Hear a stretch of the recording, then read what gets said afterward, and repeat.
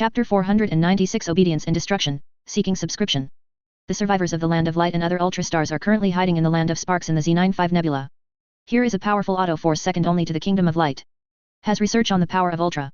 It is also the place where Zero and many new generation Ultramen believe that there are very few places in the universe that can resist Barrier and those dark forces. The Land of Sparks in the Z95 Nebula is a very mysterious place to many worlds protected by Ultramen. Many people don't even know that this kingdom exists. People will always associate Ultramen with the Kingdom of Light. As everyone knows, the Kingdom of Light is only the most powerful branch of the Ultraman forces, not all of them.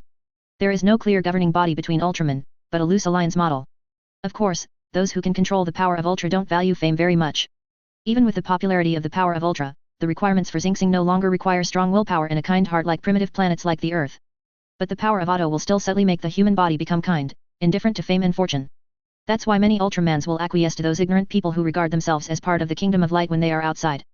Because they don't care about these false names, they just perform their guardian duties. After fleeing to the Land of Sparks, Sai Luo remained pessimistic. The power of darkness is too strong. The Kingdom of Light has fallen, and now we can only see if the Kingdom of Sparks can resist the wave of darkness. If not, then there is really no hope at all. Several leaders of the country of Sparks are already discussing how to resist the dark wave. Zero sincerely hopes that the Land of Sparks will have some means to resist that terrifying wave of darkness. The defense system of the planet where the country of Sparks is located is very complete. They not only use the power of Ultraman, but also the power of various technologies. Battleships, fighter planes, and various types of destructive weapons will also be used in the battle against monsters. Even developed a mech as a supplement to Ultraman's combat power. The planet is surrounded by 3 orbital rings. Each orbital ring is very huge, with a diameter of tens of thousands of kilometers, enclosing the planet in it. Standing on the ground, you can see the orbiting ring that rotates in the sky and is dotted with glow. In the Land of Sparks, all kinds of tall buildings can be seen everywhere, like mountains, stretching across the land. It is different from Kingdom of Light's use of crystals to build buildings. The buildings in the Kingdom of Sparks are basically made of metal and special rocks, which are very strong. Various transport ships shuttle among those buildings. On the orbital port in the starry sky, there are also huge warships. Are all combined with the latest technology of the Kingdom of Sparks, possessing terrifying power, capable of easily destroying a world or those terrifying monsters. The combined power of Ultraman and Battleship is very powerful, second only to Kingdom of Light among the many Ultra stars. G. A muffled voice rang in the ears of Sai Luo, who was still in a human body. The Kingdom of Sparks is different from the Kingdom of Light. They don't have a plasma spark tower to provide a steady stream of power, and they can't support the consumption on the planet. When active on the surface of the planet, they will maintain the form of a human body. Will not become Ultraman. Zero turned his head and looked over, and found that it was Ultraman Zaz. Zaz has performed missions in many worlds. The relationship with Sai Luo is also considered good. Have performed missions together. Zaz. Zero stood up, put away the plasma spark tower, and put it in his ultra space. This is a special space that all Ultramans have, and they can store things there. It is limited to dead objects and cannot store living people. Unless it is to let the other party fall asleep and fall into a state of suspended animation. There is a message from the outlying detection station that the enemy is coming. Zaz whispered, "You have to continue your journey." Hearing this, Sai Luo froze for a moment. Departure. Yes, the scale of the enemy is very large. Even the High Priest admits that this time is the largest wave of darkness in history. The leader is still the Ultra Killer. They are menacing. The Kingdom of Sparks cannot stop them. You must leave with the Plasma Spark Tower. Once this thing falls into the hands of the enemy, the consequences will be disastrous, and it is very likely that it will be distorted into the Dark Spark Tower and become the foundation for the dark forces to rule the universe. Then what do you do? Sai Luo said. This is another thing I need from you, Sai Luo. The High Priest is going to let some of the children leave the country of Sparks, and the transport ship that can jump is ready. They need your protection, Sai Luo. And we will stay calm down and fight till the end. Hearing this, Sai Luo showed a bitter look on his face. Z95 Nebula is already the strongest ultra force besides the Kingdom of Light. If even they can't stop the wave of darkness, is this universe really going to be ruled by darkness? Where can they escape? Where else can I go? Sai Luo said bitterly, many ultra stars have fallen, and the Kingdom of Sparks is already the most powerful one. If even you can't stop them, what hope is there in this universe? Why don't you just fight to the death here? There was a flicker in the air, and an old man emerged from the air under the protection of 2 guards wearing combat uniforms. He was wearing a white robe of the kind unique to classical Greece, with some simple pattern decorations on the white robe. He is tall and straight, with steady steps, and there is a quiet and solemn breath between his brows. The wrinkled skin shows that he has been baptized by the years. The thick, smooth, and long beard and hair have turned white, but the eyes are still firm and powerful, full of spirit, deep and wise. Holding a well-carved long staff, with an amiable demeanor. The messenger of the Kingdom of Light. The old man bowed slightly, "I am the High Priest of the Kingdom of Sparks." High Priest. Sai Luo's tone was very respectful. Sai Luo used to be young and energetic, often with a hot head and doing all kinds of stupid things. After the Kingdom of Light was destroyed, Sai Luo suddenly matured. learned to use the way of his father's generation to deal with various things, and became an existence he didn't want to be. But this is reality. Even Ultraman is just an insignificant dust in the vast universe. Just a kind heart can't solve any problem. ODT Killer has brought a group of monsters here, and it is expected to enter the main star defense circle of the Kingdom of Sparks in a week. The High Priest said, many powerful monsters have united, and there are 4 more monsters. Evil generals, demon king beasts and other terrifying evil existences. It is impossible for the Kingdom of Sparks to defeat those guys. So we really have no hope at all. Sai Luo asked urgently, will this universe really be shrouded in darkness? The High Priest shook his head, I don't know, but I know that this universe will not be shrouded in darkness, and light will never disappear. I got a small amount of information from the prophecy that the wave of darkness will eventually be blocked and dispelled, a savior will save this endangered universe. Savior? Is there really a savior? Sai Luo, who was in a human body, showed a puzzled expression. The High Priest nodded. Yes, a savior. Then where is he? I'll go find him. Sai Luo asked eagerly. I can't see it. The High Priest sighed, I can only see a sun piercing the darkness and shining light on all the planets in this universe. We'll be liberated, and the universe will be completely reborn. Countless Ultramen stand in the galaxy, like an army. Ultraman army? That's impossible. How could kind-hearted Ultramen form an army? Sai Luo said in disbelief. This is a prophecy, I'm just explaining what I can see. The High Priest said, I don't know why those Ultramen formed an army, maybe it has something to do with that savior. Anyway, it is always possible to force back the darkness. A good thing. Leave here, messenger of the Kingdom of Light, keep your useful body. When the savior appears, it is your chance to join the battlefield. Zaz and Ultraman will follow you and leave. No, High Priest. I said that I would stay and protect the Kingdom of Sparks. Zaz said, as the human body of Ultraman, how can I leave my homeland and leave alone? That violates it, has broken my guardian heart. It doesn't make any sense to stay. The High Priest said, the fall of the Kingdom of Sparks is already an unavoidable thing. Everyone who stays here is just fighting so that you can escape further. Instead of meaninglessly rather than sacrificing, it is better to live and wait for a counterattack against the darkness in the future. The heart of guardianship allows you to guard the hope and the future, instead of letting you die meaninglessly. You can defeat a monster, but can you defeat 10, 100, 1000? Do you know the power of darkness? How many demon gods and evil generals are there in the tide? Relying on blood bravery to the last moment of this battle, do you think that is an act of a hero? No, that is an act of a coward. Those who seek death, they just don't want to bear the heavier responsibilities when they are alive. Zaz, you are an Ultraman, you are destined to endure the suffering and pain that ordinary people cannot bear. You have to live, bear the pain of the destruction of your hometown, the pain of relatives and friends fighting to let you leave, and live in the fighting back in the future makes all the sacrifices worthwhile. Zaz was blushed by what the High Priest said. If you stay, even if you die in battle, you will be regarded as a coward. There is no way to find the savior, so what can we do? Can we just keep running and running? Sai Luo asked, what if the so-called savior never shows up? Do we have to wait forever? Don't you dare to fight back against them until you die. The enemy's power is too strong. The High Priest said, if you want to fight against them, you have to find the 4 Ultramans in the legend. King of Ultra, Ultraman Rigido, Ultraman Noaman, Saiga Ultraman. According to legend, once the 4 mysterious Ultraman gather, they can burst out with powerful strength enough to reverse the crisis of the universe. You can also find ways to become the ultimate Ultraman to enhance your own strength. The birth of Ultraman not only requires a kind and firm heart, but also a very strict requirement, that is, to have an Ultraman factor. It is also equivalent to the genetic factor of the super ancient warrior in Daegu. There is no genetic factor, no matter how kind, there is no way to become an Ultraman. It's like no matter how good the cultivation talent is, if you don't have spiritual roots, you can only become immortal. Different Ultra factors awaken different Ultra powers.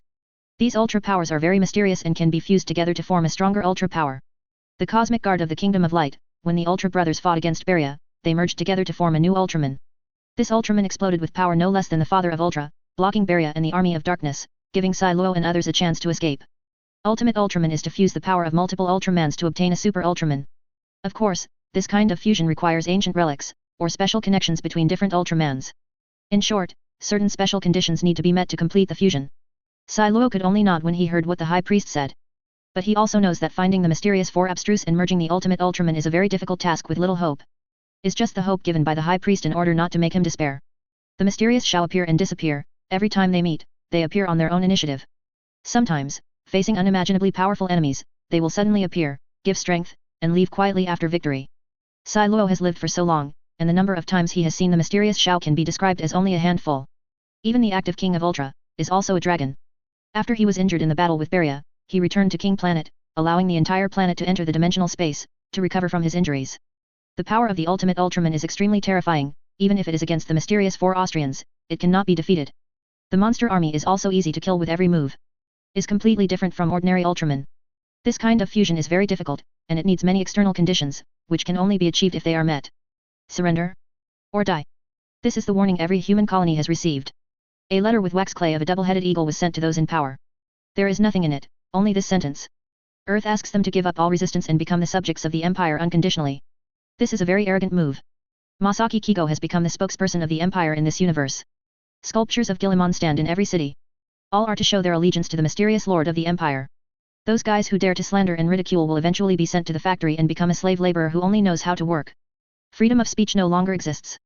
Absolute dictatorship hangs over everyone's heart like a haze. Other colonies also have Ultraman human bodies. Gaia, Aguru, Trika, Zeta, etc. They all guard a planet. But in the face of the ODT army with more than 100 people controlled by the Empire, their existence also seemed lonely.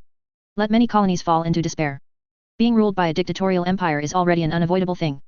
Earth's Imperial Branch Agency. Camilla wearing a witch's robe is as ever. Hard work pays off, thanks to her strong and fierce methods. She has gained the attention and trust of Sage Sigma, and the newly born and incorporated Ultraman has become her subordinate. Hundreds of Ultraman bowed to her, giving her the illusion of going back 30 million years ago. With these Ultraman, who can be her enemy in this universe? The only pity is that these guys are too loyal to the Empire. There is no way to turn them into your own private army. But it was a good start. It is one step closer to being equal to the Emperor of the Empire and proud of the universe. She took her two most capable younger brothers into the gate of the branch organization, and walked along the corridor to the meeting room. The staff along the way came and went. The walls are glowing with the glow of various screens. The screen displays the Earth and various parts of the solar system, as well as some images that simulate the movement of celestial bodies. According to me, those guys shouldn't be given a chance. It would be great if the army directly suppressed the border. Hundreds of Ultraman raids will definitely make their butts off. Hitler stood on the right side of Camilla, using the sinister voice said, "Let the Empire's double-headed eagle flag be planted on those ruins, think about it, what a beautiful picture it is. Yes, big sister, you have to bring it up to them, let us have a big fight." Dalam also said, "It's just a waste of time to go on like this. To waste time is to disrespect the will of the Holy Emperor. Don't say that name, idiot." Camilla lowered her voice and said, "Do you want to attract punishment?" Dalamu trembled for a moment, then carefully looked around, and was relieved to see that no one was paying attention to him. "Stop talking nonsense, you two, I have my own plans." Camilla said in a low voice, "The times have changed. Fighting and killing is just the behavior of reckless people. We have to learn to play politics." When he walked into the meeting room, Megaman Masaki, Kigo Masaki, and others were already inside. They are sitting in different positions. In addition to this, there are also some emissaries from other colonies. They came to discuss the threat letter. Some news media reporters stood aside, recording the content of the meeting. And live broadcast outside. "Are you going to launch a human civil war?" A messenger rebuked loudly, "Do you still think this is the Middle Ages? It's so barbaric and vulgar. We are sitting here just because we don't want to start a civil war." Zhu Jianhui said indifferently, "Otherwise, what passed would not be a threat letter, but the Ultraman army. Either obey or be destroyed by you. What is the difference between such a declaration and war?" Another envoy said dissatisfiedly, "If we want us to join the Empire, we have conditions. First, the Empire does not allow any form of interference with us. In terms of internal affairs, each colony has independent financial power, currency power, and military. Second, the Empire needs to unconditionally give us any advanced technical assistance we need. Third, the Empire needs to unconditionally guarantee that each colony can have parliamentarians, participate into the highest level meeting of the Empire. Fourth, the Empire needs to unconditionally guarantee the safety of each colony." "No. Enough." Masaki Kigo interrupted the guy to continue speaking, stood up and looked at the envoy who dared to propose such outrageous conditions, and glanced at those nodding guys. "Are you dreaming? Do you really think that the Empire will ask you to join? How dare you put forward such outrageous conditions? We don't need any dictators." A man was filled with righteous indignation, justice, and powerfully said, "If you are willing to rule that empire, then let that empire rule, but we are not willing. Your only choice is to either accept our terms, or get out of here. If we really want to go to war, then we will unite against you. Even if it is destruction, we will not hesitate." Masaki Kigo looked at that guy with a cruel smile. He took out a pulse laser pistol casually. "I also give you a choice, either I will kill you, and then let Ultraman kill the high-ranking officials of each colony, destroy all the factories, and then you surrender. Or you can surrender peacefully now, and let humans complete the real unite. Yes, kill them, I like blood flowing into rivers." Hitler, who was next to Camilla, lowered his excited voice. Masaki Kigo's words and actions aroused the anger of many envoys. "Do you think such a threat can make us succumb? Tell you, even if we shed the last drop of blood, we will never compromise. Yes, you don't want to be able to rule us, just dream. Give me liberty or give me death. Fight to the last moment. Masaki Kigo, you are a dog of the Empire, just bark, no one will be afraid of you." Masaki Kigo just wanted to say something more. Two officials in uniform hurried in, with stern faces, and whispered in the ears of Masaki Kigo and Zhu Jianhui. This made the expressions of the two of them change slightly. Chapter 497 Cosmic Monster Strikes, subscribe. In the cold and boundless universe, darkness is the eternal theme. Confused and ignorant creatures will always use various sacred words to describe light. Think that this universe will be light conquering darkness. Unfortunately, in a sense, light is the alien of the universe. In the universe, darkness occupies most of the area. Only when you are close to those galaxies, can you see the light from the stars. The light of the stars cannot travel very far, and cannot illuminate the vast and endless dark void. At this moment, the illusory light from the other dimension illuminates the dark void. A crack appeared in the real universe.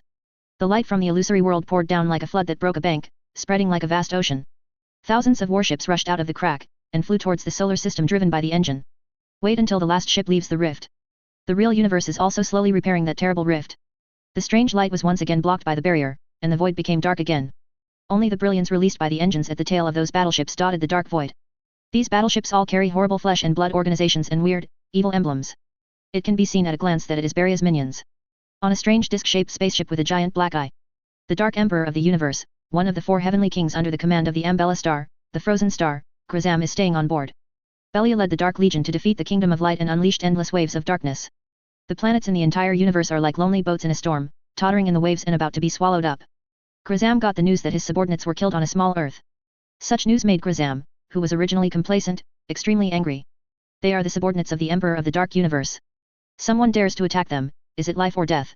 In order to completely destroy the opponent, he decided to lead the team to destroy the damned Earth himself. Let those stupid Earthlings know how terrible and cruel the Emperor of the Dark Universe is. The Emperor of the Dark Universe can sit on an equal footing with Barria, the most evil, cruel, and depraved Dark Ultraman in this universe, the leader of the Dark Army. Dare to attack the subordinates of the Emperor of the Dark Universe, it is trampling on the face of the Emperor of Darkness. Those people on Earth will usher in the most terrible doomsday. Krazam stood in the main control room full of wriggling biological organs, watching a wriggling, chrysanthemum-like piece of flesh with countless folds releasing gas. Gas lit up in the air, forming a star map. Their goal, the Earth, is already close at hand, and it only takes a few days to descend on that galaxy. Krazam is one of the 4 heavenly kings who frighten and tremble countless civilizations. Stronger than Yabo, Disrem, Mephilas and other kings. The surface cooler ejected from the mouth can freeze the sea surface. If it erupts at full strength, it can even send an unsuspecting planet into an ice age. A Dark King personally conquered, plus the mechanical monster made by the Emperor of the Universe Imperisha, as well as many well-known cosmic people and monsters. This army is hopeless for most civilizations.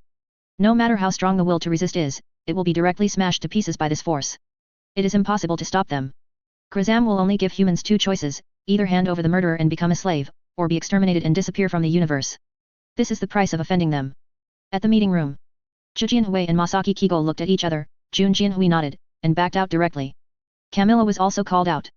Only outside did she know that the detectors placed on the edge of the galaxy had detected abnormal transition energy fluctuations, as well as signals from many powerful life forms.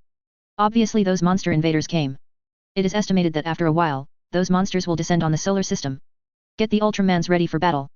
After leaving these words, Zhu Jianhui turned and left. I'll coordinate with other troops, be careful, and don't make any trouble. What's the big deal? Camilla said silently in her heart, one day, I will let you kneel on the ground and lick my feet, you pity. Fuck, this woman is too arrogant. Hitler said viciously, sister, should we kill her? Then you go, just wait until you are cut into pieces, don't confess the 2 of us. Camilla glanced at Hitler, who couldn't speak his mind. Hitler stopped talking immediately. The Empire is like a mountain, even if he is Ultraman, he wouldn't dare to talk nonsense. Easy to be crushed to death. Let's go, someone will vent our anger on us. Camilla also walked out. Let Zhu Jianhui laugh for a while today, and there will definitely be times when she begs on her knees in the future. Masaki Kigo stayed in the conference hall. Looking at these enraged colonial representatives. The disdain in his eyes was evident. Their eyes can only see their own immediate interests. The inferiority of human beings is fully displayed in them. Among the many colonies, only a few dare to fight for the interests of those they represent. Most people are more out of fear of the imperial law. The essence of imperial dictatorship is absolute fairness. No matter what class you are born in, the only condition for becoming a master is ability. Without the ability, even if his father is the governor of the planet, he can only go to work in the factory, and he cannot get those lucrative and easy jobs. Those guys talk about dictatorship, but what they fear in their hearts is the fairness in the name of dictatorship. There has never been a good way to avoid this kind of conflict of interests. If the opponent is determined to use all kinds of propaganda to deceive his voters, he will definitely be able to raise an army that takes the protection of the homeland as the righteousness and regards death as home. Throughout the ages, how many careerists have used this method? As long as they have control of public opinion, they can beautify the war of aggression as a just act of saving local civilians. Can call a war launched for its own benefit a war that the whole people needs. Masaki Kigo did not have any expectations for the discerning ability of those civilians. At that time, if people fool around, they may have to fight against the evil imperial invaders with guns. Reform is not a dinner party, only bloodshed and sacrifice can achieve sufficient results. But now there is an opportunity, if it is used well. It may be possible to complete the great cause of human unification in this universe without confrontation. Several envoys looked at Jun Jianhui, who left and talked a lot. They guessed that something must have happened to the Empire. Otherwise, why would one of the spokespersons of the Empire leave the meeting place suddenly? Thinking of this, they couldn't help but straighten their backs, more confident. If the Empire's backyard caught fire, their asking price would be even higher. If you don't want to, then they will organize an army to fight against the Empire. Ruins will not compromise with imperialism. The people of the colonies are tenacious and determined. Imperialism will be crushed by the iron fist of the people. Your attitude disappoints me. Masaki Kigo said, you are taking the lives of the people under your command to threaten the Empire. You are a running dog of a dictator, what right do you have to say that? An envoy stood up angrily and said, our ancestors paid a price in blood for the struggle for democracy and freedom, and we swayed on the wire of war. Today's results have been achieved, but you have ruined it all. Pack the entire human race and dedicate it to an emperor who doesn't know where it came from. Traitor. A voice came from the crowd. The sound caused cheers from the crowd. They pointed at Masaki Kigo and yelled all kinds of words to abuse him. People rape. Disgraceful lackey. Masaki Kigo was not surprised by this. Having achieved this position, I don't know how many people have pointed at his nose and called him rape, traitor and other titles. But he doesn't care. Your courage is admirable. Masaki Kigo looked around at the crowd. I take back my previous proposal to let you join the Empire, and promise to never ask you to join the Empire again, but I will not agree to any request you want to join the Empire. Do you think we're going to join this Empire? Stop dreaming. That's hilarious, who wants to be ruled by a dictator? Many envoys sneered in their hearts, thinking that Masaki Kigo was a big fool. Don't cherish the sweetness and freedom, and insist on becoming the running dog of that emperor. It's a disgusting thing, I thought someone would choose to join the Empire like him. The meeting broke up badly. None of the envoys is willing to give up their independence and join the Empire. If not, the decree restricting access to outer space has been issued before.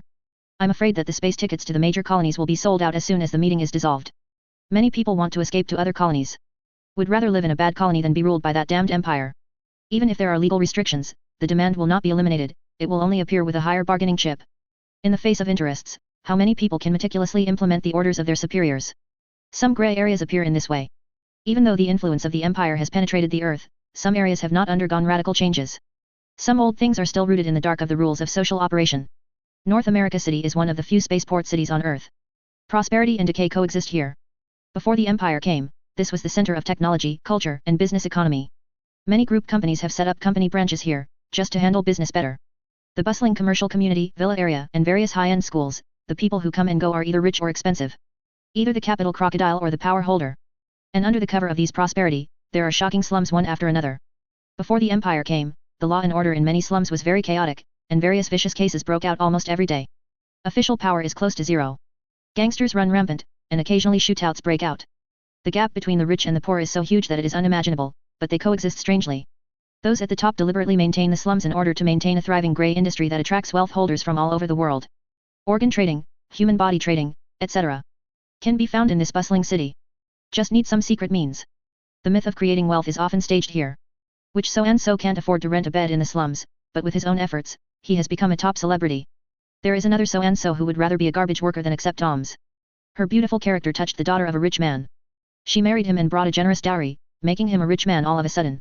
Every year, countless people come from all over the world, wanting to find their own future in this bustling city, eager to soar into the sky. Unfortunately, with the arrival of the empire, this beautiful city ushered in a big change. Many rich people have fallen, their wealth has been taken away, and they have been gathered up. The slums have also been greatly improved. With the entry of security forces and the crackdown on gangsters, the number of various vicious incidents has also decreased a lot. Of course, the dark forces that have been entrenched for many years cannot be cleaned up in a short period of time. When Masaki Kigo said publicly that those colonies would no longer be forced to join the empire, some people are ready to move. It may be a good way to leave the earth and go to various colonies. Under an intricate overpass, there is a bar. Compared to the prosperity of the past, today's bar business can be described as bleak. This used to be the largest underground news exchange in North American City. Even the life of the president of a country can be marked with a price. It is conceivable that in the prosperous times, how horrible the filth and evil people are hidden here. But with the entry of imperial forces, several major shareholders behind this bar have become slave labor in the factory one after another. However, there are still people here exchanging information and selling some illegal contraband in the gray area. I need 6 tickets. In a dark corner, a man covered in a robe said, I can give you $600,000. Hey, what time is it now? That stuff is no longer valuable, and the price is falling every day. Either give the empire credits, or gold or something. In the darkness, a frivolous voice came. The man frowned. It's hard, gold is hard to get right now. Then give me empire credits. If you want imperial credits, I can only give you 100,000. Then you just stay here and wait to die. Those people are stepping up censorship. Do you know what will happen? Even if you immediately kneel at the feet of the Holy Emperor and beg for his forgiveness, you can't escape being sent to the punishment factory by the Empire. What will happen if the brain lobe is removed? This sentence made the man's face change. The sound continued to be heard in the darkness. Now take out 600,000, you only lose 600,000, but you can keep your life and the rest of your property. When the Empire takes action, your brain lobe will only be cut off, and even your property will not be left behind. Asshole. The man cursed under his breath. But he had no choice. The other party ate him to death. Without tickets, they would have to be stuck here. The only option is to be deprived of all property by the Empire, and to be arrested and have a lobotomized brain. Okay. The man finally had to give in. Both parties have applied for a transaction on the personal terminal. As the 600,000 Empire credits were divided, the figure in the darkness also stepped out. It was a woman with a scar on her face. The opponent holds 6 hard cards in their hand. Unregistered ferry ticket, you've made a lot of money. The man took it over and checked it, and then gave the woman a hard look, as if he wanted to remember the face that killed him, and then turned and left. People nowadays really don't have any gratitude at all. Scar girl shrugged her shoulders, not paying attention to the other party's gaze. There are not many people boarding the ship. They are all high-ranking and powerful figures who used to have hands on eyes. They have accumulated a lot of wealth in order to support hundreds of thousands or millions of imperial credit points. Empire credits are far more valuable than ordinary currencies, and are the common currency of the Empire. The only disadvantage is that it does not accept any currency for exchange with it, only barter. This is why many colonies are unwilling to accept imperial rule. Once ruled by the Empire, the wealth of many of them will be wiped out. Masaki Kigo insisted on cross-regional settlement of bulk goods, which can only be settled by using imperial credit points. The influence of major currencies is sharply reduced and depreciated. Many people were very happy at the beginning, and sad when they were finally able to get rid of the dictatorship of the Empire. But regretted it when crossing the orbit of Mars. A piece of war news was broadcast on the ship fleeing Earth. It's the time of the Empire daily now.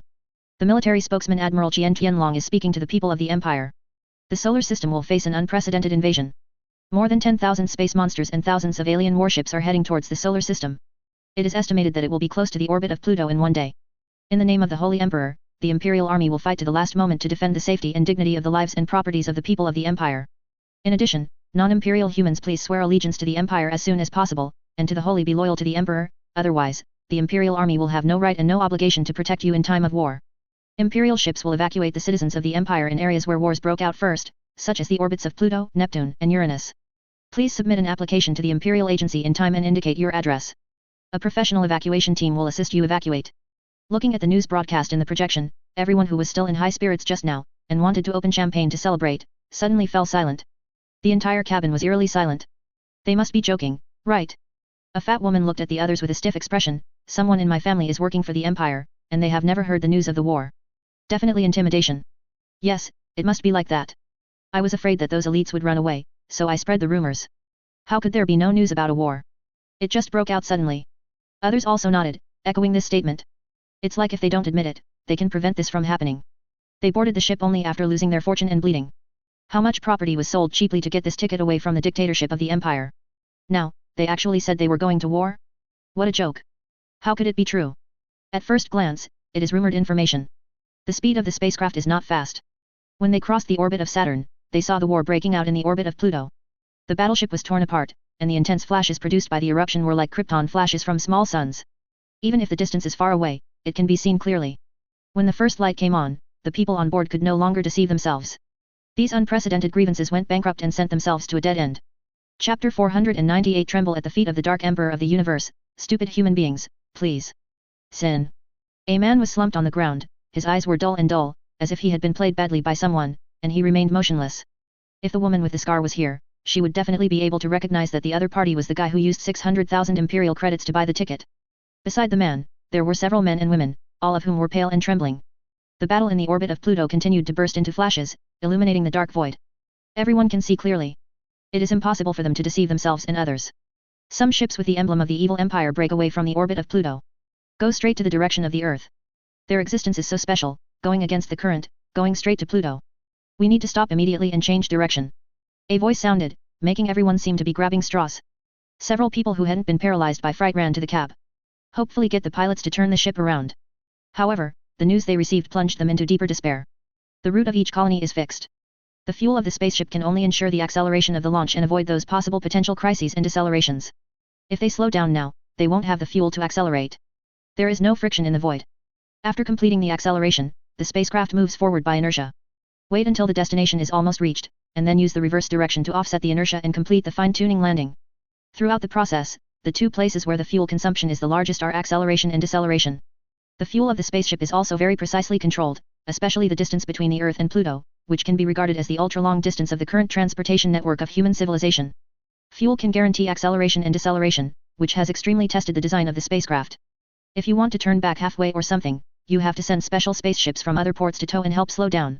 If you want to ensure that a trip does not lose money, you need enough profit. Spaceships have two profit points, freight or passenger transportation.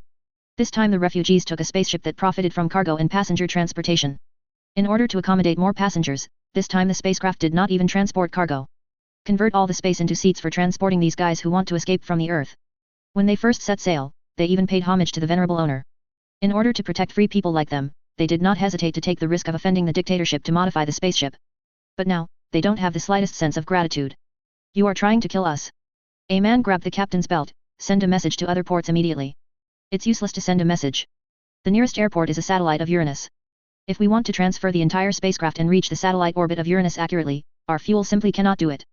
The planets in the solar system are not straight lines. Are instead on their own orbits. Each planet has the closest point and the farthest point between them. At this stage, the trajectory of the spacecraft has been calculated. We'll fly between different colonies at the lowest cost. Even if people are transported instead of cargo, the spacecraft does not have enough fuel to adjust its direction.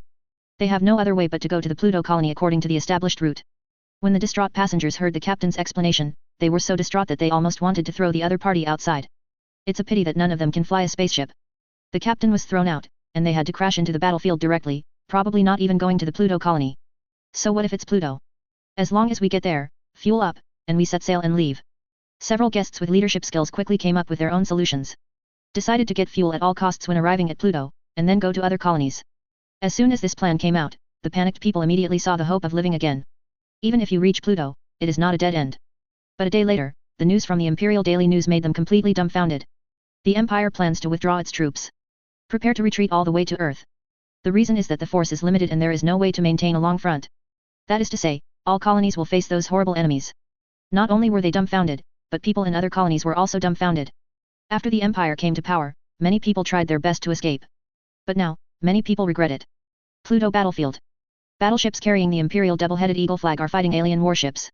The muzzle of the huge ship's gun shone with light, firing container-sized shells. Turn the void between the ships of both sides into a deadly place of death.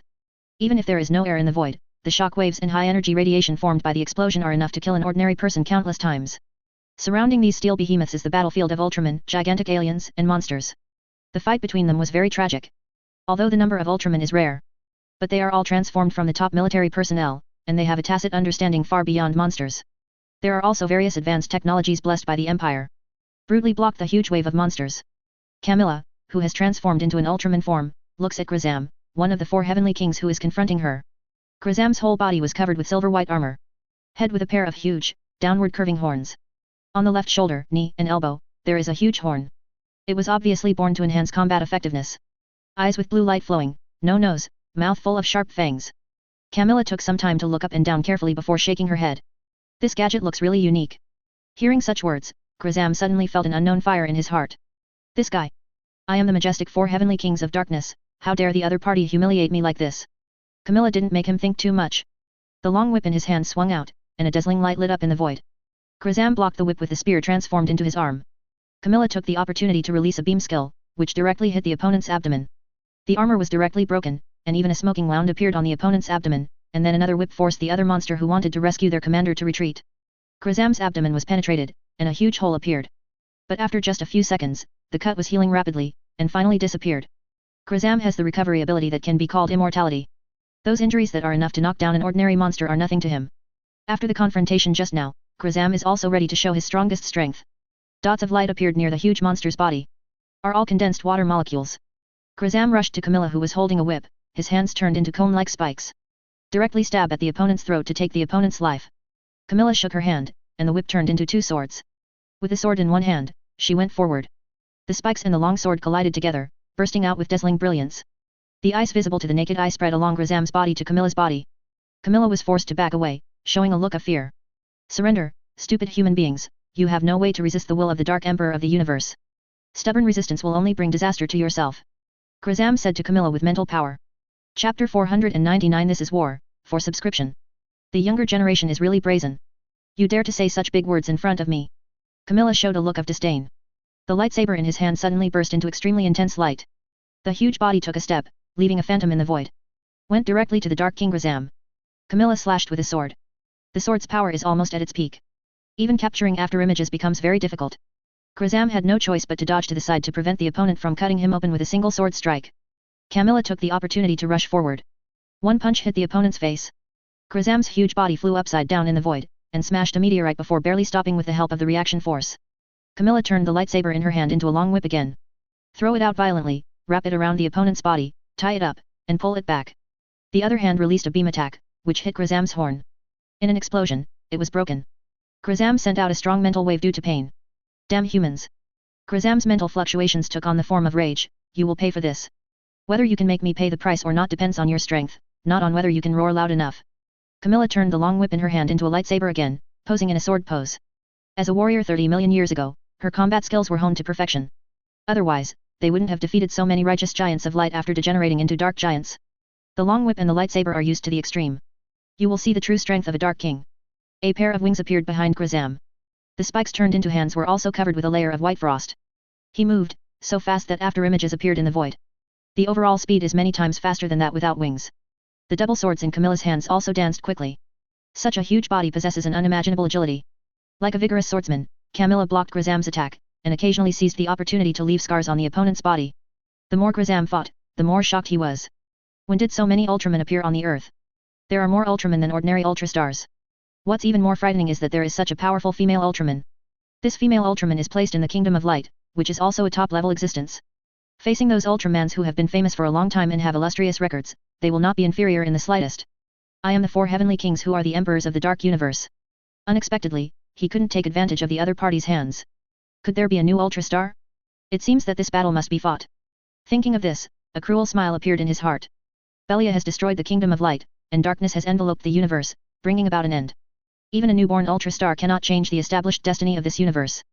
These guys are destined to be overwhelmed by the dark tide. No matter how strong it is, what's the use?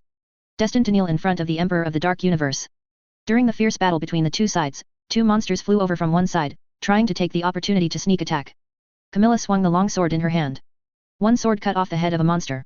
Corrosive blood sprayed out from the incision, and then was frozen by the extremely cold void, turning into crystals shining with artillery fire. Another monster was also stabbed into the heart. Camilla heard the extremely painful wail in the other party's mental fluctuations. A terrible energy tore the monster apart, and it was torn apart in a violent explosion, the huge impact propelling its remains flying in all directions. Grazam took a few steps back, then scanned the entire battlefield.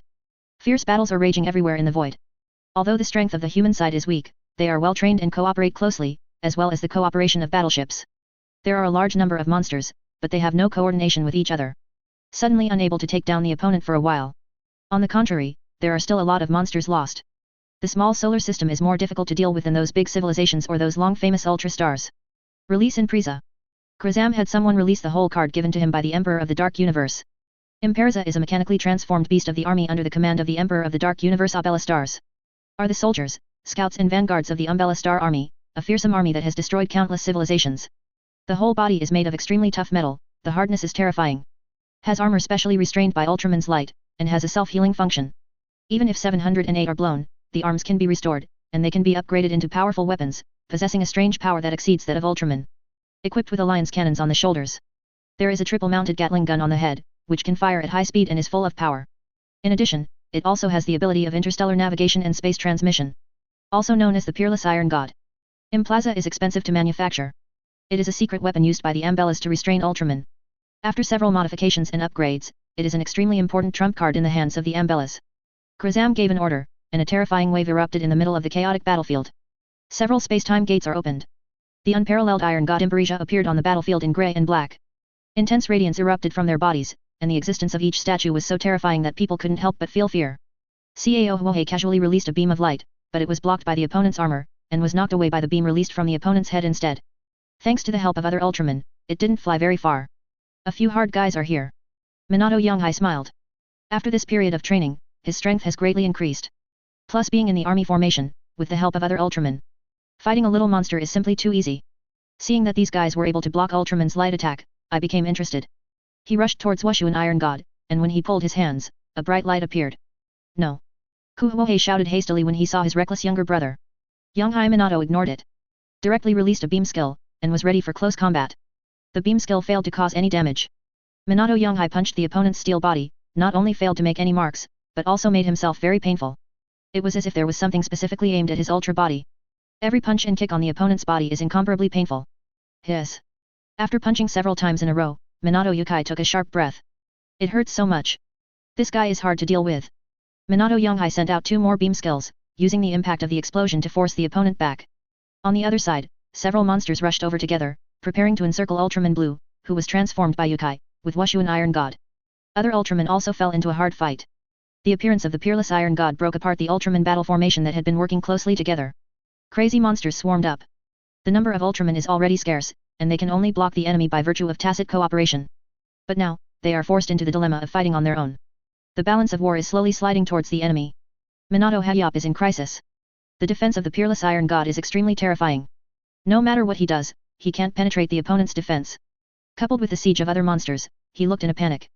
After being knocked away by the light released by the monster again, and frozen by the ice again, the arm of the peerless Iron God turned into a huge drill bit, rushing towards Minato Yonghai, trying to crush it alive. At this critical juncture, Minato Huohei pushed away the monster he was fighting fiercely with, and rushed towards his younger brother. Frozen Minato Yonghai just watched Ultraman Raso, who was his brother's incarnation, being pierced through the chest by the enemy's drill. No blood spewed out. Ultraman Raso lost his power and turned into a stone statue like that. Then it exploded into countless rubble. At the last moment, Mao Huohei turned all his power and transformation device into light, and sent them into his brother's body. Live. Brother's words became indistinct with the flying remains of the body, and finally disappeared. There are no vigorous death fights in TV dramas, no moments of dying and painful farewells. Death is so mundane. Here it comes, taking the life of a loved one, it's as simple as that. Minato Yonghai lost his brother. He felt like he was dreaming, subconsciously believing that everything was fake. As long as he wakes up, the dream will be shattered, and my brother will stand by the bed and nag him like before. Why do you always sleep late and not actively participate in training? Kameng didn't wake up, and Minato Yonghai, who was in a trance, was taken away by other Ultramen. The surviving warships also turned around and fled to the earth. 1. The appearance of the peerless Iron God made Camilla realize that it was time to evacuate. It is impossible for them to defeat the enemy in the orbit of Pluto with this little people and ships. The reason for fighting here is just to create time for the residents of those colonies to escape. The battleship left the battlefield first. After the battleship left, Camilla also forced back Grazam, the peerless Iron God who was trying to besiege, and the monsters. She then turned into light and left the battlefield. Grazam originally wanted to chase. But think about it, I am not an opponent at all, if I fall into a trap by mistake later, I will be slaughtered by others every minute. Thinking of this, Grazam could only give up the idea of pursuing. Nowadays, a dark tide has swept across the universe. The opponent cannot escape from his palm, so there is no need to put yourself in a dangerous situation for a moment. The flames of war started from the orbit of Pluto. Spread all the way to the orbit of Neptune, the orbit of Uranus.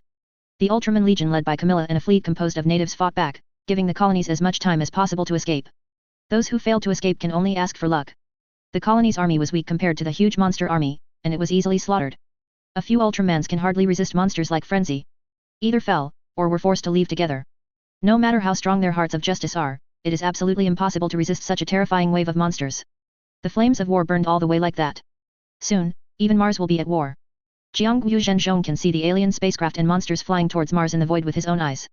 Their number is very large, biting the evacuated Ultraman and human fleet. Occasionally, a big battle will break out. Either the monster was killed, or Ultraman was turned into a stone statue and crushed. When Zhenzhong Jianyu saw those battle scenes, despair also appeared in his heart. Even if he transforms into Ultraman, he will soon be submerged in those waves of monsters. Jiangyu Zhenzhong is a native of Mars. Like other Ultraman, he awakened the power of Ultraman on Mars and can transform into Ultraman Triga. His awakening also further shows that Ultraman's power exists everywhere in the universe. You only need to meet the conditions to get this power and become Ultraman. Zhenzhong Jianyu, who awakened his power, also worked hard to perform his duties. Protect the Martian colony from those space monsters. But the crisis in front of him is no longer something he can handle. Damn it! Jianyu Zhenzhong jumped off the damaged suspension vehicle and punched it twice in anger. It doesn't matter when it's bad, but it's just this time. He looked around for a ride. But no one stopped, everyone was in a panic, trying to find a safe place to hide, or flee with their families. The flames of war burned from the outer reaches of the solar system to Mars in a very short time. Only by escaping to the Earth can there be a glimmer of life. Some people say that there is the shelter of the Empire there, which can stop those terrible enemies. In the previous period of time, people hated the Empire very much. I think that this dictatorial empire has destroyed the democracy and peace that mankind has worked so hard for a long time, and it has caused civilization to regress a lot at once. But now, they can't wait to get a ticket to the Empire. Evacuation work started a few days ago. The Empire only evacuated those wandering imperial citizens and those who swore allegiance and would never betray. Many people are not eligible to board the ship. They have all publicly insulted the Empire before, and vowed that they will never compromise with the Empire. Now, the Empire is also meeting their previous requirements, and they are determined not to let them board the ship, nor allow them to enter the Earth. Some people sneaked into the Earth's orbit on a ship, and they were all sent back directly. Trigia has a lot of opinions on the cruelty of the Empire. Even if those people are dissatisfied, they shouldn't be so heartless. That's a lot of human life. How could they turn away so cruelly and let them die like that? Failed to find a car for him to take him for a ride, Jianyu originally wanted to use Ultraman's power. The power of Ultraman that can be used on the surface of the planet is very depleted. Now that the crisis is coming, he has to ensure that he is in peak condition at all times to deal with the possible crisis. Fortunately, at this time, he is only 1 kilometer away from the apartment where his family lives, which can be said to be close at hand. He stretched his muscles and bones, found the right direction, and ran. Kengo Shinika works in the elite defense team of Mars. This organization has the same authority as the Victory team, both to protect human beings from monsters. There are branches in various colonies. The only difference is that the Victory team belongs to the TPC organization, a subsidiary organization of the United Nations, which can be regarded as an organization with an official background. The elite defense team of Mars is indeed composed of TPU established by the top Chable Jijian Zaibatsu, and it is a commercial organization. The plutocrats control the livelihood facilities and security forces of the colony. From a certain point of view, the colonies are the private property of these Chables. This is why many plutocrats strongly oppose joining the Empire. Joining the Empire will not only lose control of the colonies, but its descendants will also lose the right to inherit wealth. Who can bear such a thing? The dictator of the Empire was able to introduce so many unreasonable systems in order to stabilize his regime. Blatantly infringing on many rights and interests of citizens, those imperial people can still bear it. It's just incredible. The streets are full of dark crowds, and the panic on their faces seems to be welded to their faces by electric welding. Carrying luggage on his back, he ran towards the airport in a panic. Airport is the only place they can leave this planet. Zhen Zhongjianyu continued to move forward and returned to the downstairs of his house. A tall building that houses the families of members of the elite defense force. Several cars are parked downstairs, preparing to evacuate the families of members of the elite defense force. Zhen Zhongjianyu greeted them and went straight to his home. There are only his parents at home. When Zhen Zhongjianyu opened the door, the two old men were terrified. Old, full of wrinkles, worry written on his face like a shriveled fruit core. They snuggled up on the couch.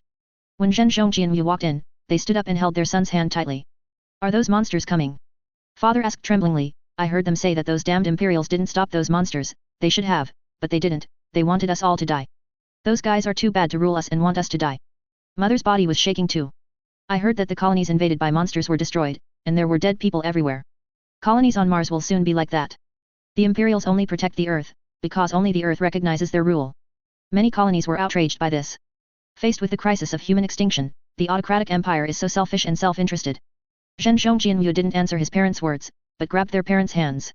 You have to go, those monsters will be here soon. Where else can we go? To Earth. The father asked. I don't want to be ruled by that dictator. Zhen Zhongjianyu couldn't bear to tell his father the truth. They are not eligible to go to Earth either. When the peace talks failed, the empire refused the entry of other colonies and began to expel those working for the colonial rulers. Many people who want to seek asylum are turned away. The rulers of many colonies begged hard, even at the expense of all their wealth, but failed to obtain an entry ticket to enter the Earth. Let's go to the TPU's shelter, it's safe there. Zhen Zhongjianyu said. The destruction was faster and more tragic than Zhen Zhongjianyu expected. The army of the Empire crossed the orbital line of Mars without hesitation and withdrew to the Earth. The spaceman fleet bombed the various colonies of Mars. Fierce artillery fire reduced the Martian colony to ruins. The whole block, the whole area turned into a glazed desert. Alarms sounded in every colonial city. Some fighter planes took off, but were ruthlessly crushed by the spaceman fleet. The strength gap between the two sides is too great. Giant penetrators wreaked havoc on those deep underground shelters. The fire burned to death those refugees who wanted to hide deep underground. The ground-penetrating bomb also brought about violent geological changes, causing an earthquake, and crushing all the living people in the shelter to a pulp. The weak anti-aircraft fire was destroyed. At this moment, many Mars colonies are like clams that have been stripped of their shells. The delicate, white, and tender clams are exposed to the enemy like that, and they are about to be ravaged and destroyed by a violent storm. It's like the powerlessness of a gentle and cute girl who weighs no more than 100 and is 145 tall facing a strong man who is 1.88 meters tall and can run a train on his arms. Even the fists that were punched were limp, like flirting that a strong man regarded as a prelude. After losing all anti-aircraft firepower, some monsters landed on the surface to launch a ground battle against them. They come for the slaughter. The monsters easily destroyed the city's buildings. Living in cities, millions of human beings are like ants in their eyes. The gas pipeline burst, and continuous explosions occurred.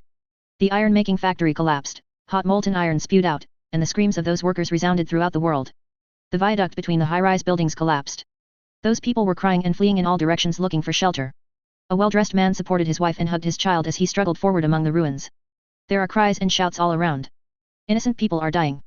The dead were thrown into the ruins like rubbish, covered layer after layer. In front of monsters, ordinary people are as weak as a poor child. For the first time, the universe explained to ignorant human beings what is cruel and cold. The monsters were walking in the city, with the wreckage of human civilization under their feet, and the corpses of the dead were trampled by them, splashing around like a blast. This is an unprecedented massacre, and it is also a horrific and desperate genocide. Survival is never a gift from the universe, but the spoils of the victor. Don't be afraid, we will arrive at the shelter soon.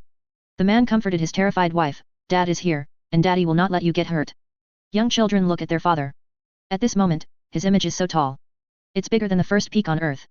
But in the next second, a terrifying flame swept over. His father held him tightly in his arms. Mother was engulfed by flames, there was only a shrill scream, and there was no more sound. After the menacing flames subsided, only a charred corpse lay there. After running a few steps, his father put him down, with tears streaming from his eyes. I'm sorry, kid, but you'll have to make your own way. After finishing speaking, my father also fell down. It was only at this moment that the child saw that his father's back was scorched black, and a foul smell emanated from the scorched body. So smelly, so disgusting. The child stood there blankly, then burst into tears. He was too young to know how to deal with such a thing. It wasn't until a man who couldn't bear it took him away directly, that he was saved from being trampled to death by the monster. Some people were evacuated to intact shelters. There they watched in despair as the city was destroyed, and the occasional sporadic revolt was thoroughly crushed. Death is coming around every corner. Where's Ultraman? Didn't he say he wants to protect us? It's all the Empire's fault, why did they let those monsters invade here? Asshole, those who died were all caused by the Empire, because they didn't stop the monsters. In addition to these voices, some people angrily accused the authorities. I knew we were going to join the Empire.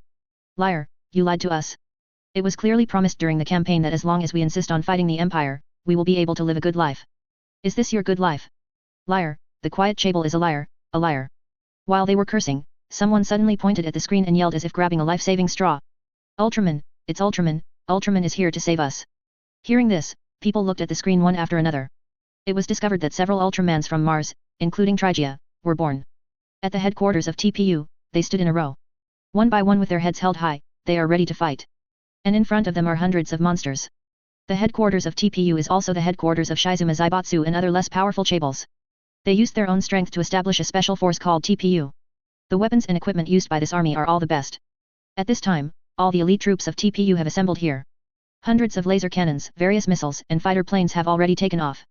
Be sure to defeat them, Ultraman. A child in the shelter shouted, I believe in you. Yes, Ultraman, please work hard. Beat him. Come on. The people in the shelter let go of their resentment and mutual accusations. At this moment, they are all cheering for Ultraman. Everyone's face is full of hope, looking forward to Ultraman can bring them the desired victory. Defeat those monsters to win.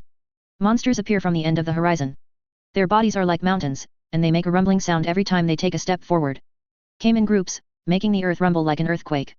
Aerial fighters dominated by the Mars Elite Defense Force immediately launched an attack on them. Round after round of missiles soared into the air, dragging their tail flames, and landed directly inside the group of monsters. A mushroom-shaped cloud of fire hundreds of meters high soared into the sky, and the bombardment radius of the missile reached several kilometers, leaving a glass-shaped deep pit in the explosion area in the center. The mountains and rivers collapsed, and the billowing flames distorted the air, just like the end of the world. The flames on the ground rose enough to melt the steel into iron juice. Those monsters came out of the flames. They ran and launched an attack on the last shelter of Martian humans. Then several flashes lighted up, and Ultraman appeared. Trigia stood in front of several Ultramans. Including him, a total of 3 Ultramen transformed here. They are all Ultramen from Mars. At this critical juncture, all of them chose to stand up and fight the monster until the last moment. The Mars Elite Defense Force is driving a fighter plane to provide assistance to them. In addition, there are various defense facilities such as artillery and missiles. They fight for faith and hope. I won't let you pass. Zhen Zhongjianyu said firmly. Behind him are not only those innocent survivors, but also his parents are also in the shelter. 3 Ultramen rushed up. They are brave and fearless, and will give everything to protect those innocent people. This is their guardian heart. Invincible guardian heart. Every Ultraman tried his best to seek a chance for those who fled into the shelter. But soon, they were desperate. The number of monsters is more than 20 times that of them. What's more terrible is that the opponent has no scruples, and releases various light skills at will. They have to keep each other out of the shelter.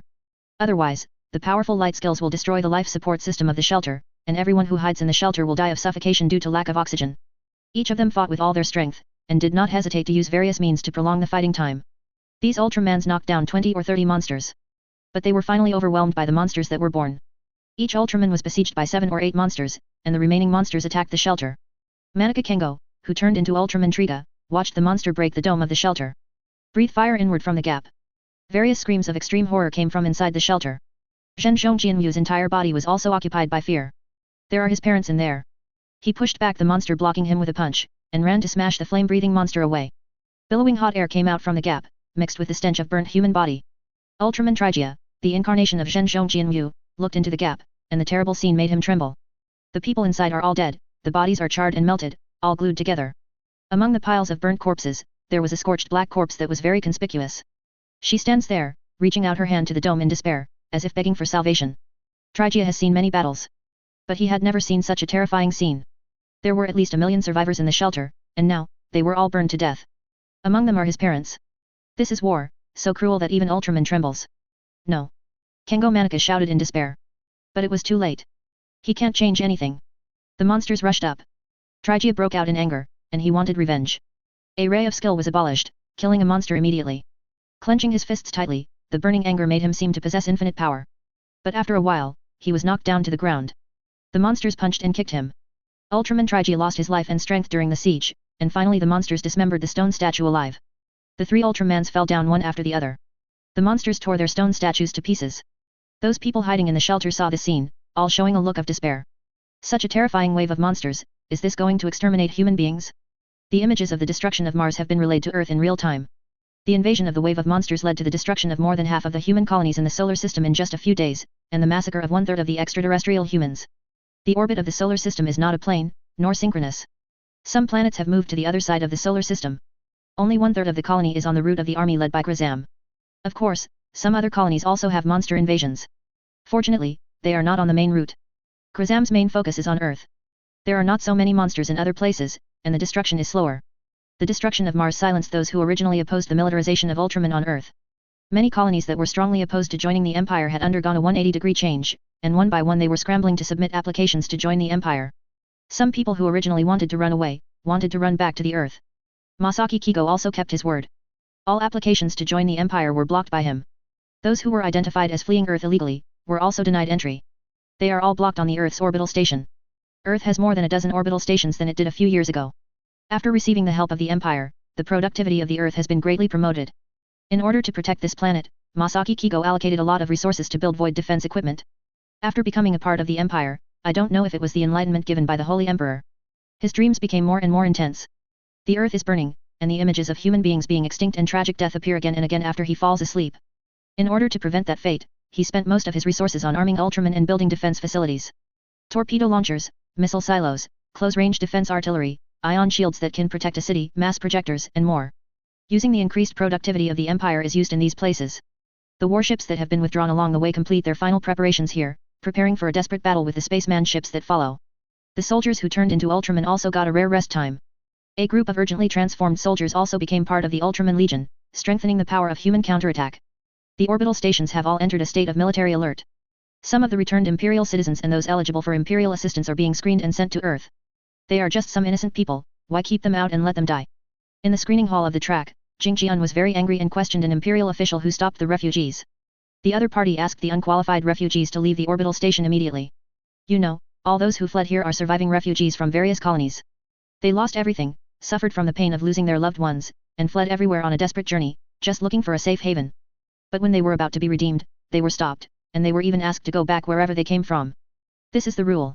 The official looked at Jing Jian very calmly. I don't accept or shelter any personnel who work for non-imperial forces and their families. I also don't accept relevant personnel who have attacked or abused the Empire. Can't you even have children? Quietly asked. No. The official said, it doesn't matter whether it's an old man or a child. This is a rule. Devil, do you still have any humanity? Even the elderly and children are unwilling to help. Jing Jian was so angry that his body was shaking. Just scolded the Empire a few words before, said bad things like letting the Holy Emperor eat shit, and then turned away a living person. Is there anything more demonic and inhumane than these imperials? The official looked at Jingjianjiming indifferently, and was not moved by the other party's words in the slightest. Loud voices came from the crowd. Knowing that they could not pass the screening, the people who entered the earth were excited. We want to go in, the earth is not yours. Let us in, bastard. Earth belongs to all humans. Let your holy emperor die, I am not easy to provoke, and no one will feel better if you offend me. Death to dictators. The vicious cursing made the imperial official frown slightly. He held up a hand. Behind him, soldiers wearing the uniform of the imperial double-headed eagle came up and pointed their guns at the clamoring people. The dark muzzle of the gun made these excited people quiet down. Those who do not meet the standards, leave immediately. The imperial official said in a cold voice, any selfish person who is not willing to sacrifice his life for the holy emperor does not deserve his protection. If you are desperate, you can choose to die. Daegu stood not far away and witnessed the whole process. Watch as the imperial official drives those innocent people away. Those people are likely to die because of it. Daegu did not intend to stop him from the beginning to the end. Just watched those people being herded aboard their ship, then driven away, forced to go to other colonies. Seeing those people being forced to die, you are sad. Zhu Jianhui's gentle voice sounded behind Daegu. I feel like a demon. Daegu turned his head, and Zhu Jianhui found tears in the other's eyes. Daegyu's kindness and willingness to sacrifice himself have always been what Zhu Jianhui values. If he had to sacrifice his own life to save others, Daegu would do it without hesitation. Letting him watch those innocent people being forced to die undoubtedly caused him more pain than killing him. Let me tell you a story. Zhu Jianhui walked to Daegyu's side, leaning on the railing of the corridor, looking at the refugees who were driven away, crying and begging the imperial officials for a way out. In Costa Rica, Central America, there is a species of tortoise called the ridley, and they lay their eggs in groups during the breeding season. After 2 months, those little ridleys will be born. But there is a bird called the frigate bird that will be born as a newborn as food. The little ridleys will be caught and eaten as soon as they climb out of the sand. In order to improve the survival rate, this kind of ridleys have a very cruel instinct when they are born. They will force some of their companions out of the hiding place and ask them to explore the way, and see how far those companions have crawled before being captured. If they are captured very close to the sea, or if they are not captured, those little turtles will swarm out as if they got a signal, and rush to the sea. The little ridleys will always rush into the ocean collectively, relying on the huge number to improve the survival rate. After all, frigate birds can only catch one at a time. If everyone rushes together, frigate birds cannot be caught. Even if a small number of small ridley turtles are caught, many will survive. The signal of collective rush is the survival rate of those small ridley turtles who are exploring the way. As long as you see the probability of survival big, and they'll swarm out. Until one day, there was a tourist. He was very kind. When he saw that the little ridleys pushed out by his companions were about to be captured, he shot and drove those birds away, and let the little ridleys succeed. After entering the ocean, he drove away the frigate birds several times. Seeing those little ridley turtles successfully climbed into the ocean, the tourist was full of pride. He felt that he was so kind and saved those innocent lives. He even shared on social software, let others see his kindness. On the other hand, seeing those little ridleys successfully climbed into the ocean, other little ridleys also climbed out of their caves and ran towards the ocean, like some kind of chain with such a reaction, the young olive ridleys on the entire beach crawled out of their caves. But that day, the entire sky was full of frigate birds. When countless young olive ridleys rushed out of their nests, those birds were like dark clouds, so the survival rate of ridley turtle larvae in that year dropped to the lowest ever. Zhu Jianhui looked at Daegu and put a hand on his shoulder. You can save those people, but have you thought about those who might die because of them? We give our loyalty and our lives to the Holy Emperor, and he is responsible for uniting us and sheltering us. This is a relationship of balance and mutual feedback. Maintaining this relationship will allow this mechanism to continue to operate, allowing the empire to continue to grow and provide shelter for more people. People will recognize this rule and embrace this rule that will bring them benefits and safety. You are kind enough to destroy this mechanism for those innocent people, just like the tourist who saved the first little turtle, but have you thought about the consequences of breaking the rules? What we are facing now is just a group of monsters. When we face those demons who are good at tampering with hearts and those enemies who are so terrifying that they cannot be described, your kindness will put countless people in danger. Follow the rules and you will be able to let us live so that more people can live. Some things are cruel, but this is war, and you have to learn to adapt. Chapter 500. This place seems to be wrong, please subscribe. Zhu Jianhui's storytelling speed is not fast. However, it reveals a cold feeling that makes people fall into the abyss. Daegu turned to look at those who were driven away. He didn't know if it was right or wrong to do that. Killing those people out is tantamount to letting them die. Can this world ignore the lives of those people with just a righteous reason? What is right and what is wrong in this world? I understand. Daegu whispered, I know what I should do. Don't have too much psychological burden, Daegu. There was a hint of concern in Zhu Jianhui's tone. For a character like you, the road to the empire is inherently difficult. Zhu Jianhui wants to say something more, to persuade Daegu. The sound of humming came at this moment. A servo skull flies from the other end of the corridor. At the eye sockets, ruby-like brilliance shone. The servo skull flew in front of Jianhui. After the green light skin confirmed the identity of Zhu Jianhui, a screen sound force field was released. Daegu looked at Zhu Jianhui and was enveloped by a light force field with a small top and a wide bottom in the shape of a horn. It was like some kind of magic. Captain Huey's voice and the buzzing of the servo skull disappeared. The force field shields the propagation of sound waves, creating an isolated space. Middle Huey commands the servo skull to play the information it carries. Masaki Kigo's voice came from the built-in speaker of the servo skull. Ms. Jian Huey, please rush to the strategy room as soon as possible. There are some important things that need to be discussed and witnessed by you. After speaking, the force field disappeared. The servo skull did its job, turned around and flew away. The light from the eye sockets also changed from red to green. Zhu Jianhui glanced at Deku, who nodded, indicating that he should not worry about him. She sighed lightly, then turned and left. The strategy room is not far away. When the Empire builds orbital stations, it always builds according to the military status. Strategic conference rooms are often connected to all systems of the entire orbital defense system, so as to ensure that the generals leading the war can obtain comprehensive information. Zhu Jianhui walked in, and several imperial generals with mechanical parts embedded in their bodies were already there. They were not involved in the battle for Pluto. This is a test of blood, and we have to see your fineness. If there is no blood of the dead smeared on the battle flag, then this army will have no soul. These are the original words of an imperial general. In Zhu Jianhui's view, this kind of indifference to human life can be called inhumane. Deputy Governor. A soldier at the door saluted. Masaki Kigo has received the highest appointment of the Empire and has become the governor of a planet. Jianhui is the person responsible for assisting him. Of course, she got this position, and more importantly, to coordinate and guide the human psychers of this universe. Zhu Jianhui has the power of Yulian, the captain of the super ancient defense team. Zhu Jianhui nodded, and walked in directly. The strategy conference room is circular and wide, with a diameter of 20 meters. From the window facing space, you can see the bright stars hanging on the black night. The ceiling of the dome depicts the story of the battle of the Holy Emperor and his brothers.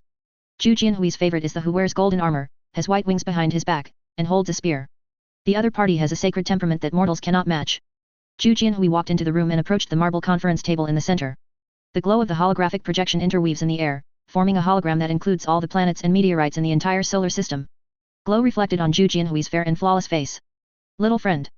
Catalan, the think tank of the Shark Corps and who once enlightened Zhu Jianhui, smiled. He wears armor bearing the insignia of the Maggots chapter and the imperial double-headed eagle. Master Catalan. Zhu Jianhui's attitude towards this think tank was very respectful. To a certain extent, this think tank is her master. It was Catalan's careful teaching that allowed her to be familiar with the power of Shinik power. Jianhui now has the ability to understand people's hearts and predict. The other company commanders and group leaders of the Shark Squad did not respond to the arrival of Zhu Jianhui. They put their full attention on the strategy map in front of them. Jianhui didn't express any dissatisfaction with this. She learned from some officials in the Empire that the White Shark looks like this. Before the Holy Emperor came back to control the Empire. These guys don't talk about communicating with mortals, and throwing mortals to block knives before meeting them. It is considered that they are in a good mood that day. After the return of the Holy Emperor, reforms were carried out on all the battle groups, and these guys have restrained a lot. The final battlefield should be chosen here. The leader of the White Shark, Tiberius, pointed to a position on the hologram, between Mars and the Earth. The enemy's scale is very large. According to visual inspection, there should be thousands of monsters and a large number of warships. Once an enemy of this scale breaks through the defense line, it will definitely pose a huge threat to the Earth. Qian Tianlong, who has an oriental face, said, we should focus on defense, first rely on firepower to weaken the enemy, and then launch a counterattack. That strategy is the most stable and can minimize casualties. This is your task. Tiberius said, the shark will solve the enemy's large forces, and your task is to intercept those fish that slipped through the net. Qian Tianlong and several other local generals looked at each other, and once again mustered up the courage to say, we hope that you can provide more information. We cannot evaluate your combat effectiveness, so we cannot make a suitable overall strategy. It's hard to explain, you haven't touched this level yet. Tiberius glanced at the local representatives including Megami Jun, and finally set his sights on Kigo Masaki. This battle is only to let you know the cruelty of the space war, and to cooperate with your united front work. The Empire has been slow to take action. But you have to be clear, in the eyes of the Empire, those enemies are just that can be destroyed casually. Zhu Jianhui didn't speak. She has met the Sage of Sigmar and talked to him. Know the horrors of the Empire. They have in-depth research on concepts such as fate and truth. If the Holy Emperor is interpreted from the perspective of a mortal, it really cannot be regarded as a human being. The mysterious warriors of the Empire defeated an Ultraman as easily as crushing an ant. The reason why they didn't directly launch the War of Conquest was simply that they wanted to study the Giant of Light, and thus handed over the task of unifying humans in this universe to Masaki Kigo. This war exposed a lot of problems. The Imperial General with half of his face inlaid with metal continued to say following Tiberius's words, the first point is that Ultraman's militarized training is far from enough. The cooperation between them is also very bad. The second point is that the logistics and propaganda are not in place. The non-imperial humans who are driven outside are a good propaganda outlet. The Empire has never been weak and tolerant. Anyone who wants to get for the protection of the Empire, you must sacrifice your loyalty and life to the Holy Emperor. The third point is that the mobilization of the war can be described as a failure. The long-term peace has made people lose their sense of crisis. All men and women of the right age should have a certain degree of military training. There should be an emergency bill for all social resources. Control, the survival of human civilization is the most important thing. When war comes, all resources should ensure survival first. The meeting on how to deal with the monster invasion was pitifully short. The Empire has long planned for this. It's not that hard to fight off those monsters. The reason for not doing that is simply because things that are too easy are often not cherished. People only value what they get when it costs them dearly. In the same way, if the Empire is outside Pluto, the enemy will be defeated. People will only think that the enemy is too weak to even enter the solar system, and they don't know anything about the strength and dedication of the Empire. Those idiots will continue to be encouraged by people with ulterior motives. Because they don't know how precious those things they take for granted are. They feel that peace is something everyone is born to enjoy. Those colonies will continue to rebel against the Empire, chanting the idiot slogan that humanity would rather be torn apart than Empire ruled. Contradictions will accumulate until the Empire has to conquer them by force. Monster invasion is a bad thing for those innocent people. It is a good thing for the Empire. Just opened the defense line and retreated to the earth, so that those colonies who had been stubborn before and would rather die than become citizens of the Empire wanted to join the Empire like licking dogs. This is human nature.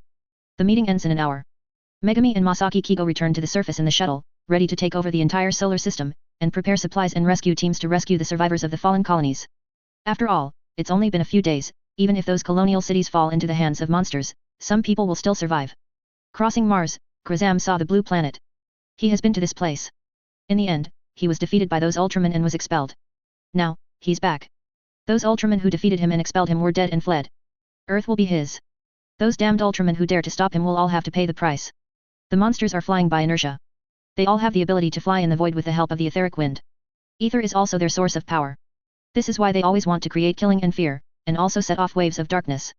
The negative emotions of these creatures can make them stronger. Some powerful demon gods even want to destroy the world, allowing those civilizations to develop and grow again and again, and then destroyed again and again. Continuously absorb the despair and death of those creatures, and strengthen yourself. The population of the Earth has far exceeded those colonies. Exceeded 10 billion. The strong breath of life excited all the monsters. Krazam's shining blue eyes quickly saw the weapon orbital stations and warships surrounding the Earth. Soon, you will be shrouded in darkness and death. Speed forward, let us destroy the homes of those humans. Listen to their desperate cries. Krazam uttered a spiritual roar at the other monsters, encouraging their tyrannical nature. But when he approached the Earth, the unique danger of monsters directly made him realize that something was wrong. At this moment, a beam of light lit up in the void, with a diameter of several kilometers. Those monsters with a height of tens of meters and hundreds of meters were as small as ants in front of the beam of light, and they were directly vaporized. Sweeping across the void like that, a gap appeared in the huge group of monsters. The spaceship warships that were affected were all wiped out along with the monsters, and the remaining metal wreckage was completely melted and condensed into a metal lump. Some that were swept by the aftermath burst open. Countless metal fragments are like fragments of meteorites in the sky, flying in all directions with a long tail flame. I don't know how many cosmic beings died in this blow, and even the corpses were not kept, they were directly vaporized. Glorzam, who was proud just now, was terrified in his eyes as he thought about how to destroy human beings. Something seems wrong with this place. How could there be such a terrible attack? Chapter 501 Hunting the Gods, for subscription. The originally arrogant cosmic fleet and monster group were all shocked by the scene in front of them. Just one blow caused so many casualties. The ferocious monsters and aliens were all dumbfounded. The space is distorted. It is as if there is an invisible hand kneading the invisible space-time structure in the void. Knead it flat and round. In the wide-field observation instruments of some astronaut spacecraft, the void warps across a diameter range of thousands of kilometers and produces fluctuations that are invisible to the naked eye. It seems that something is hidden in the gap of time and space, and now it is squeezed out from that gap. As the black hole is placed in that position, the strong gravitational force distorts the shell of the fabric of space-time. Under the eyes of everyone, a gigantic giant ship comparable to the size of a planet emerged in the void. Krazam's monster face was squeezed out. Omega. Expression. He seems to have provoked something terrible. The bow of the ship is equipped with the wedge-shaped prow of a huge golden double-headed eagle. Huge churches and statues carved out of the rugged hull. Gold-plated arches, sculptural cloisters, churches with golden eagles, each building is hundreds of meters high. In addition to those, there are also giant macro cannons, mass projectors, and star-destroying cannons with huge muzzles that are tens of kilometers long. Even if a monster stood in front of it, it was like an ant. That spaceship is no longer a battleship.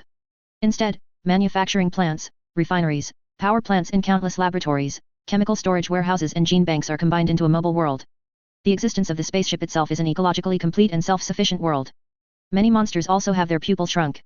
At one time, I felt that I was getting more aggressive today, and only then did I have the illusion in front of me. It was a good way to beat up these little ants, but it was almost at the destination, and such a big battleship popped out. Don't ask how big it is, it's about the size of 2 open hands. A 60-meter monster stood in front of that ship, like a dung beetle in front of the tracks of a heavy tank. Didn't even see it, and was directly run over to death. Not to mention launching an attack, just because the ship hits them, they are probably all finished. How did these humans build such a huge warship? In the previous few performances, they were obviously so weak. One by one, they cried and shouted at the feet of the monster, looking extremely sad. Now such a big ship has been made. As long as he knows that there is such a big guy in the solar system, Grazam will definitely turn around and leave without saying a word, and go back to find the Emperor of the Dark Universe first. Who I am? Where am I from? Where am I going? And the appearance of this huge celestial class warship is not the thing that makes monsters and spacemen tremble the most. Instead, the human fleet followed. One battleship after another emerged behind the celestial class battleship. The scale is huge, with thousands of ships. Although the number is slightly less than the spaceman's fleet. But every human ship is huge, comparable to a giant moving city. Grazam had a feeling of wanting to cry but no tears. He weighs 20,000 tons and is about 50 meters tall. But even if those warships are smaller, they are still between 5 kilometers and 10 kilometers. He stood in front of those warships, like a praying mantis facing a heavy truck. Many monsters are actually suspended in space, and the shock and disbelief in their hearts can be seen from their slightly dilated pupils. These human beings are going to hang up. How could there be so many ships?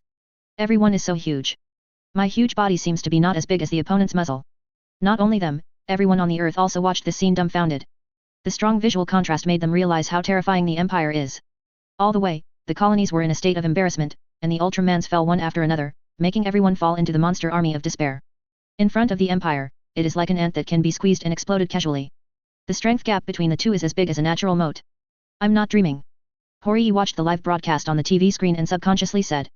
His eyes are almost popping out. The power of the Empire is well known. But no one would have thought that it would be so powerful.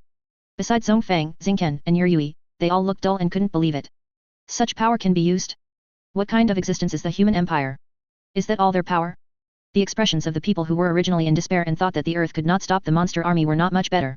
The whole world suddenly fell silent, only the machines that could operate on their own were still making sounds. Some people slap themselves hard, and the pain makes them realize that it is not a dream. It's so dreamy. It felt like two tribes were fighting, one had brass weapons and the other had clubs. The side that would have wielded copper weapons is about to win.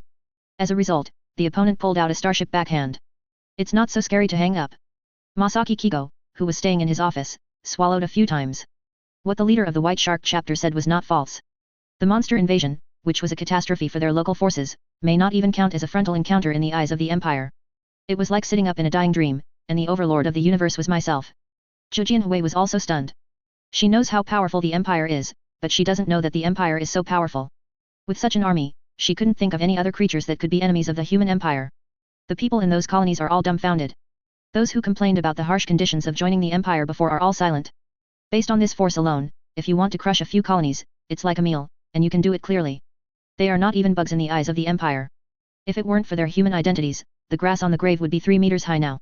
Many people looked at the colonial rulers with subtle eyes. At the beginning, people said that they would be given official citizenship of the empire, but these guys tried their best to advocate the threat of imperial dictatorship and told them not to listen to the rumors of the imperial propagandists.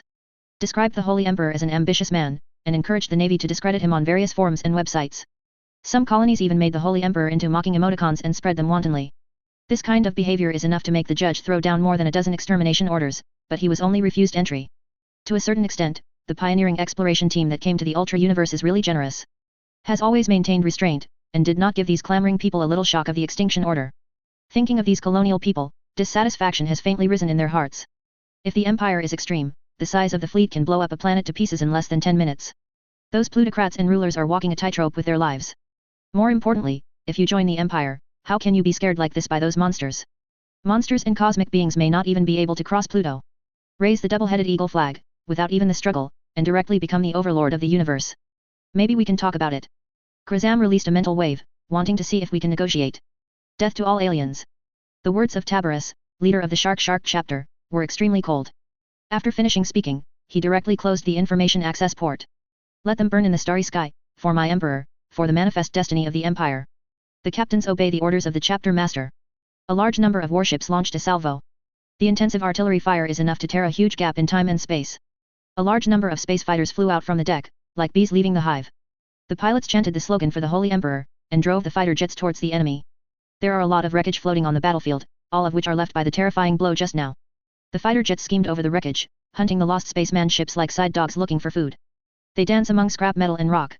The missiles flew out from the wings, dragged the tail flames, and rammed into the cracks in the destroyed hull structures of those alien ships. The spaceman's spacecraft core was detonated. The high-temperature explosion tore through the shield of the spacecraft's reactor. The restrained nuclear fuel spewed out, drowning all the screaming aliens. Plasma flames gushed out from the cracks in the wreckage.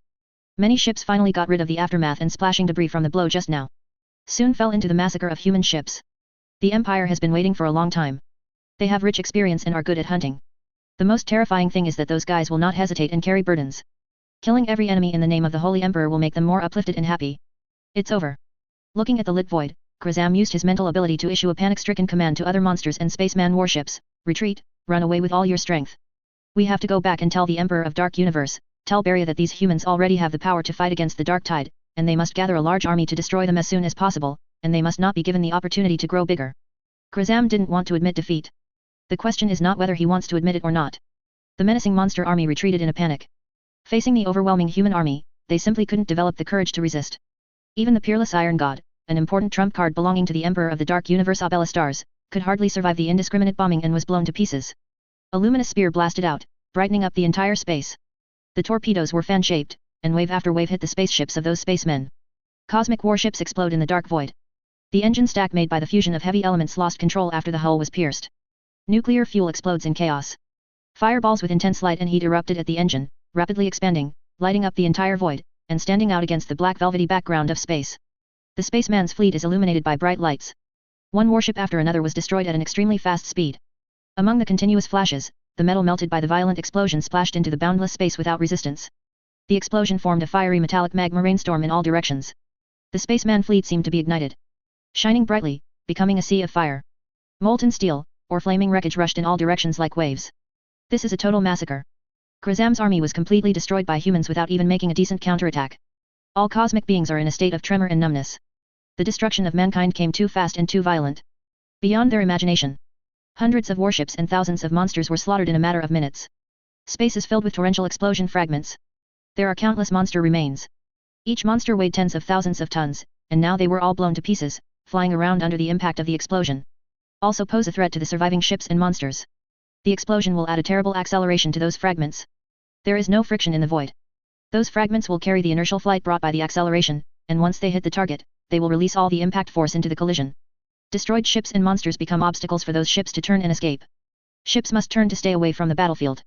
And those wreckages are like violent waves coming from the direction of man. Flying debris was as dense as hail. Cosmic warships and monsters cannot be completely defended. A considerable portion of the fragments passed through the battleships intercepting fire and hit the hull. These solid liquid mixed metal and monster corpses have quite terrifying impact and destructive power.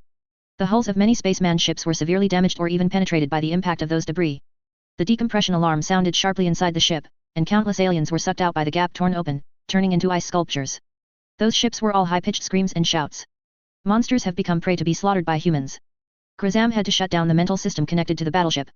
Countless screaming voices are telling a terrible thing. Thousands of cosmic beings were killed. The shrill wailing sounds like hell. The battle in the void lasted only half an hour. The unstoppable monster army and spaceman fleet turned into pieces. A debris cloud with a diameter of hundreds of thousands of kilometers and still expanding rapidly was formed. The flames formed by the explosion of some wreckages revealed the outlines of those wreckages on the battlefield again and again. The high temperature on the fragments that has not subsided appears as dark red. Like a corpse that appears and disappears in the dark night of the universe, dripping with bright red blood. Only a small number of spacemen, ships, and monsters escaped. These poor Holocaust survivors did everything they could to escape the solar system. Compared with when they came, they were scarred and embarrassed. The screams of the dead still echoed in the trembling aliens' ears. The huge fleet once consisted of thousands of ships, but now there are not 100 of them. Grazam shrunk in size and hid in a ship. Flying on the wings of ether in the galaxy will consume stamina. What's more, the gravity of the galaxy is like a quagmire, and it often takes more power to maintain high-speed flight. The same goes for other monsters. No longer keep huge, but become smaller to reduce physical exertion. Avoid any unexpected situation. In order to survive, all the ships did not hesitate to use all their means to accelerate. The Empire followed, biting down on the fleeing foe. Hunt down those aliens and monsters one by one. Some of the badly damaged spaceship ships lost power, their engines stopped working. After losing the protection of the gravity device, the hull also cracked under the pressure caused by the acceleration. The Empire is like a pack of wolves, biting those ships. Whenever a ship is surrounded by the Empire's fighter jets, there will be countless shrill screams. The cosmic people were mercilessly massacred by the Empire. The voice full of despair and pain forced Grazam to shut down all communication interfaces. Nobody can save those guys. Humans are terrible. Few and fewer ships survived, but they also quickly approached the orbit of Pluto. Out of the gravitational swamp range of the galaxy, they can jump away. Just when Grazam thought he could finally escape, the ship slowed down. Other ships quickly passed his ship and fled out of the galaxy. What's going on? Grazam asked in horror. We are caught by the traction light. A cosmic being knocked on the chitin panel in front of him, and made a sound through the complicated mouthparts. Damn it, just catch us. Grazam broke down. Only one last step away, he will be able to leave this terrifying place. Why is he still caught? There are abnormal time fluctuations, and those humans have invaded our ship. A wasp-like crew member screamed loudly. This is not a random capture, they want me to be a prisoner to do research. Grazam immediately guessed what the other party wanted to do. Grazam was too arrogant some time ago. Invaded human networks many times, asking them to swear surrender to his subordinates, the Emperor of the Dark Universe. Expose your identity completely. Grazam thought the battle was a surefire one, so naturally there was no need to hide his identity. Who would have thought that there would be such a change? Humans are too vicious. I have been holding back before, just waiting for now. While teleporting, Tiberius was briefly absent-minded. The dislocation of time and space always gives him a very strange feeling. He suppressed those emotions, concentrating on the battle ahead. The brothers of the man-eater sharks are all well-equipped, skilled fighters, and primordial warriors who have been upgraded many times. They have long been familiar with jumping gangs. Determine the location of the important target at the first time, and move towards the opponent. The alien on the ship reacted quickly. They quickly assembled to fend off the invading humans. Soon, they realized it was a mistake. Those guys are pure killing personified. Tiberius did not use a bomb, but a giant battle axe. He used flash continuously, and the enemy had no time to react, so he came in front of the opponent. With a wave of the battle axe in his hand, the opponent's exoskeleton, scales, and other things protecting his body were chopped into 2 pieces. The cosmic people under Grazam are basically the Celestials who serve as armed forces and the Amerifaras who serve as scientists and military strategists. The former has a blue appearance, and there are wings similar to dung beetles on the back. The whole body is covered with biological carapace. There is also an antenna on the head, and a pair of red pointed horns. When normalized, the hands have 4 fingers. After becoming gigantic, the hands become scissors covered with biological carapace. The latter has high intelligence, and the strongest Amorphara star Mepharas is also one of the 4 heavenly kings, and is called a wise general. The individuals of these 2 races are very powerful, especially the Amorphara star people. Even if they have a high IQ, their defense power is even more terrifying. The physical fitness can be equal to Altman. But in front of those humans in iron armor, the people from the Skybala and Amorphara stars were chopped down and dismembered like paper. When Tiberius saw a group of aliens rushing over, it was a flash. Appeared directly among the aliens, swinging the battle axe left and right. Those alien corpses bent in impossible shapes, broken limbs, and remains flying like confetti. The alien that fell apart, leaving a lot of green blood in the spaceship. The aliens roared in despair, showing despair at the invincible enemy. No matter how hard they try, they cannot defeat an enemy. Batch after batch of compatriots lost their lives at the hands of these killing gods. They mustered up their courage again and again, and rushed towards the fighters of the sharks regardless of their own safety. The weapons in their hands fell on those human armors again and again. Except for scratching off some of the paint on the surface, it didn't cause any damage. Tiberius shook off the alien blood stained on the battle axe at will, and led the battle brothers over the pools of blood and corpses. The heavy steel boots crushed the alien corpse. The corridor turned into a morgue. Countless corpses piled up there. Mottled blood smeared the walls. The sharks quickly broke through the enemy's defense and walked to the bridge position of the enemy spaceship. A black chitin gate blocked their way. And the target they want to capture alive is behind the gate. 3rd Company Commander Shul chanted the Holy Emperor's prayer in a low voice, and then slammed his fist on the weird gate. The material that looks like chitin is stronger than steel. Punching it up, it only caused a little crack. I told you to train hard, but you didn't listen. Look at it now, you can't even hammer open the door. Chapter Commander Ambrose teased. This material is a bit strange. It absorbs part of the impact. Shar prepared the offensive for the second attack, allowing the Imperial Heart and the Armored Thinker to coordinate systematically, preparing for the strongest attack. As one of the 4 heavenly kings, Grazam looked at the cracked gate, feeling terrified in his heart. The gate is made of the rarest Nagan in the universe, which can withstand the full-strength bombardment of Ultraman. Now, the person outside the door punched a crack. Those guys are absolute monsters. The second blow came while Grazam was waiting desperately. A dull voice sounded. The door protecting the bridge was opened. Those horrible figures walked in.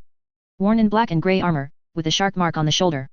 There is a golden double-headed eagle on the chest. Wearing a helmet, there are red lights emitted by the eyepiece device at the position of the eyes. Their speed is extremely fast. When the door is opened, the slaughter begins. Not enough time for one breath, all the aliens with weapons in their hands were killed. The rest of the cosmonauts were all trembling. Grazam was also forced to kneel on the ground at this time, and a collar that restricted the size of his neck was placed around his neck, making him completely incapable of resisting. Report your name, alien.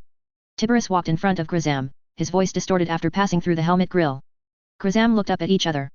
The opponent is condescending, and the huge spear and axe blade are hung on his waist. The muzzle of the huge gun was black, and Grazam felt that the opponent should only need one shot to smash himself into pieces. I am a subordinate of the Emperor of the Dark Universe, Grazam, one of the 4 heavenly kings. The strength of the 4 heavenly kings. Tiberius said mockingly, I can't even fight a decent duel. Such humiliation made Grazam feel angry. At the beginning of the war with the Kingdom of Light, I was not as frustrated as I am today. Your strength is admirable, why not join the Emperor of the Dark Universe? Grazam said, the dark tide is about to flood the entire world, as long as you vote for the Emperor of the Dark Universe, you will be safe and sound, and even rule the universe together. Several shark fighters looked at each other, and then laughed. Seeing such a stupid native creature recruiting them, I feel a little joy for no reason. Grazam heard those distorted laughter. My heart is a little hairy. Hastily spoke again. We can cooperate, there is no need to become enemies, the Emperor of the Dark Universe is destined to become an unprecedented great king, and he will rule countless dark worlds. Tiberius leaned over to look at Grazam, and patted its hornless head. Your so-called Emperor of the Dark Universe is just a poor clown. The existence we are loyal to is infinitely greater than him. Your only value is to be sent to a biological laboratory, where your memory is drained, and then made into a specimen. No, if you do that, the Emperor of the Dark Universe will not let you go. He is very powerful and is one of the leaders of the Dark Wave. Tiberius no longer responded to the other party's words. He straightened up. Two warriors walked over from the side, put the restraint ring on the alien named Grazam, and dragged each other out. Grazam tried to struggle, but that was futile. Facing two heavily armed primordial warriors, even if they were huge, they might not be able to counter their strength. What's more, there is no way to make it huge. The so-called Heavenly King was quickly sent back to the Celestial class warship where the Sage of Sigma was. After all the memories were extracted, it was fixed in the time stagnation force field like other monsters, as a specimen of the Empire's cosmic ecology. If we build an eco museum or something in the future, it may still be useful. Few of the aliens who invaded the solar system could escape back, but there were still some who escaped back to the Dark Demon World where the Emperor of the Dark Universe, Abella stars. That demon world is very scary. Twisted tentacles, evil eyes, and mouths everywhere. It's like a living thing. The Emperor of the Dark Universe stayed on the throne made up of countless tentacles and skulls. Here are the descriptions made by those escaped cosmic beings. The Emperor of the Dark Universe faintly felt that something was wrong with human beings, and perhaps it was an opportunity for him to become stronger. That trash Grazam was caught. He couldn't even escape. It seems that I should go there myself. I want to see how strong these so-called humans are. After breaking through the Kingdom of Light, the Emperor of the Dark Universe, Abella Star people are no longer willing to obey Beria's orders. He is also looking around for ways to enhance his strength. Prepare to compete with those superdimensional evil gods, Beria, for the position of the Lord of Darkness. Grazam was caught. A newly born Ultra Star. No matter what the reason is, it is worth visiting the Emperor of the Dark Universe Abella Star. Even if there is nothing, distorting the Ultra Star and turning it into a demon planet is a good harvest. Under the amazed and incomprehensible gazes of other evil gods and Beria, the Dark Universe Emperor Abella took his capable men out and headed straight for the solar system. Dear Evolutionary, welcome to the world of weird tales of rules. This dungeon is Twisted City, the main mission, survive for 7 days. Side mission, please dig in the dungeon. After completing the task, you will get tickets and return to the original world. Please turn the roulette activated in front of you to draw your novice talent. You will have 20 minutes to adapt and make a choice. Good luck. A crisp voice rang in his ears, Nagase Itakuo's eyes widened. The huge roulette exuded a faint glow, just floating in front of him. I got up too hard, or that girl from last night, who used too much force. Taku Nagase rubbed his eyes. That dial didn't go away. Just suspended there. After experiencing the shock at the beginning, Takuo Nagase quickly regained his composure. There is still a faint excitement in my heart. Could it be that he has become the protagonist in the novel? Enter the game, rise all the way, reach the pinnacle of life, marry the goddess, Yuja, Loli, Baifume, sunder a girl, twin sisters, mother and daughter sisters. Thinking of this, Takuo Nagase became excited. His hands were trembling a little, and he reached for the glowing turntable. With the touch of a finger, the turntable rotated at a high speed. After a while, it slowly stopped again, and finally stopped in a square with, Insight, written on it. A ray of brilliance emerged from Nagase Itakuo's body. A lot of information poured into his mind, letting him know what this talent was all about. Insight, passive talent, can see the target's health, status, and weakness, and can also initially identify game items. Good stuff. Nagase Itakuo was a little excited. Is this the European Chi player? Come up and give such skills. The most important thing about a game is information. According to the introduction at the beginning, it seems to be a copy of the strange story of the rules. Information is even more important. Ha ha ha, this skill is simply God's help. His vision shook for a while, and when Nagase Takumai recovered, he found himself in a brand new environment. They stayed on a busy street, looking no different from a modern city. A halo enveloped them. Outside the halo, those people, buildings, and vehicles were all black and white, only their bodies had color. Hide yourself, don't let them find that you are different from them. Since this is a novice level, the system will reduce the difficulty. Tip 1. Please do not reveal your identity as a player, and do not express any abnormalities of this city in front of others. Tip 2. If you feel watching when you are alone, please go to a crowded place as soon as possible. Tip 3. Remember your name and appearance, and keep a mirror on your body at all times. Tip 4. If you see someone like yourself, please kill him immediately. Tip 5. The dead will come back, but their memory is messy, be careful with them. Tip 6. Please stay in a room with doors and walls at night. Tip 7. Don't answer any Aboriginal questions directly, and don't not answer them. Tip 8. Make sure you have enough sleep and food. Bad spirits and excessive hunger are likely to encounter some bad things. Reminder 13. Go to the nearest supermarket at 9 o'clock in the morning 6 days later, just say that you are leaving, and you can complete the mission of the instance. There are a total of 13 tips, and Nagase Ichikuo quickly memorized them by heart. I have a talent for insight, and passing such a dungeon is like a fish in water. Taku Nagase observed the other players. Besides him, there are 5 men and 4 women. A total of 10 players. Are we really chosen? Like in a novel. A player who looks like a college student looks excited. It must be the kind that often reads novels and plays games. Even if he was pulled into this so-called dungeon game, he didn't have much fear, but was eager to try it. It doesn't look like a prank. A woman in a white-collar uniform looked around. Current technology can't do this. Technology. The college student said in a mocking tone, there can only be one creator behind such a game, and that is an omniscient and omnipotent or some power that we can't imagine. Anyway, this is our chance. As long as we can complete the customs clearance, it is very easy to return to the real world and become a master. Should you all have drawn the novice talent? I got control. I can control a dead person, and even switch positions with the other person when it's dangerous. Said a girl who looked fragile. What I got was strength, and now I feel like I can kill a cow with one punch, and Xuan-sen is just a little piece of who inserts labels and sells first.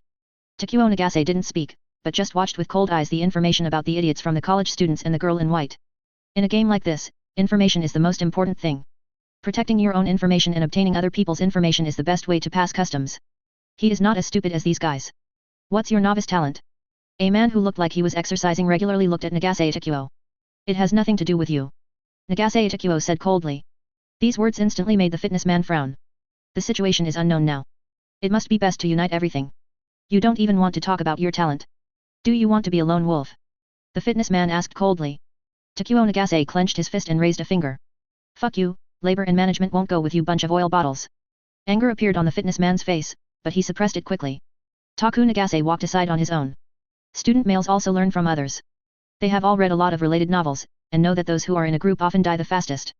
Those guys will soon betray each other because of their own inferiority, and then die. Lone wolves live the longest. The fitness man's ability is still good. He convinced 6 people, including him, formed a small team of 7 people. 7 people means that when they encounter danger, they can have 7 talents to solve the problem. Far better than lone wolf. Taku Nagase and the student boy looked at the 7 people as if they were dead. You will die if you hold a group, don't you understand this? The dungeon officially begins. A beep sounds. The male student went out straight away. The task of surviving for 6 days is still very simple. Brother, do you think my clothes look good? An innocent and cute girl with a tender face, wearing a JK short skirt, knee socks, and carrying a small bag ran up to the student boy. Pretty. The student male subconsciously blurted out, forgetting the reminder just now. And that Lily tilted her head, her 2 eyeballs fell out with a snap, and a large number of tentacles appeared on her face. The legs and the knee socks have also become disgusting, rotting sheep's hooves. Does it look good like this? Brother. The soft and sweet voice became sinister, and the mouth was split open, revealing small but sharp teeth. This sudden scene made the student scream subconsciously. After a while, the upper body of the student boy was swallowed. Only 2 legs are kicking and kicking outside. The desperate scream made the other players run away in fright. Nagase Takuo, who was alone, was so frightened that he hid in a sewer ditch, his mind stopped thinking. Fiction is a lie. If he can go back alive, he must kill those guys and mislead his children. Still can't find the existence of the mother body. Getting agents into the starter level is not a problem for the Empire. Li Tuk, who has changed his appearance, is wandering around the Twisted City. He was just one of the 3 people in the group of 10 who chose to be the lone wolf. Searching for the trace of the evil behind the dungeons of strange stories about construction rules. A wolf lord came from the Empire, who is said to be the brother of the Holy Emperor. That guy was so fierce that he hacked to death many powerful enemies. Many gods in the reincarnation game ran away when they heard his name. Following the Lord of the Wild Wolf, there are also several sages. Those guys who smelled like motor oil frantically wanted to search for the evil gods of rules and ghost stories, saying that there was an important experiment that needed samples. If successful, the Empire will break through an extremely important field, and even take a big step forward in subspace research. For this experiment, as an intelligence team, Light, who was in charge of documents and scholars, was sent out. Being an agent, mixed into the levels of the reincarnation game, locating the controllers behind those rules and strange stories, and then notifying the regular troops to capture those unlucky ones. I'm a good scholar, but I have to be a hunter. Light muttered, and walked away. Chapter 502 The Creator of the City of Strange Tales, subscription required. The time for the players to arrive at the Twisted City is in the morning. As time goes by, the sun in the sky also shifts a little bit. From morning, to noon, to afternoon. Was eventually pulled west. The bright sunset glow is like broken gold, splashing in the city. It is approaching dusk, and it is also the evening rush hour after get off work. The road is full of cars and people. There was a lot of traffic and voices. If you don't observe carefully, it is difficult to find any difference between this city and a normal city. Players who enter this dungeon for the first time will probably regard it as a normal world. However, Nagase Itakuo, who was frightened by that loli at the beginning, discovered many things that were wrong during this day's wandering. This seemingly normal city is actually full of weirdness everywhere.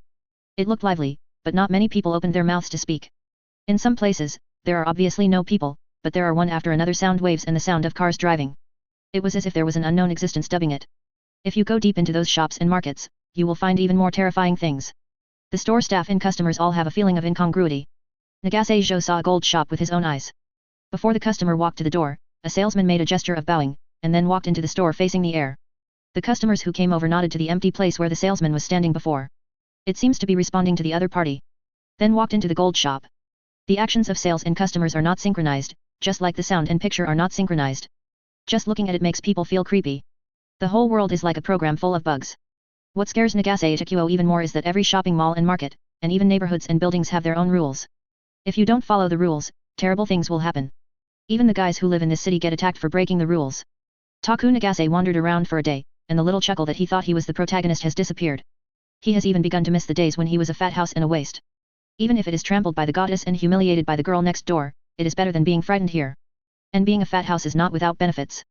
Maybe one day the next door will move in with a beautiful sister who always likes to take out the trash in cool home clothes early in the morning. Why bother struggling in this copy? Those monsters can really eat people. As long as the players violate certain rules, they will show their fangs and directly tear or kill the players. Student male is a typical example. Lu Li looks weak and cute, but the scene of cannibalism can definitely be described as horror. Bite an adult human into pieces with ease. Of course, if there is no violation of the rules. Life here is the same as in the human world.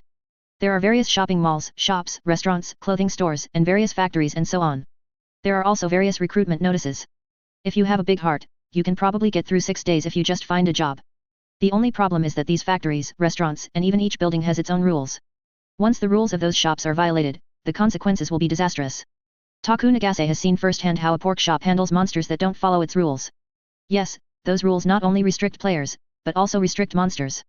As long as the rules are not violated, they cannot attack. Otherwise, you will also become the target of being hunted. This city belongs to monsters.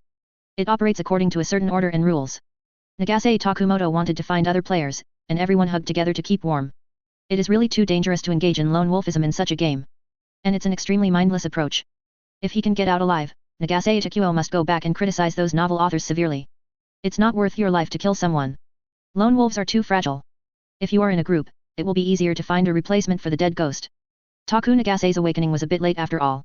The fitness guy had already led the other players away. Don't talk about getting together with them, no one can be found. Let Nagase Itakuo regret that he couldn't find a chance to regret it. If it weren't for his innate insight to be strong enough to allow him to see the information of some strange creatures, he would be able to carefully avoid those dangers and survive. As for opportunities, don't even think about big benefits. This is a dungeon world. But this city has complete social rules, and those monsters are not the brainless NPCs in the novel. Except for those weird, not like the details of the normal world. There is no difference between this place and a modern city. There is really a price to pay for doing things here.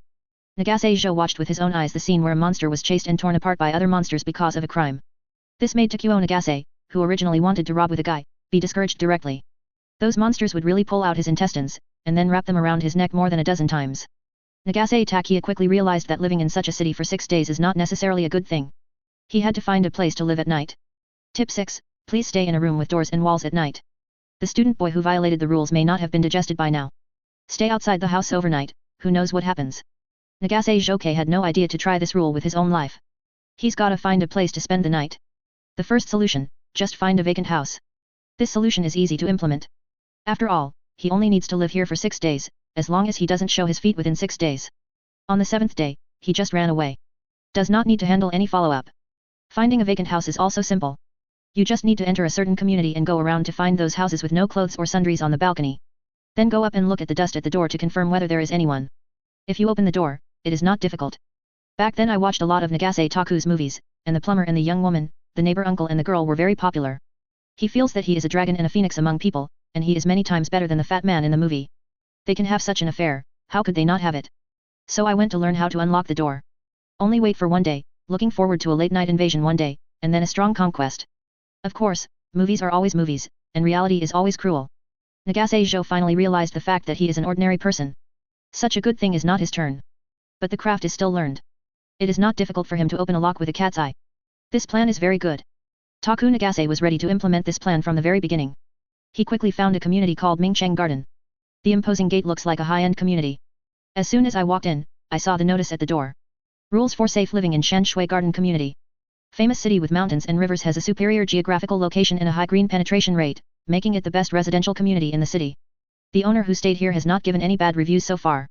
In order to ensure the owner's living experience and safety, please be sure to abide by the following rules.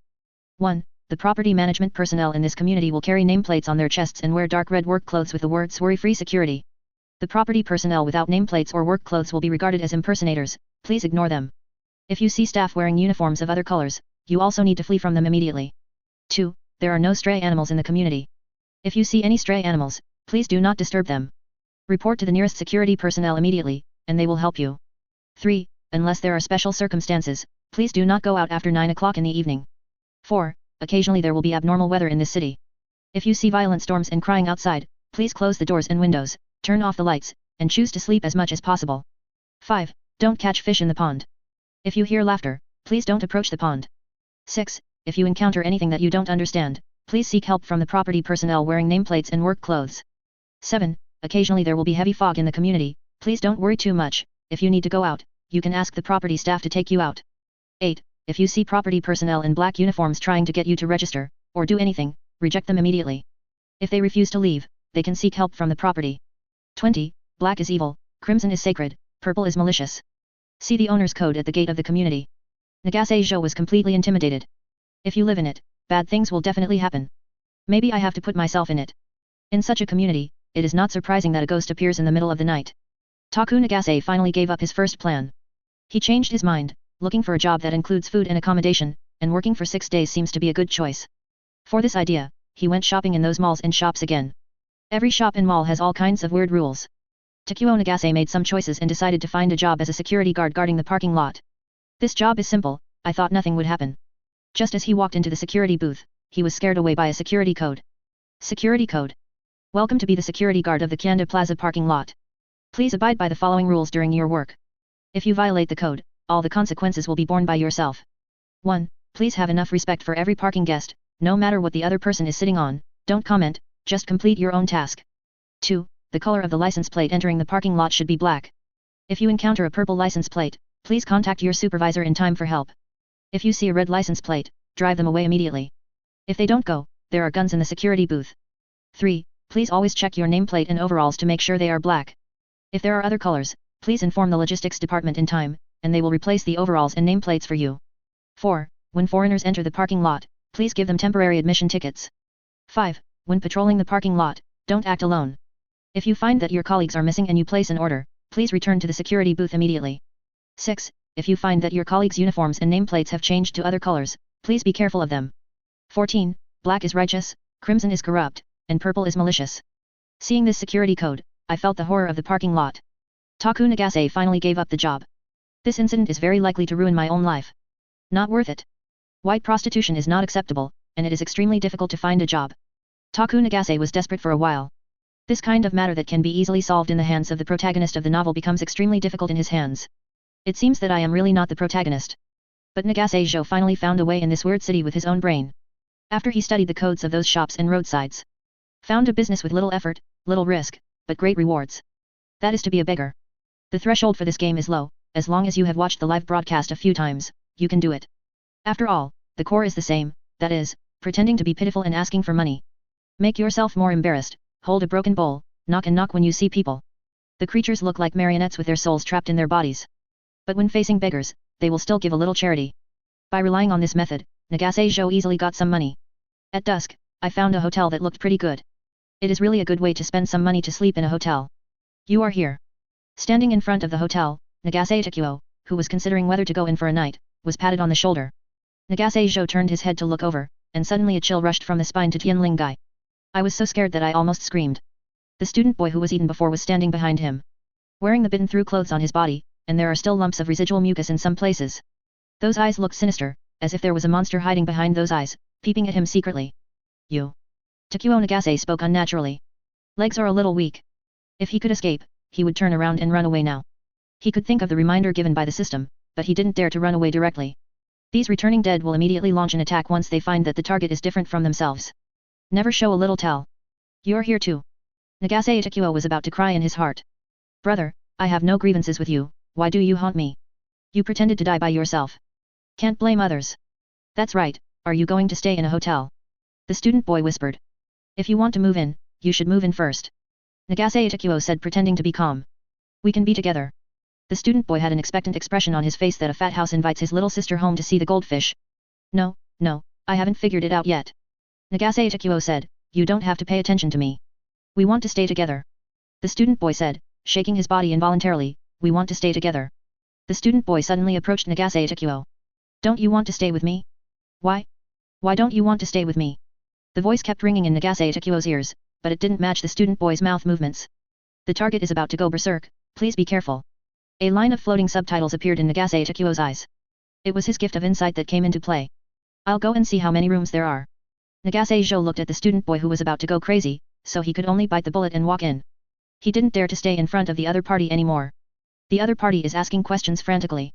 If he does not answer, it will definitely cause the other party to attack. Answer positively, I am afraid that you will be swallowed immediately.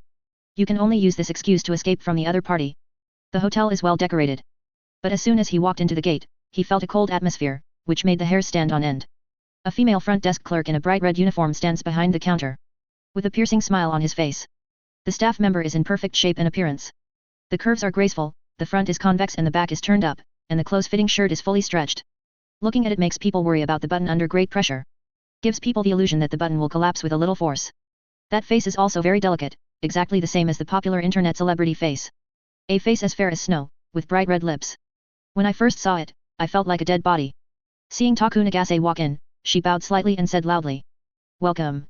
Takuo Nagase walked to the counter and found a check-in rule written on the counter. Kairu Hotel Check-in Rules.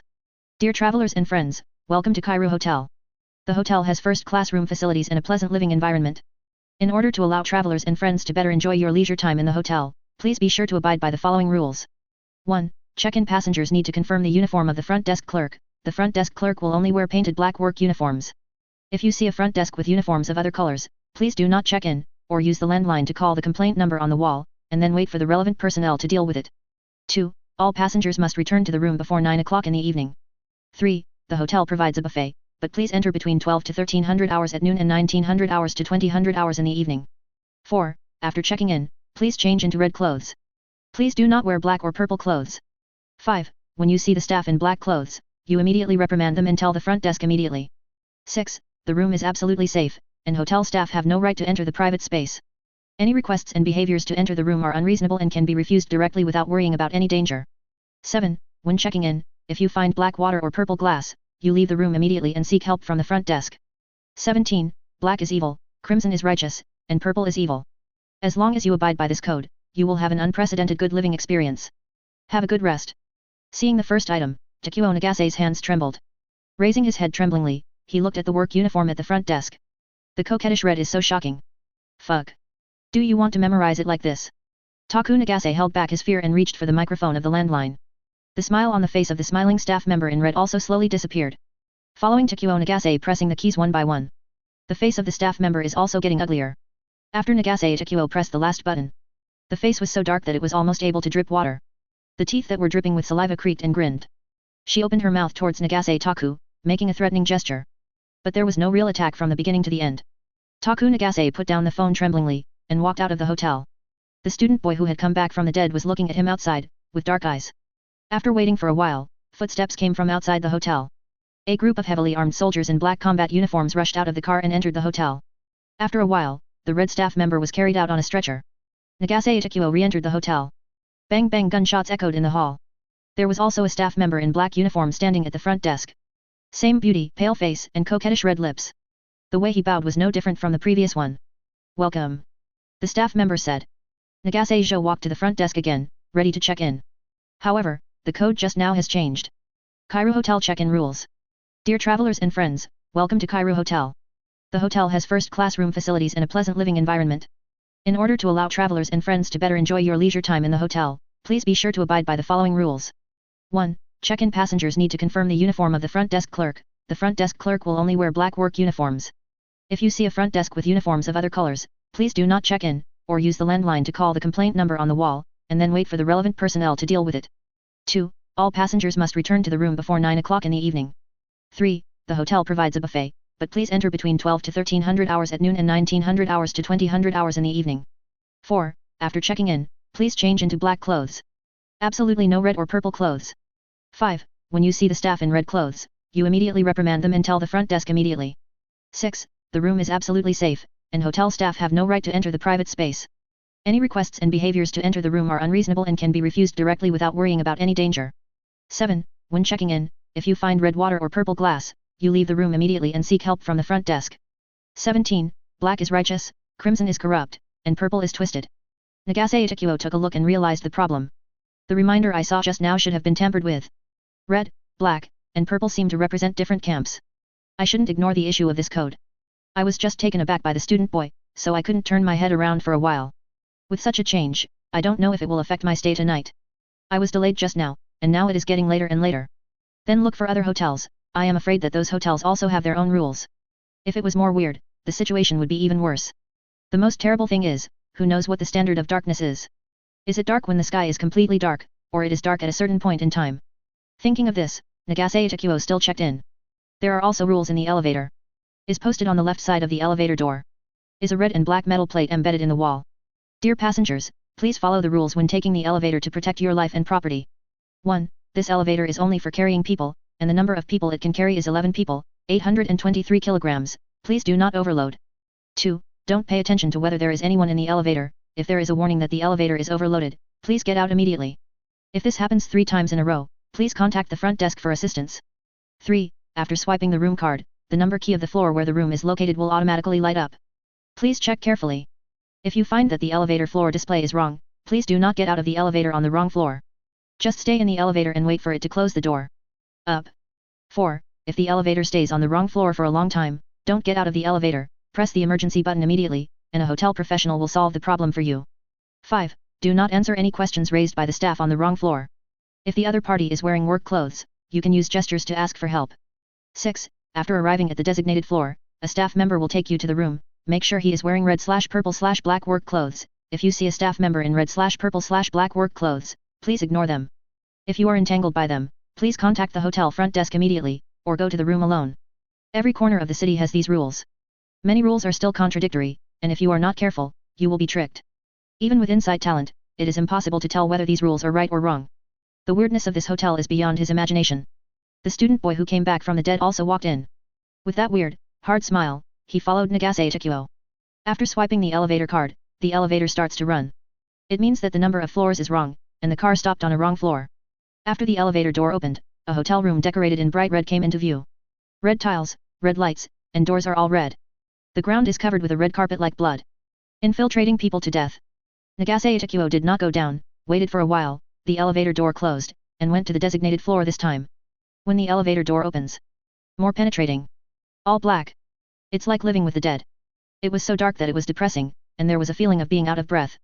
The door, the floor, the ceiling, the lights are dim, and it is hard to see clearly from a little distance. Only darkness can be seen. From time to time, there was a gurgling sound coming from there. Nagase Zhou had an illusion, as if the darkness in the deepest part of the corridor was alive, wriggling there, extremely weird. Damn it, am I in a haunted place? Seeing this scene, Takuo Nagase went numb. The designer of this game is a. He felt that he must not live long. Maybe it will be swallowed up by this black darkness later. Hee, my back is so heavy, so heavy. Why doesn't the elevator move? Let me see, there is a problem with the elevator and I need help. If Nagase Zhou was here, he would definitely be able to recognize that the voice talking to himself belonged to the female white-collar worker who ran away with the fitness man. It's just that the other party's appearance has changed drastically at this time. Huge growths grow behind her. One hand turned into a tentacle dripping with mucus all the time, and the other hand was covered with tumors. The position of the palm also has a mouth and eyes full of fangs. The whole look is extremely weird. No wonder, I can't get in the elevator. She alone already made the elevator overweight. At this time, she was already alone. I am preparing to stay at another hotel. Those friends who said they would advance and retreat with her are gone. The female white-collar worker feels her head is groggy. She looked at her hand, there was something dripping on it, it was sticky, and there were a few strands of hair. Miss, you are no longer fit to take this elevator, please follow me. A staff member in red wore a strange smile, walked up to the female white-collar worker, and led her to the depths of the hotel corridor. There was a weird red light. The female white-collar worker walked in just like that. Bang, then there was a bang and an angry roar. The fitness man and the surviving 2 men and 2 women are in another hotel. They tried many ways to get some money. After careful analysis and discussion, they think that staying in a hotel should be the safest. It is too dangerous for those who live in the community or for those jobs that include food and housing. Their initial idea was to find a job that includes food and lodging to stabilize themselves. Prioritize the main task of ensuring survival for 6 days, and then find a way to find side tasks to expand income. They found a large restaurant to work as waiters. This job is simple and allows them to take care of each other. As a result, something happened during the trial period. The female white-collar worker fell into a trance because she violated several rules of the restaurant. It didn't take long to turn into a man-eating monster. The other 2 were eaten by female white-collar workers, and they escaped with the help of a boy's skills. This incident made them aware of the dangers of those shops. Survival in Twisted City is not that simple.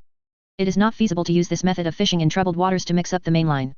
They spent some time observing those shops and discovered some patterns. If you violate the rules of the purple sign shop, you will mutate, lose yourself, and become weird creatures. These creatures will be locked up by those guys in red clothes. Some butcher shops sell the meat of these weird creatures. Violate the rules of the red mark, you will be eaten, and then you will be resurrected to become a member of this weird city. Violating the rules of the black mark will be assimilated and become a member of those black camps. They got rid of the female white-collar workers, managed to make some money, and planned to stay in a Green Hall hotel. I'm so tired. I don't want to say anything about business trips next time. Serving for the Holy Emperor is not such a way of serving. Li Tuk hung up a security guard in a red uniform. No matter how hard the opponent struggled, he couldn't break free from the rope, so he could only be hung up by Light. After hoisting, Li Tuk tied the rope. Then walked to another sack, ready to hang the second one. Li Tuk is in an unfinished building. On the floor he was on, a group of people were already densely packed. Li Tuk realized that he could not find the behind the scenes by using ordinary means. It's like a perverted murderer going around to catch these people. Of course, he is not really a murderer. He just wanted to try his new idea. Manipulation of puppets requires strings. Line can be tangible or invisible. A puppet must have a thread, without a thread it is not a puppet. So just follow the line to find the mastermind behind the scenes. Li Tuk wants to boast that he is a genius. Those 3 puppies, don't even try to run away. Tired so badly, it would be too bad not to take it back to claim merit. Chapter 503 This player is wrong. 121. 121. In the strange and rhythmic chant sound. The woman in the bright red uniform was hoisted up little by little. It looks like a silkworm chrysalis hanging on a tree. The long and smooth hair is fishing like that. If there is a little breeze, it will just float like that. The man's slightly dull eyes looked at the man who hung himself up, and saw the strangeness of the huge number, wearing various clothes, being hung up.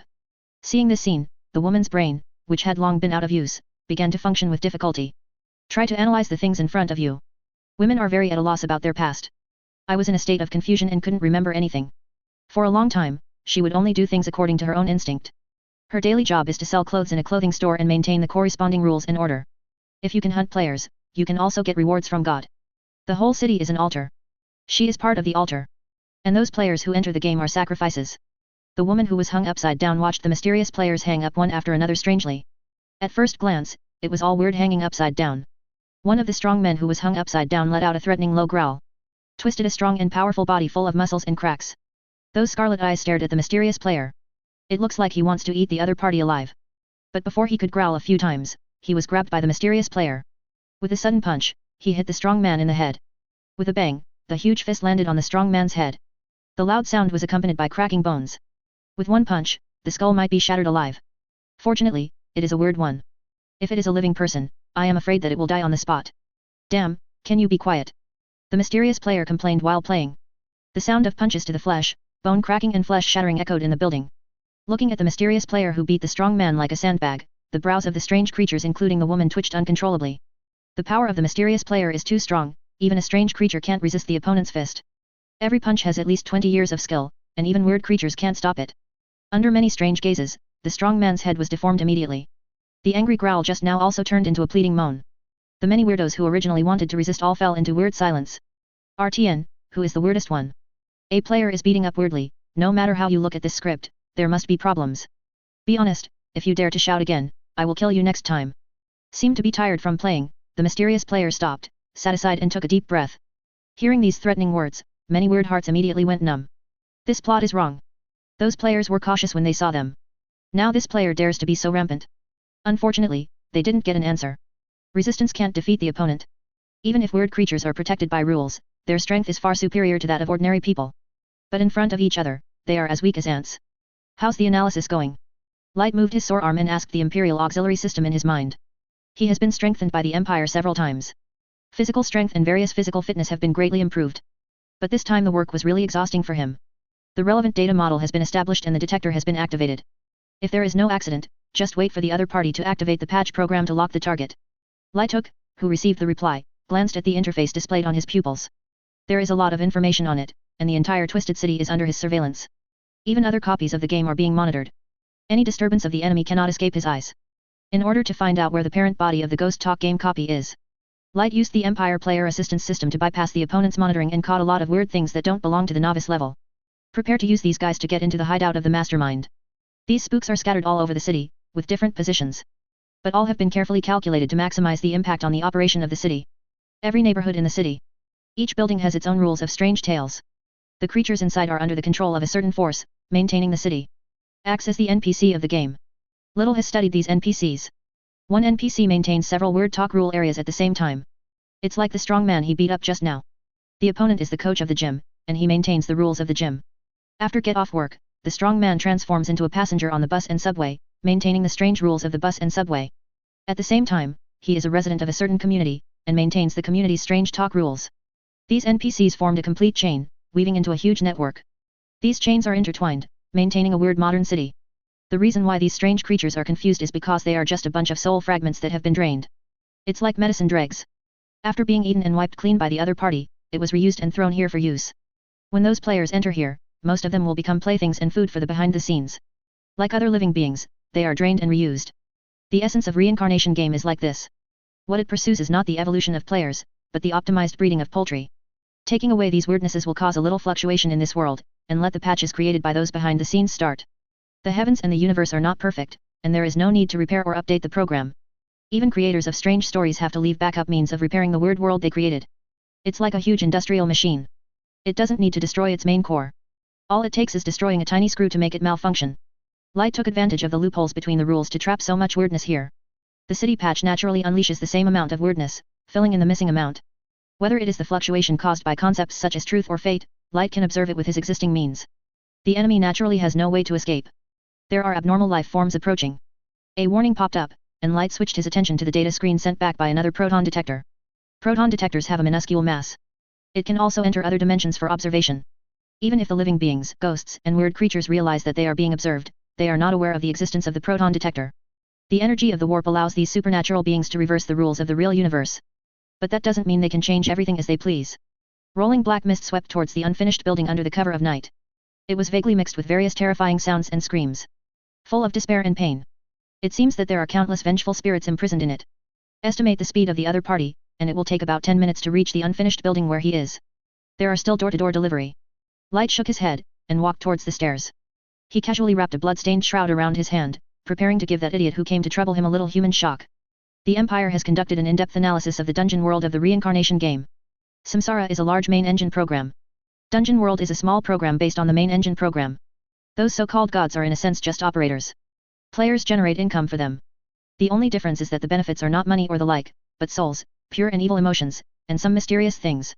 The Twisted City is so realistic that it looks like a normal world. In addition to allowing players to be on the scene and have a sense of substitution, there is another important reason, and that is the symbolic meaning of the subspace. The Holy Emperor and Primarch of the Empire have their own symbolism. The Lord of the Wolf who came to Universe 04 symbolizes Fenris, the mythical god's lair. The Lord of Angels who is active in Universe 02, whose name contains power and symbolizes salvation and hope. The Holy Emperor symbolizes the uncrowned king. After obtaining the position of the Lord of Mankind, he transformed into the Lord of Hearts, symbolizing the supremacy of mankind. His will determines the future of mankind. Is the choice of the road. Symbols are the most terrifying powers of the warp. In the real universe, there is nothing special about a husband protecting his wife and children. But at the level of the subspace, it represents protection and responsibility, and has the power to expel and resist the inanimate, and can even change some illusory concepts such as fate. Players need to play various roles in the game. Play different roles depending on the copy. Entering the modern background, you have to play the roles of doctors, policemen, workers, and so on. Entering the background of the Middle Ages, it is necessary to become a knight, a farmer, and other roles. A knight throws a sword at the lord, which means betrayal, and slaughters the peasants, which means that he is no longer the guardian. These behaviors are reflected in the subspace, and all have special meanings. It is difficult for ordinary people to understand it. Light is a scholar-type player, so he said he can understand the research of those oil guys. When civilization enters a high-level interface, the scope of research is not limited to physical technology, but more about the operating mechanism of the universe. Whether it is the real universe or the subspace, there is a thread running through it. It is like the non-existent but visible boundary line between yin and yang Pisces. Light dealt with these strange things so easily, because when he entered the game, he cheated by using the player auxiliary module of the Empire. Activated a novice talent at the SSSSS level directly at the beginning. The Eye of Truth can see the strange nature and the weakness of the opponent. This talent plus the novice protection rules can make that light punch strangely and kick ominously. He beat and detained hundreds of weirdos, but there was no reason for any accident. It was because he happened to be on the red line of the instance of Twisted City. Did not violate any rules, and naturally it would not attract the attention of those behind the scenes. At most, they will notice some abnormalities, but they will not realize that it is an enemy invasion. Go down the stairs, and after a few more steps, you will arrive at the door of the unfinished building. Although the community has not yet been completed, the road can barely be seen with the help of the moon and a few flickering street lights. It's just that I can't see the potholes and the dark grass. Light took out a very old-fashioned flashlight from his pocket. It was a weird friendship support that he hung on it. This old-fashioned flashlight has a thin iron sheet, and it needs 2 large batteries inside. Light turned on the switch, and the light from the flashlight flickered a little. He tapped the flashlight a few times and the light stabilized. The gate of the unfinished community has an old piece of paper pasted on the wall. It was also stained with various bloodstains. The contents of the paper are various rules about this unfinished real estate. Oriental Rhythm Real Estate Safety Construction Code. No matter who you are or where you come from, when you read this announcement, you will become a member of the construction team of the real estate. We will provide you with superior wages and benefits. Please strictly abide by the following rules. 1. Please wear work clothes with gray-purple stripes. It is on the first floor of the engineering department. The reflective strips on the work clothes can ensure your safety at night and protect your life. No matter how shabby your work clothes may look, wear them well. 2. Don't leave the construction area casually. Once buyers realize that the houses they bought have stopped working, they are very likely to encounter malicious attacks from them. 3. The engineering department is a safe area. It has a complete and powerful power supply system, and there will be no power outages. If there is a power outage, please go to the security department immediately, where there are weapons that can protect you. 4. The community has not yet been completed, and there will be no owners. If you encounter any claiming owners, please drive them away immediately. If the other party is unwilling to leave, they can use the weapons of the security department to attack them. 25. Always remember that purple is safe, red is violent, and black is evil. Li Tuk didn't pay attention to the safety rules. Instead, he walked straight into the security booth next to the gate of the community. The security booth is very old and has a rancid smell. Little turned on a flashlight. There's a security uniform over there. It's just stained with blood. There is also a smell. Li Tuk put on the security suit. The alert reminds that wearing clothes has a potential subspace pollution risk. The longer you wear them, the pollution is very likely to break out. The food and clothing in the Twisted City are potentially corrupt and twisted. Users are likely to be mutated, in a trance, and in danger of being assimilated. Light put on the security suit, walked to the locker, and took out the weapon inside. A piece of paper pasted on the locker floated down due to the vibration caused by the rough movement. Light subconsciously glanced at it with the flashlight. Construction Site Security Code. Thank you for being the safety protection personnel of this construction site. You will get the highest salary and the best benefits. 1. Wear security overalls with dark purple marks, which are usually hung on the drying rack of the security booth. If you don't have one, go find it yourself. 2. There are weapons in the lockers. If you encounter those disobedient employees who do not follow the regulations, do it directly without any hesitation. Li Tuk looked away, ignoring the piece of paper. After getting the weapon, he turned off the flashlight, stood in the dark, and looked out of the community through the glass window of the security booth. This abandoned community is a certain distance from the main city. In the wilderness, abandoned real estate, the moon is dark and the wind is high, and there are hundreds of unlucky people who have been hung up. Light, who was hiding in the dark, was holding an electric baton in one hand and a blood-stained hammer in the other. These elements add up to a true horror movie. Light feels like the villain killer in the movie. The next second, he denied his opinion. I am a murderer, so what are these weird things? The lead group with the bursting of Notre Dame's heart? Weird is the protagonist group? The villain is actually me? Before he could continue thinking, the air suddenly became cold, and a strange voice came from outside the community. The street lights on the dead-end road in front of the community gate flickered a few times, and then fell into darkness. Faintly, some cries could be heard from the darkness. Light stared at the fog. 5 black and white people who looked like those in an old-fashioned TV came over from outside the community. Their figures are blurred and flickering, as if the signal is unstable. An abnormal projected life form is detected approaching. The target is immune to pure physical blows. Please be careful. Hide. Light gave instructions to the Empire Player Assistance System. Emotional Stabilization Module has been activated, suppressing the secretion of emotional hormones, and covering up the projection of the soul. For a while, Light felt like a saint after galloping his horse, and for a while, he felt like an old monk who had been sitting in meditation for 10 years. Creatures polluted by subspace creatures will have some strange abilities, but they are not omnipotent. They can lock the target remotely, relying on the target's emotional fluctuations or soul projection. Hide both, and those incorporeal warp creatures are blind. Walk in front of them, they will turn a blind eye. The black and white men who had just walked outside the security booth were stunned. The player who was emitting a soft light just now suddenly disappeared. They lose sight of the target all at once. What happened? The black and white people looked at each other, and they could see the confusion in the eyes of their companions. They scanned the neighborhood again and again, but did not find the existence of the target. Instead, I saw those similar people who were hung up. Those of the same kind showed different points of light in their eyes. Black, purple, red. Of course, besides these three colors, there are other colors, but the number is relatively rare. Those walls and floors are mottled colors. That is, the appearance of chaos without division. It's gone. A black and white man made a hoarse voice. Its pale face without other colors showed a rare trace of human bewilderment. It feels a little bit wrong. Boom, boom. The talking black and white people disappeared in a flash. This scene frightened the other four black and white people, and they walked to the place where the black and white person was standing. What a good companion, why did he disappear all of a sudden? Haunted. Several black and white people came up with this idea subconsciously. But after thinking about it, I felt something was wrong. To some extent, they are ghosts in the eyes of mortals. As a ghost, I was haunted by ghosts. The four black and white people were confused for a moment, and wanted to look around to see if the black and white person was captured by the weird talk about the abandoned real estate. But in the next second, bang, the sound of Zi Law sounded again. A black and white man is knocked to the ground by something invisible, and then dragged out by the feet. After a few seconds, it disappeared. Such a horrifying scene made the remaining three black and white people feel the cold air rushing up from the spine. What happened? How could this abandoned construction site be so weird? The instinct hidden deep in the soul made them subconsciously turn their heads and run out of the community. Mom, it's haunted. I have to run quickly. Boom, boom. Boom, boom. Boom, boom. The three black and white people only felt that their brains were hit hard with a hammer, and then an electric current came, and they felt nothing. Look at everything is black. Call work. Light looked at the five black and white men who had been brought down by him, and found ropes from the security booth, tied them all up, and after a search, he hung up the four black and white men. The remaining one is tied and thrown on the ground to see if it can be used then. If Nagase Takuo and other players see the scene, their eyes will pop out. Everyone is a player, why do we play survival?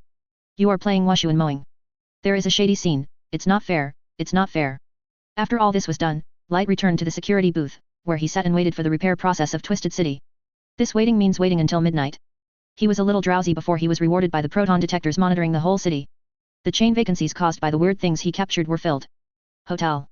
Looking at the playback video of the proton detector, Light found that the weird people who filled the vacancies all came out of the hotel. Obviously, the hotel is the backdoor program of this weird talk, used to repair the damage that players may cause. Not counting the folded strange space, the range of the Twisted City reached 25 kilometers.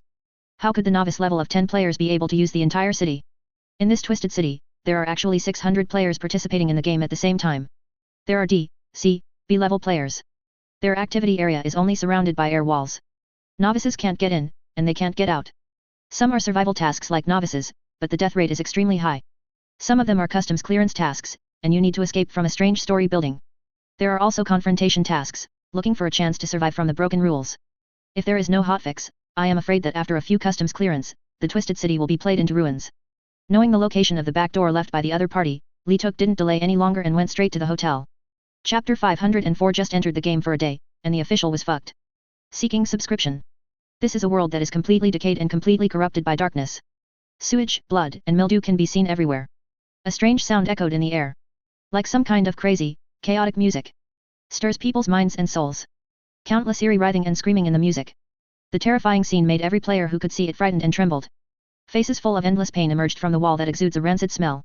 They struggled hard, but something like plastic wrap bound them tightly. I can only see faces full of twisted pain through the film. They stretch out their hands, trying to grab any living thing they can grab, and want to drag each other into this abyss of suffering. Dark red blood seeped from the floor and quickly pooled together. Many places have a pungent smell. Phantom figures were hung from the ceiling, with rusty chains running through their necks and bodies. Like a corpse hanging in a slaughterhouse. When someone ran past, they would twist their bodies, their rotting hands trying to grab down. Want to break free from the rusty hook and wire. While screaming in the pain of the wire tearing himself apart, he was also driven by the desire for the soul and flesh of the living. Taku Nagase, with weak legs, is running wildly in this dark and terrifying world. At this time, his whole mind was in a daze. Crying, he didn't dare to waste time crying. The whole person has been scared to death, only driven by the instinct to escape from danger. Behind him, several wriggling monsters were grinning and chasing him, like a cat playing with a mouse. The monster is made of slimy black liquid. The distorted facial features rise and burst like bubbles. Thousands of mouths were laughing, as if mocking Nagase Takuo's powerlessness. Click, click sound occasionally. Corpses hanging from the ceiling will fall down. They got up with difficulty and ran crookedly. While running, he also made painful noises. Nagase Itakuo, who kept running forward, had given up thinking. He was so frightened that he was almost insane, and he couldn't think normally. He didn't know where he should run away. At a glance, at both ends of the corridor, there are black rooms exuding an ominous atmosphere. The door of the room was oozing blood, outlining blood characters that made the bottom of my heart shudder. Just by getting close, you can feel the eerie and horror in it. Takuo Nagase only dared to run along the corridor, but did not dare to enter those rooms at all. It is very likely that there are some horrible things in those hotel rooms in this strange time and space. The word one behind him was unintentionally released when he wanted to hide in a room. The player stays in the hotel and can avoid external threats. But the hotel is not 100% safe. Hotel every hour, the player will have 10 minutes to be pulled into another hotel in a strange time and space. It's like a movie Nagase Itakuo has seen before. Is about the transformation of the inner and outer world. Every once in a while and what conditions are touched, you will enter the weird and terrifying inner world. Nagase Itakuo, who originally thought he was strong enough, immediately actively looked for weapons and countermeasures, preparing to fight to survive in the hotel. The designer of the dungeon obviously left a glimmer of life for the players. Takuo Nagase found something that could defend himself in the room where he lived. It was like the dagger he was holding in his hand at this time. The dagger is stained with blood that cannot be cleaned. Looking at it under the light, you can see the complex and obscure runes carved on the dagger and sword through the bloodstains. Just looking at it a few more times will make my brain feel a tingling sensation. Nagase Zhou immediately realized that this was a good thing. Use your insight talent to observe. He knew the use of the dagger. Not only can it hurt those weird things, but it can also destroy some weird door locks. Sacred weapon. Nagase Itakuo was extremely excited for a time. His room hides such a dagger, so there must be good things in other rooms. Takuo Nagase seized the time and quickly opened the other doors. It wasn't until the time and space transition that Nagase Taku realized what stupid things he had done. Those rooms were originally sealed. In a hotel in another time and space, there is nothing in those rooms. After the time and space can be transformed, monsters came out of those rooms. Nagase Itakuo opened the doors that could trap them because of greed. The creator designed a vicious level of people's hearts. If those doors are not opened, even if it is a time-space transition, the threat is very small. It's just that the harvest is not big. During the transition of time and space, Takuo Nagase saw that the walls of the corridor were changing. Then planned to enter the room to hide for a while. As a result, as soon as the door was opened, it was facing a strange monster in all directions. At that moment, Nagase Zhou was almost dumbfounded, and subconsciously turned his head and ran away. Just got the weapon, he was still a little excited, thinking that he could block people and kill people, and Buddhas could block and kill Buddhas. You can see those monsters coming out of the room one after another.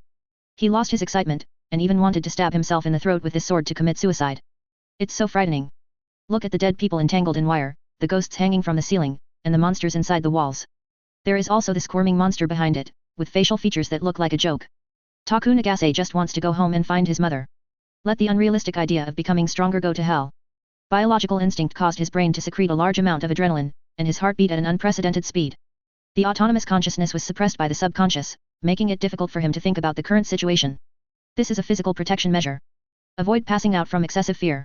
He was running wildly, crying and screaming subconsciously in fear. With a clatter, a rotting corpse hung from the ceiling by a rusty iron hook fell from above. Blood flowed from its empty eye sockets, and stretched out its rotten, foul-smelling arms towards Nagase Itakuo. Nagase Zhou subconsciously knocked the opponent over, then got up and continued to run. The panic of the prey made those who were chasing Nagase Takumai even more excited. They speeded up and finally fell on Takuo Nagase at a corner. The slimy body easily suppressed this poor unlucky guy. Nagase Zhou subconsciously stabbed the weird monster with the dagger in his hand. All the mouths on that monster let out miserable screams. In the next second, the dagger in Nagase Itakuo's hand was knocked out. A cruel smile in the disgusting eyes, and terrible fangs in the foul-smelling mouth. It bit down violently, trying to tear its prey apart. Nagase Zhou's eyes were wide open, and the fear of death made his heart stop beating. Then a strange bell rang. The walls covered with black spots and smelling rancid seemed to be smoothed by some kind of force. It returned to normal. It is still dark, very weird, and terrifying. But there is no such horror just now. The weirdness also drifted away like smoke. Survived. Nagase Itakuo was lying on the black carpet as if he had collapsed, his eyes glazed over. It's like getting on the bus and playing games with countless strong men until the lowly rolls her eyes. The whole person was limp there, not even wanting to move a finger. Tick-tock. Tick-tock. 1. The sound of the clock turning came. Nagase Itakuo looked around, but did not see the existence of the clock. But he knew the time had begun to tick again. In another hour, he will start the Great Escape again. If he can survive, he is lucky. If not, those unlucky ones hanging from the ceiling or embedded in the wall will be his fate. Nagase Itakuo lay down for a few minutes before getting up with difficulty. He found that the room he lived in was not far away. The place where he was lying was the corridor of the rooms whose doors he had pried open before. Nagase Zhou suddenly felt the urge to cry. The time-space transformation of the hotel will bring him back here every time. It means that the next time he escapes, he has to face those monsters. As long as there is one mistake, he will be dismembered by those monsters. Nagase Takumoto wanted to leave here, but saw several staff members in red uniforms passing by in the depths of the corridor. The other party pushed the dining car with a sinister smile. Nagase Takuichi was so frightened that he hurried to his room. When you get close to the door will automatically open. Nagase Takuo walked in directly. The door automatically closes behind him. It was as if there was an invisible person closing the door for him. The red uniformed staff watched him enter the room with a trace of resentment on their faces. But he didn't dare to open the door directly, pulled Nagase Takuo out, lingered for a while, and left. There is a rule in the guest rules to stay away from the staff wearing red uniforms. Once you touch those guys, there is a good chance that something will go wrong. Of course, if you are in a desperate situation, you may be able to use the staff in red uniforms to escape. Takuo Nagase guessed that the struggle between these camps is also likely to be the key to the player's survival. After looking through the cat's eyes, the other party has left. Nagase Takukai, who was pushing against the door with his body and still holding a dagger in his hand, let out a sigh of relief. The hotel room where Takumai Nagase lives is luxuriously decorated. Magnificent, and this depressing, scary hotel corridor is simply not a world. The giant crystal chandelier is the sun of this world. The scarlet carpet is the grassland of this world. Very wide. A soft and huge leather sofa is placed in the center of the room. The huge TV screen almost occupies the entire wall. Gold-plated faucets, even the toilet is inlaid with shining diamonds. Such a luxury. If Nagase Takumai hadn't entered this game, even if he worked part-time all his life, he might not be able to receive such treatment. Nagase Jo was not happy at all. Such a luxury can be fatal. Don't think that there will be a 10-minute battle royale every hour, and the room is safe. Is only relative. The room is also full of murderous intentions. This hotel is like an arena where human nature is played to the extreme. Create all kinds of illusions to cover up the horror. Once the player relaxes his vigilance, it will suddenly appear, frightening the whole person to collapse. Nagase Jo didn't sit on the sofa, let alone turn on the TV. Once the TV is turned on once, no one will want to turn on the TV again. Those guys on the screen would always look at him with dark eyes. As long as you don't pay attention, the TV will quietly approach him who is sitting on the sofa. When I first moved in, Nagase Takumoto wanted to take this time to take a good rest. As a result, he dozed off, opened his eyes again, and found the huge TV screen in front of him. The characters in it were lying on the screen, staring at him with piercing eyes. The screen is like a piece of glass that separates the two sides, and those monsters lie on the glass and scream, howling for the prey they can't get. Nagase Takuo was almost scared into cardiac arrest. Hastily turned off the TV according to the rules. This time he didn't even dare to sit on the sofa anymore. This hotel is full of weirdness everywhere. If you are a little careless, you will be doomed. Taku Nagase stood behind the curtain by the window of the hotel room, looking out through the gap. Thinking about whether he should escape from the hotel. Shrouded in darkness, even the light from the window couldn't find it too far, and was soon completely swallowed by the darkness. Nagase Takuto wondered if the darkness was really darkness. Suddenly, Nagase Takuo's pupils shrank suddenly.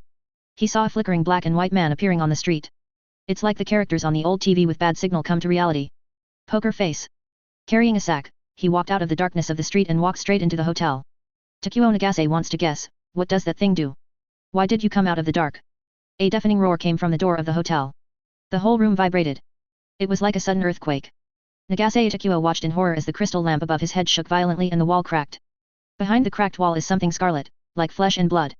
Nagase Takuo can even see those things wriggling, like organs. A piercing bell sounded, which was the signal of 2 space-time transformations. It's just ended. 1. How could it be so fast? No. Nagase Taku, who didn't know what happened, looked at the mottled, blood-stained wall, and all kinds of furniture that suddenly became old and full of mildew, and subconsciously shouted in despair. He ran towards the door. The weirdness he unleashes is right next to his room. If the escape route is blocked, it will really be over. It's not just Nagase Takuo. The fitness man and the other surviving players were also frightened so that their legs went limp. They're just surviving the weird time and space they're pulled into every hour. Now he was pulled in again. Run. The fitness man was a more responsible person. He grabbed the 2 girls who had just fallen asleep, kicked the 2 boys awake, and pushed them to go outside. The advantage of having a large number of people is that when someone is sleeping, they can divide the work and cooperate, and everyone takes turns to wake up to deal with possible crises. Of course, teamwork will have some running-in problems. But as long as they are normal people who want to survive, they know that such a game can only survive through unity and cooperation. As for the irrational behavior of hurting teammates for the sake of a woman, that is really stupid. Living in a modern society with advanced technological civilization, I have already been spoiled by countless beautification and AI supplies. Seeing women in reality, I don't even have a physical impulse anymore. Who would block his way of life for a woman? Of course, Jim Guy doesn't think there really aren't those idiots. But he would never do something like that. Survival is the most important thing. 5 people rushed out of the room. Behind them, the room gave the illusion of being soaked in blood for decades. There are blood stains and mildew spots everywhere, just looking at it makes people's scalp numb. Those monsters have come out from the door they opened. There are 5 of them in a group, and naturally they open many more doors than Nagase Itakuo. Those Eri looked at them with gloomy eyes, and grinned their scorched and twisted mouths, revealing their mucus-filled teeth. They screamed with joy, and rushed towards the 5 people. The 5 of them were so scared that they were crying for their father and mother, so they ran away. The 2 girls were already tired, but now they were frightened into a nervous breakdown, and they froze in place. If the fitness man hadn't pulled them violently a few times, I'm afraid these 2 guys would have been torn to pieces by each other. But their situation is not optimistic. The big escape before wasted a lot of energy. There is no time to recover. Now even if I grit my teeth and try my best, I can't run anymore.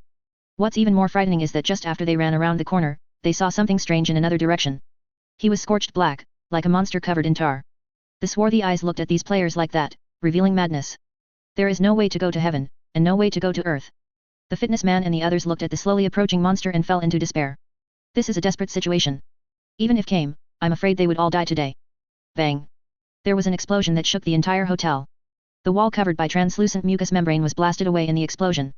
Unite, unite, unite, unite those who do not want to be reduced to nothing and puppets in this dark hour.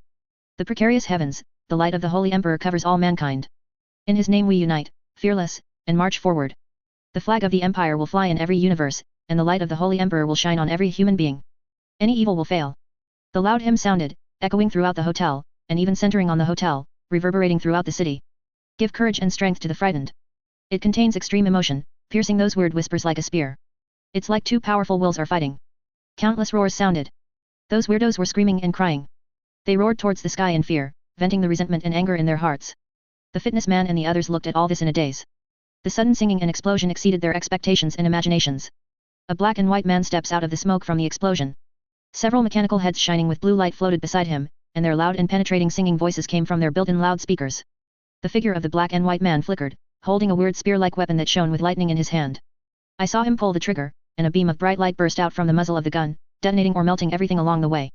Even those monsters couldn't bear such damage, and turned into flying ash in the beam of light. The other party came over just like that, pulled the trigger, and blew up everything. The monsters were screaming and howling. His body melted and burned in the strange high temperature. Seeing the other party approaching, the fitness man and the others subconsciously stepped back a few steps. The other party just glanced at them. It's so rare that he's still alive. After saying this sentence, the other party continued to walk towards the depths of the corridor, and there were also explosions one after another. The walls covered in blood and mildew were blown to pieces. Expose the squirming flesh and blood behind. The fitness man was frightened by the scene. They don't seem to be in a hotel, but in some flesh and blood organ. This place is so spooky. What should we do? A girl with limp legs and a pale face asked. Others also looked at the fitness man. Now, they trust each other and wait for each other to make up their minds. Follow up. The fitness man gritted his teeth. That guy seems to have a lot of background, and he doesn't have any obvious hostility towards us. Maybe we can survive by following him. Fitness guy knows it well. With the strength of this small team, it is too difficult to survive beyond 6 days. It's only been a day now, and several people have already died. If the black and white man hadn't come, I'm afraid they would have to pick up a few more to survive tonight. The 4 of them looked at each other and nodded. They also walked to the depths of the corridor. Bless me. Bless me. Any is fine. As long as I can survive, I will definitely worship you in the future. Worship once in the morning, noon, and evening. Nagase Itakuo ran towards the direction of the singing. Those weird ones are hot on their heels. Just now, he almost died. If it weren't for the sudden explosion and singing, I'm afraid he would be cold now. Nagase Zhou didn't know who the Holy Emperor was, but only knew that the singing sound seemed to have a restraining effect on the weirdness, and he might be able to survive if he fled to the place where the singing sound came from. Every few seconds, there will be a big explosion that can shake the entire building. The corpses fell down with a swish. But they no longer have the previous attack power. Fell to the ground, weeping and screaming in the singing. Occasionally, light will burst out among the rotting corpses. Some corpses jumped up and burned. A radiant soul emerges from the flames and is carried away by some mysterious force. The power of the master behind the singing is beyond imagination. Seems to be forcibly capturing the souls of those evil gods. An angry roar came from behind the wall of flesh and blood. Seems to be reconciled to what he has lost. Nagase Itakuo ran over from the fallen corpses. Don't dare to look back, and don't dare to look down. Just seeing those weird things, I am afraid that he will never forget them in this life, and it will be a psychological shadow for a lifetime. At the end of the corridor is a black door that exudes a strange and ominous atmosphere. Various malicious runes are engraved on the doorpost, covered with dense curses of venom. The gate is also covered with a special black film, as if blocking 2 different time and space. By relying on his instinctive intuition, Takuo Nagase knew that the singing was coming from inside. He exerted all his strength and accelerated, making himself like a high-speed train, rushing directly towards the black door, smashing the film. At that moment, Nagase Itakuo had a wonderful feeling. It was as if time and space had been stripped from him. He is free. Both soul and flesh are freed like never before. But that was only a short moment. In the next second, his soul was bound in flesh and blood, which made him feel a sense of loss and discomfort. The weirdness didn't get past the black portal. Instead, they were blocked on the other side. It seems that their creators don't like their interruption very much. Taku Nagase stood on a strange wasteland. Everything he could see was black. The pitch-black rivers, pitch-black trees, pitch-black mountains, and even those screaming monsters are completely pitch-black. The sky has stars that seem to be within reach, huge and exuding a desolate atmosphere. How weird this space-time is. The wilderness has no end in sight, and Takuo Nagase vaguely felt that this place seemed to have no end. Even if he reaches the end of time, there is no way for him to get out of this wasteland. Nagase turned around and looked around, only to see a magnificent black palace in the distant sky. The angry roar came from there. There is a terrible aura emanating from there, which is very ancient, countless times older than the birth of the universe and the origin of time. But it is full of anger now, because its majesty has been provoked. There's one left outside. An inexplicable voice sounded, and Nagase Itakuo was pulled by a force before he could react. As soon as his eyes went dark, he was pulled into a shield. The dazed eyes refocused. Takuo Nagase saw the 5 players who had joined together before, and a black and white man. The black and white man held a ball in his hand, and the light beam that formed the shield was emitted from the ball. The singing voices also surround the black and white people, and come from several suspended loudspeakers made into human-shaped skulls. You guys. Nagase Itakuo pointed to a few people, his eyes showing confusion. The body of the black and white man is flickering, and there are all kinds of human heads around him. He is not a good person at first glance. How could those players stay with it? And what's with that singing voice? Stay here, don't ask any useless words, it is only my duty to provide shelter for you as much as I can. The black and white man said indifferently, you don't need to know why. Soon, you will be able to go back. One sentence blocked the mouths of Nagase Takumai, fitness man, and other players who wanted to ask questions. The other party doesn't seem to want to tell them what happened. They could only vaguely realize that they seemed to be involved in a terrible storm. God War. A noun in games, film, and television dramas, and novels suddenly appeared in Nagase's mind. When those gods are competing for domains, such wars will break out. The camp of the black and white people is obviously opposed to the creator of the Twisted City. Such a terrible storm is beyond the imagination of a small character like him. Nagase Itakuo felt powerless. The mystery and absurdity of the world directly collapsed his previous worldview. There are many more hidden secrets in the universe than he imagined, and they are even more unreasonable. Here we come.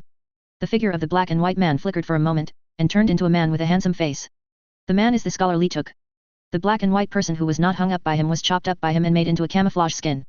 With the help of this camouflage skin, he quietly approached the hotel, then launched an attack, broke the portal, and entered the target's domain world. Light did not expect that these novice players not only did not take the opportunity to run away, but also followed him into the realm of the creators of strange stories. He can only provide shelter for these guys. After all, they are all living people, so it is a bit pitiful to be swallowed by the domain like that. Moreover, the barrier of Geller's force field is enough to protect them. Nagase took a closer look at the man's appearance, and suddenly felt a little terrified. This man is the player who entered the novice level with him before. Like him, he chose to be a lone wolf and did not act with other players. The fitness man and several other players were also stunned. I didn't expect that the guy who was able to tear word with his hands and kick the creator behind the strange talk was a novice player like them. How is it possible? A girl subconsciously said, how can you be a player? Light who didn't answer them, but looked into the distance solemnly. On the endless wasteland, billows of dust and smoke rose. The deafening roar was mixed with the sound of hooves on the ground. Those monsters are so terrifying that no human language or writing can describe their existence. They are unimaginably evil. All the madness of a mental patient cannot be described to a 10,000th of it. They swarmed and trampled the ground. Rumbled towards and hit the shield. Geller's force field redefines the space it covers, and establishes a curtain that separates the subspace and the real universe. The prying power of subspace creatures is difficult to break through the Geller force field. It's as if purely physical bullets can't break through the spiritual shield. Both are complementary. But Light didn't have any good means to drive and destroy these monsters, he could only let them surround him. Soon, the place they were in became a small isolated island protected by a shield. At a glance, all of them are twisted and roaring strange monsters. What should we do? Nagase Itakuo asked in a crying voice, they will kill us. It's not that he is an adult. Yes, those monsters are scary. Normal people can't imagine how huge those monsters are. One eye alone is the size of a house. Human beings are as small as ants in front of those monsters. The same is true for fitness men and other players. You can go back soon. Light looked up at the sky. Nagase Itakuo and others followed him and looked towards the sky. Except for those monsters who screamed weirdly, the sky is filled with all kinds of weird colors, like a kaleidoscope. Nagase couldn't figure out what else could save them from these monster groups. But in the next second, the sky burst into bright lights, as if something had exploded silently. A huge golden double-headed eagle appears in the colorful sky. Then, the sky was torn apart. A huge wolf roar sounded. Nagase Zhou stared dumbfounded at a wolf head that was bigger than a planet protruding from the crack. Those icy pupils carried a coldness enough to freeze everything and a killing intent that terrified gods. Countless meteors emerged in the sky accompanied by the deafening roar of wolves that resounded through this strange world. Densely packed, dragging the tail flame, smashing to the ground like a meteorite, erupting with an earth-shattering explosion. Tower-like soaring flames swept up, burning the sky. The sound of fighting erupted in the wasteland. The fitness man and others were also dumbfounded. Such a big wolf head. The myth of Tiangu eclipsing the sun is not deceiving. Even stars can be swallowed in one gulp. Before they continued to perform shocking performances, system light curtains appeared in front of them one by one. Emergency detected, dungeon mission ended, novice trial passed. Following these words, beams of light emerged from the void, enveloping Nagase Ichikuo and other players. They only felt a sudden suction force, and then the whole person fell into a coma, no longer conscious. Light used the Empire Player Assist system to avoid the teleportation beam. Let the teleportation light beam bring a monster back to the reincarnation space, and have some fun for those reincarnation players. The reincarnation players and the creators behind the reincarnation game are enemies of the Empire. If he can make trouble for them, Light will naturally not refuse. I can't wait to tear up a hapless one or two. Russ, who got the positioning signal, has been bored for a long time. The nagging of the mechanical guys forced him to hunt the gods with a carefully cultivated hunting group. Those guys who create strange stories have unique subtleties in twisting and changing the rules. If they can learn and master this kind of knowledge, it may allow the Empire to transform the entire universe as it pleases. Realize the importance of those ghost talk gods. Russ could only make a trip himself to prevent his subordinates from accidentally killing all the prey. Hundreds of special agent teams were sent out, just to search for the ghost god. Guitan Shenshen not only has only one copy, nor does it only control one world. After the war with the Empire broke out, these gods learned to hide themselves. The subspace is different from the real universe. Due to the disorder of time and space and the chaos of dimensions, once those gods choose to hide themselves in the subspace, it is difficult to find them. No matter how many subspace ships are sent, the probability of finding them is infinitely zero. Even sending out the demons under the command of the Empire will not help. Out of helplessness, sending player agents became the best choice. Light was the first to lock in on the positions of the three gods of Ghost Talk rules. This excited Ruth, who had been bored for a long time. Fighting in the warp, Russ can also use his essence form to fight. This appearance was before the Emperor left. He often turns into a giant wolf to fight against the minions of the four gods and the ancient existence of those subspaces. Using it can also be said to be handy. With the help of the power of the Holy Emperor, he easily tore a crack and released all the troops into the evil god's domain. Cultivated carefully, the Punisher Primordial Warrior, specially used to deal with the gods and punish the betrayers, fell to the ground like a bolide. Teleportation in the subspace domain is very dangerous, and if you are not careful, you will be thrown into the turbulent flow of the subspace. Using traditional airborne is the safest. The airdrop pod that was airdropped into the evil god's domain landed firmly on the ground. The sound was so violent that it seemed like the earth was shaking. A large pit was smashed in the wasteland, and the shattered rock fragments flew around with the impact, which was extremely powerful. The huge impact force was transferred to the hatch by the conduction system, and the studs that were originally installed on the frame were suddenly loosened, shaking endlessly. The hatch flew out suddenly, cutting or flying all the giant beasts that rushed in, and finally inserted into the ground. The original warriors who had already sharpened their knives entered the battlefield with excited roars. Anti-subspace explosive bombs, black hole grenades, explosive lasers, etc. explode in the monster group instantly. A weapon covered in pulsating arcs and gloom stands out in a dimly lit world. They are fast, efficient and coordinated. The airborne primordial fighters quickly established a bridgehead and gained a foothold. Build time-space devices and lighthouses, stabilize the chaotic subspace turbulence, and establish stable transmission channels to facilitate the entry of large troops. Titan destroyer, night mechs coming out of tall portals, and huge tank clusters, etc. Not long after, a continuous stream of imperial troops established positions and attacked the palace of the gods. A brutal fight broke out. The soldiers of the Empire and the minions of the evil are fighting desperately. But the Empire was obviously superior. The furious watched his minions retreat steadily, and quickly lost most of their territory. The angry roars became more and more frequent, but the huge wolf head just stared at several palaces like that, waiting for the prey to show itself. It's like a wolf lying on the hare's hole, waiting for the rabbit to probe. Each area has its own reincarnation space. Samsara spaces generally have a public area and a private area. Private area is the place to obtain dungeon rewards and purchase official enhancements. The public area is the trading area. Some players will sell props from the dungeon world, as well as various rare information, and some players even provide services such as catering. Of course, there are also some female players who provide grey services. Taku Nagase still has a way of collecting intelligence. Not long after being sent back, a lot of common sense information was collected. Only this time, instead of being a lone wolf, he formed a small team with the fitness guy and the others. Their novice dungeons in Twisted City all received high ratings, and the rewards they received were very good. Nagase Zhou suspected that the mysterious player helped them modify the evaluation. It's just that it's too unbelievable. The reincarnation game is so mysterious and powerful that the other party can modify its copy evaluation. How horrible that must be. But thinking about how the other party dared to attack the creator of Twisted City, such a thing does not seem impossible. I heard that those managers have shown up. The fitness man strolled around the public area and brought back even more exciting news. Maybe something big will happen. Hearing this, Nagase Itakuo and the others looked at each other. It should have been created by that mysterious player. What is the background of the other party? Why can all those managers be mobilized? Chapter 505. This is the gap, seeking subscription. After the team is formed, the respective private areas are also merged to become a private area shared by the team. The private area owned by the small team of Nagase Itakuo and others is not large. Visual estimation is about 400 square meters. But it is enough for the 6 players including Nagase Itakuo to move freely and leisurely. Everyone has a private room, which is absolutely soundproof. Even if the grenade is tested inside, there is no movement outside. Taku Nagase and the fitness man paced back and forth in the living room in their private area, analyzing the mysterious player and the forces behind the opponent. This private area is their exclusive space, and outsiders are not allowed to enter without the team's permission. The room is their private, without their permission, team members cannot enter. They can speak freely here without any worries. Private areas also play a big role. In addition to letting them rest, they can also store things. Those items that are not allowed to be brought into reality will be stored here, and there will be no risk of loss. If the body is injured, you can spend a certain amount of reincarnation points here to repair it. Strengthening the body, exchanging official props, etc., can all be done in the private area. At one end of the private area, there is a door. Push open the door and go out to the public area, which is very convenient. It can also be regarded as a small benefit for the players of the reincarnation game. The news brought back by the fitness man shocked everyone. What is the origin of the mysterious player who entered the game with them to make such a big commotion? Not only did they attack the creators behind Twisted City, but they also alarmed the managers of the reincarnation space. But they have too little information. No matter how they guess, it is impossible to get the answer. The only certainty is that a big storm is coming. No one can stay out of it. Even those managers who only existed in legends were forced to come out. One can imagine how serious the crisis is this time. Let me go and have a look again. Nagase Itakuo said. Opening the door, Nagase Jo saw a huge platform and countless buildings in the distance. The exit is on a platform in a huge city. Nagase Takumai stepped out.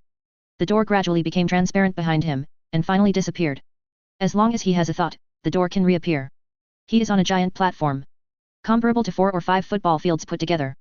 Occasionally, portals will appear in the air, and then be opened, and the player will walk out of it.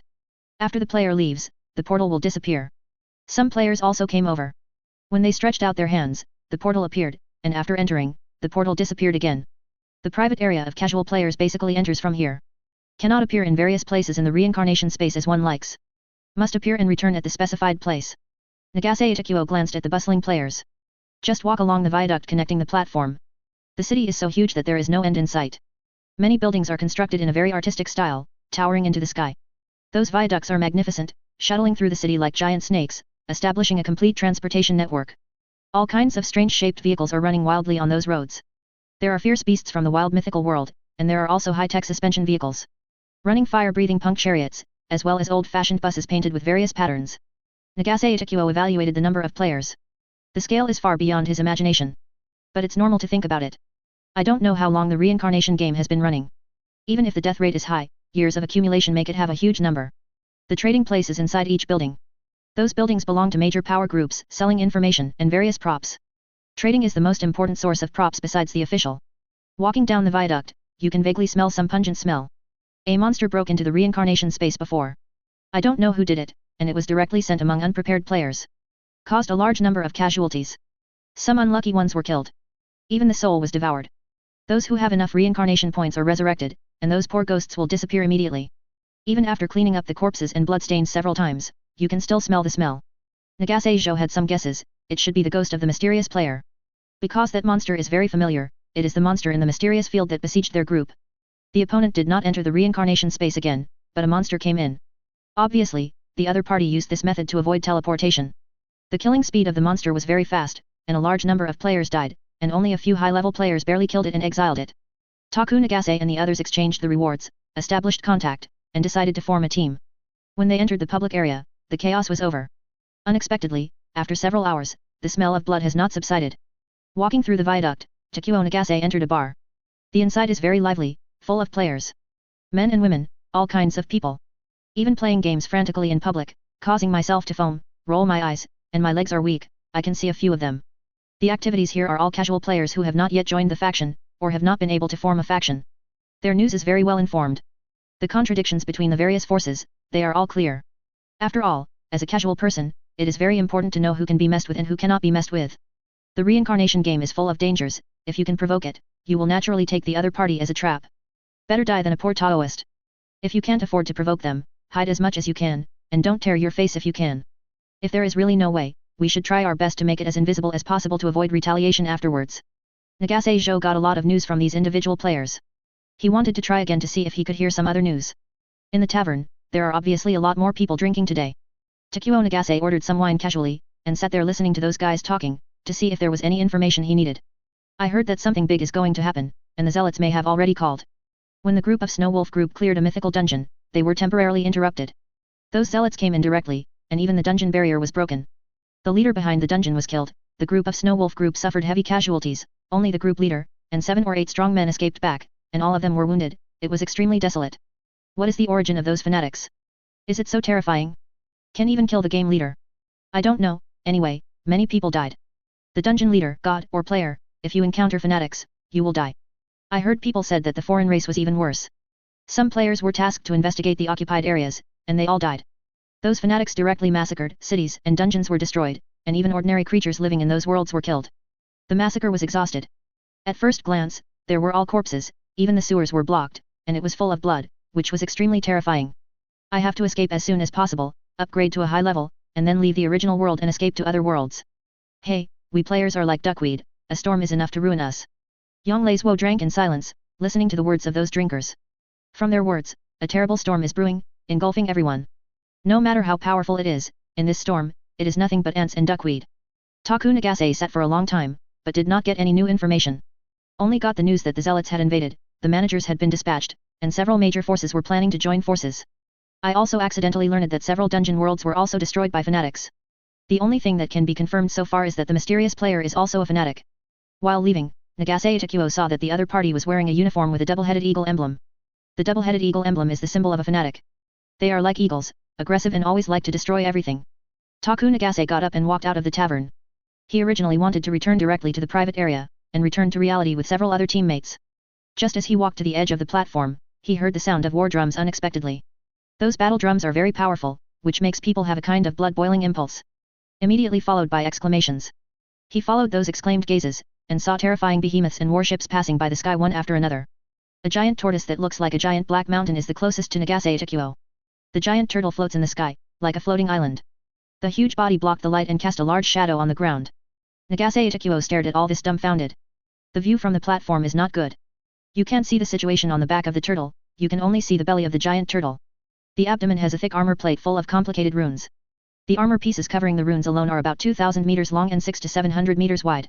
What's even more frightening is that the back of the turtle is more than 800 meters high. Those eyes were like a blood moon, showing the luster of rubies. Such a behemoth is afraid that one blow is enough to smash the aircraft carrier into pieces. Human hot weapons hit it, I'm afraid it won't even be able to print a white mark. Nagase Zhou has been strengthened, and his vision and physical strength have been greatly enhanced. He could vaguely see someone on the giant turtle.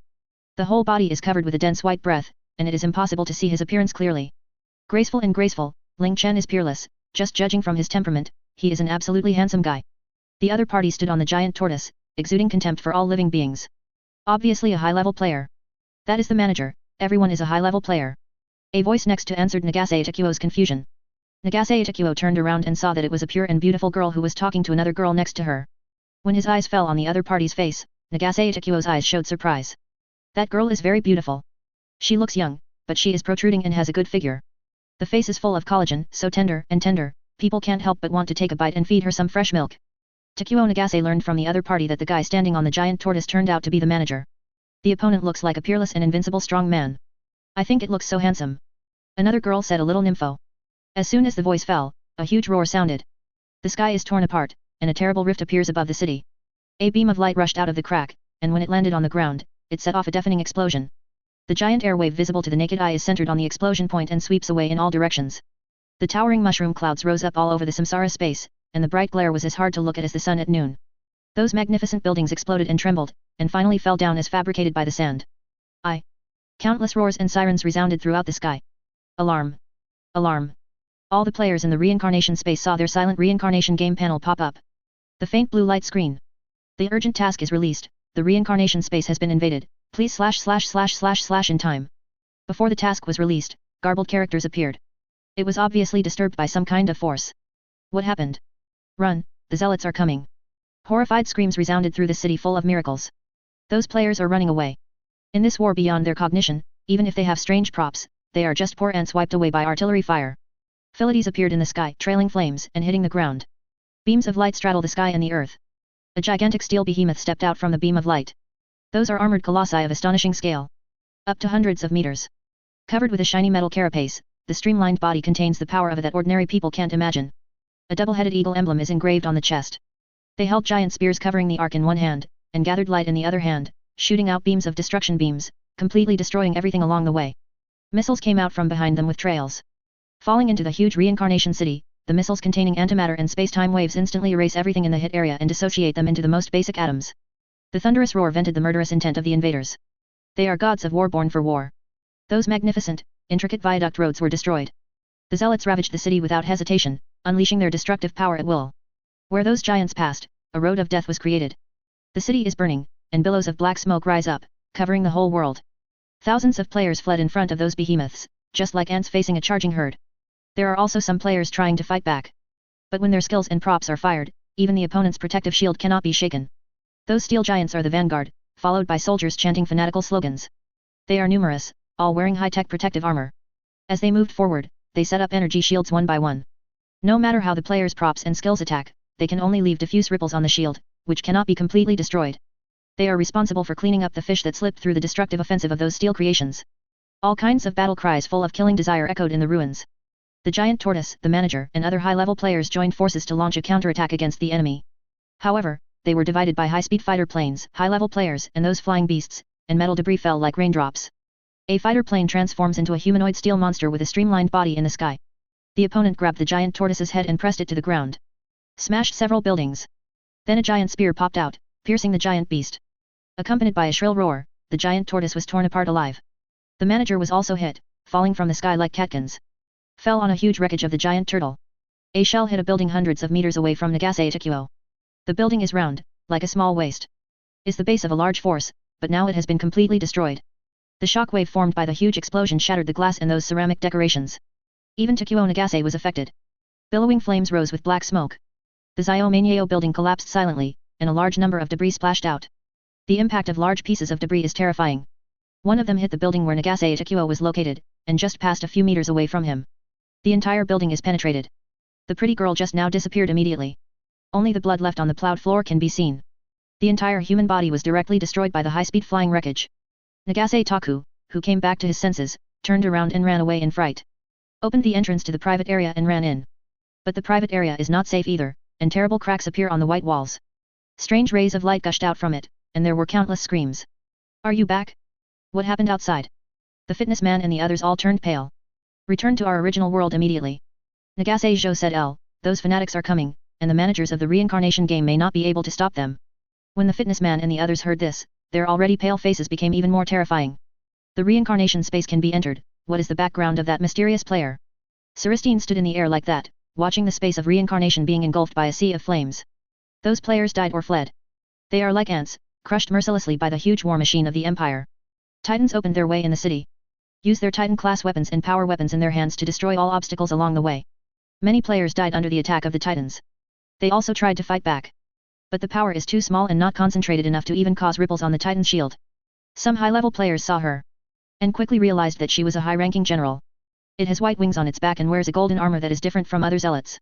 It can't be any ordinary character at first glance. They let out angry roars and attacked her in unison. Hundreds of props are activated by those players. Strange rays of light emerged, attacking Celestine at a speed that the naked eye could not catch. But it was completely blocked by the light curtain that emerged from the armor on Celestine's body. Her wings flapped powerfully, sending her flying.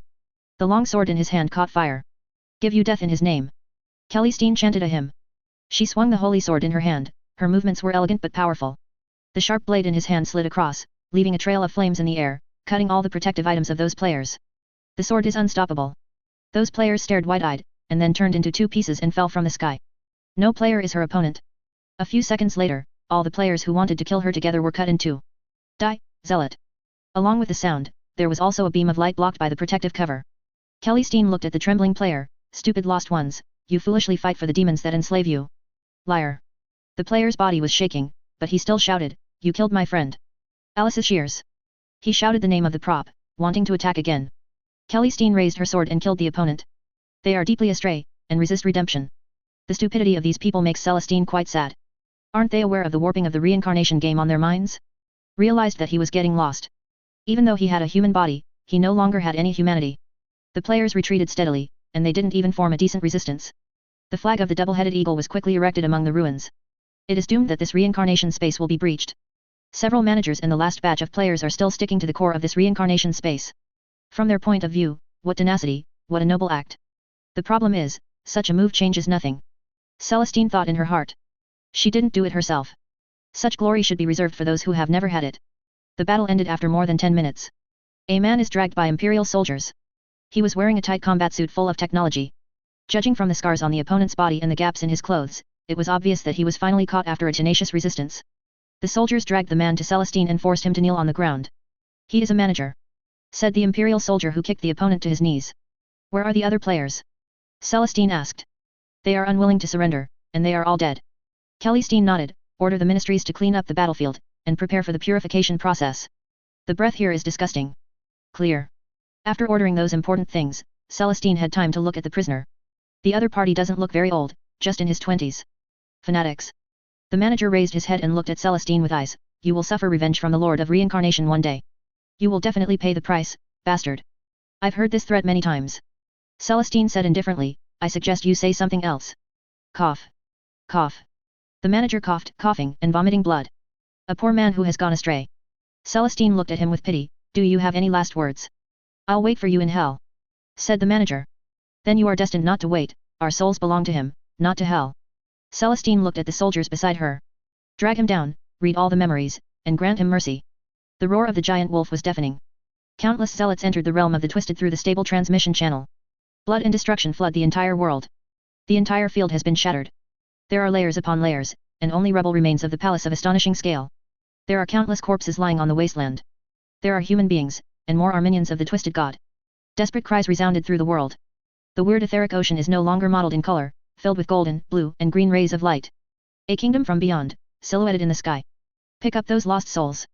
The moon-sized warship floated in the boiling etheric sea, revealing a huge cannon like a mountain. The huge fleet that can block the stars is suspended like that, and the terrifying light spears and shells continue to bombard the domain of the twisted god. The roar of the twisted god changed from anger, to pity, and finally to despair. Its domain has been pulled into reality by the opponent, and it has been bound. Escaping is already an impossible thing. The gods of the subspace need to abide by some unknown rules. It can hide its own field, move the location of the field. But it cannot throw away fields. Because the domain is itself and everything to it. Abandoning the realm is indistinguishable from death. The terrible giant wolf came to this place with destruction. He is the brother of the Holy Emperor. Powerful Primarch, Lord of the Wolf. God's lair of Fenris. He came to this universe to kill God. The twisted has no facial features, and his face is shining like a bright starry sky. The roar sounded out of thin air, shaking the entire battlefield. When it sees its followers lose one by one, it couldn't help but shot. Russ also took the opportunity to jump down from the rift in time and space and launched a hunt. Although the god of distortion is not the real controller of the reincarnation game, but is the controller of the field of ghost stories, its strength is extremely terrifying. When it came out, its huge body was almost suffocating. The sun, moon, and stars are nothing but tiny spots of light in front of it. The breath exhaled is enough to extinguish the stars and destroy countless worlds. However, the giant wolf it fights is also huge and sharp. Every biting and scratching made the god of distortion feel boundless pain. On the chaotic battlefield, even the eternal and immortal inanimate ushered in their own doomed death. On the battlefield, the most eye-catching thing is the battle between the giant wolf and the twisted god. The god of Twisted is the creator of Twisted City, and many ghost stories are created by him. Using these strange stories, it can distort many living beings and make them their own slaves and puppets. Let them surrender at their feet and become their own playthings. The twisted gods of the Trinity fought against the giant wolf. Its battle with the giant wolf is the center of the battlefield. Those fanatical humans and its followers are fighting alongside. Both sides are so cruel, and will never leave any way for each other to survive. It's a pity, no matter how crazy the minions of the Twisted are. Cannot change their fate. Everything is irreparable. The faceless Twisted stretched out tentacles that were also dark and shining with stars. It tried to strangle the throat of the giant wolf that Ruth turned into. Russ jumps away in time. He waved his sharp claws, leaving terrifying scars on the opponent's tentacles. The Twisted continued to attack, and the tentacles that grew out waved in the air, trying to engulf the giant wolf. Russ kept jumping, relying on his agility to avoid the opponent's attack. The power of the god of distortion may be greater than that of Russ. Kaluzi is a fighter born to kill. He found an opportunity to counterattack while dodging, and seized the opportunity to kill with one hit. The giant wolf he turned into bit the Twisted god's throat at once. Then it shook like a wolf biting a rabbit. Until the opponent completely loses the ability to resist. The Twisted of the Trinity was thus defeated. Like prey, he was bitten by the giant wolf and dragged towards the crack. Those demons and minions who followed it let out a desperate roar. They tried to rescue them, but were forced back by human artillery fire and offensive. They could only watch helplessly as the giant wolf took the Twisted away. Only the wisdom of the great sage can understand the great cause of the Holy Emperor and his many propositions. We are all just humble servants. It is our honor to remain humble and serve him. The mechanical sage of the radical school, Chavo looked at the Twisted who was imprisoned in the prison. The gears on his face hummed, and he pulled the metal face into a smile. Chavo is a sage of the school of the great sage, Belisarius call. Many schools are trying to challenge the position of the great sage in the heart of the Holy Emperor. Mechanical sage Chavo could only sneer at this. With their pig brains, how could they shake the position of the great sage? They are simply ignorant of the wisdom of the great sage. With the support of the Holy Emperor, a great plan is about to be born. Based on the Empire, establish a screening mechanism that can connect the universe. And use subtle ways to urge those human forces in the universe to move closer to the Empire, and take pride in their allegiance to the Holy Emperor. This plan can be called the assimilation of the heavens. The reason for capturing the creators of these strange stories is to study their essence. The Dungeon of Strange Talk is not like other dungeons. The lethality of ghost story dungeons is not the strongest, but the ability to corrupt is the most terrifying. Many players failed to pass the level, not because they died, but because they were assimilated. I turned into a monster but didn't realize it clearly, and thought I hadn't changed anything. This is the characteristic of the ghost story dungeon. Empire is to study this characteristic.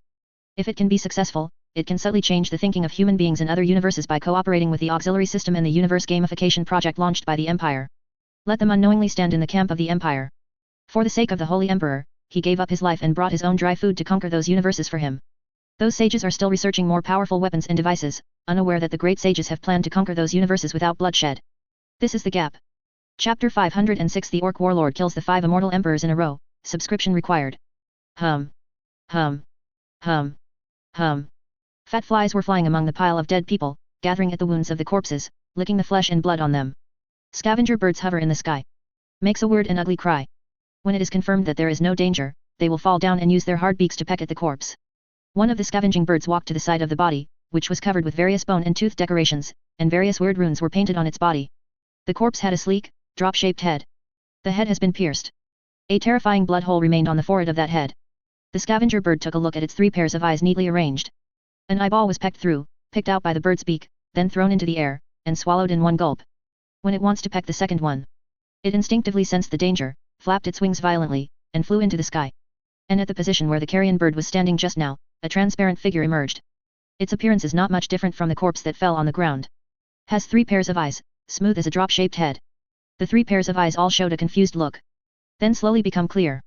Glancing around, it quickly found the memory corresponding to the scene in front of it from the dusty past. Is this the battle? The extinction war that plunged countless universes into war. The last memory in my mind was that giant wolf biting his own throat, beating himself desperately. The unspeakable pain made it lose the ability to think. That giant wolf has some kind of weird power. It has the image of the spirit world just like itself. The opponent's throat-biting action is a symbolic behavior that destroys its essence. At that time, it felt like a rabbit with its throat bitten. No matter how hard it kicked its legs, it couldn't break free from the opponent's teeth. It's been resisting. The subsequent memory becomes muddy, and there are not many impressions anymore. When it woke up again, it appeared in this place. If the memory has not been tampered with, this is the opportunity for it to become the god of distortion. Not knowing what happened, it returned to the war that changed its fate. The sound of roaring and explosion sounded together. Subconsciously, he looked in the direction of the sound. That terrifying scene made it tremble all over. Just like it was weak at the time. The sky is burning. The raging flames rise along the space-time structure. Everything within sight will be burned to ashes. The shattered stars melted slowly in the sea of fire in the sky. Fragments turned into streams of fire and traversed across the sky. The ground cracked in the shaking, and cracks traversed the entire surface. One can vaguely see the hot red light emitted by the lava deep in the ground. Ether poured into the world, and the barrier between illusion and reality was completely broken. The screams of the dead resounded through the spirit world. That terrible ether storm is mad enough to swallow everything. The sound of fighting still resounds, and the incredibly powerful beings are fighting for their own ideas and paths, turning the worlds into ruins and dust. Death stirs the etheric oceans. The blood of the dead, unwillingness, and desperate wailing before death, are all fused in the spirit world strangely and become nutrients, gestating those lifeless and young gods. This war is like a storm of destruction. Those powerful creatures were engulfed and torn apart by the destruction storm like ants. Known as immortal and eternal, they are also difficult to withstand the same kind of damage. Those guys called gods fell from the void. The huge corpses on the surface turned into forbidden areas where the ether storm was raging. Their death even gave birth to new creatures, distorting the laws of a place, turning it into a place of hot lava, or into an extremely cold glacier. It can be seen how terrifying the power these dead creatures possessed during their lifetime. Those who surpassed all fought to kill each other, and countless worlds were destroyed in the aftermath of their battles and the melee of their followers. This world where you can only see corpses at a glance is the victim of those powerful creatures fighting. That war can no longer be expressed in words. Countless heavens and earths have been pierced, and the avenues that have been shaped have been broken. World after world was reduced to ruins. There are tragedies everywhere, and countless practice worlds are in decline. Blood flowed in rivers everywhere, with countless casualties. Standing on the desolate, extinct battlefield, staring at the bodies of those who died in battle and the flags that were burned to pieces. Desperation and death swept in like a flood that broke a bank. Submerge it to give it a suffocating feel. It is as weak now as it was then. Is just the embodiment of the faith of a tiny race. In that war with a wide range of radiation, it can be said that it is not even considered cannon fodder. The scale of that war is so huge and terrifying. Kami is like a poor bug in it. If you are not careful, you will be completely crushed. The body dies, the Deo disappears, and the ashes disappear. No living being can stay out of it. The tide of the times is destined to engulf all living beings, no matter if they are gods or weak ants. No matter how they struggle, it will not help. The change of the times came so suddenly that all creatures were caught off guard. Everything they were familiar with collapsed at a speed beyond imagination. Before the advent of technology, all races were learning and trying to use the power of the spirit world, and evolved so-called paths of practice. Those worlds are not elliptical planets yet, but worlds with round sky and places. There are thousands of races, and the heavens are connected. Practitioners continue to travel to other universes. You can see spiritual beings everywhere. Everyone is doing their best to become strong. Imagine what a prosperous age it was. At that time, it was still a small sacrificial spirit, relying on the beliefs of several small races, trying to perfect its own Shinto. At that time, everything was low grade, only cultivation was high. As time goes by, the path of practice becomes more and more perfect. In the end, there is even a supreme power that connects many universes, communicates with each other, and makes practice more prosperous. Practice the world and respect strength. The strong can live countless years, live the same life as the sky and the earth, and shine with the sun and the moon. The power is unimaginably powerful and terrifying. Raise your hand and move your feet, move mountains and fill seas, change the sky and change the day. And those unimaginable supreme beings standing at the top of the road of practice are in charge of unimaginable superpower. Everyone came to an end. Time and space have been unable to trace their existence. Is located at the end of no stretch. They are the cause of all things, the effect of all things, the beginning of all things, and the end of all things. One thought creates all things. Even dreams can evolve and create countless universes and evolve thousands of laws. The power is infinite, and it can distort and change all laws. Beyond time and space, immortal, omniscient and omnipotent. Beyond the so-called eternity, Tao, and the world. Not bound by time, space, universe, etc. From ancient times to the present, and to the future, all can be dissipated by a single thought. With a sweep of eyes, all worlds can be shattered, time and space can be reversed, and everything can be reshaped. Those creatures are so powerful. Goes above and beyond. The use of the power of the spirit world in that era has reached its peak. A strong man who practices the path can destroy a world in an instant. A truly extraordinary prosperity. All creatures thought that this era would last forever. Who can shake this incredibly powerful era? Even those who are at the top of the pyramid, omniscient and omnipotent, and all time and space exist eternally and freely, cannot destroy this era. But the seemingly mighty and glorious world was shattered like a blown bubble. A change that has never been seen since ancient times appeared, causing a chaos. No one knows who started the path of technology. The emergence of technology has broken all previous cognitions. People no longer focus too much on themselves, but use teamwork to create a new path and continue to push the path of truth that has long since come to an end. The power to use technology is very weak at the beginning. Those crude weapons can't even pierce the hide of wild beasts. But its development speed is too fast, and it can cross a new level in hundreds of thousands of years. It takes tens of thousands of years for the strong to retreat once. Technology can develop rapidly in such a short period of time, and it can still be passed on. Inheritors and users do not need too harsh conditions. Even ordinary people can easily learn and master it. The rapid development of science and technology enables ordinary creatures to master supernatural power. Let power no longer be exclusive to those creatures favored by the spirit world. The development of technology is so fast. If used properly, thousands or tens of thousands of years can surpass an extraordinary force that has been established for hundreds of millions of years. In the later stage, the advantages of technology almost crushed the extraordinary. Relying on the collision of a large number of scientific research scholars and various ideological forces, it is easier for science and technology to build a new path at the end of the truth than extraordinary. Moreover, the existence of technology has enabled people to change from passively understanding and adapting to the surrounding environment to actively understanding and changing the surrounding environment. On the path of extraordinary practice, the older something is, the more powerful it is. Those creatures wanted to dig graves, looking for objects that could withstand the scouring of time and enhance their strength. If you can find a few ancient exercises, you will be able to turn yourself over, become a top powerhouse, marry a peerless beauty, and reach the pinnacle of life. In the field of technology, the newer something is, the greater its value will be. The older something is, the performance and reliability will be greatly reduced. Research scholars will continue to research new things.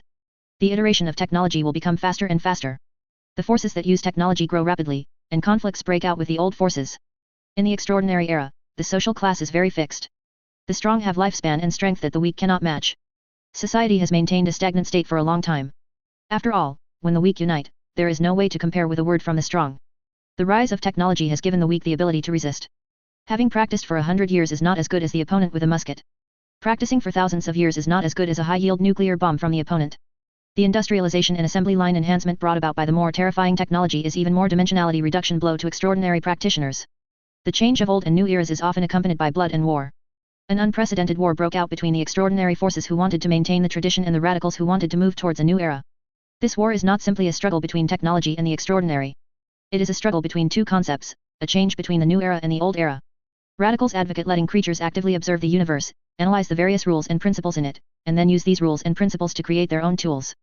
Conservatives advocate not to change too much, but to follow the trend, live in harmony with the universe, tap the power of their own hearts, and leverage the power of the spirit world. In addition, there are melees between different races, and the competition for the interests of the strong. Even those all-knowing and omnipotent beings who transcended time and space suppressed the plans of their competitors in order to go further, and finally caused the great war that shattered everything. It walks on the battlefield filled with the smell of blood and gunpowder. The remaining extraordinary power turned into arcs of light and scattered in the air. Occasionally there will be terrible murderous intentions in it. Too many dead. Too many to count. At first glance, they are all corpses, and even the spirit world is filled with the unwilling roar of the dead. Have I already been killed? Is this what eternal nothingness looks like? It calmly talks to itself. I don't know why I came back to this place. Does this battlefield have any special meaning? Or is it simply rebirth? It sorted out its own memory, trying to make itself remember the memory of being bitten by the throat by that giant wolf. No matter how hard he tried, he could only vaguely remember the heart-piercing screams and actions of those followers trying to rescue it. Without themselves, they will become slaves to the minions of other gods. The spirit world without order has never had any benevolence and righteousness to speak of. Is so cruel. That has nothing to do with it. Whether it is dead or not, it cannot change this matter. The giant wolf defeated it and took away its power. Even if it can return to that domain, it will soon lose its dominion and eventually become a puppet of other gods. It walked forward, wanting to further explore the surrounding environment and figure out its own situation. The mountains and rivers were torn apart, and the rivers were filled with bright red blood, and the broken corpses sank and floated in it, flowing along the water. The corpses of the gods are very terrifying, lying there like mountains. Some corpses even towered into the clouds, covered by clouds of black smoke and blood. In the distance of the battlefield, the burning corpses emitted billowing black smoke, which sprayed into the sky. The smell of fresh blood enters from the mouth, and the bitterness diffuses in the taste buds. Everything is destroyed, the end of the extraordinary era. Looking back now, it really looks like a hell. It keeps going forward. Everywhere you look is destruction and corpses. Wherever it goes, this is true. There are no living people, only corpses, flies, and those scavengers. At the end, it couldn't stand it anymore, so it started to run wildly. Run on the ruins of the battlefield that destroyed everything and made all living beings palpitate. However, the battlefield is infinite. It feels like it has been running for a century, but what it sees is still the battlefield. Nothing has changed. Death, black smoke, flies, scavengers.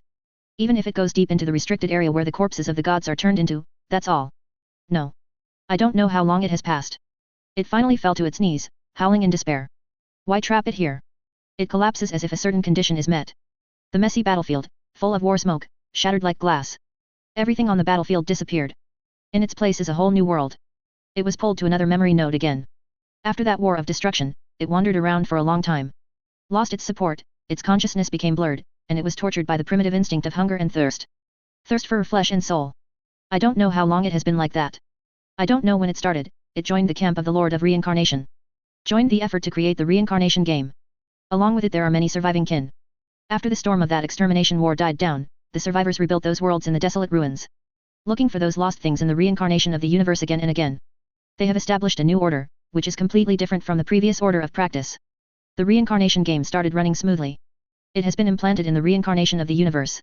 As long as the Lord of Reincarnation is not dead, even if the universe is destroyed and restarts, the reincarnation game will appear again.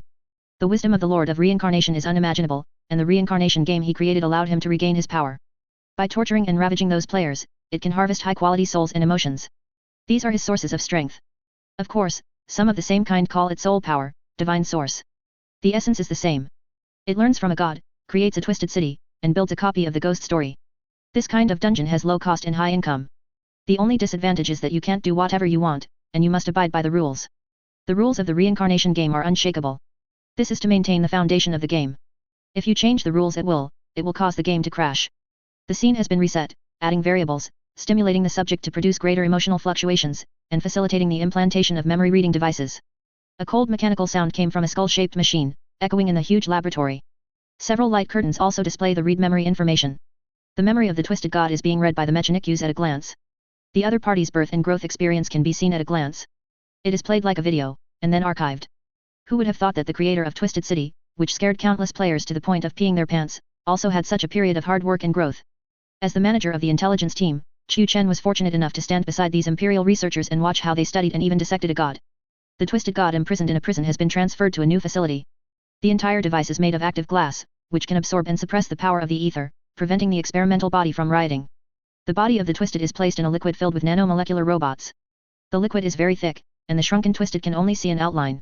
A large number of devices are connected to its body. Several mechanical priests in red robes were busy around the machine. Servo skulls attached to their metal spines are making prayer sounds. The suspended light screen moves as they walk. Mechanical Sage Chavo stood on a console with a large number of screens suspended, issuing orders to those mechanical priests through binary language commands. The progress meets the requirements, praise the Holy Emperor and all the data sages. Focus on extracting the memory data that they created the reincarnation game, and at the same time analyze its growth process, and analyze how the ability to distort the rules was obtained.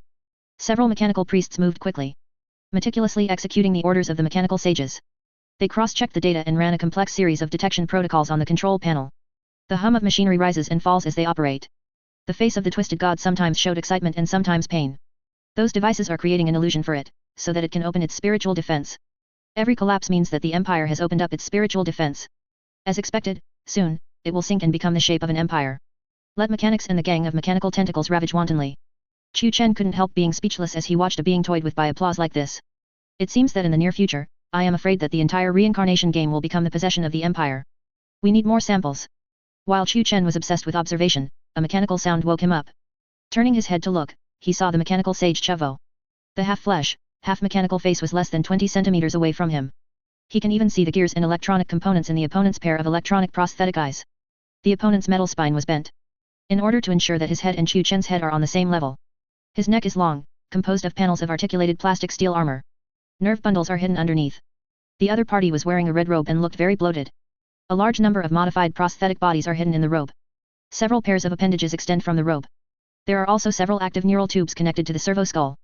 Master Sage. Chu Chen said in a respectful tone, the intelligence team has collected as much as possible, please give us some time. The enemy will not give us time. A voice came from a servo skull, your efficiency is too slow, you need to be faster. I see. Chu Chen nodded, I will let them speed up. With Kaihoken's guarantee, the mechanical sage Kawo turned the huge body. The impact sound of metal feet touching the carbon steel ground can be heard. Chu Chen thought uncontrollably in his heart that if he was stepped on by the opponent's foot, his bones would probably be broken. Observed again, Chu Chen turned and left. He still has to supervise the work. Sure enough, Light was right, he was quick-witted, and immediately found the big booze behind Twisted City. Those who are capable must work harder. What a rest. You must devote yourself to the great cause of the Holy Emperor until you die. Only those who are useless to the Holy Emperor will rest. Thinking of this, Chu Chen waved and pulled out his own management interface. Directly rejected Li Tok's leave application. Fuck me hard. Taku Nagase, who returned to the real world, was still in shock. The reincarnation space has been blown away by those guys. When they left, even the private area was shattered, and countless cracks appeared in time and space.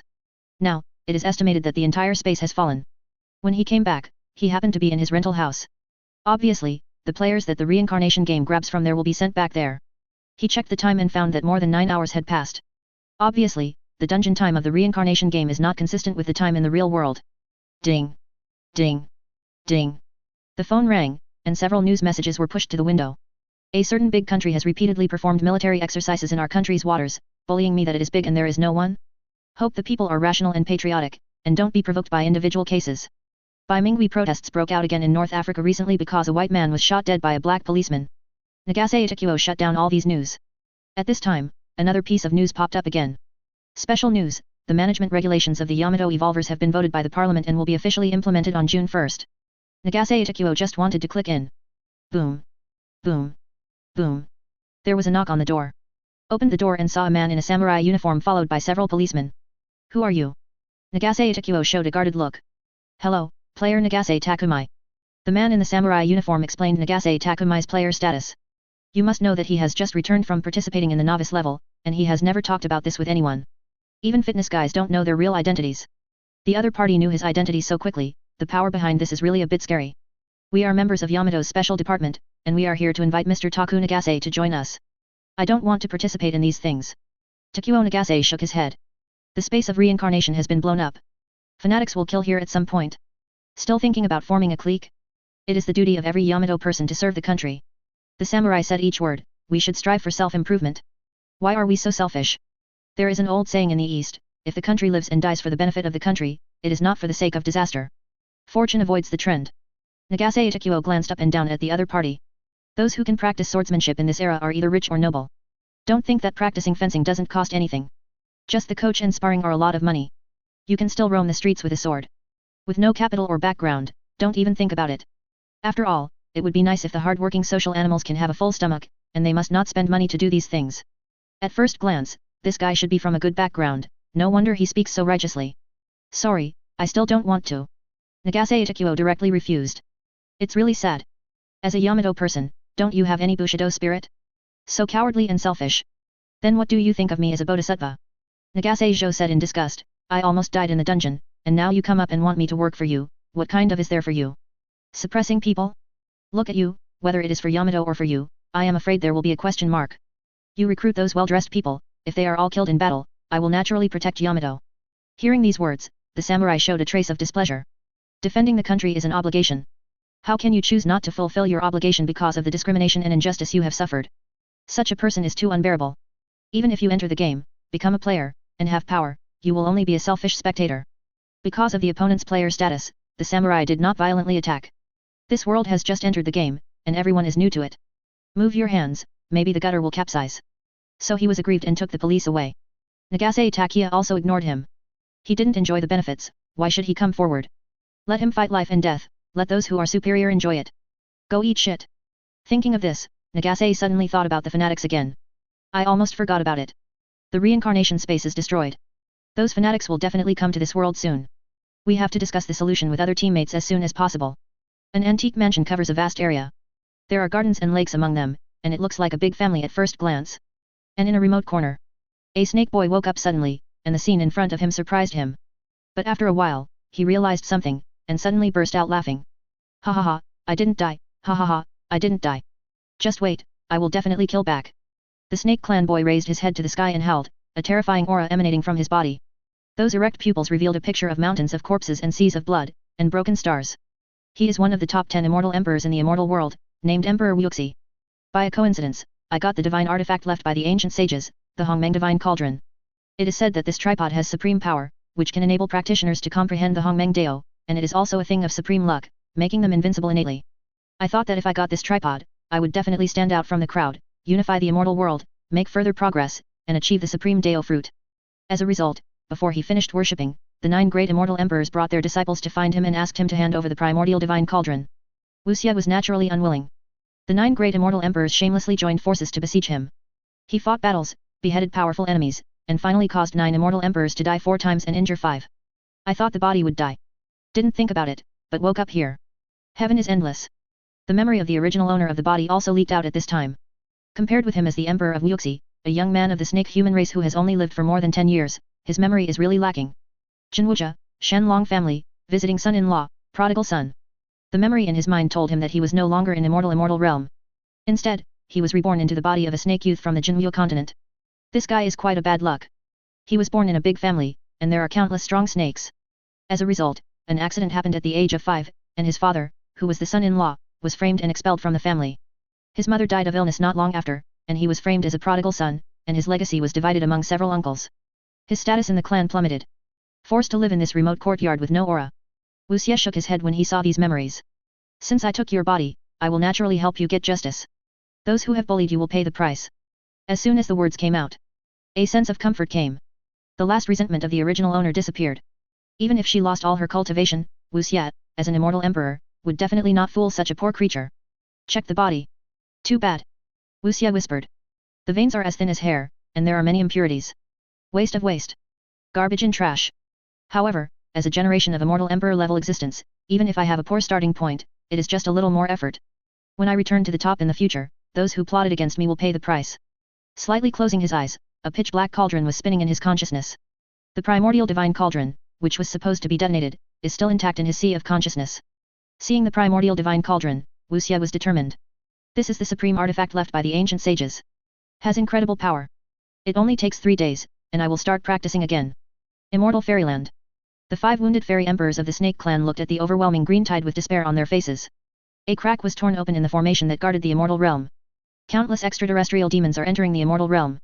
It's all to blame for that innocent devil, he's just a with no conscience. The immortal realm has always been peaceful. There is a grand mammoth divine cauldron left by ancient sages sitting in command, which can cover up the aura of this world, so that it will not be noticed by other great worlds. As a result, the innocent demon head directly stole the primordial divine cauldron, intending to refine it and make it his natal magic weapon. At first, he wanted to persuade him with good words, but that even made a surprise attack, using the evil art of the blood demon Dafa, killing countless strong people, and even killed 4 immortal emperors. The strength of immortal realm was greatly damaged. Now facing these extraterrestrial demons, it can be said that there is no hope. It's really the sky that wants to destroy them. Why? Scarface Liao Ping growled. The barrier that had been holding them back was broken. The Empire used that raging fury to overturn the protective barriers of this world and reduce it to ashes. The door is wide open, and the time to kill has come. The rest is easy. These skulls and blood will be dedicated to the Supreme Holy Emperor and Orc Emperor. Scarface, the incarnation of war, the disseminator of the will of death, has been waiting for a long time. When the barrier was broken, countless orc boys cheered. It swept in through the gap like a flood that was blown off a river embankment. They revel in the coming kill. Excited screams resounded throughout the world. They don't know that this world is called immortal realm, and they don't care what it's called. A huge barrier once blocked them. Now that barrier is gone. They can continue again. Go kill more enemies. In the name of Brother Mao, in the name of the Holy Emperor. Scarface tried his best not to be overwhelmed by the joy of war. Trying to control the advancing defense line of the orc boy. Avoid them being killed by the opponent as soon as they enter, and make this operation fail. Chapter 507 World Destruction. When the frenzy formed, Scarface also fell into madness. The roaring sound was deafening. It was so huge that it made the eardrums vibrate. The killing that I had been thinking about finally came. The overwhelming orc army rushed in front of Scarface, like a flood breaking a bank. Scarface is wearing a set of equipment specially made by the Empire. Its huge body is like a mountain. The battle axe is rough and huge. Of all substances. The helmet with the double-headed eagle emblem is equipped with various functions. It can enhance the head defense of Scarface Fang, and can also use various advanced functions. Through the enhanced vision of the helmet, Scarface Fang saw 5 creatures with terrifying Shinnick energy fluctuations. They are extra conspicuous in the alien wave, revealing a huge body. The whole body is filled with strange brilliance, and phantoms of the sun, moon, and stars revolve around it. There are also big tripods, alchemy furnaces, pagodas, and other things full of spiritual fluctuations hanging above their heads, and strands of primordial aura hang down to cover their faces. Eerie whispers resounded through the void. Echoing in Scarface Fang's ears, filled with some kind of strange magic power. If you listen, you will twist your flesh and will to look like those monsters. Even the ego is assimilated. Scarface regarded them as enemies and walked over with heavy steps. The power of Yaak was blessed on his body, and the brilliance like green gemstones flowed without hesitation, resplendent and radiant, which was amazing. The 5 enemies released powerful Shinnick waves. Horrific twisted energy tore apart the barriers between reality and illusion. The space-time structure of the entire world was torn apart, shrouding the world in all kinds of strange lights. Dark clouds rolled across the sky, as if being pulled into a huge tornado, hovering above the heads of these 5 enemies. The sky has been shaded, not a trace of natural light can be seen. Occasionally, thick lightning flashes across the sky, illuminating everything in the darkness. The warp space cracked, and countless cracks were like weeping tears, pouring the non-earthly ocean to the ground. Unholy energy roared through the air, as if celebrating their liberation. Yaak! Scarface burst out in a roar, and he ran, rushing towards the enemy. His battle axe slashed across the sky, like an ancient giant who created the world. Those enemies who tried to stop him were directly shattered. The tomahawk slashed across, and the rays of light from their body shields shattered one after another. The arc with the cracking force field directly tore their bodies apart. The rain of blood and the wreckage and broken flesh splashed and fell, covering the ground. The 5 aliens filled with terrifying Shinnick energy fluctuations also shot. The things above their heads erupted with more evil and terrifying fluctuations, and waves of spiritual energy were released from those things. The orc leaders along the way were all reduced to powder, without even being able to scream. Everything was completely destroyed. Everything along the way is nothing but destruction and ruins. The 5 aliens continued to urge their weapons. Let this mixed world of reality and fantasy boil. If the Empire hadn't laid barriers in advance, it would be able to suppress the violent power of the ether. I'm afraid that they will use ether Shinnick energy to shatter a world alive. The things suspended above the heads of the 5 aliens released a series of terrifying brilliance, obliterating the orcs who besieged them. Pieces of orcs were reduced to dust. Even the Gungard exploded quickly, turning into countless wrecks on the battlefield. Before long, there was only each other left between them and Scarface. The heads of the aliens are like snakes, and the black pupils often have yellow-brown or maroon vertical pupils. Strong and powerful body, covered with silver or golden scales, with 2 pairs of muscular arms. When speaking, the forked and slender tongue will stick out and hiss. Have a snake-like lower body, and the thick snake body allows them to swim quickly.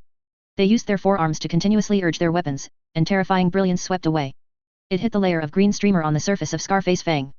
However, it failed to achieve any lethality. That green barrier just undulates with the flow of energy. Although it was distorted and deformed, it did not collapse. Scar-faced Fang also launched an attack, and the bullets specially used to restrain these aliens failed to break the opponent's defense. The moment of long-distance confrontation is over. Scarface ran up, and the ground trembled with his steps. It's like a moving steel mountain. The power of each blow is so terrifying that even mountains will be smashed to pieces.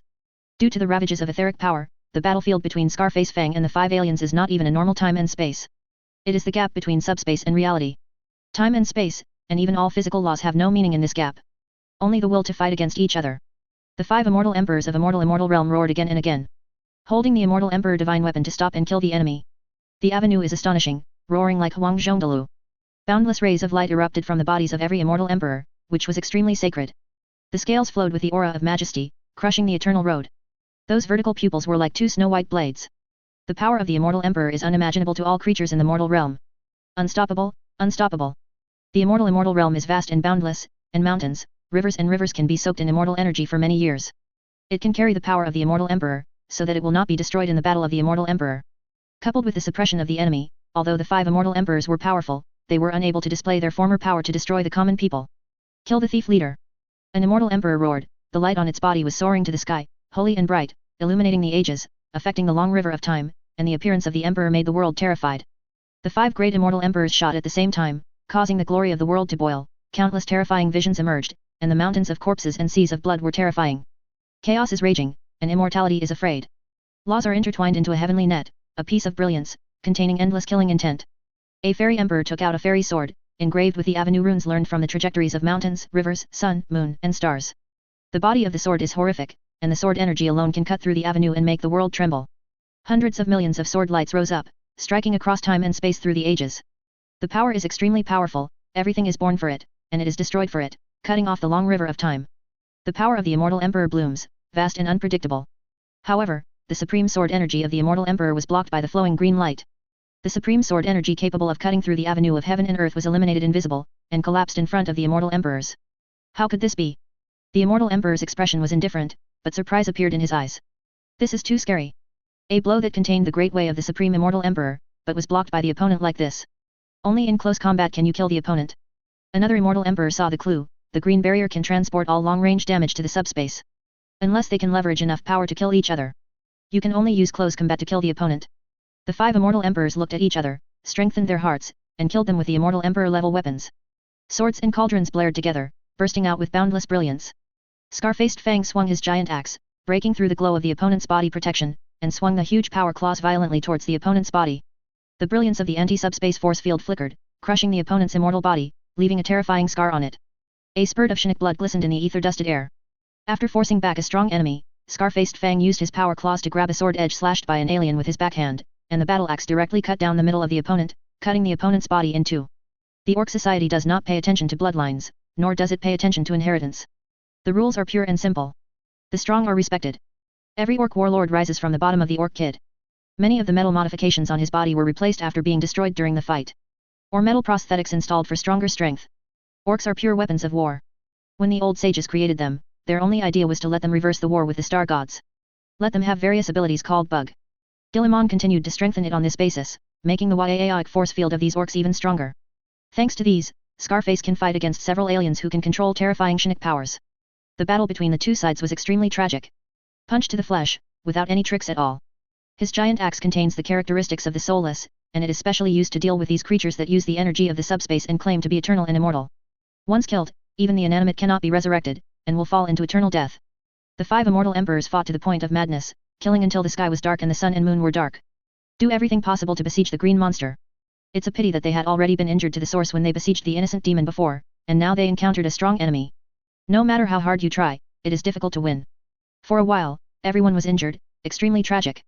No. An immortal emperor was cut in half by a giant axe that contained a strange aura. The infinite vitality is passing away quickly, and the tough and ancient emperor's soul is also collapsing.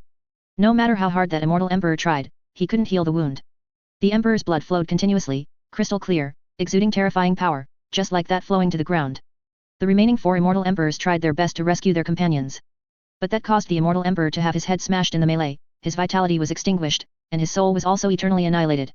An immortal emperor was extremely sad and indignant. It has a big tripod on its head, swings 4 arms, and performs the supreme secret technique. The phantoms of the sun, moon, and galaxy revolve around it, making it like a who created the world. Unparalleled fighting spirit, revealing endless murderous intent. Its speed is as fast as lightning, and its fists are as powerful as the collision of ancient stars. Accompanied by lightning and thunder, the blazing brilliance exploded. The punch infused with the original power hit the opponent's helmet, making the sound of colliding metal. The huge force made it dented. And then thousands of punches were shot at the same time, releasing all the strength in his body. Fist and punch caused the reverberation of the sound of metal. The green monster's bones were shattered, one eye was blown out alive, and countless blood spattered, but it didn't fall down. On the contrary, he was cut open by the giant axe in the opponent's hand, his whole body exploded, and blood gushed out, strange and alluring. The opponent's weapon has a special power attached to it, which can easily destroy their immortal emperor's body. Scarface's head was blown apart, and the white bones were clearly visible. The strange spiritual power wrapped around his body, making it difficult for the wound to heal. However, those 5 aliens were more bleak than him. The Empire has already conducted a comprehensive understanding and analysis of this civilization's Shinnik skills. No matter how much they grieve and work hard, they are doomed to shed blood and fall to this side of the world. The fluctuations of the war overwhelmed everything, until the end of everything. The 5 aliens fell down. Their equipment that emitted spiritual fluctuations also shattered and scattered around them. In the center of the 5 corpses, a huge mountain of steel meat was beaten to pieces. Blood flowed from the crack. Several orc leaders watched their boss turn into a mixture of flesh and steel. They have already started to think about how to replace each other and become the new boss. They looked at each other with guarded eyes. From this moment, they are already enemies. Unfortunately, this hostility did not last long. The shattered mountain of steel and meat trembled, and a bloodshot eye twitched. He is still alive. The shout of a great technician shattered those guys' desire to compete for the boss position. The war in immortal realm is over. The final guardian died in battle. The gap in individual strength of extraordinary civilizations is too great, as terrifying as the gap between rich and poor in technological and industrial civilizations. The strong have everything and the weak have nothing. When the 5 immortal emperors died in battle, the battlefield has been decided. Everything came to an end. Crazy carnage broke out everywhere in the vast fairyland. The Snake Clan collapsed before the unprecedented catastrophe. This is a genocide. Countless cities were bloodbathed. There were desperate cries everywhere, and the corpses of the strong Snake Clan kept falling from the sky. The world is stained with blood. Why? God wants to punish my Snake Clan. An old strong Snake Clan roared mournfully. There are many worlds, and thousands of races are fighting for hegemony. My Snake Clan is just living in a corner. Why do we have to bring such disasters? Some old people who have lived to this day know some rumors from the outside world. Beyond this realm, there is a larger fairyland, above which there is even God, and there is a plateau, which is extremely mysterious. Although there are 5 immortal emperors in the Snake Clan, they are just a small clan living in a corner, relying on the primordial god cauldron to hide in the immortal realm, just seeking to live in peace. Now the whole family is going to be wiped out. Countless strong Snake Clansmen shed tears of grief, and the extraterrestrial demons were so powerful that no matter how hard they tried, it would be of no avail. This is an unprecedented catastrophe, sweeping the world. The mountains and rivers were dyed red, and there was not a single city left alive. Those ancient holy places were also destroyed, and the bustling palace became a blood-stained ruin. The immortal world is destroyed, mountains and rivers are shattered, and blood flows into the sea. On heaven and earth soared, there are only the cries of the undead, and there is no voice of the Snake Clan. Jinwuja. The innocent immortal emperor who was reborn by chance, slapped the old face of a family elder full of dry scales with one slap. On his snake tail was a family boy who wanted to mold his maid. After this period of practice, his strength has initially recovered. Relying on alchemy skills, he also began to emerge. After all, he comes from the fairy world, and he has alchemy skills that are far more advanced than these snakes from the lower world. After a little effort, those guys were already shocked and bowed before they tried their best. Who would have thought that his performance would attract dissatisfaction and threats from another branch of the family? Keep picking things up. Even molested his maid. As an immortal emperor, even if his cultivation base is lost now, he cannot bear it. Being bullied by these ants, if you don't fight back, your invincible Deo heart will definitely be damaged. So he shot directly and knocked down these idiots. Also stepped on the head of the leader snake. No one in my lineage can't be deceived. Wuxia said coldly. You trash, how dare you do something to the elders of the family? A servant yelled. The family elder was even more shocked. The waste of the past, now dares to attack him. How dare you disrespect your superiors, I will report to the patriarch and expel you from the family. Wuxia snorted coldly, just about to speak. Boom. A loud noise came from the sky. The sky was torn apart by some powerful force. Wah-a-a-a-a-a-ik. A strange roar came from the sky. Then countless meteors appeared in the sky. Chapter 508 The Infighting of Mechanikus. When meteors run across the sky. The oppression caused the sky to rumble, making the sky and the earth tremble. When it landed, it brought soaring flames and explosions. The earth continued to rumble, trembling from the impact of these meteors with huge impact. The huge movement forced Wuxia and others to stop their conflict and quarrel. They hurried outside and saw this doomsday-like scene. It's so terrifying that people can't help but tremble. Chi. Chi. Chi. Chi. The figures of the family exuding a strong aura rushed to the sky from the family forbidden area. They were extremely fast, and they turned into magic rainbows. Walk out of the closed family forbidden area. Each one is shrouded in bright light, flowing with awe-inspiring and terrifying aura. The position of the family's ancestral land burst out several divine lights, falling on various parts of the family mansion. I saw hundreds of banners intertwined with runes and brilliance shaking, covering the sky and the sun, completely covering the family ancestral land with a diameter of tens of miles. Big flags are waving, and each shot is as high as 100 feet. Every time it shakes, there will be bursts of divine light containing endless murderous intent. Shen Guang intertwined in the sky, turning into a great guardian array. The murderous intent was revealed, and the sharpness made the world eclipsed. Is it a fake absolute light divine formation? It's not bad. After all, Wuxia is the immortal emperor, and with a lot of experience, he recognized the name of the great formation immediately. The absolute light divine formation is an ancient divine formation, created by ancient sages. Infinite power, attacking and attacking in one. If it is controlled by a true immortal, it can kill an immortal king. For the lower realm, even a counterfeit is enough. Boom. It seems that there are thousands of troops galloping. Bursts of wild beasts roared. The mist rolled, and the clouds covered the sky. A family monk in armor came out of the forbidden area on a wild beast and jumped into the sky. They are the heritage of a family. Unless it is absolutely necessary, it will not be used lightly. Those savage beasts have extraordinary bloodlines, and they are all covered with dense scales, making them extremely ferocious. The aura is terrifying, and it has the ability to ride the clouds, move mountains, and fill the sea. Although they were stepping on the sky, there were bursts of thundering sounds, as if millions of troops were dispatched. Riding a wild beast surrounded by Ziguang and riding on auspicious clouds, the monk in the front was still holding a big flag in his hand. The flag is also a rare magic weapon, with terrifying fluctuations and overwhelming power. Whispering with the wind. Wuxia frowned. To make the family so motivating, it seems that something big happened. It's a pity that my strength has not yet returned to its former peak. Just broke into the king realm, which is really not enough. However, during this period of time, he has mastered several terrifying secret techniques. As long as he does not encounter immortal level powerhouses, he is confident that he will retreat unscathed. I'll let you guys off today first. Wuxia didn't pay attention to those useless playboys, and let them live on for a while. You beat the elders of the family and humiliated the children of the same clan. Do you still want to end it like this and escape punishment? A family member was trembling all over, pointing at Wuxia and questioning. There was only a click, and the finger of the family child was snapped off abruptly. Wuxi, who was standing a few meters away from him just now, is now standing in front of him. A hand grabbed his outstretched finger and snapped it off. The speed was so fast that none of the family children and elders present could see clearly how Wuxia did it. This scene made the children of the family who wanted to criticize them all silent. Innocent eyes swept over these guys coldly. Lang snorted, the corners of his mouth raised slightly. A bunch of trash. He turned around, and the figure disappeared, and when it reappeared, it was already a few meters away, as if teleporting. In fact, Wuxia used the divine movement technique that she had recently practiced. This technique is powerful and can make people reach extreme speed. In the blink of an eye, a long distance can be covered. Wuxia has just reached the king realm, and the distance that can be crossed is not far. It is more than enough to kill these ants. I hate people pointing at me the most in my life. Wuxia left a domineering back, and said in a disdainful tone, this time I'm just giving you a small punishment. You bastard, you really do. The family elder who was slapped in the face was furious, but before he could finish speaking, a loud bang interrupted his words. The ground shook for a while, as if the sky was falling and the earth was falling. A huge shock wave swept across the formation, causing the banner to shake, and the intertwined divine rainbow rippled endlessly, almost shattering. A tattered metal bird flew across the sky, and countless beams of light burst out, hot and fast, incredibly fast. Just a single face-to-face pierced through hundreds of flying strong men, causing them to fall to the ground like raindrops, making a bang-bang sound. Wuxia looked outside, walked out quickly, and then rose into the air, standing with a group of strong family members. This scene shocked the family members who wanted to punish him just now. How is it possible that this waste can fly in the air? Isn't this something that only the king can do? How is it possible? 3 months ago, he was still a waste who had difficulty getting air into his body. Those people talked a lot. Some of them were sweating coldly, and their bodies were shaking when they saw the scene. Actually, Wuxia's former trash was not bad at practicing cultivation. The reason why he couldn't practice was that they blocked each other's meridians with erysipelas. It is to the resources of the opponent's line. Now that he unexpectedly learned that the other party had entered the king realm, he was naturally frightened out of his wits. You must know that cultivation is like thousands of troops crossing a single plank bridge, and countless practitioners can be stuck in any realm, preventing them from advancing an inch. King realm is already strong enough to sit on one side. He has a high status in the family, second only to the patriarch and several retired elders. I thought he was still a worthless wimp, but now he is showing his strength, and he is an existence they can no longer afford to provoke. Wuxia didn't care about those minions who were frightened by the strength she showed.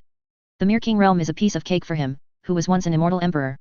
When the time comes, he will be able to completely refine the primordial divine cauldron, and he will have the confidence to attack even the realm above the immortal emperor. The powerful family members suspended in the sky were all surprised to see a young man standing in the air. It's really scary for young people. When several elders and patriarchs looked at Wuxia, their vertical pupils also showed a look of approval. You can enter the king realm at a young age.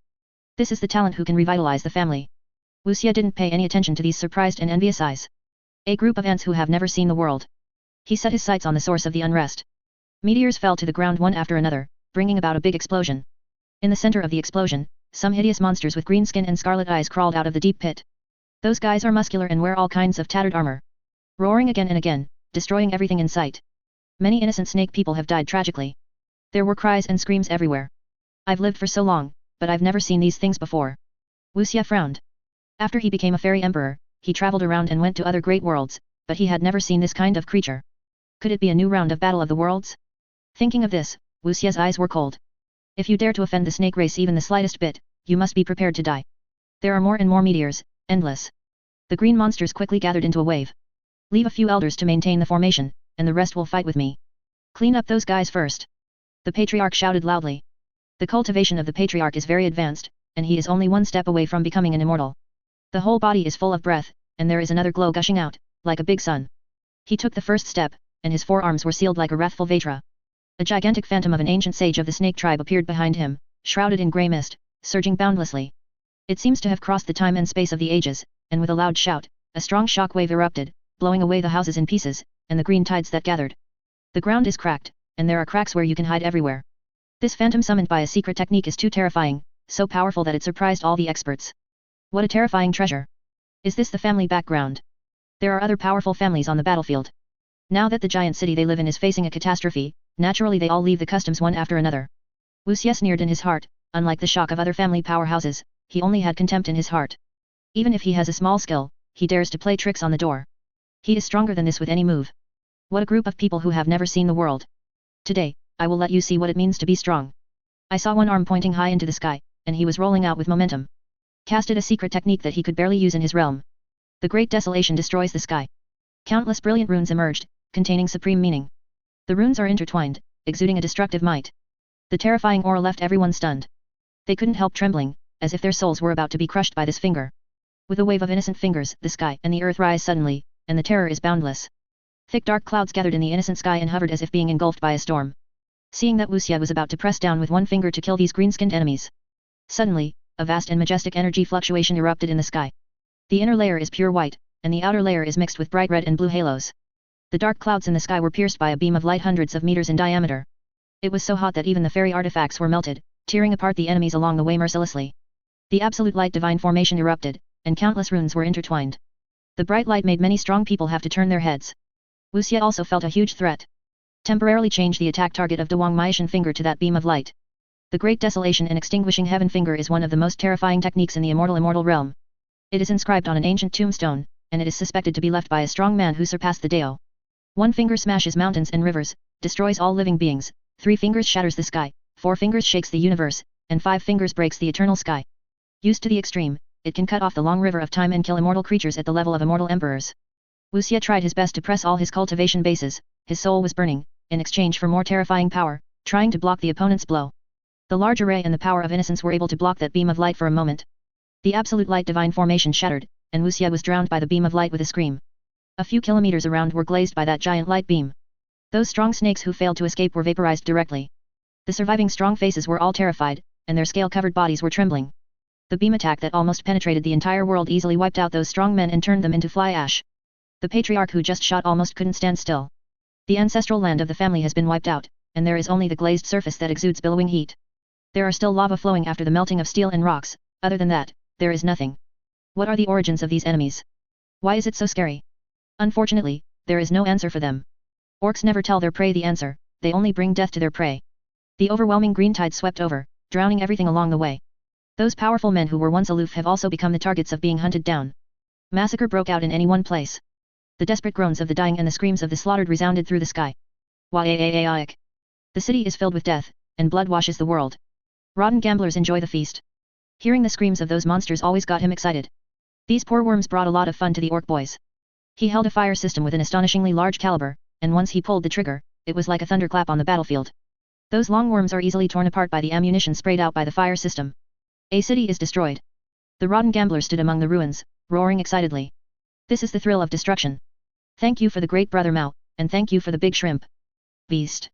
I am an immortal emperor. A long worm is surrounded by countless orc boys. The scales on its body are already pitch black, and its body is full of wounds. A large cauldron is suspended above its head, and the breath flowing out. Wrapped in armor flowing with radiance, a strange voice echoed around it. These guys always like to make weapons and armor that can light up and make sounds. The long worm waved its four arms, fighting with the orc boy. The combat power is very strong, and many orc boys have been defeated. Soon, a mountain of corpses was formed under his feet. The orcs cheered around each other.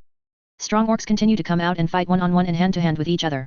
An orc leader was knocked to the ground by the opponent, and then his head was chopped off by the opponent with an axe. Seeing their own kind being knocked down and slashed to death, instead of roaring and roaring, the orcs became even more excited. Why. They shouted. Cheer for the long worm's victory. Whenever a new orc stood up to challenge each other, there would be deafening cheers. The rotten gambler observed for a while and found the problem. There seems to be something wrong with the tripod on the opponent's head. He found a rusty ancient sword from his collection and gave it to a grit.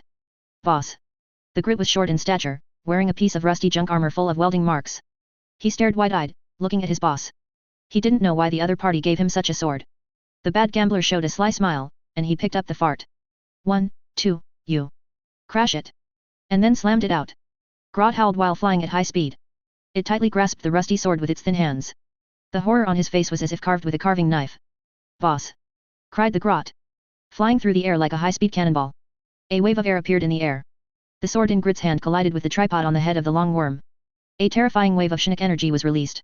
It was extremely terrifying. If the Empire hadn't set up a suppressor in advance, this wave would have destroyed the entire world. A large number of orcs were blown away, and the huge impact tore up many unlucky ones. The broken arm and the orc's blood mixed and fell. The long sword and the giant tripod shattered with a deafening crash, and the fragments flew. The long worm staggered a bit, and stood there dumbfounded. After a while, there was a desperate roar. The battle to this day is naturally the reborn immortal Emperor Wuxi. Relying on the primordial divine cauldron that integrates offense and defense, he can persist until now. Was directly smashed by the opponent. And that rusty sword has a lot of background. It must be a heaven-defying magic weapon of the same level that can smash the primordial god cauldron beyond the immortal emperor level. It was thrown out by the opponent in this way, and it was regarded as a consumable. What a crime. Depend on. Wuxia just wanted to scold her. Even if he is well informed, he has never seen such an arrogant person. This kind of magic weapon containing the supreme avenue is extremely precious. Anything can make people dominate the world. It was wasted like this. Innocence's heart was bleeding, but he soon realized that he should go. The Hongmeng divine cauldron was broken. If he stayed, it would be just one more corpse. Thinking of this, Wuxi broke out violently, burning his own soul, and after forcing back those powerful enemies, he used divine movement. But I didn't expect that the seemingly normal time and space are like a quagmire. He tried his best to move only 1 or 2 meters. Realizing that she was trapped, the calmness in Wuxia's heart disappeared immediately. Even after living for so long, he is still very afraid of death. The divine cauldron is gone, and the divine movement technique is no longer available. Could it be that today is the day of his death next year? Wuxia rushed directly towards a place. He must not die here. He has not climbed to the realm above the immortal emperor, how can he die? The strong desire to survive made Wuxia explode with even more terrifying power. He fought all the way, blasting all the monsters who dared to block him. To survive. He must live. But no amount of willpower could allow him to defeat the orc army. After beheading an unknown number of orcs in a row, Wuxia finally fell down. He is no longer an immortal emperor, plus the subspace blockade of the world by the orcs. It's getting harder and harder for him to leverage his power. Even if he burns his soul, he can't absorb much power, and his power is exhausted abruptly. Eventually fell to the ground. The bad gambler walked over. Stretched out a huge palm, lifted Wuxia's pointed head, and lifted his whole body. Boss. Grot's voice sounded. The fart who was thrown out as a human bomb just now did not die. Still holding the rusty sword with only the hilt in his hand. The bad gambler couldn't help but roll his eyes. This little fart is still alive, what a fate. You must know that in the shockwave just now, a large part of the periphery died, and this guy didn't die. What a blessing. This guy is yours. The bad gambler threw the long worm in front of the grit. Grot screamed with excitement. Tears and snot flowed out together. He excitedly stabbed the opponent's chest with the broken sword. Wuxia stared dumbfounded at a hunchbacked green dwarf who cut open his chest. Took out the heart, peeled off his own skin, and finally cut off his head. The reincarnation of a generation of immortal emperors died like this. After being skinned and cramped, he fell to the ground, his head hung on an old and dirty orc battle flag. The last resistor also died. The intense chinic fluctuations are slowly decreasing, and the bad gambler asked the mechanic boy to collect the available fragments. Then gazed at the ruins with satisfaction. The heads of those long worms were placed in the ruins. We have to find more fun. The bad gambler whispered, soon, I will be able to replace Scarface as the boss. The bad gambler walked outside the ruins. There are still many cities waiting for their visit. Let those guys feel a little hopeless. For the sake of the Holy Emperor, for the Great Will. The barbarian tiger wearing the protective armor of the double-headed eagle exoskeleton shouted, for his sake, we have to kill those guys. Your sacrifice is valuable. For the liberation of all mankind, for the future of all mankind, go forward, my people, we have all sworn to dedicate this life to him. When you fall, you will be welcomed into his kingdom. When human beings get eternal peace and an infinitely bright future, your names will be remembered. If you are lucky enough to survive, then you can tell your son, you have fought for mankind, and you have never regretted your life. The voice of the wild tiger echoed in the communication channel. Pieces of soldiers wearing exoskeletons sat on suspended chariots, holding weapons and shooting forward. The savage tiger roared, encouraging the soldiers to attack bravely and wear down the enemy's defense. The former barbaric village tribe has grown rapidly within 100 years, and the population has ushered in explosive growth. The proliferation rate of human beings is extremely terrifying. Plus facilities such as population factories can reach the population threshold of a world in a very short period of time. A large number of young and middle-aged men were drawn into the Empire's local team. They were used as consumables to attack the fortresses and palaces of those practitioners. The huge fairyland has collapsed. The once prosperous world has now been reduced to ruins. Bones and broken weapons are everywhere. Those sects and holy places that were once prosperous have now been reduced to ghosts. Humans invaded the entire fairyland like locusts, and launched attacks on other great worlds at a faster speed.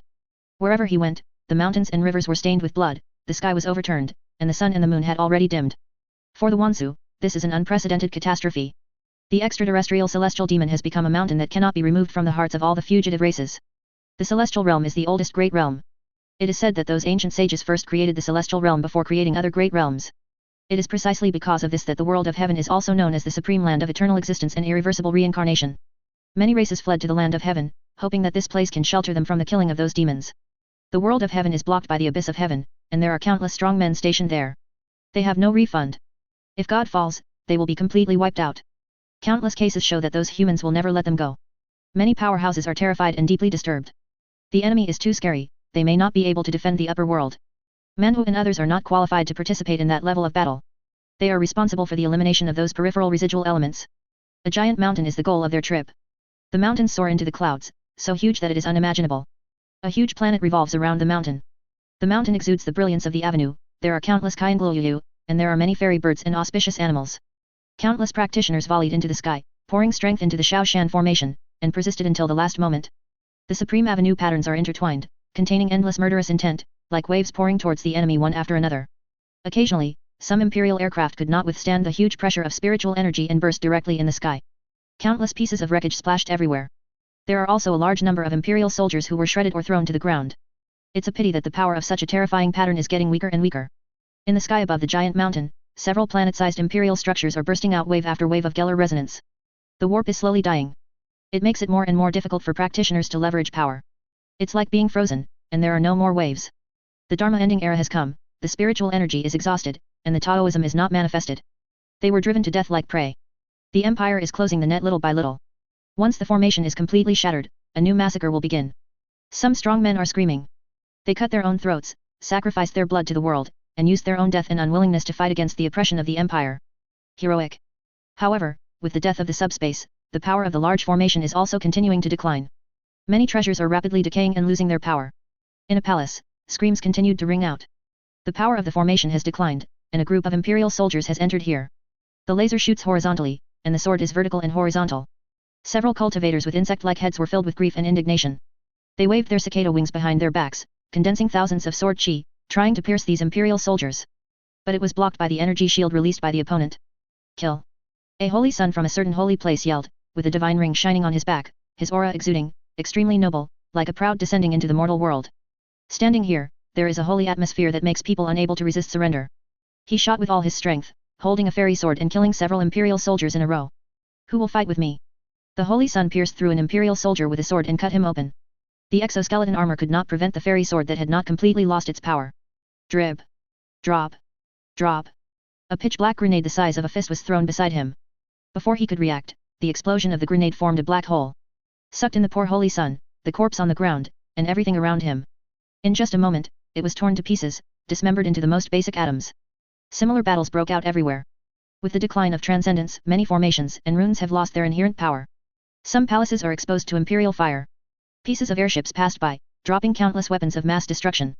A phoenix burning with flames all over its body tried to fly high into the sky, but was firmly restrained by an invisible suction force. It was dragged to the ground little by the terrifyingly strong gravitational force. The ground erupted with a strong glow. Every strong man who wanted to fly away was pulled back. They fell on the ground, like ice cubes meeting a hot iron felt. They were thinned and melted in the strange light, turning into a piece of paper without thickness. The phoenix flapped its wings. Terrified. It wants to flee to the sky, to a place that is still safe. Phoenix has the characteristic of immortality, but it dare not bet on whether it can be resurrected after becoming a painting that is so thin that it has no thickness. The gravitational force increases little by little. The phoenix also fell little by little. It flapped its wings desperately, but there was no way to stop what was bound to happen. Soon, its feet shone brightly. The rest of the body is also laid out to the plain. At the end there is a bird song of pain, and the phoenix transforms into a huge, glowing figure.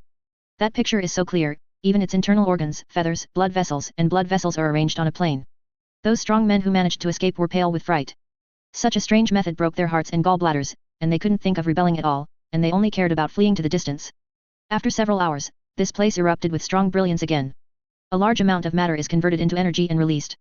Those buildings and creatures that were compressed into 2 dimensions were also spit out. It's just that they aren't what they used to be anymore. Is no longer alive. It's a pile of garbage made of disordered particles.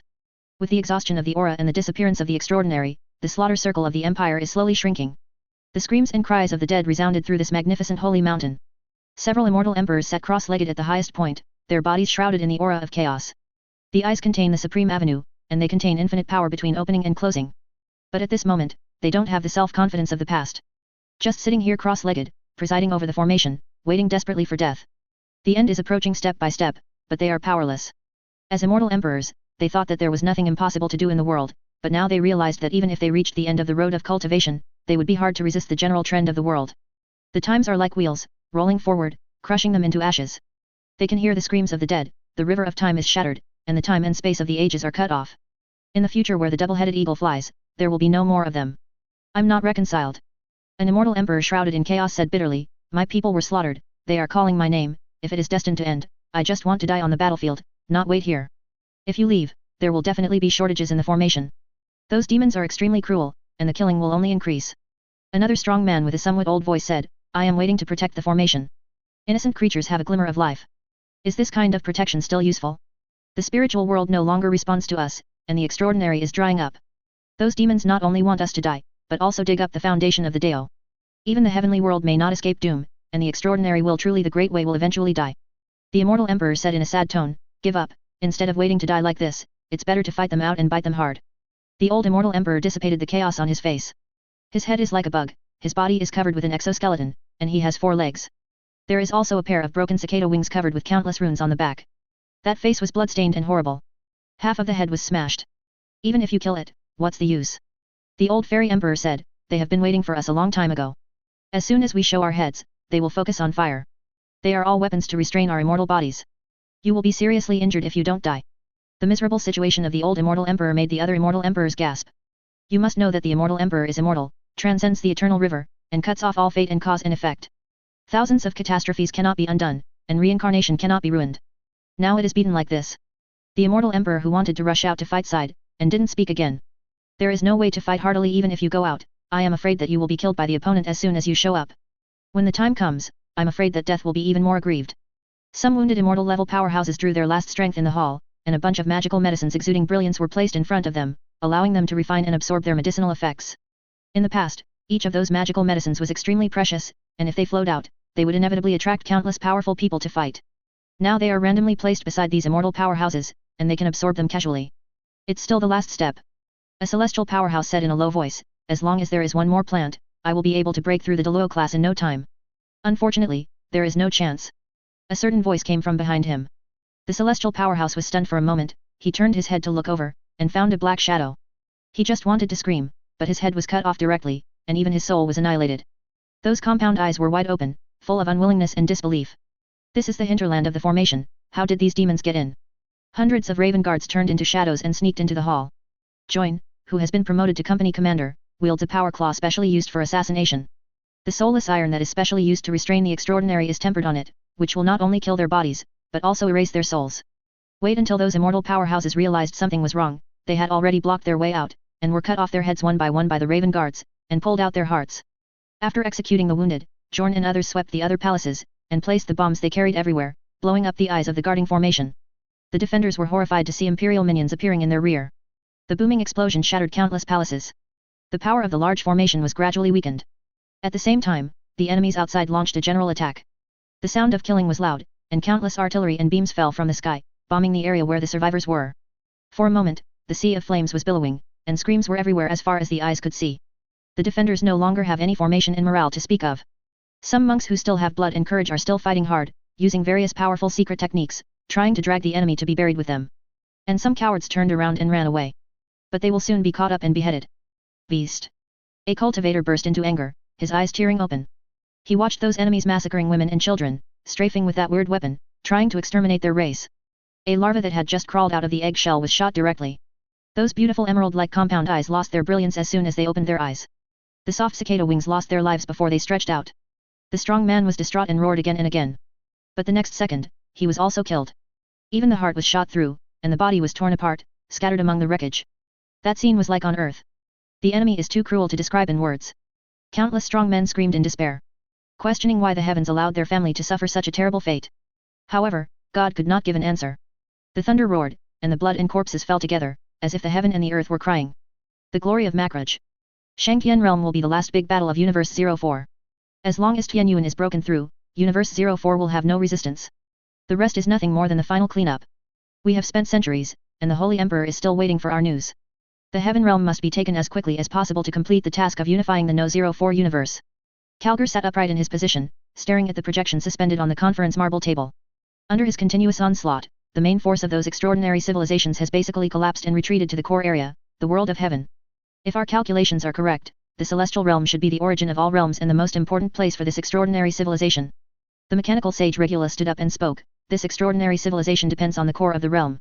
The energy transformation mechanism exists because of the energy transformation mechanism, and the most important center of this mechanism is the world of heaven. As long as the world of heaven is destroyed, the core of energy transformation will collapse, and this extraordinary civilization will naturally fall apart as a sand castle hit by waves. We all know this. Another sage, Fira, said, Lord Kalga is asking how to break through the heavenly realm quickly, instead of asking you to popularize some things that everyone already knows. This is my habit, Sage Fira. To be honest, I hope you can show a little respect for your predecessors. Sage Regula's pair of electronic prosthetic eyes with red radiance stared at this person who dared to challenge his status. Younger generation. The greatness of the Holy Emperor gave rise to these awe-inspiring fools. In the past, Regula would definitely have ripped out his brains and told him how to be a sage who respected the seniors of the Mechanikus. Unfortunately, it's different now. If what you say is reasonable, instead of relying on qualifications to sell the old, I will respect you. The tone of the Sage of Fira is very mechanical, but the attitude of the other party can be felt from the content. Chapter 509 Chapter 505.5 The fifth stage database is opened. The dialogue between the two Mechanikus sages can be said to be tense. Sage Fira looked straight into Sage Regula's electronic prosthetic eye without fear. The servo skull connected to the spine of the two people was suspended behind, and they were all staring at each other at this time. There is a live Hades in the eyes of Ji that cannot be concealed. Both of them had opinions on each other in their eyes. Their contradictions are also the epitome of the contradictions of the current factions in the Empire. With the strength of the Empire, the Mechanikus, one of the heads of the double-headed eagle, has also become a super-invincible behemoth. Forge worlds are endless. Once you become a sage, you can use massive resources. When they reached their level, they had nothing to do but pursue the truth. The course is the competition between the universities. The Sage of Fira already has his own plan. He is secretly promoting several scientific research projects that can enhance the influence of his school. Vaguely, this newly promoted scholar already has the confidence to challenge the old sage. The only shortcoming is that it has yet to come up with any results that can shock the world. Express your rebellion only verbally. In addition to different schools of thought, in fact, the reason for the intensification of the contradictions among the major sages is Terra's exclusive research system and the re-emerged genetic teaching of the moon. All university factions are competing to seize the position of the Hall of Truth. After losing the leader and the Nether Dragon, Mars' appeal to the various university factions has seriously declined. Not only Mars, but even Terra has slowly lost its political center and religious center status. Scientific researchers, religious figures, and bureaucrats are now centered on the Emperor Supreme where the Holy Emperor is. In order to get more favor from the Holy Emperor, in order to make himself a higher position in the Hall of Truth. The contradictions between the various university factions have long been made public. If the Holy Emperor hadn't been in charge of the overall situation, I'm afraid they would go to war immediately. Let him finish, Sage Fira. Calgar's voice was majestic, stopping the struggle between the two factions. Sage Regula's electronic prosthetic eye moved away from Sage Fira's bloated body. Continue to introduce things about the world of heaven. Shangkeng realm is separated by Tianyuan. This barrier is very special, like an absolute static zone. Even the wind of ether does not blow there. We can't observe anything, and even the background data of the universe cannot be read. Independent of all time and space, isolated from all detection and temptation, even illusory concepts such as fate, truth, and cause and effect cannot affect the heavenly world. But the doomsday device can still work. It can suppress the heavenly world and weaken the enemy's resistance. After the detection and calculation of the divine brain matrix, there are 3 weak points in Tianyuan. These weak points are the key to cross Tianyuan. A super city is set up at every weak point as a defensive fortress. There are a large number of spiritual equipment, and the attack released is enough to destroy the shield of the Empire's celestial class warship. My suggestion is to concentrate our forces and attack these 3 weak points so that they can penetrate their defenses. Such casualties will be astonishing. Spirit Race Prophet, Anweer said, I have a better way, which can break the barrier of Tianyuan. Hearing the words of the prophet of the spirit race, everyone looked at him. Anvil is tall and has sharp ears. His lifespan is very long. Witnessed many horrible things. Also learned a lot of taboo and dark knowledge. Besides the world of heaven, there are countless creatures living in many great worlds. Treat them as sacrifices and sacrifice them to the subspace, so as to stimulate a strong enough ether storm to destroy the abyss of heaven, and then use the doomsday device to calm the storm. The subspace itself is a place where all the rules are distorted. As long as you master enough skills and donate enough, there is nothing that the subspace cannot achieve. We will conduct a feint attack on the 3 weak points, and then use the blood sacrifice to send the imperial army to the heaven realm. In order to break that weird abyss, the number of sacrificed souls is unimaginable. A think tank objected, that kind of approach is only used by evil gods. This is war, and the pursuit is victory rather than justice. The spirit race prophet Anweer said, the sword is a sharp weapon for killing in the hands of the devil, but in our hands it is a righteous soldier who defends the country. Tools and methods, it's not at fault, it's the choice of method and object to use. Such behavior is not allowed. The think tank retorted sternly. The prophet of the elder race, Anvil smiled. It's a pity that you don't make the decision. Calgary has the final decision. Calgar looked at Li Weifu, the tribune of the imperial army. The other party did not show any objection. Calgar interpreted the other party's silence as consent. Without the opposition of the custodians, Calgar is able to do whatever he pleases. He decided to follow the Eldar Seer's advice. The expeditionary force has been delayed for too long in Universe 04, and time must be accelerated. Destroyed the heaven realm, and he also needs to clean up the alien creatures in other areas. Time is not on his side. Using blood sacrifices to enter the heavenly world and bypass the heavily defended fortress is a brilliant idea. Then do that, we have delayed too long. It is time to end this. Calgar said. Let us dedicate the first universe to the Holy Emperor, my colleagues. History will remember us everyone's name. Survivors from all realms have fled into the realm of heaven continuously. It may be because of the sense of crisis brought about by genocide, many races have given birth to very powerful blood offspring. Many physiques, Tau bones, fairy fetuses, and holy blood that are only recorded in history books have appeared in the world. Like mushrooms after rain. The huge number made many old monsters startled. If there is no such a catastrophe, there will be a bright world with so many talents. Many worlds will evolve because of these talents, and their overall strength will skyrocket. The entire extraordinary civilization will also be greatly improved, and it will shine even brighter. Immortal Emperor level and above powerhouses, seeing such a grand occasion, became more and more anxious and worried. The apocalypse is approaching, all glory and brilliance will be dimmed, and blood will drown everything. All glory will be ruins. Those new generations know nothing about it, full of blood and passion. Swaying their own lofty passion, wandering around, competing for Taoist companions, fame, and cultivation resources.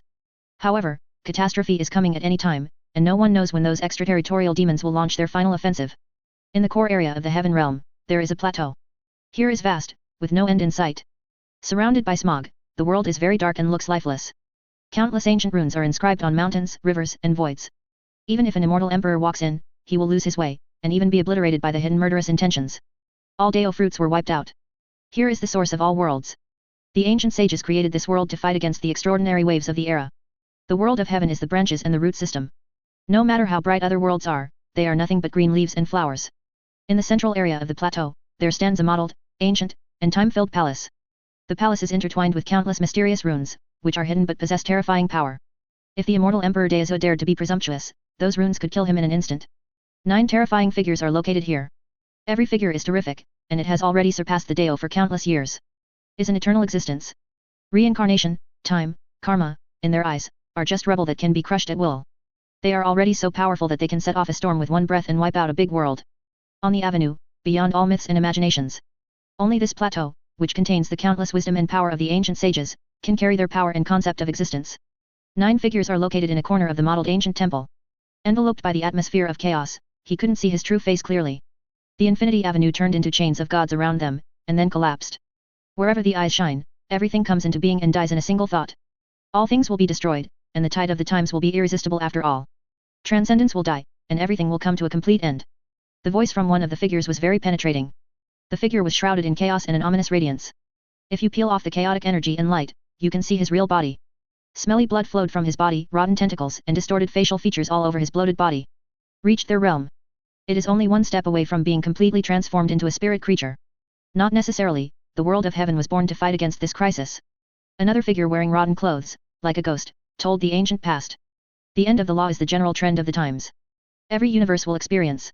The ancient sages changed their fate against the sky, created the world of heaven, and continued the brilliant and extraordinary civilization. As long as Tianyuan is protected, there will be no danger in the world of heaven. How to defend?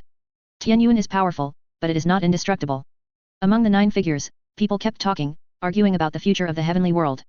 Some expressed worry, while others still felt that there would be no major problems if Tianyuan was there. The abyss of heaven is covered with a supreme killing formation that can even hurt us. As long as the formation is well guarded, the abyss of heaven can be defended. The only problem is manpower. At present, survivors from all walks of life are fleeing to the heavenly realm, so people have plenty of hands. Less, but still not enough. Once the war breaks out, the other party will definitely find a way to reduce our manpower. It takes a long time to cultivate an immortal emperor-level powerhouse, and losing one is an unimaginable loss for us. Indeed, in the long run, we will be unsustainable. Although the heavenly world is guarded by the supreme array, but there is an array but no living beings guarding it, it is destined to be broken.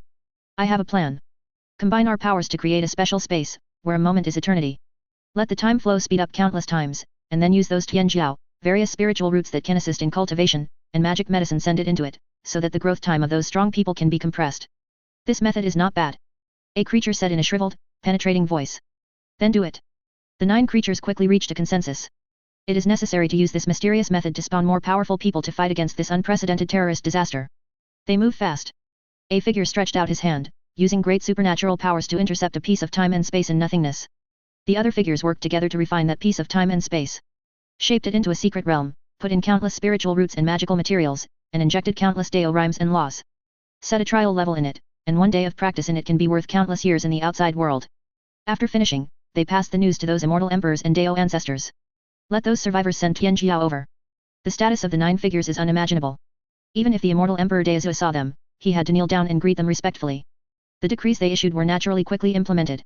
A large number of young top talents were sent into the secret realm by various races, allowing them to improve quickly. The competition in the secret realm is fierce. Just like raising Gu, the weak prey on the strong, which is extremely tragic. But the speed of improvement in the secret realm is extremely frightening. In just a few days, you can achieve achievements that the outside world can't imagine. Apart from the planning of several unimaginable strong men, there are also endless discussions about extraterritorial demons all over the world of heaven. The most outstanding Tianjiao and blood were sent into the secret realm. And those lesser Tianjiao were also given a lot of resources. In just over 10 years, they have completed the tens of thousands of years of their parents. Such achievements make them full of self-confidence. Thought he would be able to stop the demons that terrified his parents. In an ancient city full of aura, a group of geniuses gathered here. Fairy birds and spirit beasts walked on the street. Those Tianjiao sat cross-legged on it, with extraordinary bearing, shrouded in brilliance and aura. They ended up in a garden. The host there has already placed fine wine on the jade table, waiting for their arrival. The sound of silk and bamboo in the meeting place is endless. Wires of fairy sounds pry the avenue to resonate, blowing through the flowers, blooming in an instant, passing through the clear spring, steaming. It even attracted phoenixes and white birds to dance in the air. If those evil spirits dare to invade the heavenly realm, I want them to come and go. Those demons are just human races who have obtained some strange powers, and they can be destroyed with a flick of a finger. This kind of domineering words attracted the crowds of other party creatures. The one who spoke was the genius of the Peng clan with a head and wings on his back. The wings on its back are intertwined with countless weird and ominous patterns, which are so terrifying that it makes creatures feel terrified at a glance. A third eye faintly appeared between Peng and Yao's eyebrows. Obviously, it has crossed the threshold of immortality. After crossing the threshold of immortality, there will be this kind of mutation that does not belong to one's own blood. It is said that the Tian Peng clan has produced a remarkable young Tian Jiao. Such domineering words seem to be well deserved. The aura next to it was equally strong, and the Tian ant with a shiny black carapace on its back said. There is a hint of ridicule in the words. Ants, are you laughing at me? If you don't accept it, fight me. The arrogance of the Peng and Yao clan was very domineering. Looking at the Tianan clan who dared to answer, his words were cold. I don't dare to laugh at the legendary Peng and Yao family. It is said that you feed on dragons and are so powerful that you are in a mess. How dare I? The sky ant turned its eyes, and instead of being angry at the other party's domineering words, it even showed a smile. Made an apology. The arrogance of the Penganiao tribe showed a hint of complacency on his face. On the other side, the ichthyosaur Tianjiao slapped the table angrily. Fucking and eating dragons, I can slap him 3 times with one slap. Then why don't you give it a try? The arrogance of the Penganiao tribe had a fiery temper. Hearing what the member of the ichthyosaur clan said, he stood up abruptly. Fight with me and see if you slap me to death, or I will add dinner tonight. Come here, I'm afraid you won't succeed. Tianjiao of the fish and dragon clan stood up abruptly. You are a waste of talking nonsense, and you can kill demons with a snap of your fingers. If your parents had wings and ran faster, you would still be here. I can have you talking nonsense here. As soon as these words came out, the other Tianjiao couldn't hold back immediately, and they all laughed in a low voice. The eyes of Tianjiao of the Penganiao clan were even colder, and he looked at the members of the ichthyosaur clan full of killing intent. After he was born, how long ago did he suffer such humiliation? Today, I will kill you. The pride of the Penganiao tribe is full of murderous aura, his body has a terrifying demonic nature, and a sense of oppression that makes all living beings fear. Roast a big bird tonight. The strong man of the ichthyosaur clan also stood up, releasing all the breath in his body, not weaker than the opponent. At this time, a more terrifying breath appeared. The 2 immortal beings who were facing each other were all held in place by that breath. How about the 2 Dao brothers give me face? A fiery red-haired fire creature walked over. He was wearing a bronze mask, so he couldn't see clearly. There is only a pair of eyes exuding flames, which is impressive. He stopped the fight easily. It is said that the ichthyosaurs have the blood of a real dragon, and if they practice to the extreme, they can turn into a real dragon. The Penganiao family is even more terrifying, it is one of the legendary beasts and one of the most powerful bloodlines. Now the 2 Tianjiao were easily suppressed by a fire creature. It is rumored that there is a child of the fire clan who practiced Taoism at the age of 3, established the foundation at the age of 5, and merged with a different fire at the age of 10. He leaped across the threshold of the immortal way, and he is called a peerless genius. Oh my god, nothingness swallows flames. It is said that this fire was born in nothingness and chaos. It is invisible and formless. It is a very terrifying flame. It can swallow everything for its own use. Once released, it can burn everything. Even if it is a fairy king, those who want to drink hatred. The identity of the fire creature was exposed, and the faces of many Tianjiao who participated in the party were all surprised. The fire creature looked calm, and bowed his hands to the Tianjiao. Thanks to everyone's love, we came here to participate in major events. Now the mountains and rivers are overturned, and evil spirits are invading. We should cooperate more sincerely. I don't know what you think, brother. A foreign arrogance stood up and asked. The older generation has been terrified by the demons outside the territory, and now they are terrified when they talk about them. If this trend continues, it will inevitably poison future generations and make them dare not fight those demons. I and a few friends formed a mask organization is ready to reverse this trend. Said the fire creature. Don't know what to do. During the party, Tianjiao asked. Go to Tianyuan and kill the demons. The fire creature asked aggressively. As soon as these words came out, all the Tianjiao fell silent. Even if they are confident, they still dare not agree with this suggestion. When the ancestors talked about those extraterrestrial demons, they all looked pale and even trembled. You must know that their cultivation bases are not low, and several of them have broken through to the realm of fairy kings after entering the realm of heaven. But he dare not talk about those heavenly demons. That war is said to be a war in which immortal level powerhouses such as chickens and dogs were slaughtered, and the immortal king was nothing but cannon fodder. The strong who dared to resist all died, and the broken mountains and rivers were stained with blood. Only their fathers and grandparents escaped to the heavenly world. The creature of the fire clan didn't show any abnormality when he saw that the Tianjiao were like this. He had already predicted the scene. The mask organization is not only formed by me alone, but also by several fellow Taoists. After the voice fell, several practitioners shrouded in bright light and exuding a holy aura came out. One of them had 8 snake heads, each of which was golden, as if made of gold. Chanting Buddhist scriptures in his mouth. There are 18,000 divine rings on the back, shining brightly, not falling into the world of mortals. The others are all extraordinary, with strong blood and prestige. Each one has the potential to become the supreme being.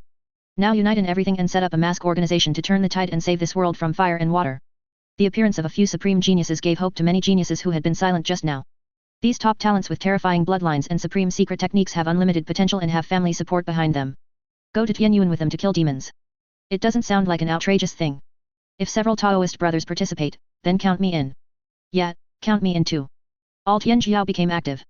With strong people taking the lead, they may be able to gain a reputation, which will be of great benefit to them then. Maybe you can even go to that special secret place and become the supreme powerhouse. It is no secret that there is a special secret realm. It is said that as long as they can come out of that secret realm, they are at least immortal king level powerhouses. If they are more ruthless, it is not impossible to attack the immortal emperor. Immortal king level powerhouse, how many souls throughout the ages have been unable to ask for it? Not to mention the immortal emperor level powerhouses, all of them are amazingly talented. Only by winning countless competitors can one become the immortal emperor. The mask organization has absorbed many talents. then set off for one of the 3 giant cities of Tianyuan. The huge city is vast and is located on the edge of the heavenly realm. The black city wall towers into the endless void, extremely oppressive, blocking the weak point of Tianyuan. It stretches across the sky like a black mountain, unattainable and exuding an immortal breath. Several powerhouses exuding the aura of Deluo Zhenxian tried to persuade these Tianjiao who suffered from the second disease to go back. We will create brilliance here. The fire creature said vigorously, a man should make contributions and make his name known forever. Before the veterans answered, a huge horn sounded, shaking the entire heaven realm. This is the siren from Tianyuan guarding the giant city, which means the enemy is coming. Those demons who destroyed other great realms finally set their targets on the celestial realm. Every strong man knows that this is the inevitable end. But when it happened, they were still at a loss. The strong men sitting in Tianyuan all showed despair. Only the members of the mask organization were excited. None of the clansmen who had contact with the demons came back alive. Those of them who were able to escape to the heaven realm had never seen demons outside the realm. They have no idea how terrifying their goal is to make contributions and become famous. Their excitement only lasted as long as they climbed the wall, and then it disappeared. Countless killing formations born at the beginning of chaos were activated. The patterns that could destroy the immortal emperor intertwined and spread, exuding infinite murderous intent. But it was blocked by the steel buildings of those extraterritorial demons. Rays of beams of light and cannonballs containing the power of rules slanted out, bombarding those complicated runes to tremble endlessly. No. Desperate screams attracted their attention. When they rushed over in a hurry, they found that an immortal king-level powerhouse had been shattered alive. There was a small mistake in the operation of the large formation here, and it was bombarded by the opponent. The huge impact force and the backlash after the formation was broken directly made the immortal king-level powerhouse in charge of the formation feel enraged. This scene made the members of the mask organization headed by the fire creature, the 8-headed serpent, turn pale. Immortal king-level powerhouse. Die like this. A thick beam of light lit up. Waiaiaic. Deafening roars sounded. Wearing rusty armor and holding a machete, green-skinned demons with a physique as thick as a beast swarmed out of the beam of light. The strong man who hadn't reacted was cut down directly. A Luo Zhengxian-level soldier in armor was besieged and chopped into pieces within a few tens of seconds. The weird weapons in the hands of those demons restrain the practitioner's terrifying self-healing ability. Go. The fire creature suppressed the fear in his heart and drove the terrifying nothingness swallowing flame. The strange fire can burn everything in the world. Once it is contaminated, it is impossible to fade away. However, after burning a few green-skinned demons to death, the fire creatures clearly felt the weakness of the void-swallowing flame. In the end, it directly became a small flame. The power has also been greatly weakened. The lethality caused is even more touching. Even the opponent's armor could not be burned through. If it wasn't for being rescued by another member of the mask organization, I'm afraid he would be decapitated. Seeing that the line of defense was about to collapse, another immortal king-level powerhouse arrived in the supreme killing formation to fill the vacancy. Cut off the transmission of the empire, and used the supreme array to kill all the orcs before protecting the city wall. The 3 giant cities guarding the entrance of Tianyuan sent an alarm at the same time. The powerhouses of all ethnic groups left their last words to their clansmen one after another, and embarked on the road of reinforcements. They all knew that this trip would be bad or bad. Only corpses will be sent back. After the initial battle, the mask organization quickly grew up. Cooperate with the defenders of the city wall to repel the invasion of demons time and time again. A group of green-skinned demons who used teleportation to enter the city wall were all beheaded again. The leaders of the mask organizations involved in the battle were also out of breath. The power of their secret arts has decayed too much. Killing a daemon is really laborious. Without the protection of the big formation, I'm afraid this giant city would have fallen long ago. It lasted for a few days, but many members of the mask organization discovered an unexpected thing. The power of their secret arts has been enhanced. Not just them, but all practitioners have been enhanced. At the back, those strong and terrifying green-skinned orcs, they can smack them into a pulp with just a wave of their hands. Even wearing steel, it can be easily crushed into scrap iron. Could it be that God has mercy on us? The power of the spirit realm has been enhanced, that's great. Kill. Kill. Kill. Kill these guys, and go back to their hometown. A strong man shouted excitedly. Before they were too suffocated, and their supreme secret skills were suppressed so bleakly. Now that he can display his strength normally, it is naturally a big kill. Those demons who dared to enter the city walls became the targets of many strong men.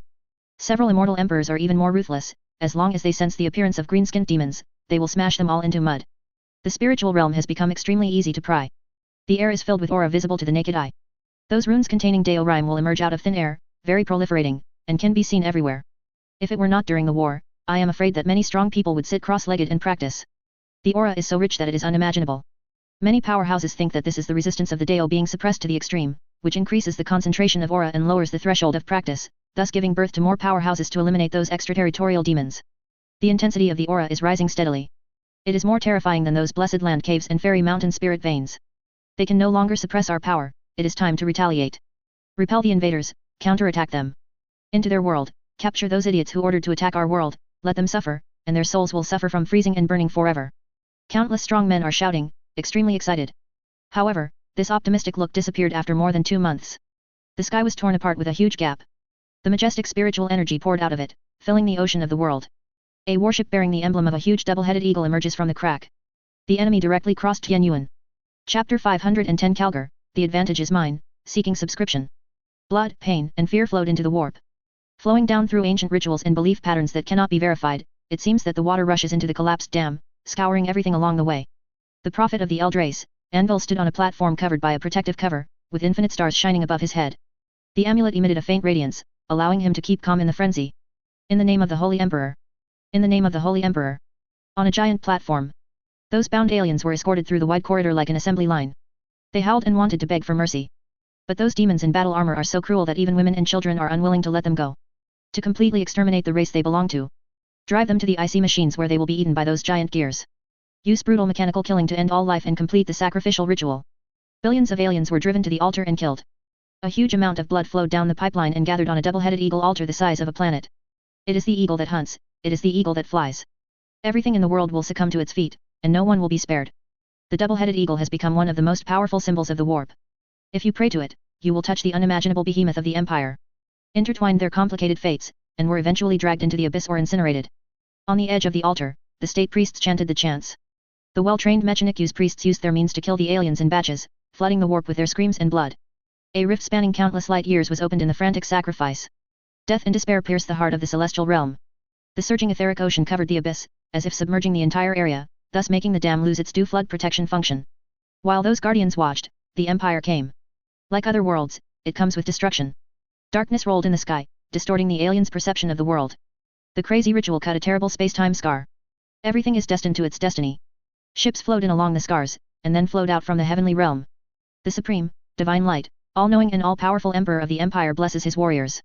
His glory guides those ships through the raging etheric ocean to reach their goal. In the throne room of Makraj's glory, Calgar stands at the observation point next to the throne room and stares into the void. He saw the flagship of the Silver Skull group bombard the ground, and watched the soldiers walk out along the beam of transmission light, bestowing death and end on those aliens. The fighters of the Nova Corps launched an attack on the flying psychic ships. The Raven Guard stalks in the darkness, and the aliens have been killed before they realize it. The final moment. Calgar whispered, his expression grim.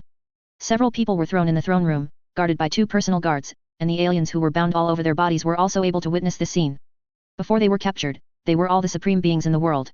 The mantis-like face is a peerless power who entered the Tau with a sword. The 2-sleeved green snake killed the astonishingly talented supreme immortal emperor with one move. She is surrounded by the brilliant kingdom of God, as if surrounded by 3,000 worlds, is the empress of the Moth clan. Once realized the supreme secret technique, with a single palm, mountains and rivers were overturned, and the Taoist ancestor was also turned into pieces of scum. Each one has a great background, surpassing the immortal emperor, and is only the last step away from the final realm. However, they are all detained now, witnessing the final collapse of their forces. As the machines hummed, the aliens let out their final screams. The surge of life energy and the Deo fruit of countless years of practice are continuously drawn out by these machines singing the wonderful melody, transforming them into beams of destruction that contain their mighty power. It is the pain and desperation of these guys that allows the fleet of the Empire to cross the sky in the terrifying warp space storm. The radiance entangled in the flask is the light of their life, and these rays are mixed with energy to become the fuel of the engine. This machine is the work of the sages of Thera. He is a challenger, not some incompetent vying for power. It is a pity that those powerful spiritual life forms are always killed directly. The sages of Thera combined the mechanical principles and knowledge controlled by many psychers in the Empire, plus the revelation of the Imperial Atonement Beacon and sacrifice ceremony. He created this machine powered by life force and alien genic energy. Continuously extract the life ability and so-called cultivation fruit of these aliens, and transform them into attacks or some navigation that can work in the subspace. As we all know, the universe that the Empire is currently conquering is found through the paths left by ancient civilizations. Once the road is lost, the ships of the Empire may get lost in the vast etheric ocean, and no trace can be found again. The device created by the sages of Thera can use the aliens to build a lighthouse at the level of the heavens, allowing the target universe to shine in the vast ocean of ether. This will be an important step in the cause of imperial conquest. It is difficult to find a way of fast passage and instant communication between different universes. Even if one deviates from the path left by ancient civilizations, the weak connection between the various universes will not be broken. The importance of this technology is no less important than the various plans promoted by the Empire. Unfortunately, it still needs more perfection before it can be applied. Calgar's ship is only a prototype machine, and the goal of the sacrifice is also very demanding. Only a practitioner who has reached the level of the immortal emperor can sacrifice. Need to be more perfect, in order to dig out the value of the huge biological mine of alien in the heavens. When the Empire conquers those universes, not only will it be able to obtain a large amount of resources and a wider living space, but it will also capture the aliens of extraordinary civilizations and use them as biological mines. Amidst the screams of those mighty Xenos, fuel was pumped into the Empire's engine systems. There was a rumbling sound from the stern of the ship. Getting closer and closer, like a huge engine propelling. A tremor passes through the hull, growing stronger as if the tremor passed through the interior of the structure. All the machinery hummed, and these sounds merged into the many constant hums of the ship's systems, and became part of it, overshadowing the warning voices of the crew. The glory of Macrage sprayed out a ray of brilliance, covering all ships within a certain range. Prevent them from being thrown into the subspace due to the interference of heaven and heaven. The doomed device is not fully functional yet. The Deo of heaven in the heaven realm is still active. Heaven, Gaia, cosmic consciousness, and other things are collectively referred to as pan-consciousness. Practitioners generally believe in the existence of the way of heaven and the Deo. This kind of subconscious warp reverberation will also work. It also becomes the will of the planet, the will of the universe, and so on. God is the same thing. The general consciousness of heaven and heaven will inevitably launch a counterattack against invaders who may destroy itself. The souls and life abilities of those top-notch aliens that have been extracted can just be able to camouflage ships, allowing them to easily enter other areas of the heavenly world. The rear of the hull sprayed out tail flames, and people felt a slight push on their chests. The glory of Macrage has entered a state of acceleration.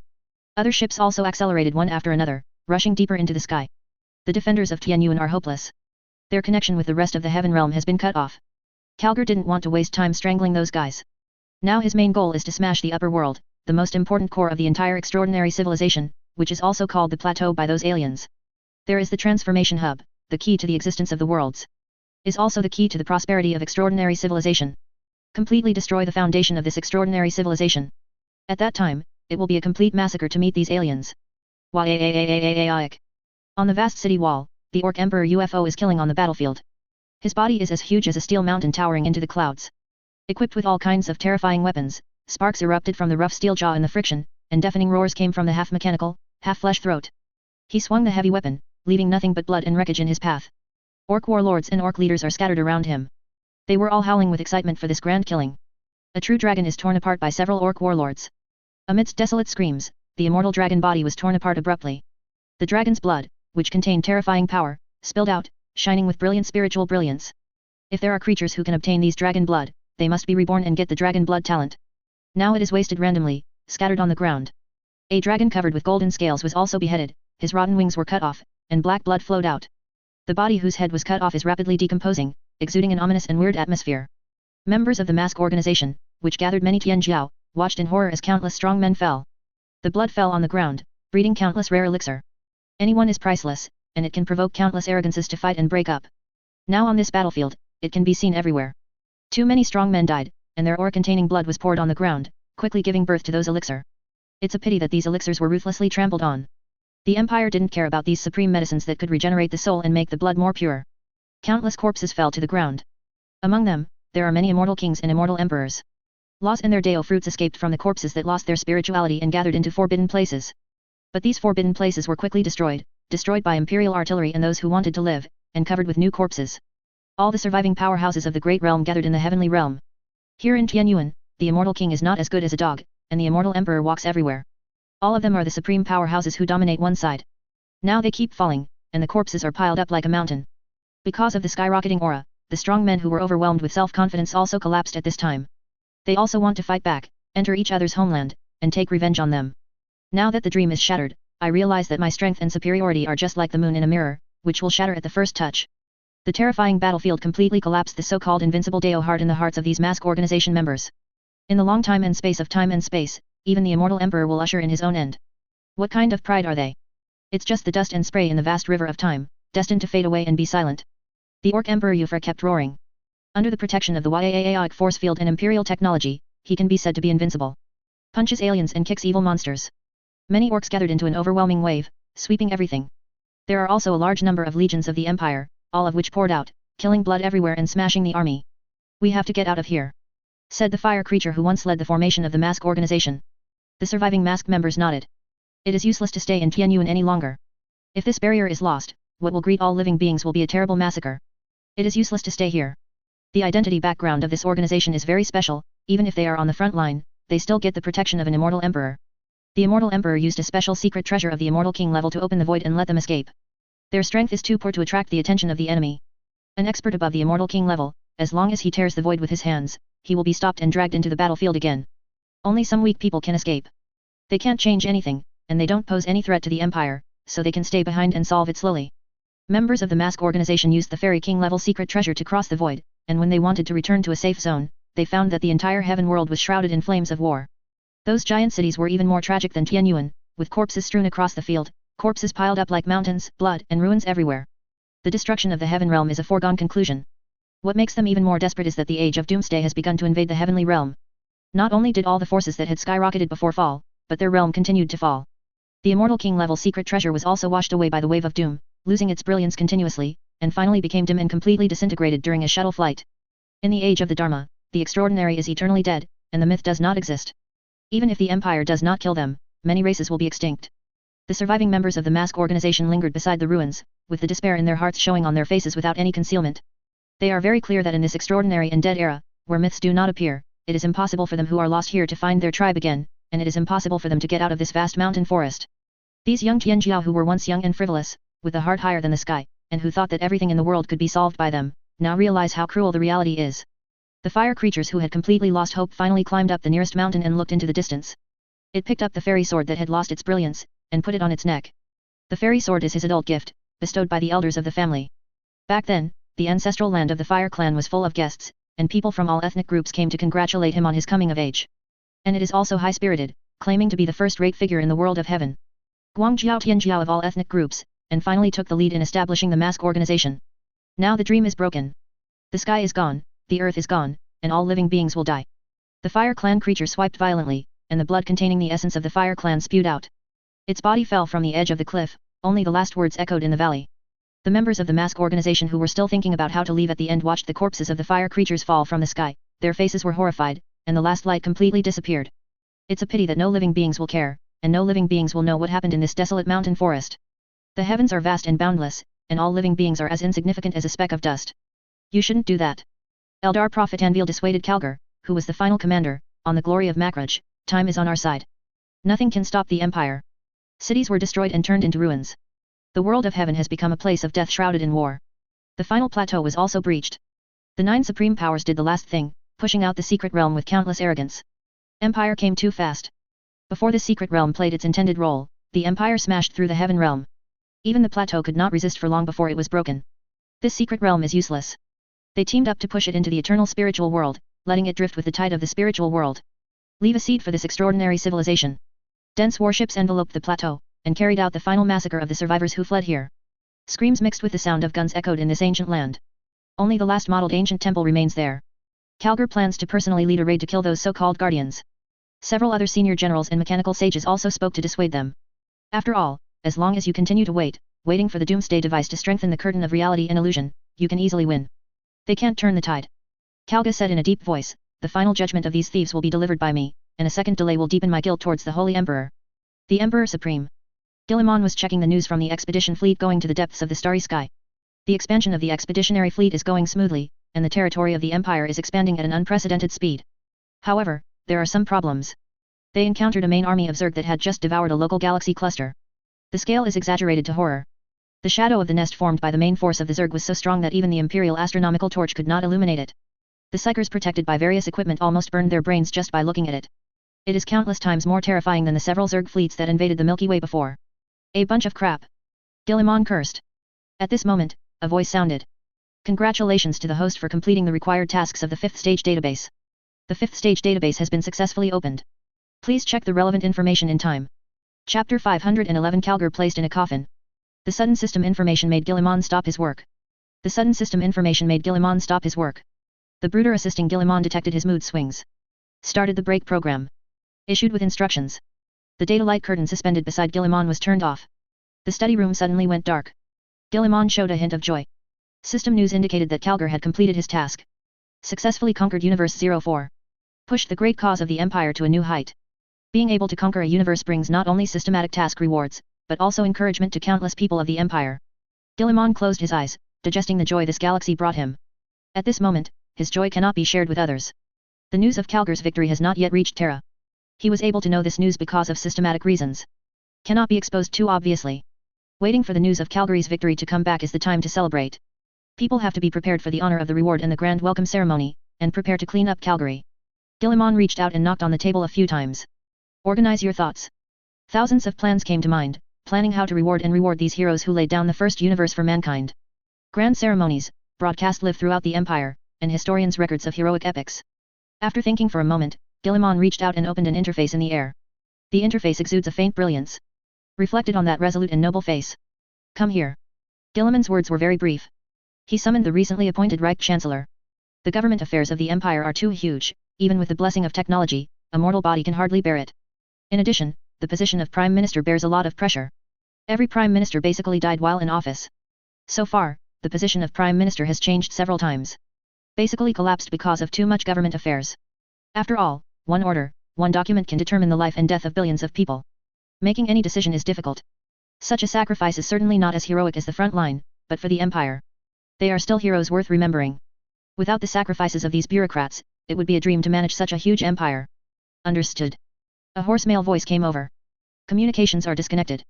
Guilliman closed his eyes, reached out and rubbed his brows, giving his tired eyes a short rest.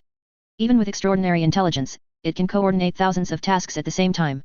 It is still very difficult to control the entire huge empire. The manpower required is also increasing. Now, the entire solar system is basically government officials. Even so, it is difficult to guarantee the stability and efficiency of the empire. It is conceivable how terrifying the pressure caused by the empire's current territory, scientific research, and wars is. It's good news. Guilliman pushed away the data crystal pillars and documents on the table, and stood up from his seat. This good news is worth taking a break from other work. Calgar lived up to his expectations. The fifth phase of the database is opened, and some of the original ideas should also be put on the table. Guilliman is also preparing to start another secret plan. That is the establishment of the Traveler Management Organization. According to the reports of many exploration teams and the Imperial Expeditionary Force, there are traversers in many universes. There are signs of this between different races and civilizations. The etheric ocean between different universes is boundless. The distance between the two cannot be measured by time and space. Universes are like bubbles floating in the ocean. The distance between each other is enormous, and it is still moving, just like the Milky Way itself. Many people think that the stars in the sky are fixed, but they don't know that the background of the universe is moving anytime and anywhere. The space-time positions on the planet in 1 second and the next second are completely different. Different universes have different distances and locations. This is the reason why the gods compete for the portal of the inter-universe road. Even the omniscient and omnipotent cannot quickly and accurately lock the position of a universe in the vast ether. With the portal of the cross-universe road, you can quickly travel to different universes and increase your influence in the shortest time. The more creatures know about their existence, the stronger these guys will be. Travelers are not only traversers from different universes and races, but also traversers from different times. The souls of many dead will eventually return to the warp, reincarnated as the most essential ether. Some souls will be rushed to other universes along the violent etheric ocean. In this way, he becomes a time traveler. The collision of different ideas is the biggest driving force behind civilization. This kind of original traverser does not do much harm to many universes. On the contrary, because of their soul thoughts, other universes will glow with new vitality. This is the benefit of the traveler. Of course, there are also disadvantages. Some existences with ulterior motives will use the ignorance of the traverser to squeeze the world, thus leading to the collapse of the whole world. An exploration team that established contact with the Empire not long ago sent back some information. The manipulated traversers caused the whole world to fall into the abyss, and all became sacrifices to the living. The method used by the inanimate is very simple. It creates an easy exchange mechanism. Choose a time traveler with Shinnick potential. Let it sign a mysterious contract. Promise that as long as it can stimulate the creatures in this world to give birth to the emotions it needs, you can get rewards. What the dead need is anger. In order to get rewards, the traversers performed all kinds of vile and grievous actions in order to obtain the so-called anger value. Under such a step-by-step promotion, the traverser finally completed the entire sacrifice process. Sacrifice the whole world to the inanimate. Including himself was also sacrificed. The territory of the Empire is getting bigger and bigger, and now it has got the first different universe. A governing body concerning the traversers must be established as early as possible. Put an end to illegal smuggling and protect the safety of each Empire's colonial universe. Universe 04 has been captured. A large number of Imperial resources and manpower will be spared from this war. It's time to start the secret plan of the Traveler Management. In addition to the hidden plan, there is also the fight against the Tyranids. The Tyranid Zerg is very likely to be a killing weapon created by a certain civilization, dedicated to destroying all life in the universe to win. If the Tyranids can be controlled, the military power of the Empire will be even more powerful. No matter who created the Tyranids, the evolution of the Tyranids today is terrifying. Has become one of the most terrifying groups in the universe. Maybe even the creator himself would be swallowed by Tyrone. Control the powerful biological race of the Tyranid Zerg, and then transform it into an infinite brute army. At that time, use the crowd tactics to win the opponent with all energy and energy. While thinking about what he should do next, Guilliman washed the stains on his hands on a tray under the carved golden pillar. Behind the towering bookshelf wall and the cabinet where the data crystal pillars are stored, is Guilliman's garden. This garden already existed when the flagship dedicated to Guilliman was completed. To this day, flowers and plants from all over the Empire's territory are collected here. In addition to the local universe, there are also those gorgeous non-toxic flowers and plants in other universes. Walking into the garden, I saw a tea tree from Universe 04 blooming. This tree is said to be extremely precious, and to those creatures from other universes, it is a rare spiritual root and immortal object. The tea leaves are covered with intricate lines, which is quite charming. According to those creatures from different universes, this is Deo Run. Is the trajectory of the TND Avenue when it was running, and it was branded on it. Guilliman did not pay too much attention to the tea tree, but walked straight over. The servants responsible for maintaining the garden fell to their knees on the ground. They were so humble that they dared not have the courage to peek at the Holy Emperor. Guilliman didn't care about that. Some things, he can't change. Too terrifying prestige and status, when people see him, they can't help but surrender and kneel. This is already the result of restraint. Sometimes, some people even choose to commit suicide after meeting Guilliman. Because after those people met Guilliman, they could no longer find any meaning of life. This is a helpless thing that can only be improved slowly with time and education. Unless he is willing to give up such a lofty status and identity. At the end of the garden is a viewing platform. The whole body is made of hardened glass, so you can see everything around the Emperor Supreme without any dead angle. A large number of floating arcs and continent-sized platforms are adjusting their positions in the void. Their power engines spew out a glow occasionally, propelling the massive structure into reorientation. As far as the eye can see, there are floating platforms, floating mechanical arcs, and various weapon turrets for maintaining law and order. As the ruling center of the Empire, the solar system has inevitably become the most prosperous and densely populated core area in human history. From the Sun to the star fields orbiting Pluto, and even to the positions of the planetary belts, they have been greatly developed. There are suspended metal continents everywhere, and a large number of people live on them. All are elites in various fields of the Empire. With the development of the Empire, Terra as an administrative planet has been unable to meet its complex needs. New metal giant cities appear every day in the solar system. The huge void was packed to the brim, and at a glance, it was all cities. Guilliman doubts that if the Empire continues to develop, the solar system will most likely be shaped into a super-invincible building. Even the sun will be wrapped in the building, providing light and heat for humans. Guilliman looked at the giant metal cities, thinking about his next plan. The fifth stage of the database has reached an incredible place. Various weapons are about concepts like fate, truth, mathematics, etc. Guilliman stands here on the viewing platform, overlooking everything in the solar system. Empty your mind and everything in your head. Let people get a moment of tranquility. More than 10 minutes passed. A light screen suddenly appeared. The above shows the appearance of the Prime Minister. Your Majesty. The Prime Minister said respectfully. Come in. Guilliman said, I have something to talk to you about. Since the previous Prime Minister worked too hard and left, the Holy Emperor rarely summoned the Prime Minister. With apprehension, the new Prime Minister of the Empire, Terra LeBlanc walked into Guilliman's study. The inside is very simple, without any luxurious decorations. A large number of documents and data crystal pillars were placed on the table. The residence of any official is probably more luxurious than this one. A strange emotion emerged in the heart of the new Prime Minister of the Empire, Terra LeBlanc. He gave everything for the world. Such heavy work. Trapped here by countless government affairs all day long, even if you have monstrous power, what happiness is there? The Imperial Prime Minister looked around. Didn't see his allegiance. While he was confused, a mechanical sound sounded. The wall next to the study room opens. A gigantic giant stepped out of the open portal. Empire Chancellor, Terra LeBlanc saw the garden behind the wall. Seeing this, he couldn't help but feel a little sad. Is this the daily pastime of the Holy Emperor? A day like an ascetic monk. The new Prime Minister, Terra LeBlanc, I am very glad that you can respond to my call so quickly. Guilliman said the other party's name in one breath. His memory will never be missing. It's like it's engraved in my mind. Yes, Your Majesty. The Imperial Prime Minister nodded, I am Terra LeBlanc. Guilliman smiled. His face showed a kind of aristocratic handsomeness, but also showed the hardness and scars of a soldier. I should have summoned you when you took office, but there are too many government affairs. For this reason, I can only express my gratitude and blessings to you hastily. You don't need to apologize for this, Your Majesty. Everything I did was due, and this is my honor. Imperial Prime Minister Terra LeBlanc said. This time you are summoned, besides making up for your encouragement, there is another important thing. You have to do it yourself, so that it looks grand. It's just that this thing needs to be done secretly, and it has to be done at a suitable time. Time will reveal. Guilliman handed the Imperial Prime Minister a draft of the celebration that he had just drafted. The other party opened it and watched it. After a while, his face became serious. Is it such a huge ceremony? It must be announced to other star fields and universes. Guilliman nodded. The conquest of Universe 04 has been completed. In a few days, the Imperial Expeditionary Force will return. As the Prime Minister of the Empire, Terra LeBlanc froze for a moment, he didn't hear the news. This is my news channel, Mr. Prime Minister. You only need to go and complete my orders. Do you have any questions? Terra LeBlanc saw the firmness and demands on the opponent's face.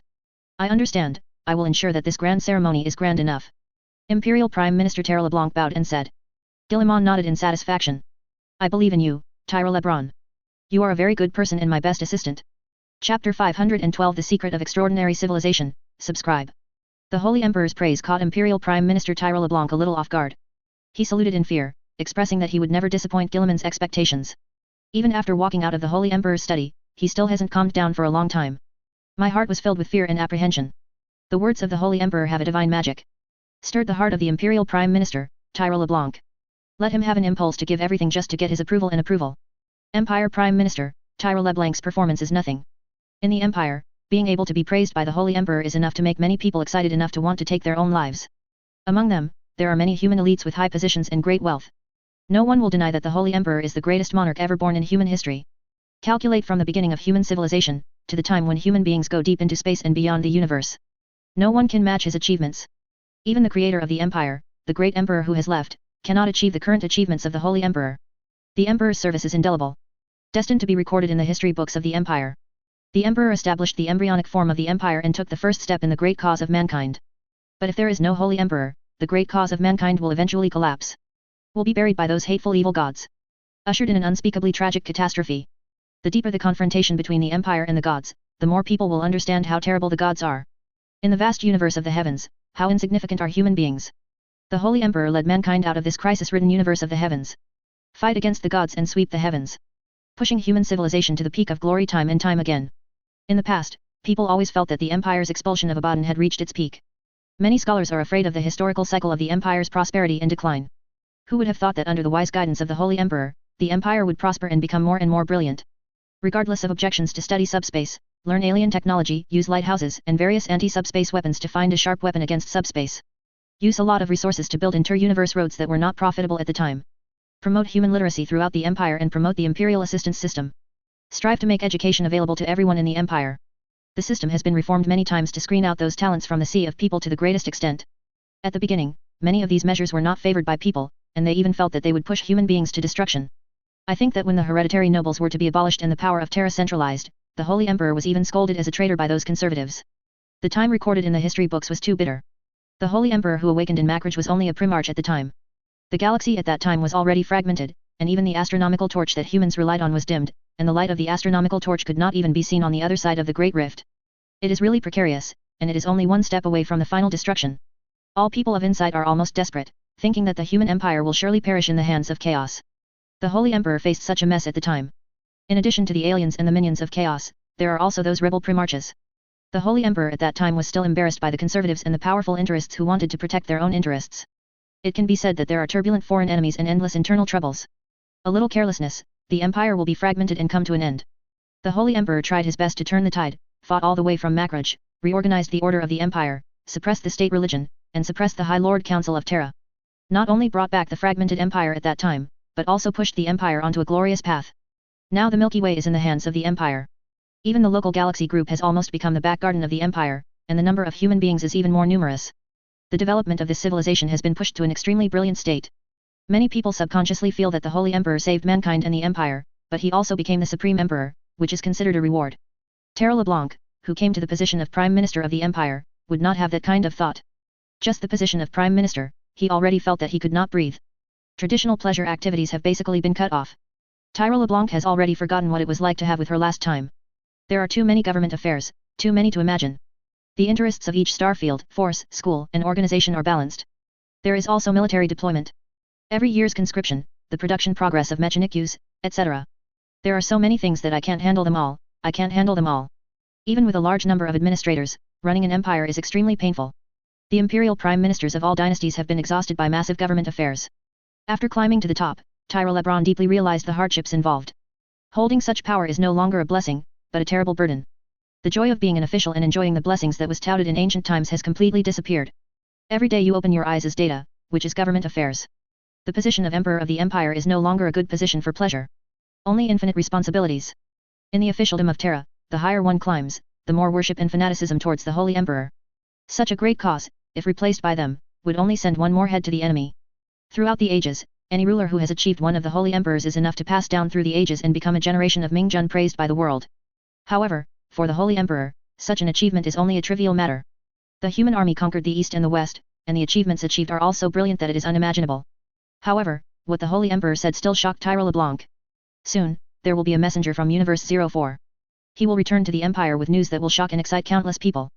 A universe, even a universe that has shrunk on a large scale, is still a complete universe. Now, it belongs to the Empire. Humans came out of the Earth, and after a long time, they established the first star empire. Will the ancestors at that time imagine that one day, human beings will go to the universe and create immortal legends belonging to this race? The rule of the Empire will no longer be based on planets, but in the universe. The authority of the Holy Emperor will surpass the gods. As long as he has a command or will, he can make the universe tremble. Tyrell LeBlanc walked out quickly. He has to do this thing beautifully, so that the people of the Empire can see his ability.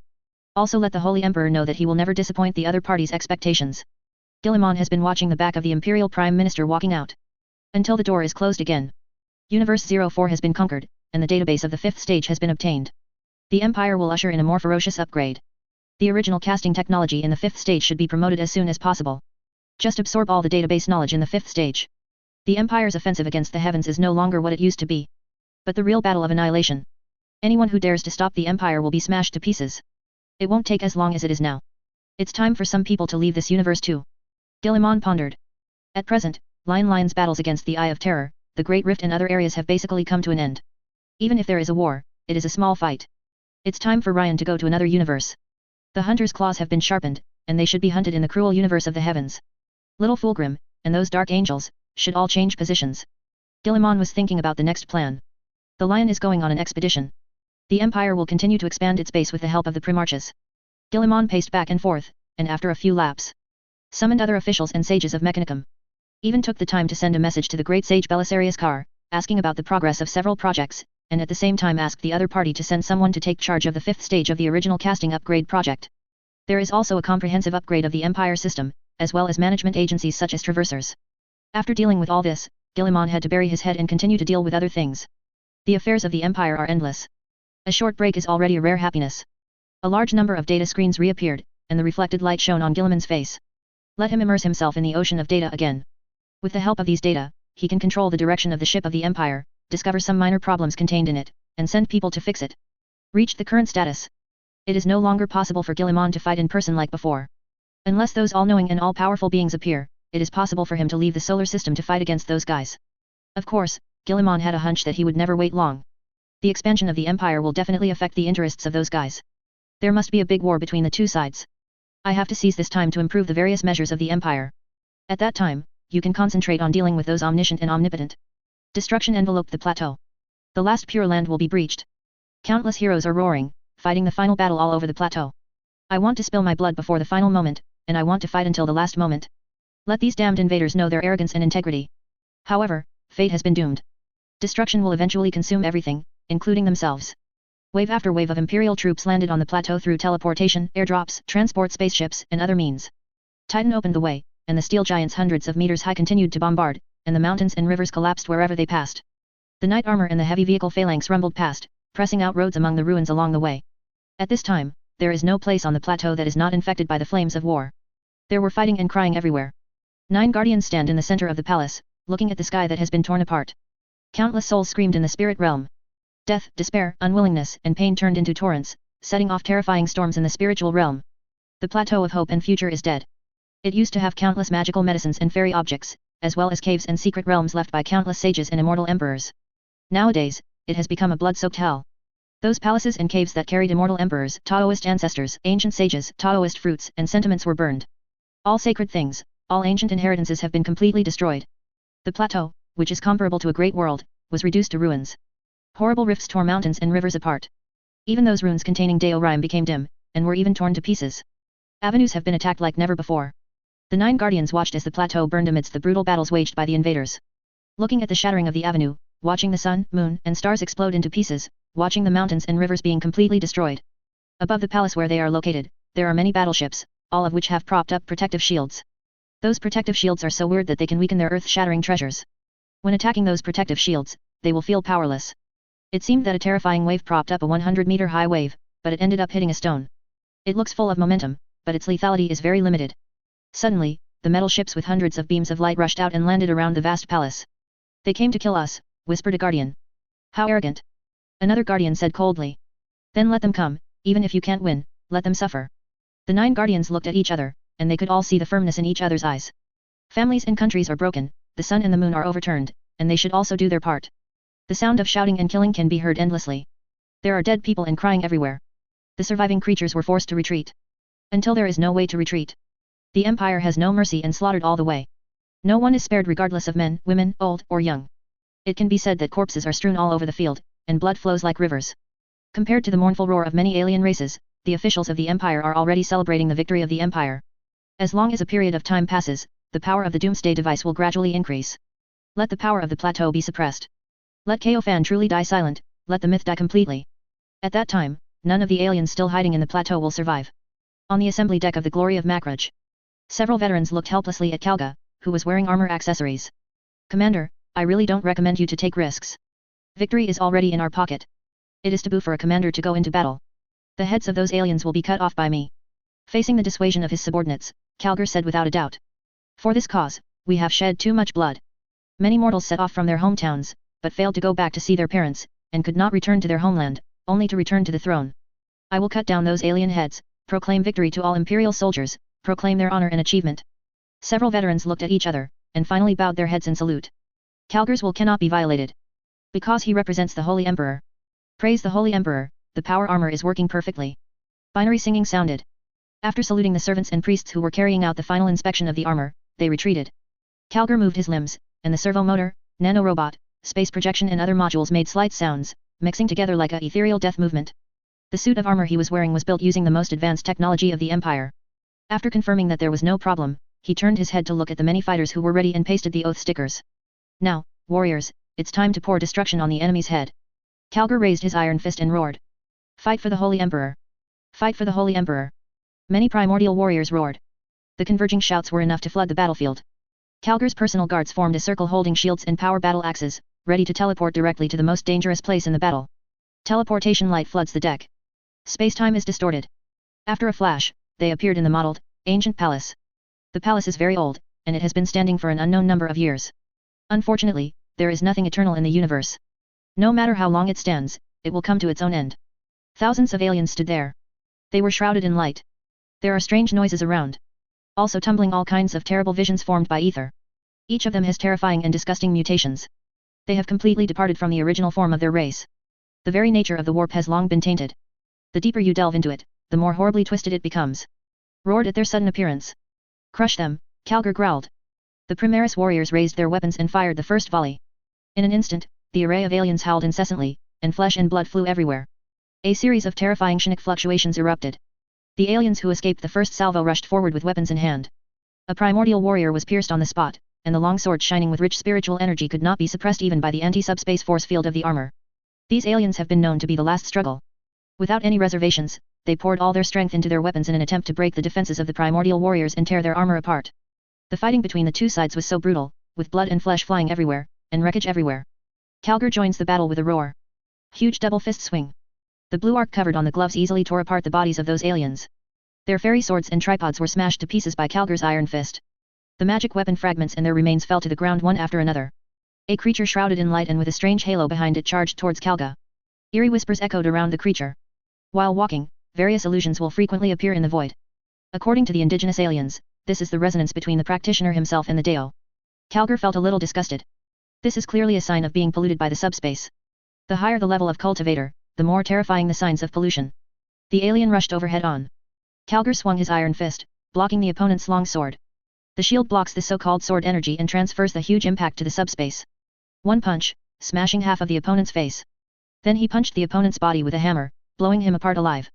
Kalgar and others rushed in all the way. I don't know how many aliens fell down along the way. All of them were once extremely powerful. Now he was mercilessly shot to death. Under the suppression of the Doomsday device, these strong aliens are like fish trapped in a puddle in a dry ocean. The Empire dried up the extraordinary ocean, and these extraordinary people could only hide in puddles, and could no longer exert their former power. The team went all the way, and finally in the innermost and widest hall, Kalgar saw the biggest goal of the trip. Infinite runes are suspended in the air of that great hall. In the center of the hall is an altar, modeled and ancient. There was a strange light in the middle of the altar, and there were whispers. The altar seems to be connected to another terrifying time and space, presenting a strange spiral device, which is slowly rotating. Overflowing with pure awesomeness on every spin. It seems that the altar is some kind of transformation mechanism. The heaven realm is the core of all realms. Lenovo's altar is the core of the core. Warp space has been polluted, this is the consensus of the Empire. The more you use it, the easier it is to be targeted by the inanimate, and the easier it is to mutate. It's like the Thousand Suns Legion that hadn't rebelled back then. They were originally intended to supplement the extraordinary power of the Empire. However, Shin'ik power made them and poisoned them. Members of the Thousand Suns frequently grow various twisted limbs. That is the end of the abuse of subspace power. This civilization is all cultivating extraordinary power. Without the help of the heavenly world, this kind of national practice will only give birth to a group of monsters who have lost themselves. 9 aliens shrouded in strange brilliance sit cross-legged on their respective thrones.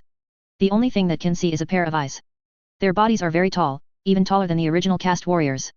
9 creatures stared at Calgar who walked in. Human race. A guardian said in a low voice, I didn't expect it to be a success.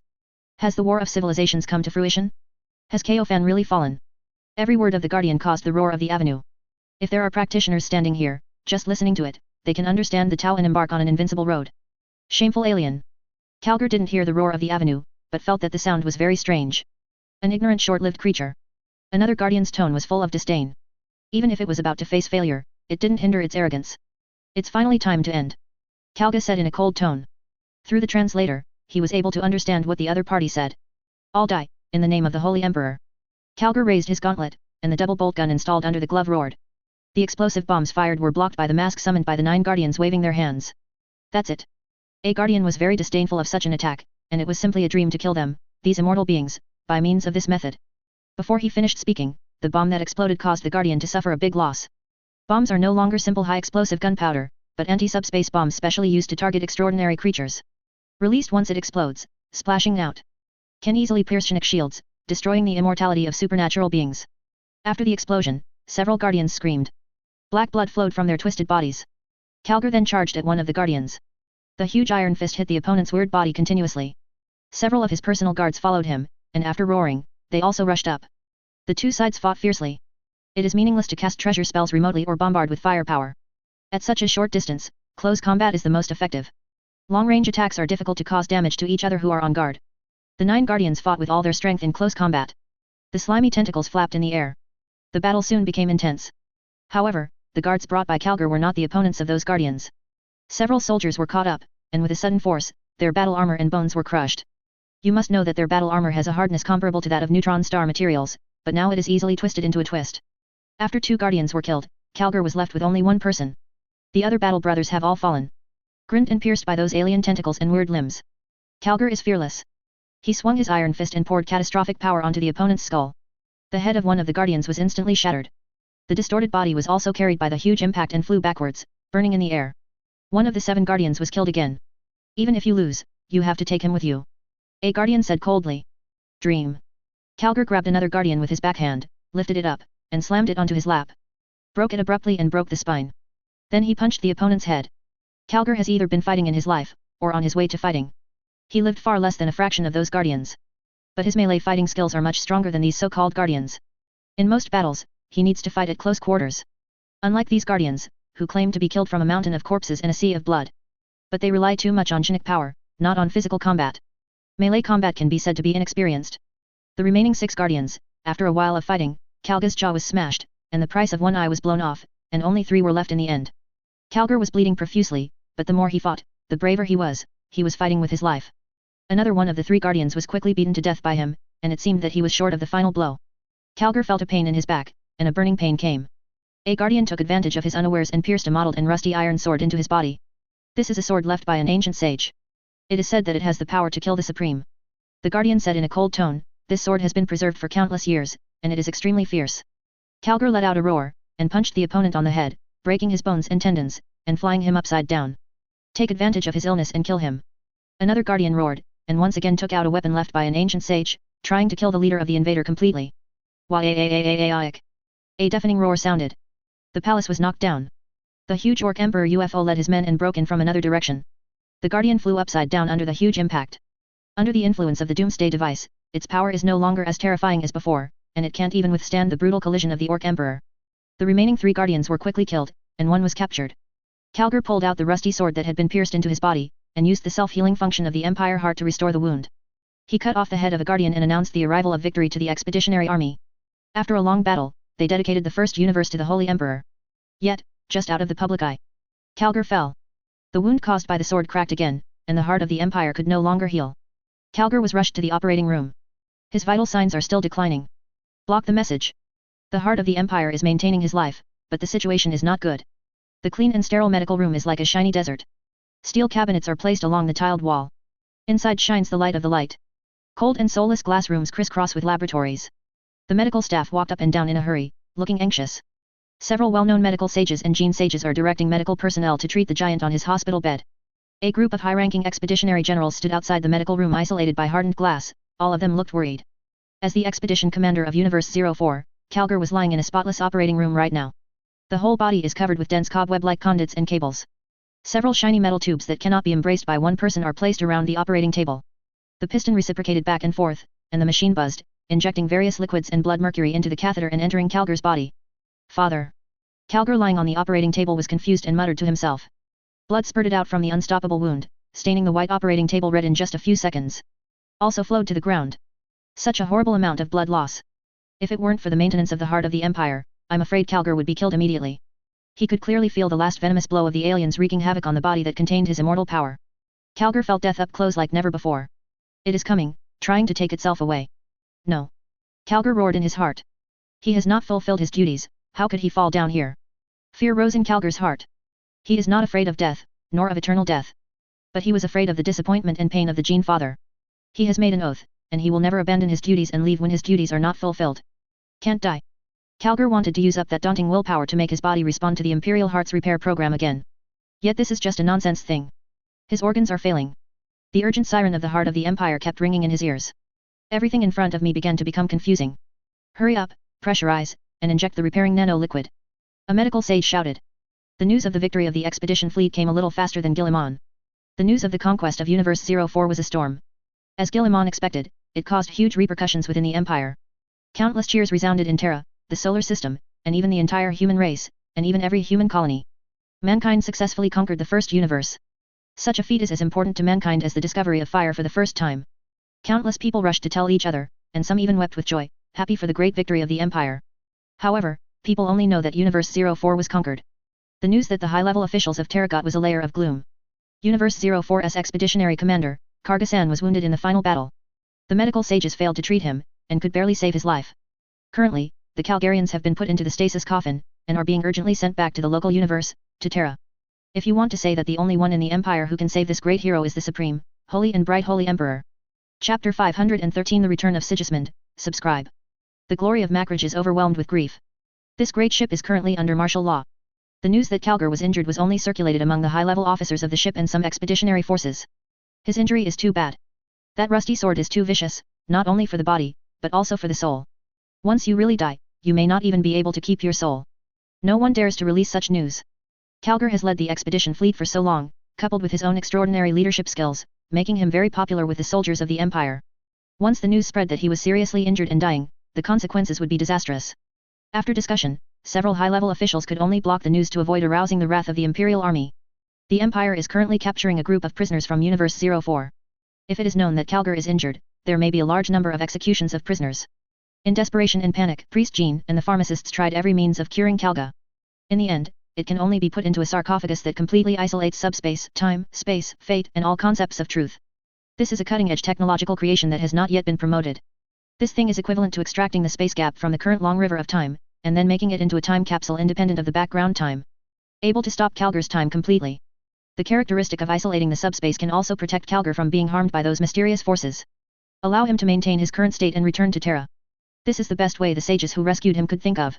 When the expeditionary force cheered, the glory of Macrage quietly left the battlefield from the open subspace channel, set off to return to the local universe, and returned to Terra to seek the treatment of the Holy Emperor. The urgent order was quickly conveyed to all inter-universe stations, requiring them to fully cooperate with the passage of the glory of Macrage and postpone all affairs. Command documents are marked with the highest level sigil of the Aquila. If anyone dares to violate it, the trial court will directly come to liquidate it. As soon as the document was released, all the managers of the stations along the way were shocked. The inter-universe channel is an important channel connecting the local universe and other universes. It is difficult to calculate the number of ships that need to pass every day. The materials that need to be transported are even more massive.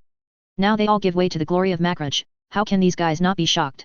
Shunt site leading to Universe 03. This is a huge fortress, its length, width, and height have reached an astonishing scale. The old-fashioned battleship with a height of 5 kilometers and a length of 20 kilometers looks very small in front of the fortress. The large-scale transport fleet is like a scattered colony of ants, small in size, large in number, and unobtrusive. When the humans from different universes saw this majestic building, they immediately exclaimed in amazement. Even Annihilation, who has become the commander of the Legion, was shocked by the horror of the Empire and the she believed in when she saw the fortress. Shin Annihilations's figure became more and more perfect in the optimization program of the Empire heart and the impregnation of divine power. The delicate face is like a finely crafted work of art, just looking at it can make countless men fall into it. Fair and flawless skin, as if curdled with high-purity milk, is silky and has a light body fragrance. Wearing a black Gothic dress as always. The only difference is that she is no longer barefoot, but wearing knee-high white socks and a pair of cute and delicate flat shoes.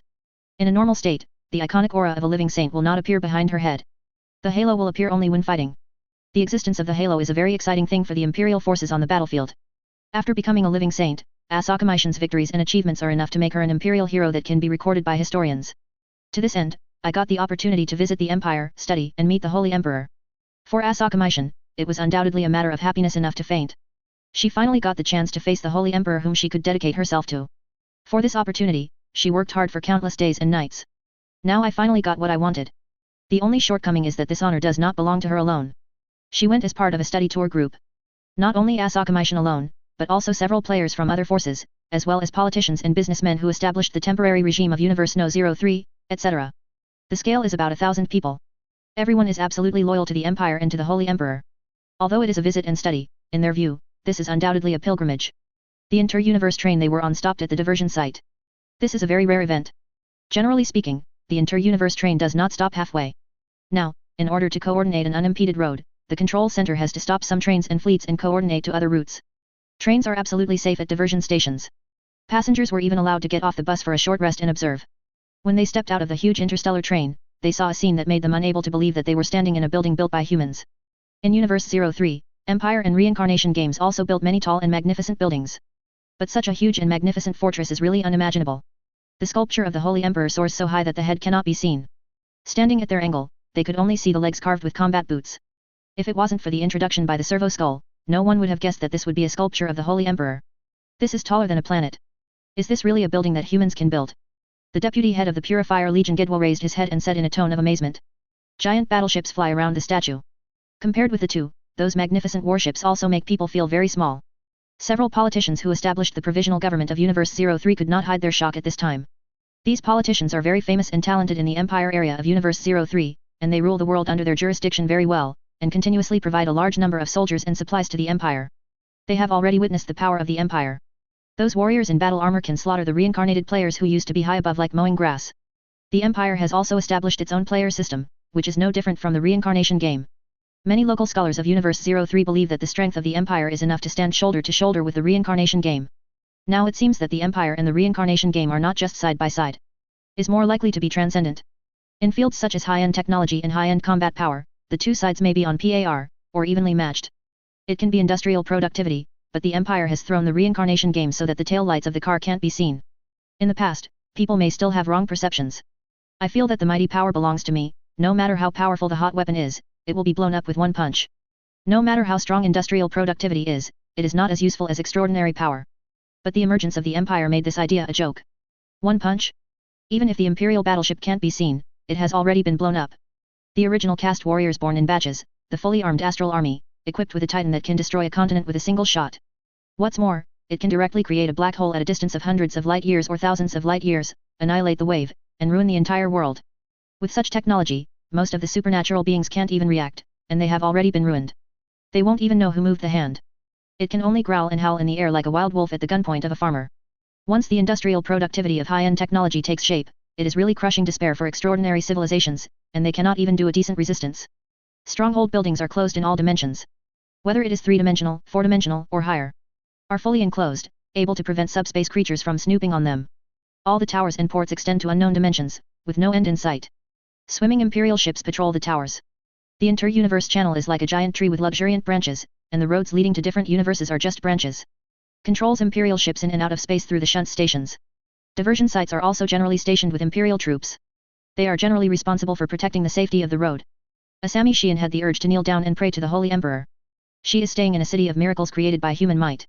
Praise him, he will guide us on the path of light.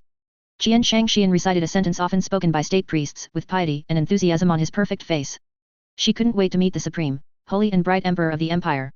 I want to shout out my oath of allegiance to eternity in front of the other party. She will firmly tell the holy emperor.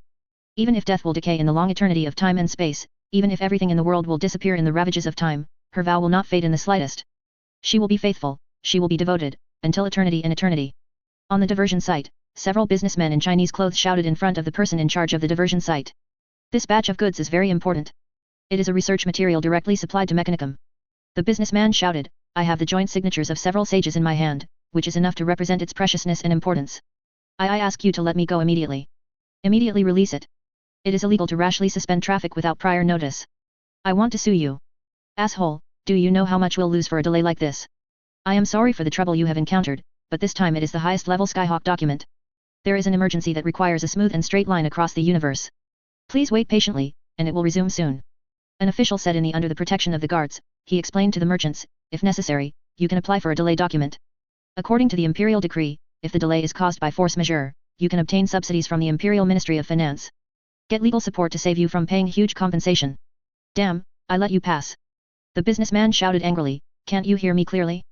This shipment is a live cargo, and it must be delivered within the specified time. This is the document of the Imperial Ship Association. The agreement in it promises that our ships will pass through the inter-universe channel without obstacles. You cannot stop us. You can't do it, let me tell you. If you delay this batch of goods, you can't afford to go around. The noisy merchants gathered together and demanded immediate release. All get out, stay in 1 minute, all will be handed over to the trial court for investigation. A powerful voice sounded. Like acid, it melts through steel and reaches the hearts of everyone. The noisy hall suddenly fell silent. Except for the mutterings of the meditators and the humming of machines, everyone was silent. A giant in white armor came in from the door. Stood in front of everyone. No one knows how the heavily armed Khan came here so quietly. His body is so huge. But no one found him. Khan stood in front of everyone, his eyes were as sharp and aggressive as a goshawk, like two knives, trying to cut the souls of everyone present. Are you here to challenge the majesty and laws of the Empire? Do you dare to ignore the highest level Skyhawk document in the Empire? Do you dare to despise my brother, the majesty of the current majesty? Chagatai stared at the crowd, with his hand on the scimitar at his waist. The killing in his eyes is hard to hide. If these guys continue to make noise and want to put their own interests above the interests of the Empire, he will let these idiots know what regret is. We were wrong, my lord. The leading businessman knelt down, the Holy Empire is supreme, and the Holy Emperor is supreme. The other businessmen also knelt down. Their faces were ashen, and their whole bodies were trembling. If it is true, what Chagatai said is enough to judge them dead. The Holy Emperor is supreme, cannot be offended, overrides all laws, and all rules are supreme, which is the consensus of the people of the Empire. Just the crime of offending the Holy Emperor is enough to destroy them forever. Get out, there will be another time. People from the trial court will come directly to the door. Chagatai's words were extremely cold. The merchants all stood up tremblingly and left the hall trembling. Chagatai withdrew his gaze, and didn't care about those mortals who left. Instead, he turned his gaze to the official. You have been deposed, and your weakness has cost you your current position. My lord. The official said tremblingly, Weakness is a fault. The iron law of the Empire cannot be transgressed in any form. It is the mode of mankind and the source of fairness that protects every citizen of the Empire. Your weakness is disappointing, and you have no awareness of giving everything for the Empire. Leave here. After Chagatai said this, he ignored the pale and crying official. As the falcon of Kogaris, his heart will not be shaken by these weak people. He swept past the guards following the officer. Tell the deputy director here that he has been promoted and let him come here to see me immediately. A guard runs out. Soon, a somewhat rich man trotted in. Grown-ups. Chagatai nodded. Maintain the operation of this site until the glory of Makraj passes by. Before that, don't let any ships or trains pass by. If anyone dares to sneak in without permission, destroy it. The man froze for a moment. But still nodded quickly. I see. Don't make any mistakes in this matter, otherwise you will be deprived of the qualification to receive the protection of the Holy Emperor after death. Chagatai turned and walked out. My lord, may I ask why such an honor was given to the Makraj's glory? The man asked humbly, according to the information I have obtained, the cross-universe passage has never happened until now. No matter how urgent the battle situation is, there has never been such a thing. Chagatai stopped for a while. For the sake of the Empire, we cannot afford to lose a legendary hero. The storm blows across the desolate plateau. Summer heat and dry winds blow dust into the air. On the distant horizon lurks a brown and black haze of clouds in which electric lights flicker. The man was walking on the plateau, and occasionally he could find some shells in the sand. The vicissitudes of life, it seems that this plateau was once an ocean. His cheeks have been air-dried, and tiny cracks appeared.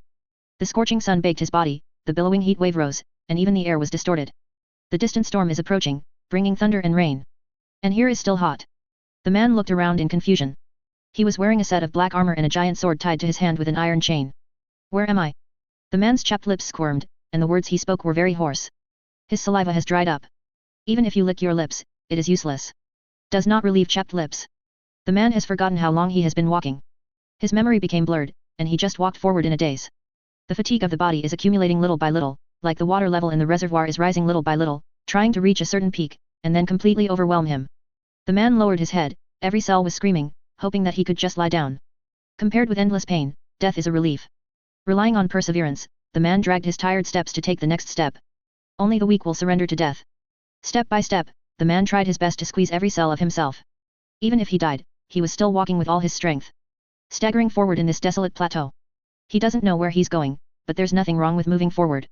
No matter what, there will be a result. I don't know how long it has passed. The sound of the storm is getting closer, at the junction of the hot plateau and the storm. An old man stood there, wearing a worn-out robe full of holes, with bare feet. There is still a stick in his hand, which is not enough to be called a cane. Just a branch taken from a thorn bush, stripped of bark and bark. The surface is smoothed by the palm. The face is old, weathered, and wrinkled, and the eyes are cloudy. Peace, greetings to you, traveler. The old man said to the man. The man nodded. He is very tall and protected by armor. The thin old man did not pose any threat to him. You have been walking and never stopped. The old man said, where are you going? The man froze for a moment, and looked at the old man with confused eyes. The face of the other party is very familiar. It was as if I had seen that face countless times before. But there is no way to recall any memory. I don't know where I'm going. I just know I'm going to go. The man whispered, and when he spoke, some memory fragments flashed in his mind. Roaring, fighting, and desperate roaring images appeared in his mind. A man in red battle armor with a saw-toothed battle axe fell to the ground. His throat was slit. When speaking, blood foam spurted out along with the sound. My brother in chains, Sigismund. Go eat shit, traitor. The man suddenly saw another warrior in yellow armor. The other person's face was so familiar, as if it was his own. Chapter 514 Vashtar. The starry sky is endless, and so is our desire for it. Peace will never belong to our kind of people. From the moment we make an oath, there is only endless war waiting for us. This sentence is recorded in the history books of the Empire. It was uttered by Sigismund, captain of the first company of the Imperial Fists during the Great Crusade. Relentless offspring born in the last days of the Age of Ignorance, you shall serve the Lord of Terra, a dark being that prays to the living, and killing shall be your life's calling. Your heart shall be steel, and you shall fear nothing, you will sweep all directions, and you will become the most outstanding fighter. An old woman from the genetic Church of the Moon stood in front of a boy with frightened eyes. Determined as the 7th category, with the psychological and physical characteristics of the 12th and 16th categories, everything is within the tolerable range. The boy was fixed on the operating table, and the dazzling light made him unable to open his eyes. Sigismund, we have sworn that, where the sword points, we will fight endlessly, never stop, and be loyal forever. The stout, war angel in yellow power armor knelt down on one knee and took a long sword from a veteran. We are true brothers, Khan and Sigismund. The friendship and oath between us are countless times stronger than the iron chains in our hands. The strong man with a stout body, his body covered with hideous scars like a giant centipede, patted another strong man on the shoulder. It is a choice of fate, Sigismund. Consecrate yourself to the flames, or stand upon Terra. The woman stands before a war angel in yellow armor. You are no longer my son, and whatever your future may be, you will never be again. Pride has blinded your eyes, Sigismund, and that is why Horus fell. A face so noble that it is difficult to describe it in words is so angry that it is almost distorted. Sigismund's abilities sometimes can't keep up with his abilities. The giant in yellow battle armor and the purple, half-human, half-snake monster in a battle armor full of blasphemy fought together. The battle between the two is earth-shattering and shocking. Stick to the sanctuary and never retreat. Roaring monsters and traitors flooded in like a tide, and lonely warriors stood bathed in blood. The legion will be split, and you are the chief chapter master of the Black Templar. When the curtain came to an end, a lonely voice sounded, full of grief. The battle is endless, the expedition is endless. The battleship group is flying across the sky, swimming in the starry sky. I swore an oath, Abaddon, one day, I will kill you all. Fragmented memories kept popping up in my mind. Shouts rang in his ears. It was as if the seal had been opened. Old memories flowed out like a tide. Inanas. Tears flowed from the man's eyes as he uttered the first word. That is where I was born. Countless horrible memories show that it was a horrible place. In the ancient long night, it was occupied by the lost. Dry river beds and desolate mountains are located there. Terra at that time was like this everywhere. Human beings huddled in the ruins left by the wars of their ancestors. The ghosts of the dead linger in the shadows and nights of Inanas. Thousands of people gathered from all directions to the place where there was no order but chaos. The camp of debris and rags stretches to the end of the horizon, approaching the edge of the world. Chaos, betrayal, and death. All despicable human natures have the opportunity to be interpreted in the chaotic place of Inanas. Eternal chaos is the norm on Inanas. Inanas was a place to avoid even for tyrants eager to rule. The monarchs who buried their palaces and tombs deep in the mountains left their mark on this land. They are the witch kings of the tales, legends of ghostly laughter in the ruined palace. Murder gangs will roam the streets at night with sharp knives and crown blades. The cries of the dead will become part of the dark ensemble like the roar of wild beasts. In spring, the strong wind will bring fresh, slightly icy air from the north, blowing the stench of corpses in this land. In summer, the furnace-like sun burns the earth, steals saliva from people's mouths, and tempts those madmen to bite the throats of travelers in order to get the precious water. In autumn, the smell of carcasses wafts through the mountains to attract scavengers. In winter, frozen corpses lay lying on the snow-white ground, waiting for hungry people to take them. Innis is a hopeless place. Man is born and grows from there. His mind was full of fragments of memories, and he had to work hard to sort them out. The gods of death are coming, they come to choose, they will make us immortal. A figure with a skull mask on his face and various scary tattoos jumped out of the dusty memory. His body has been genetically enhanced, and it is unusually thick, like a monster shaped by demons in those horror stories. The slightly smaller head was installed on the huge body, and there was a weird sense of incongruity. A boy who looked a little thin held a piece of sharpened iron and stabbed fiercely into the opponent's chest. If you observe carefully, you can see that one of the boy's hands has been broken. There was also a big on his forehead, and blood flowed down his cheek, mixing with the dust. The boy's eyes were full of determination. The veins in the hand holding the iron plate bulged, and he slammed on the target's chest with all his strength. The masked man let out a scream. The thick chest was cut open by the boy. Blood spurted out, and the beating heart was faintly visible. A low, painful growl sounded, and the boy was also thrown away by the opponent's hand. After rolling several laps on the ground, he stopped, lying there motionless. The man whose chest was cut open reached out and covered his chest, trying to stop the blood. After a while, the man's groans disappeared. He stared wide-eyed and died like that. The boy felt that his internal organs had been displaced, and unimaginably severe pain came from his body. Poof! He spat out a mouthful of blood. Heavy footsteps came, when he raised his head. A giant in iron armor stood before him. The giant's body was as grey as a dark cloud, covering the curved plate armor. The raised respirator and grill make the whole head a bit like a locomotive. At the position of the eyes, there is a red light. Wearing a gun with an amazing caliber and a huge sword with sawtooth on his waist. The boy opened his mouth. Fear occupied his mind, completely squeezing reason into an invisible corner. Target qualified. The giant's voice was extremely cold, as if it came from hell. The boy raised his crude weapon and swiped towards the opponent's knee a little above.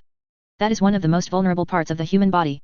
A light cut can cut off the nerves, damage the muscle groups, and make the opponent unable to run. The boy underestimated the thickness of the opponent's armor. After a series of sparks, he only scraped off the paint on the opponent's armor. His movement caused the giant to tilt its head, and there was a strange sound from under the barred respirator.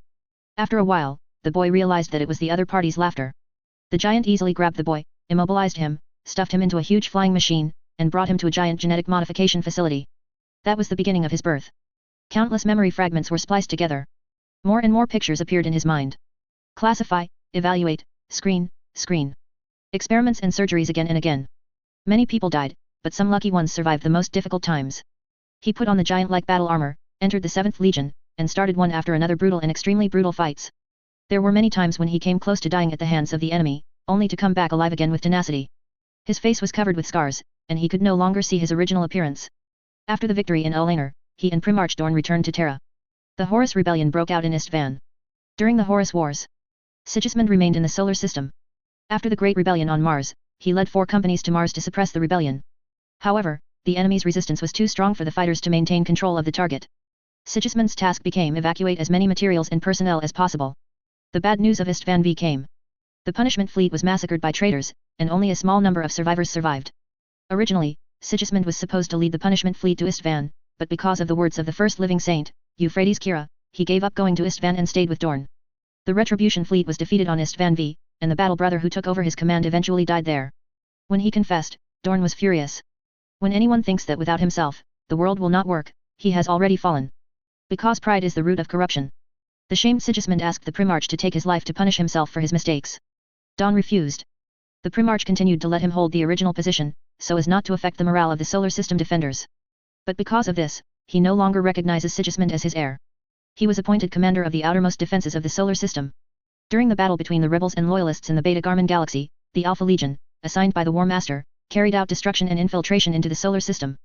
The Emperor and the Custodians are deeply involved in the Webway War, Prime Minister Malkador is busy deploying the Shadow War, and the burden of solar system defense falls on the shoulders of the 7th Legion. Sigismund led the fleet and the Alpha Legion into the Battle of Pluto. Horus forced Terra to replace the Emperor. Sigismund first led the defense of Pluto, then retreated to Terra and joined the siege of Terra. He slit Karn's throat and spurned the former brother in chains. Challenged Fulgrim, who was ascended to the devil, but unfortunately he was defeated and almost killed, but was finally saved by Dorn.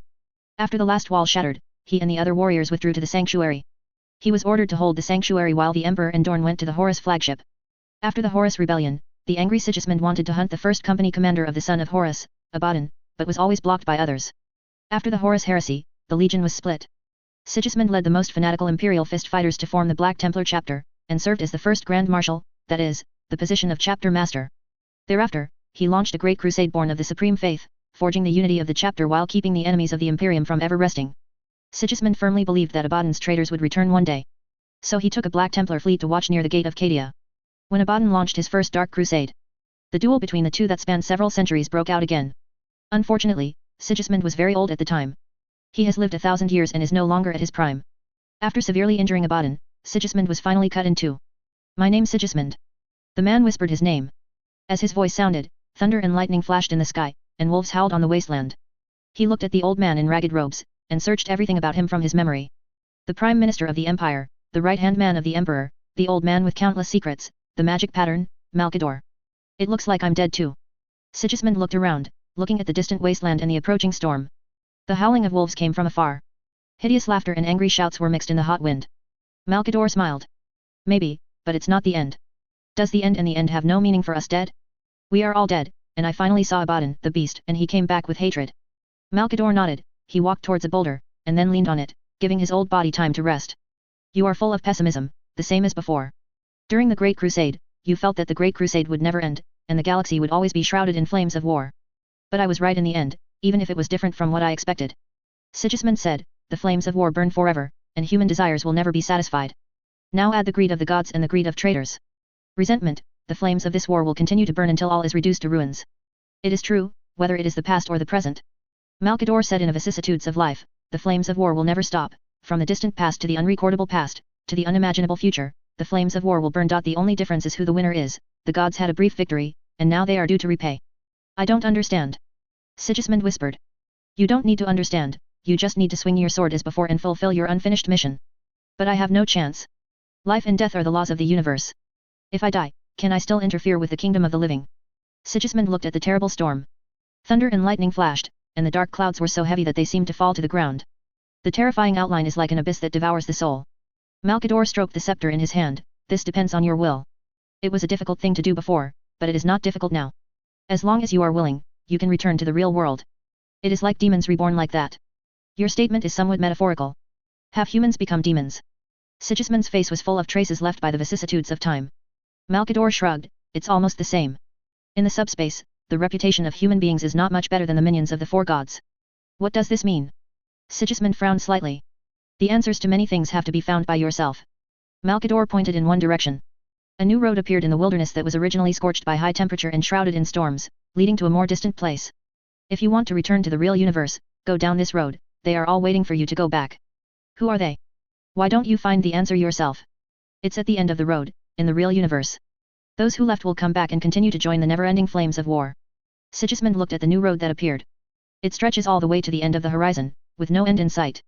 After hesitating for a while, Sigismund made a decision, and he stepped on that road. "Please wait." Malkador's voice came. Sigismund turned his head and looked over. Mikado came over with a water bag. "You look thirsty, maybe you should add some water before you go on the road. Those guys won't let you go back so easily, you may have to fight." Sigismund licked his chapped lips with his dry tongue. He had forgotten how long he hadn't drank water.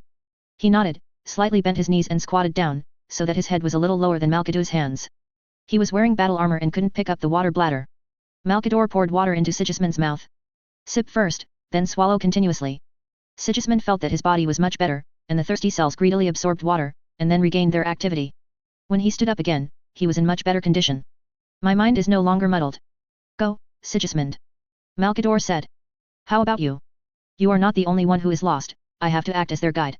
Sigismund nodded, took one last look at Malkador, then turned and started on the road. When he walked a distance, and then turned back, everything disappeared. The road behind him, Malkador, and the boulder on which the opponent was relying have all disappeared. The howling of wolves came from a distance, and Sigismund could hear their anger. He realized something, turned around and ran. "Signing this contract, you will be able to get rid of Nurgle's control, gain more powerful power, and get rid of the current torture. Nurgle is no longer able to protect its domain. The great emperor of the empire is the future of the subspace. Please recognize the truth and give up that stupid loyalty." Vashtor looked at the struggling demon and said seductively. Part of the demons followed Korix to participate in the war against Nurgle's domain. Battles broke out between the two sides in the physical universe and subspace.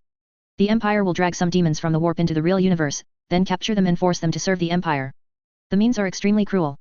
Vashtor never tires of it, stuffing a large number of demons into his newly developed engine and building a mechanical demon army of his own. A rotten head, full of pus and tumors, and a one-horned Nurgle spit out thick phlegm. You can destroy our defenses, but you can never defeat us, you cowards who surrender to humanity. Those damned will be driven out by the Great Father, and you will suffer, and die in eternal torment. Put it into a one-time demon engine. It is unwilling to surrender, so we will help it surrender. Vashtor said indifferently, I hope your courage is as admirable to me as your mouth. Vashtor waved his hand, and several demons with the curse of the Sky Eagle came up, dragged the unicorn down, and threw it into the furnace. Chapter 515 The Flames of War in the Nurgle Realm. Industrial gears are intertwined, sharp teeth are constantly crushing flesh and blood, and all souls and demons are devoured. If you are not full, the forge howls the flames of hunger, seeds are born in the heat of the furnace, alchemy boils blood to create vitality. Vashtor Creator. War rages in the realm of the living in the warp. The angry roar of the plague echoed in the warp. The invasion of the subspace by the physical universe is gradually increasing. The eternal war that lasted for countless billions of years will end in this life. The bloodthirsty demon army of Khurn broke out a fierce conflict with the one-horned demon group at the edge of the swamp. The latter gathered from all directions like insects guarding their nests, and the two forces violently bit together. At the same time, the Mad Knights under Slaanesh launched a charge on the muddy and rotting but lush grassland. The disciples of Tsianch who drove the flying saucer screamed and threw fireballs on the gathering place of Nurgle demons, igniting the whole world. The three gods broke their promises and launched an attack in other directions in the domain of the Plague God. They once signed a short-term contract, wanting to ally against Guilliman as before. It does not mean that they will drop the gap between each other. The hatred between them is far greater than the hatred between them and humans. Pairs of evil eyes are staring at each other.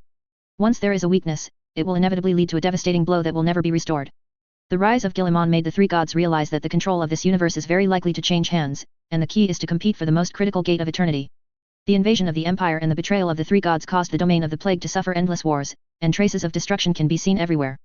Vashtor stood on the side of the Empire, using his talents and abilities to quickly gain Korix's approval. It launched a series of plans such as demon loans and contracts, which made the Empire's subspace organization stronger and stronger, and its control over demons became stronger and stronger. Vashtor, with the help of the Empire, restructured the supernatural industrial field called the Soul Forge. This guy's true self is the embodiment of creativity without conscience and order. It is a collection of inventions, innovations, and innovations. Any advancement of civilization will give it strength. If it was not sealed by those powerful civilizations during the ancient war, it is very likely that it has become a powerful, omniscient, and omnipotent god. You will pay the price, monster. The wrath of a loving father will be upon you, and you will sink into eternal pain. The dragged unicorn made a final threat before being thrown into the fiery furnace. Vashtor showed a piercing smile on that mechanical face. Its body is covered with growing mechanical limbs, and gears and pistons are moving in its body. A red light emanated from the chest, and a star was compressed and placed at its heart. The surging hot star energy surges along the ducts all over the body, making various body parts more active. Do you think I care? You little maggot under Nurgle. Vashtor said coldly, there are so many people who want to seek revenge on me, but they are all gone now, and I still standing in front of you.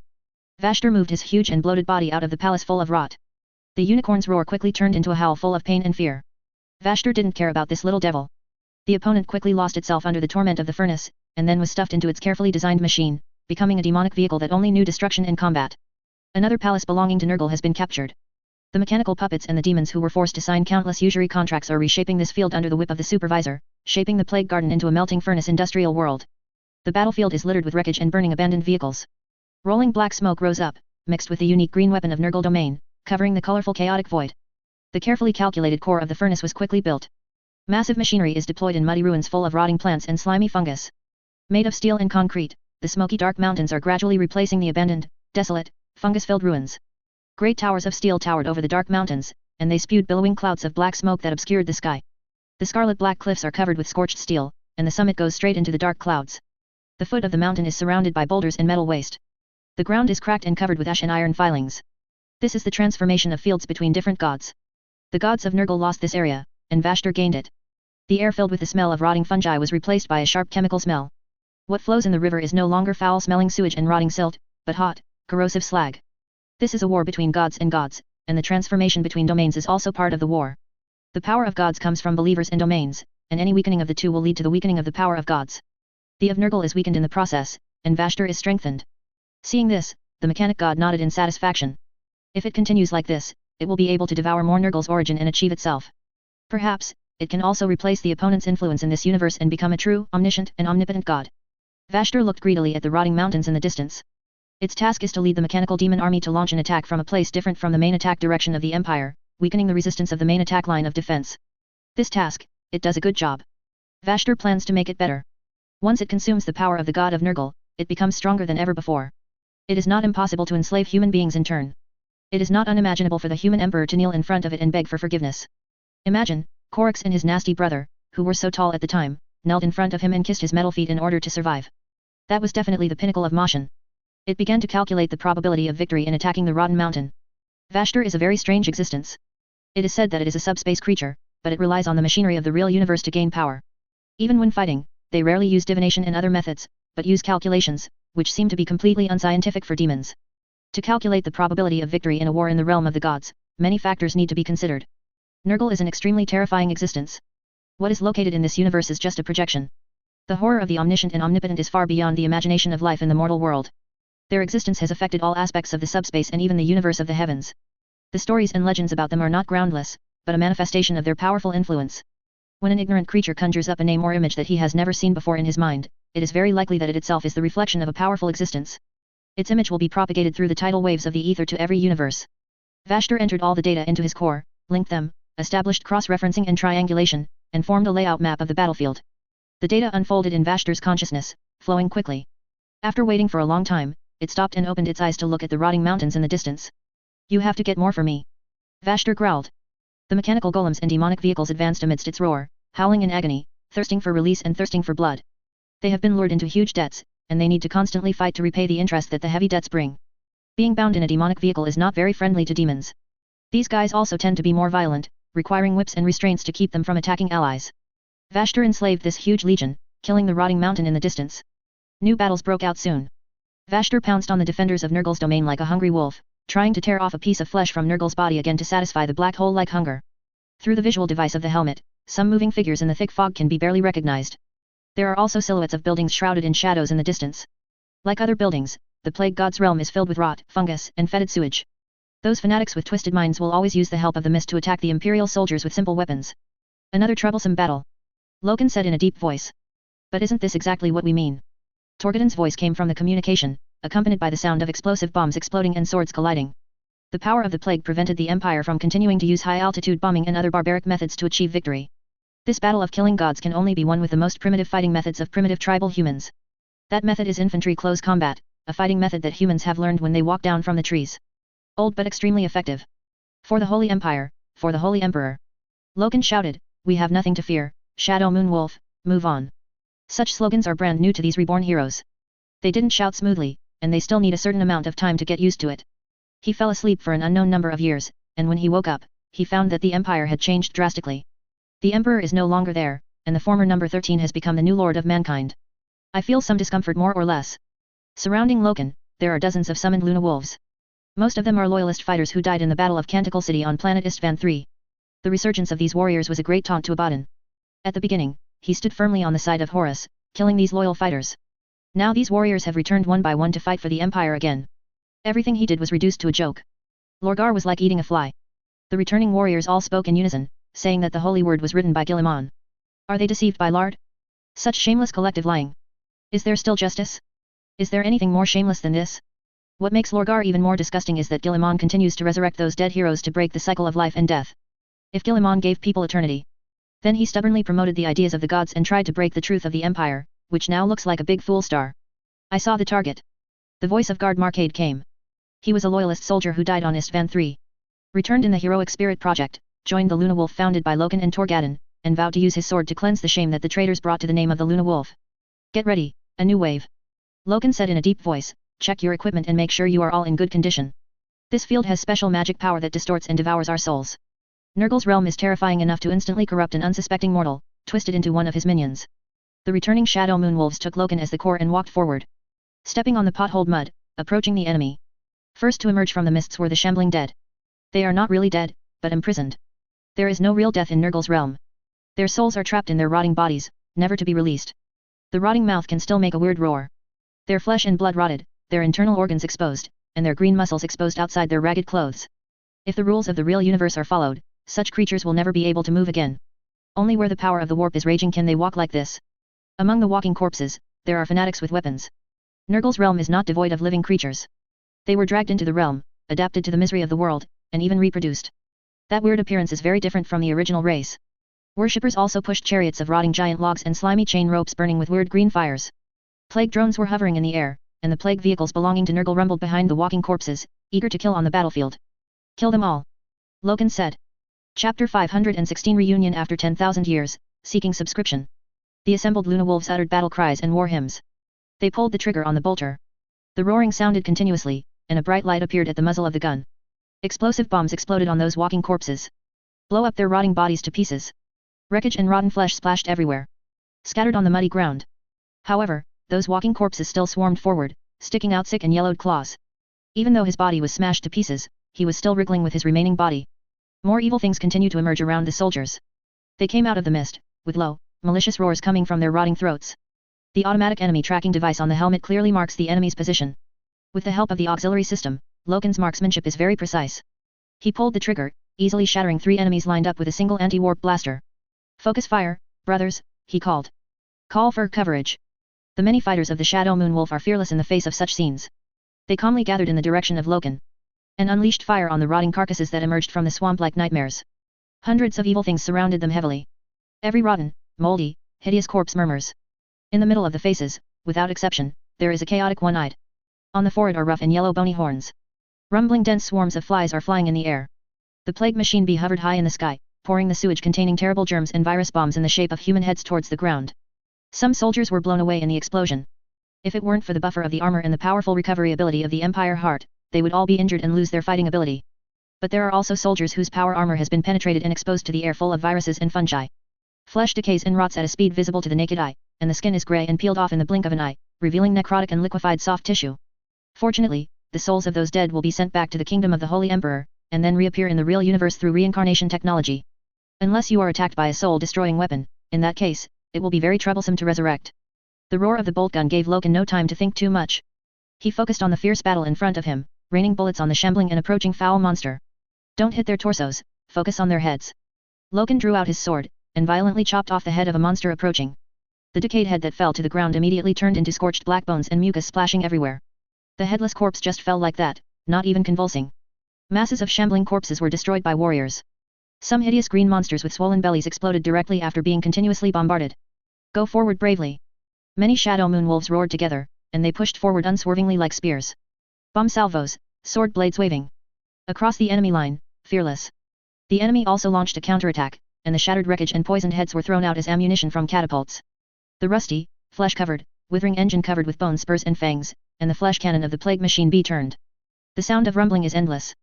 Cannonballs and bullets carrying viruses and plagues poured out of the rusty muzzles, and exploded on the ground, spouting bursts of deadly poisonous gas. Aerial fire support is coming, please mark your position to avoid being targeted and causing accidental injury. Aerial fire support is coming, please mark your position to avoid being targeted and causing accidental injury.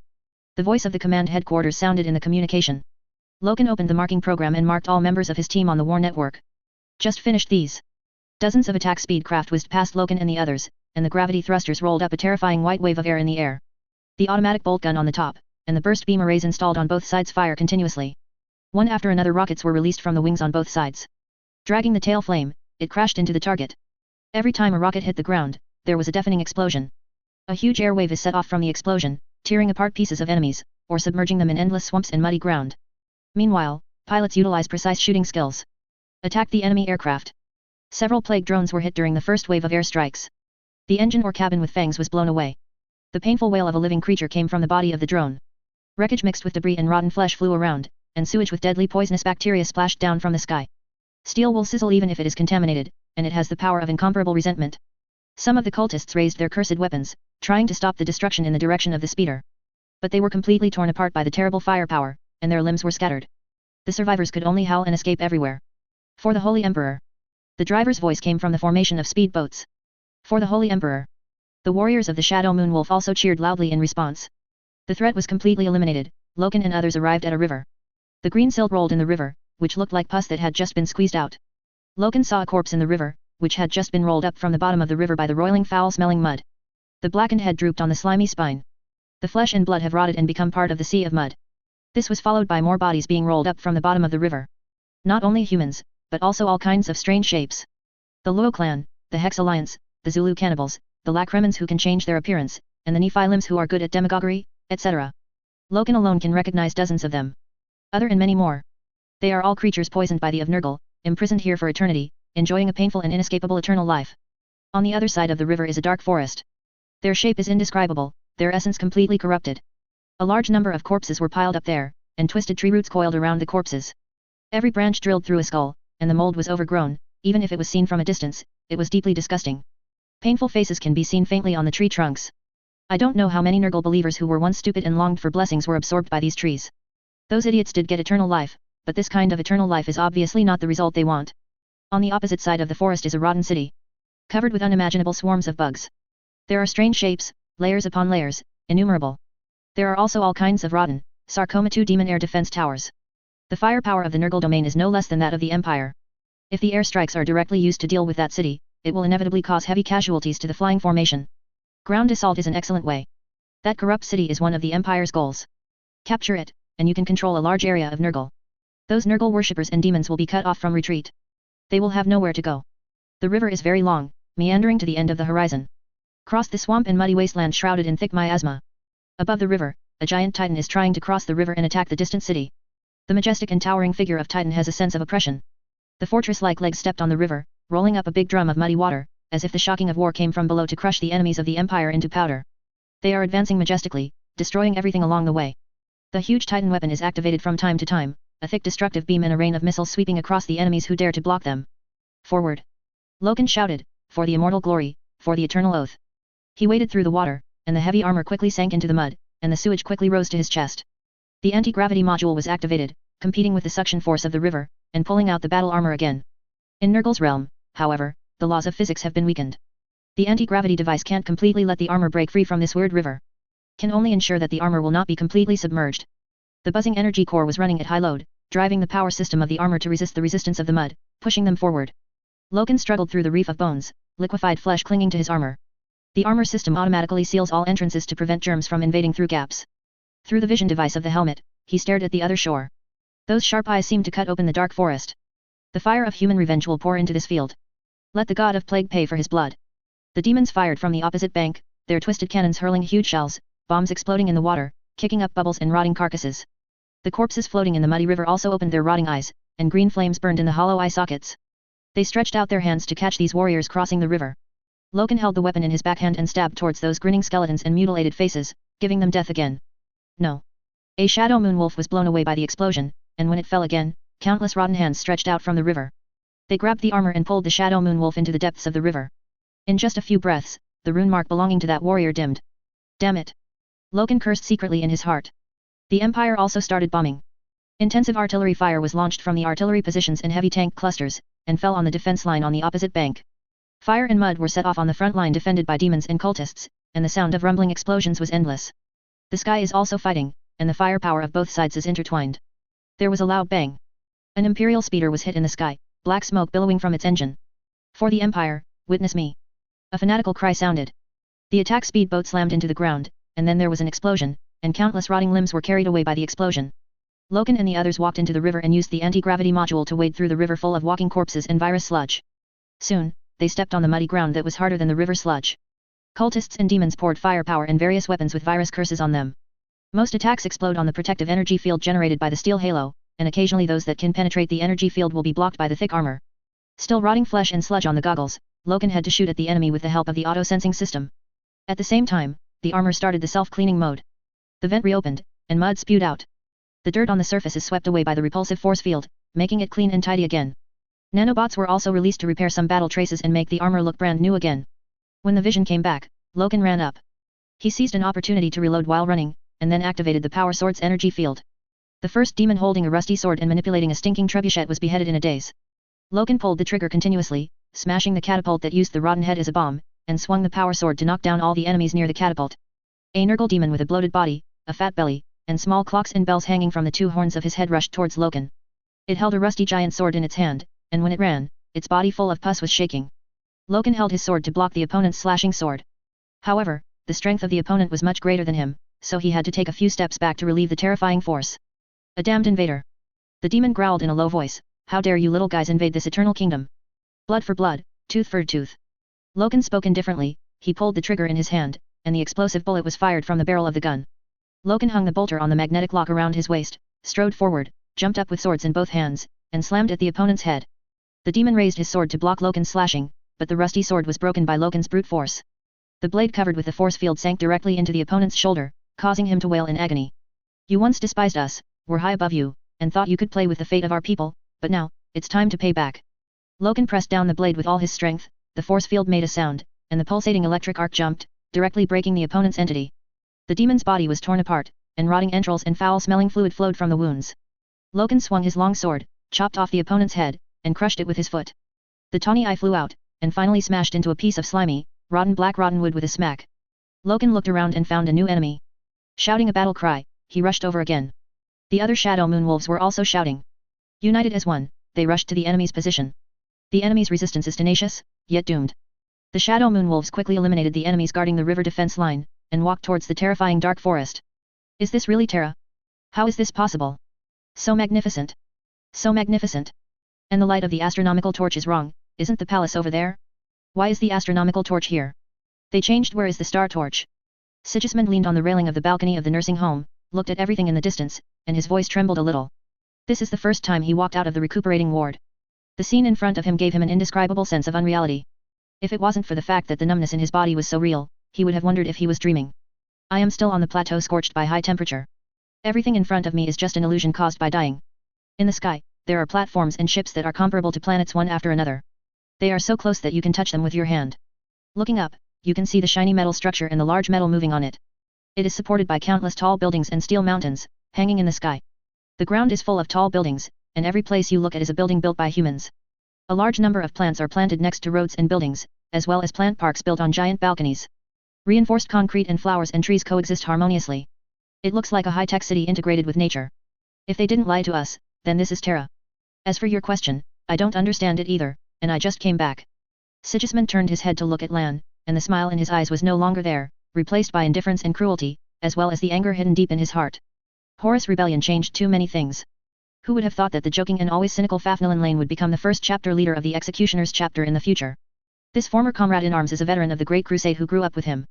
When Sigismund was just training, he had already known Lan. They met on the training base on the moon. It was a very cruel time, and the selection of space fighters was not an easy task. Every successful person steps on the dead body of a failed person.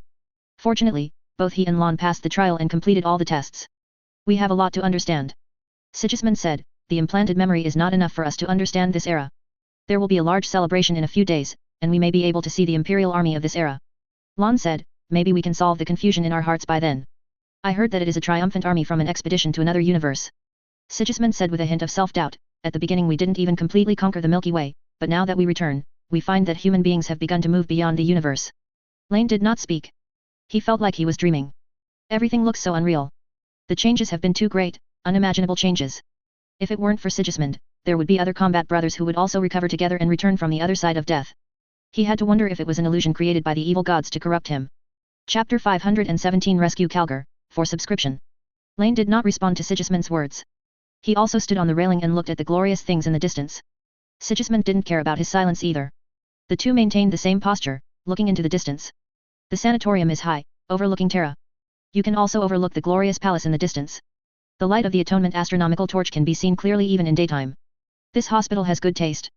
War has eroded much of human good taste. And in this day and age, people are picking them up again. Outside the sick building of the nursing home is the botanical garden. Birds sing in it, and some small animals protected by law are also active in it. Designers try their best to present the original appearance of nature through such means, so that these returning patients can recover faster. Occasionally, there will be loud noises from the botanical garden. Immature and full of vigor. It's all from kids who finished their homework. They walked through it, and their hearty and childlike laughter carried a strange magic power, which reminded people of when they were still young. Sigismund's youth was spent in the chaotic Innis. But this does not mean that he has not been happy. In Innis, he has a group of orphans who depend on each other and live together in a drifting camp.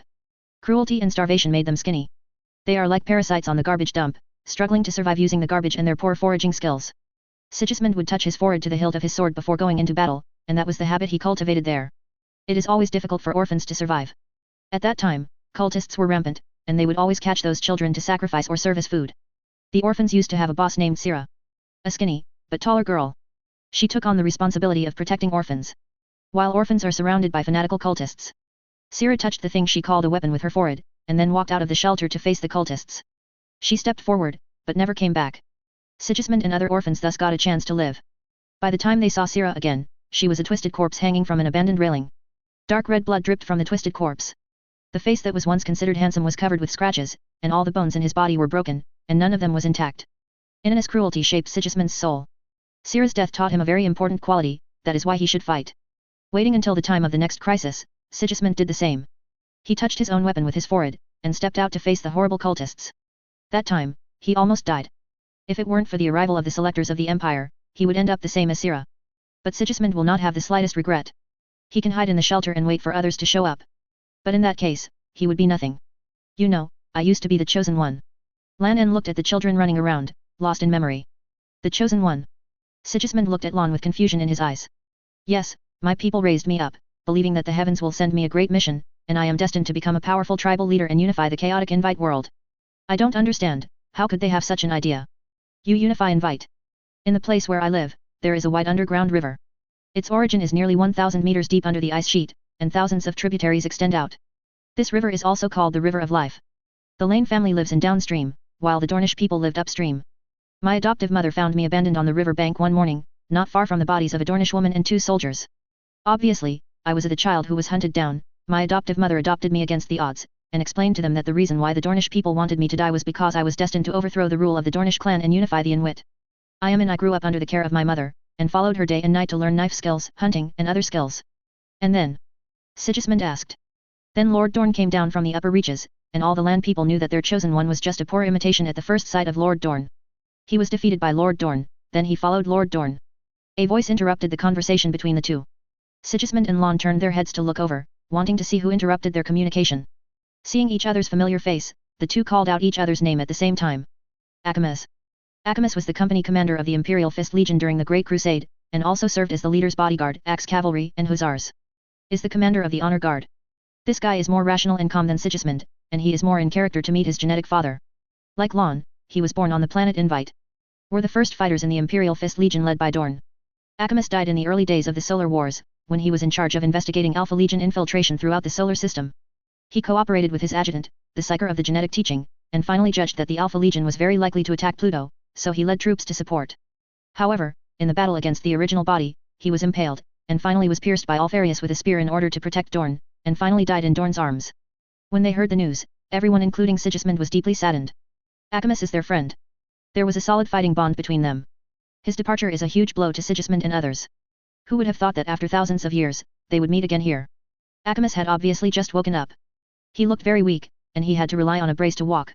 To be honest, Lan, didn't you get a new story after I left? Why do you keep repeating this story? Acamas is Dorn's guard, unlike Sigismund who went to the flagship of the World Eater to fight duel. He stayed with Lane for a long time. For a while, Lane told this story every day. Everyone at that time almost vomited. Don't you think this story is wonderful? Lan retorted, dissatisfied that Acamas helped him tell the rest of the story. It's just that you think it's wonderful. Acamas walked to the side of the two and said, let's talk about something else, talk about the upcoming celebration and the current Holy Emperor. Wouldn't such a topic be more interesting to talk about? Is it really impossible to talk about those children? It is also a good topic. Stop telling your old-fashioned stories. Chapter 518 Primordial Casting Upgrade in the 5th Stage. The appearance of Acamas made Sigismund and Lan very happy. Is there anything more exciting in this world than the reunion after 10,000 years? The Imperial Fist Legion reunited in Terra again. This alone is enough to make them excited. The Horus Rebellion ended, and many warriors including Acamas were killed. The Imperial Fist suffered heavy losses, the Dalian team was crippled, and the entire company's establishment was gone. Those who survived have no choice but to silently lick their wounds and accumulate hatred. That battle was too difficult. The entire Terra has fallen, and the demons have attacked the sanctuary. All areas of the planet were destroyed, and countless dead were killed. The ashes of war on Terra can drown the Primarch's knees. As far as the eye can see, there are all fragmented corpses. Imagine how sad that is. To be able to meet again now, how exciting it is for these returnees who have witnessed the death of their comrades in arms and the broken ideals of the past. Lane's story can't go on. The three talked about what happened after the Horus Rebellion. Sigismund broke away from the Fist of the Empire, established the Black Templar, and launched the Eternal Crusade. Lan became the head of the Executioner's chapter, venting his anger on the enemies of mankind with madness. The Battle of Terra destroyed too many things, and many people were changed by it, and they will never go back to the past. Then, the topic of the three shifted to the current empire. There was surprise and shock in their words. The road across the universe, the expedition of different universes, the human fleet beyond the galaxy, and the war against the gods. Every item brings endless reverie. Such news sounds too shocking, giving them the illusion of returning to the Great Crusade. Of course, the Empire is far greater today than it was during the Great Crusade. After all, the Emperor did not take them through the galaxy, let alone point their swords at other worlds. Humanity reversed the previous passive situation and became the offensive side. Mankind's notoriety spreads in the subspace and the universe of the heavens. Human beings have a worse reputation among demons than the gods who desire to enslave them. Human minds today are very different from the human minds they were. At the beginning, they faced the gods, terrified and apprehensive.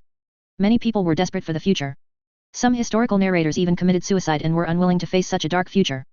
Human beings today, gods? Alien? Labor and capital are fighting gods and aliens. Come up is the extermination order, talking about purification and purity. The three of them chatted enthusiastically using the only information they had. I kept talking until the evening, imagining how far the Empire has reached today. They leaned on the guardrail, and when they talked about rising, they would stretch out their hands and gesture. Birds chirping and children playing, and the sounds of men and women who came out after dinner came from the botanical garden in the distance. These sounds are mixed together, and there is a special sense of peace. The three of them couldn't feel the tragedy brought about by the war. This may be the world that the Emperor once wanted to build.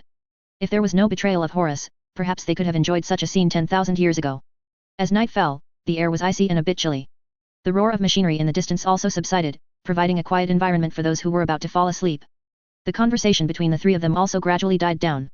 They looked more at the city shrouded in night. The lights of buildings and the light from street lamps reflect this magnificent city, so that it will not fall into complete darkness even when it enters the night. Sigismund knew they didn't belong here. Their future is a battlefield full of flames of war, a place of fighting and fighting with endless anger. The purpose of the Holy Emperor calling them back is to make them die again. The three of them didn't complain about such a fate. Nothing in this universe is absolutely fair. Someone always has to sacrifice in order to get something. They are proud of the mission they will be fulfilling. Even if such a mission would cost them their lives again, they would not have the slightest regret. I can't wait to take up my weapon and return to the battlefield. Lon said, if it was later, I'm afraid those traitors would all be gone. Do you know? It's right there. Lan pointed to the astronomical torch that sank into the warp. That light was fueled by traitors. Magnus, Lorgar, Abaddon and others were all caught there, and they are suffering to pay for their past sins. Many traitors were killed or captured, and soon they would be cleaned up like garbage. If you say that, we should really hurry up. Akamas said. Abaddon. Sigismund frowned. At the beginning, he chased and killed this all the way, and blocked the gate of Cadia just to kill him with his own hands. Unfortunately, even space marines age with time. Sigismund's body was already going downhill at the time. He wasn't Abaddon's opponent at all, so it was conceivable that although he severely injured the opponent, he was still a little short and was killed by the opponent. What's the matter? Lane looked at Sigismund and asked. I have a bit of an old score with this guy. Sigismund said. There are too many people who want to settle old scores with him, and the scheduled duel will be 3 months away. Lan shrugged, not only are we back, but many loyalists from the Great Crusade have returned, and they followed suit. Loken of the Luna Wolves challenged traitors to duels. These are almost the order of the day on Terra. Speaking of Abaddon, that guy is pretty miserable now. He is pulled out every once in a while, beaten up like a clown, and then sent back. Some people have even started planning to suppress the Primarch. Challenge the traitor Primarches. Lane's words surprised Sigismund a little. Terra still has this kind of program. Can anyone challenge the traitor? Sigismund asked. I heard that there must be a certain amount of meritorious service or returning heroic warriors. Lan touched his chin and said in a deep voice, and the ending is doomed, because the fighters who challenge are all strengthened, like ours. Those who have been strengthened by Tier 4 as soon as they return can basically easily defeat those traitors. What about challenging the Primarch? Lan looked at Sigismund in surprise. Do you want to do that? To be honest, I really don't recommend doing such a crazy thing. The power of the Primarch is beyond imagination. Their essence is the same as that of the gods, that is, there is a gap in strength. You challenge Fulgrim at the Battle of Terra? Sigismund nodded. He did fight Fulgrim in the Battle of Terra. Although the opponent's armor and lips were scratched, a scar was left on the opponent's face. However, he is not the opponent's opponent. Not long after the battle, Fulgrim picked it up with one hand and threw it away. Sigismund stared down at his thick hands. This brand new body contains infinite power. Created by the Holy Emperor gathering all the wisdom the Empire could find. Possesses the ability to kill gods. Perhaps I should challenge Fulgrim. Sigismund whispered, I want him to pay back what the Wall of Saturn owes. Are you crazy? Lane said, I'm afraid you'll get out of him. I'm sure. Sigismund said, I can feel the strength of this body. If I can slightly suppress the opponent's subspace essence, I have the confidence to win this victory. I think you're crazy too. Akamas also interjected. Whether crazy or not, he should be made to pay the price. Sigismund said in a low voice, it is the nature of the Annihilation to repay any debt. Under the condition of absolute secrecy, the glory of Macrage entered the Emperor Supreme along the webway. It returned to Terra much earlier than the main force. Calgar's injuries are getting worse day by day, and his soul is also teetering on the verge of destruction. With the help of the sages, the commander of the expeditionary force was placed in Guilliman's laboratory. The most cutting-edge technology is contained there, enough to reshape and transform everything in the world. Even the of death dare not say what he can take away from Guilliman's laboratory. He was badly injured. Belisarius Kaur's eyes fixed on Calga, who was lying on the operating table. Yes. Guilliman stood in the center of the laboratory. Countless machines roared. The pistons go back and forth non-stop. Liquid gurgles in the pipes. The shiny machine pulsated as it worked. Mechanical priests in red robes are maintaining the machines. A binary moan sounded in the air. Organs throb in cylinders filled with nutrient gel. Mechanically operating beyond the understanding of ordinary people, each played their own rhythm, and the ensemble formed a complex movement of truth. A data screen is connected next to the operating table, displaying Calgar's various body values in popular numbers and words. According to the insider's description, in the final battle, a modeled ancient sword pierced Calgar's body. That sword held vicious curses and sinister powers, rendering the Divine Emperor's wise creation incapable of healing what appeared to be an innocuous wound. After lifting the stasis, Calgar was getting weaker and weaker. His physiological system and unyielding will are fighting against the damage caused by the ancient sword. However, the power of the ancient sword is very strange. It hinders the healing of flesh and blood again and again, and it is deeply implanted into Calgar's soul, consuming his soul as nourishment. Guilliman put on the sensing gloves, and pressed Calgar's bulky, muscular body with different strengths. The tiny sensors on the glove released detection particle waves and sound waves, detecting the spine, muscles, and veins. Occasionally, pain would be used to stimulate the nervous system, causing Calga to groan and twitch. Kaur dragged the bloated mechanical body and observed around the operating table. Finally, he set his sights on the wound on his chest. Is this the wound created by the evil objects created by the extraordinary civilization? It can cause damage to the heart of the empire, and even destroy its recovery mechanism. Guilliman nodded. Extraordinary civilizations have their own unique features. Those creatures have studied the subspace for a long time. Using the subspace, they have created all kinds of incredible items with special powers. The power of these items is no less than cutting-edge technology. According to the two of our previous guesses, before the rise of technology, the extraordinary civilization based on the use of subspace should be the mainstream of the universe. From this sword, we can see that the extraordinary civilization of Universe 04 it's been a great achievement. Guilliman said as he picked up the rusty sword that was placed aside. There is a sense of malice in the rusty long sword. Guilliman felt a little tingling. One can imagine how powerful this long sword is. This rusty sword can be classified as a spiritual weapon. Spiritual weapons are a very special kind of existence. It needs to be forged in a special way. After the forging is completed, it can leverage the power of the subspace, killing or erasing certain things in a symbolic sense. The Emperor also forged psychic weapons. The spear of the sun god used by Valder and the spear of Dionysus used by Lemon Russ were all psychic weapons that the Emperor once forged.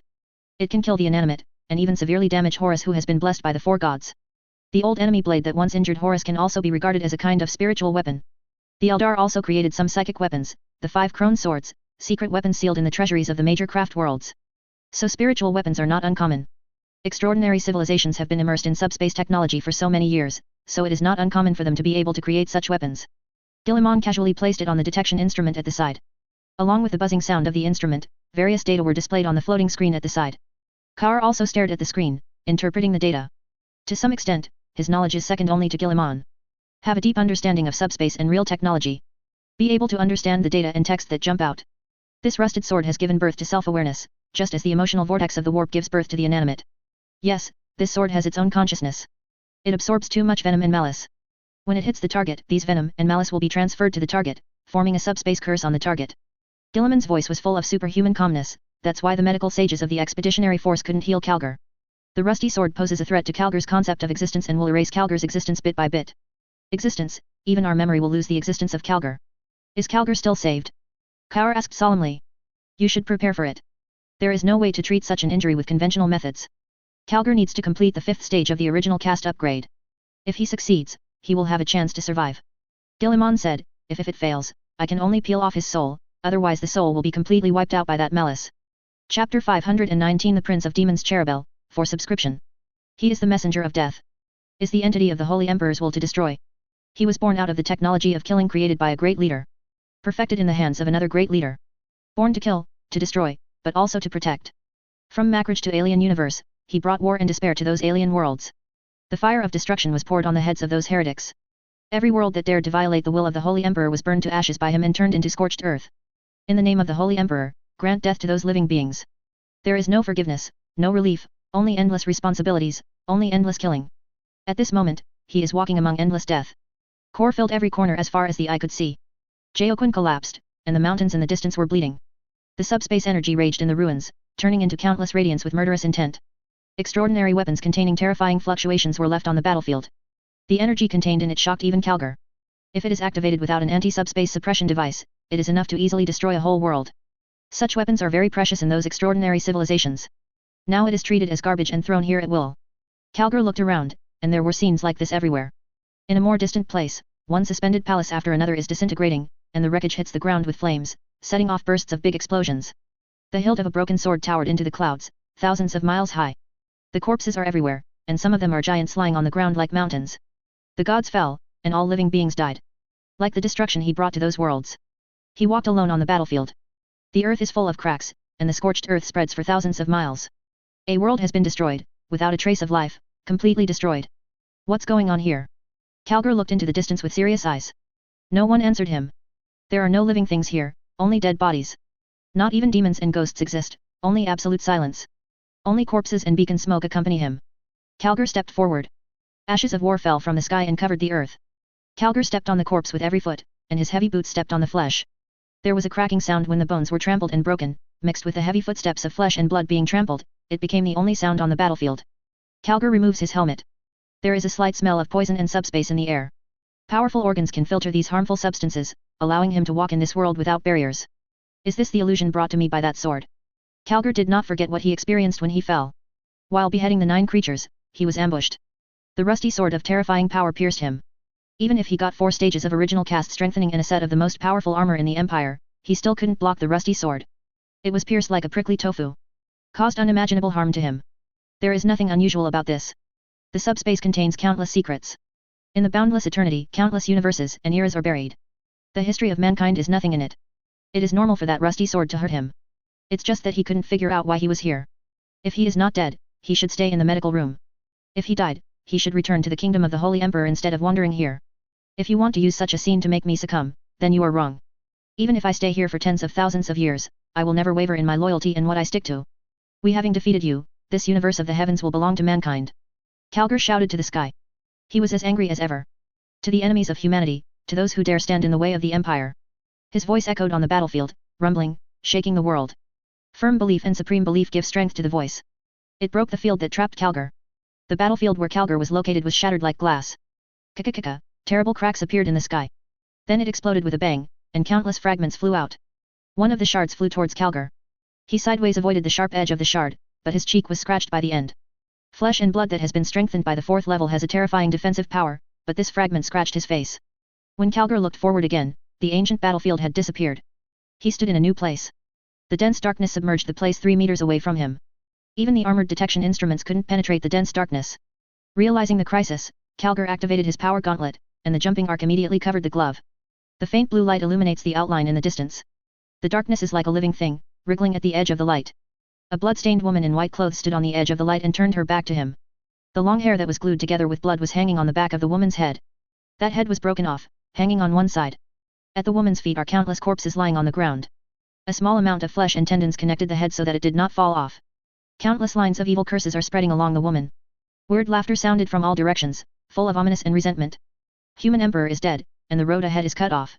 There is no way to survive, and the end of the Dharma is coming. A mournful voice echoed continuously, full of pain and madness. Like a crazy woman whispering. Where is this? Calgar yelled and roared at the weird woman. Human Emperor is dead, and the road ahead is cut off. There is no way to survive, and the end of the Dharma is coming. The woman didn't look back, and there was no response. There is only a figure with a severed head and a strange whisper echoing in the darkness. All kinds of curse patterns are intertwined, forming a huge cage in the darkness. Calgar's army invaded Universe 04. Even if they don't have a deep understanding of subspace, they still know the horror of extraordinary civilization. If these curse lines are intertwined, my fate will never be better than those corpses under that strange corpse. Calgar rushed up. He growled and wanted to tear the opponent apart. However, there is always a distance of 5 meters between them. No matter how he runs, the distance between the two parties is as unbridgeable as some kind of gap. The woman with severed head always stands on the edge of light. Human Emperor is dead, and the road ahead is cut off. There is no way to survive, and the end of the Dharma is coming. That bleak, hopeless voice repeated over and over again. Calgar couldn't get closer to the opponent. He stood where he was, sizing up the other party's existence. The woman keeps her back to him. Judging from the clothing and body shape, the other party is definitely a human being. Even if the head is broken, there is still a kind of proud temperament.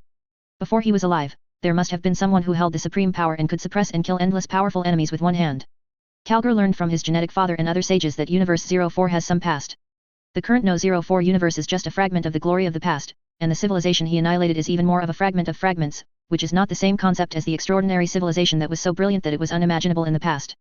The rusty sword is obviously a weapon left over from the peak of that extraordinary civilization. It has been passed down for an unknown number of years, and it may even have experienced many times of terrible reincarnation of the collapse and destruction of the universe, and it exists to this day. The sword body will be rusted. Compared with the Empire, this civilization is really too old to imagine. Yet there is nothing eternal in the heavens. No matter how brilliant it was, it had been ruined, and only a few fragments were found by those creatures. Those curse patterns are still intertwined.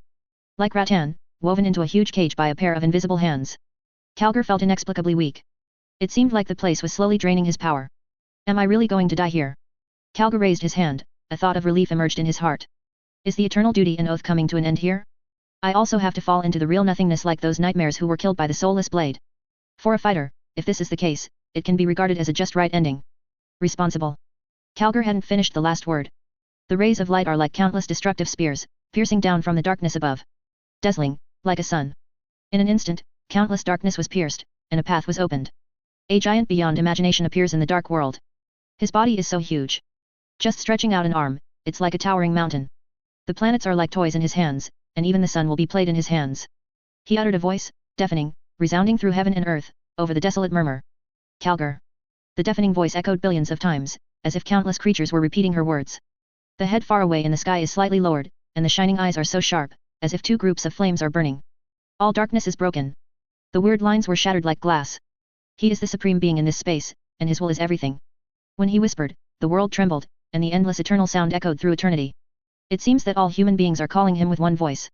Calgar looked at the head in the sky, he was dumbfounded. The familiar face made him kneel down. In all the heavens and universes, the time and space of all ages, there is only one person worthy of his devotion.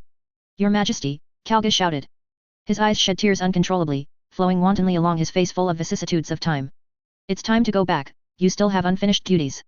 Hundreds of millions of voices exploded in Calgar's mind. Includes everyone he knows, and everyone he doesn't know. There are dead heroes and newborn children. They were all speaking together, shouting the same words as their lord. In a sense, human beings are a whole. They are individuals and part of a whole. Dazzling light enveloped Calgar. Let his body full of strength again. The big hand that covered the sky and the sun fell from the sky, lifting Calgar out of the endless dark world. Through the gap between the fingers, Calgar saw the dark world below. Countless ominous and weird lines are intertwined on the darkness, like some kind of cage. Calgar knew that if the Holy Emperor hadn't acted, he would also be lost in this strange darkness and fall into eternal nothingness. The sea of darkness is boiling, sweeping up like waves, turning into huge waves trying to catch the fleeing prey. Countless cries came from the darkness, mournful and miserable.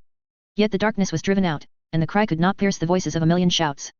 Calgar was pushed out of the darkness by the giant hand all the way, and the light became more and more intense. It was so strong that Calgar had to close his eyes to prevent himself from being burned. When he noticed that the light had weakened and opened his eyes again, what he saw was no longer the towering giant who could hold the planet between his fingers. Instead, bright operating room lights. Target has awoken from a coma. The life data is normal, and the Empire heart system has started self-repair. Praise the great Holy Emperor, he is alive, and the strengthening of the 5 stages still needs to be observed for a while. A mechanical voice reached Calgar's ear from one side. Calgar is confused about his situation. He wants to turn over or turn his head to check his surroundings. But I found that I couldn't control even one finger. Can't even speak. Calgar just looked at the lights of the operating room above his head, trying to recall everything he had experienced. However, soon, waves of exhaustion hit. His mind was slowly going to sleep. The eyelids are getting heavier and heavier. Calgar tried to resist the sleepiness, but it was useless. After a while, he tilted his head and fell asleep completely. Several mechanical priests pushed him to the training cabin aside. After putting the huge Calgar in, the nutrition cabin was automatically injected with nutrient solution, submerging his body. It will take some time for Calgar's body to adapt to the 5th stage of strengthening. The preparations for the grand ceremony are in full swing. As the first universe officially declared to rule by the Empire, Universe 04 is endowed with extraordinary significance. It indicates that human beings have officially become a power at the level of the heavens. Its meaning is similar to that of humans going to outer space by means of the moon. Humanity will also use the No 04 universe to go to the universe of the heavens and officially start the road of conquest. Guilliman left the laboratory after completing Calgar's strengthening operation and confirming that there was no problem. He has a lot of responsibilities and doesn't have time to be there all the time. The rest of the optimization, he handed over to Call to be responsible. I believe that the opponent will soon be able to come up with the 5th stage of original casting reinforcement, which will further enhance the power of the heart of the Empire, so that the original casting fighters will be strengthened even more. After completing the 5th stage of strengthening, the Empire can also officially start the war to conquer the universe. The original caste warriors in the 5th stage are enough to easily crush the indigenous creatures of various universes. For a long time to come, the Empire will focus on how to develop Universe 04 and prepare enough materials and personnel to launch the expedition to the heavens, while accelerating the increase in the number of humans. The huge number and excellent screening policy are the foundation of the Empire's rapid growth and digestion of various technologies. It is foreseeable that Guilliman's work will only be more arduous than before.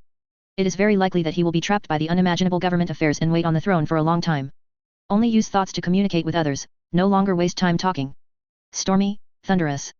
A man kneeled in the rainstorm, roaring hoarsely. Even though the wound was still bleeding, he didn't care. Just because the pain of the body is far less than the pain of the soul. He was originally an adventurer, wandering around in pursuit of wealth and excitement. Such a journey of freedom came to an abrupt end after he met a shepherdess. He fell in love with that beautiful, simple shepherdess. The opponent's eyes seem to have magic power, as long as they take a look, they will fall into it. The man fell deeply in love with the shepherdess. If he couldn't be with her, even if he put all the treasures of this world in front of him, he wouldn't be happy.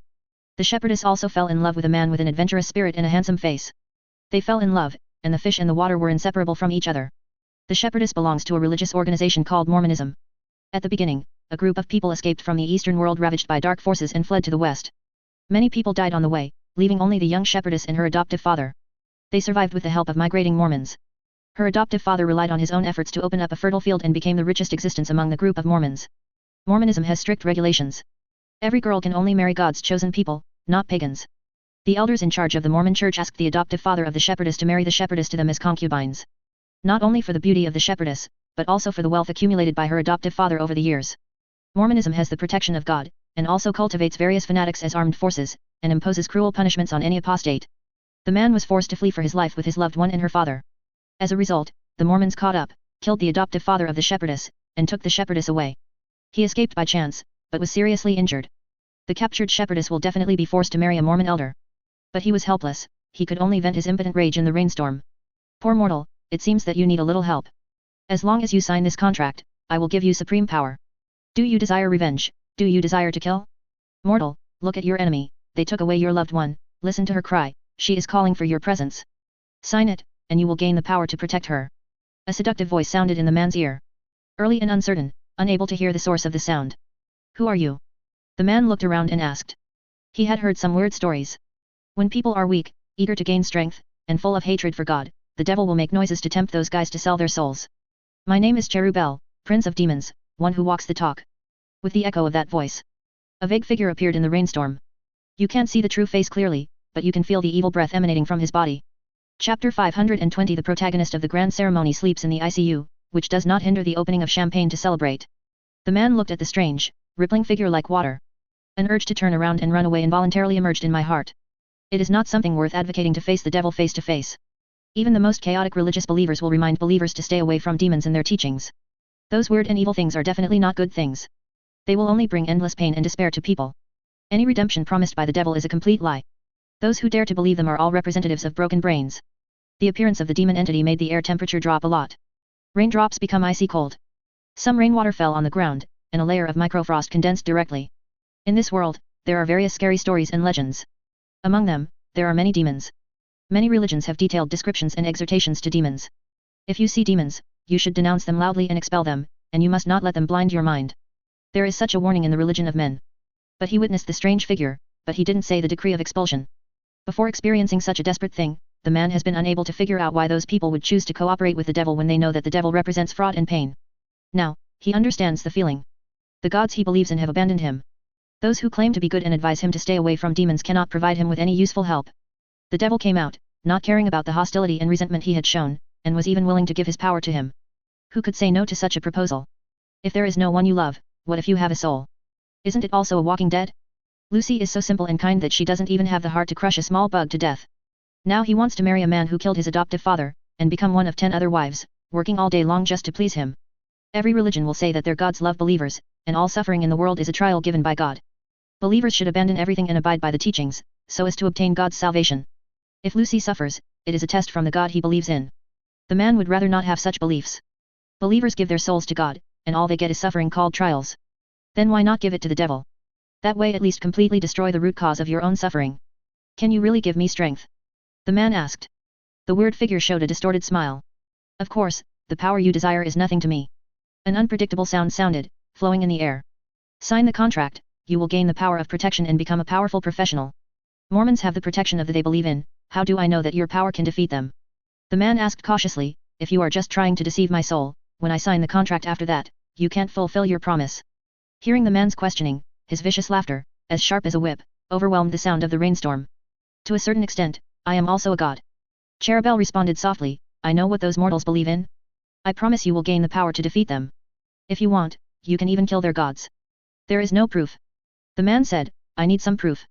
This is not too much to ask. The figure collapsed in the rainstorm as the words fell. There was a burning pain in the man's arm. Subconsciously let out a cry of pain. When he raised his hand again, seeing with my own eyes that my arm seemed to be burnt by an invisible flame. A complex, charred emblem emerged from his arm. Invisible power poured into his body. With a thought, the air stopped flowing, and the raindrops also stopped in midair. It seems that the time of all things has stopped flowing, stopped at this moment. As long as you sign the contract, you will gain supreme power. Manipulating time and reversing the magic of those believers is just a piece of cake. Those guys will tremble and cry at your feet, and those mortals will beg your forgiveness, beg you kindness. A voice from an indeterminate source rang in the man's ear. It is like the neighing of a poisonous snake. Sleek and full of temptation. The man said nothing, as if he was weighing the choice given by the devil. After a while, he asked, what do I need to pay? Of course it's your soul. Isn't this bargaining chip well known? Cherubel said. The man clenched his fist tightly, but after a while, he let go. I agree with your contract, you give me the strength to rescue Lucy. I will hand over my soul to you after it is done. You made the right choice. Happy revenge, mortal. The biting cold wind caused by the devil's words became more and more violent, and the eternal malice contained in it seemed to mock the fate of reality. The good qualities in people's hearts are the root of people's going to hell. Time that was stagnant began to flow again. The raindrops began to fall again, and the sky was filled with lightning and thunder. There was a bang. A thunderbolt appeared in the sky. Illuminated the man's young, painful face. The wound on his body healed quickly after receiving the power promised by the demon. He's healthier than a healthy person right now. The man identified his direction and started running in the rainstorm. He wants to rush back as fast as possible. Wait for me, I will definitely save you from the sea of suffering. The man shouted firmly in the heavy rain, no matter what the price is, I will never allow such a bleak fate to fall on you, my love. Organizing a grand welcome ceremony is not a difficult task for today's imperial bureaucracy. The new Prime Minister of the Empire, Tyrell LeBlanc, relied on his super-organizational ability to coordinate the resource allocation of various departments very well. Get everything ready before the expedition fleet returns. Of course, not all soldiers who fought in battle received such honors. The scope of the solar system is limited after all, and the 04th universe also needs a certain amount of garrison. Only some officials and generals can participate in this scripture military parade. In addition, for the sake of uniting the local area, there are also some indigenous human races in Universe 04 who can participate. As for the orcs, they did not participate in this grand ceremony, they were not keen on it. Instead, they eagerly threw themselves into the next battle. Compared to the grand ceremony parade that can bring people satisfaction, they prefer a Wayaoic expedition that can fight as much as they want. Man Tien brought his tribe to attend the grand ceremony. The little kid who used to like chasing butterflies is now a veteran who has gone through many battles. Outstanding military exploits. Responsible for commanding a local army of Universe 04. Sweeping through many worlds, killing countless aliens, I don't know how much blood was stained on my hands. The Shikan tribe who used to be tit for tat were finally convinced by his killing and became his veterans. The people who came here this time are basically the younger generation born after the Empire came. The human race in the 04th universe is not treated well among the 10,000 races because of the broken path of practice. The older generation has a natural fear of alien races in their hearts. The younger generation grew up under the protection of the Empire. What they witnessed was the era when the Empire swept all directions and exterminated all races. Naturally, they also recognized their identity as human beings more. In addition to Mantian, who is in charge of the military, Roger, who became the representative of the government of the different universe of the Empire, was also selected as the invitee for this grand ceremony. At this time, Roger is no longer the child struggling to survive in the ruins. Rather, it is an Archon who is in charge of the supreme authority of Universe 04. Collins, the political commissar of the 103rd Corps of Krieger, took him in and arranged for him to complete the initiation course. Roger's learning talent is good, and his other hidden talent is even better. That talent got him where he is today. Everyone in this world has their own strengths. Some people are born to be warriors. It is very difficult for them to study quietly. There are some people, they can sit there quietly and endure boring, tedious learning, and get happiness from it. Letting the right people do the right thing is what the Empire has always advocated. This world is destined to be impossible to be equal. If it is required that the eagle can only fly as high as the sparrow, it is also a kind of pain and oppression for the eagle. Roger has a talent for penetrating and exploiting it.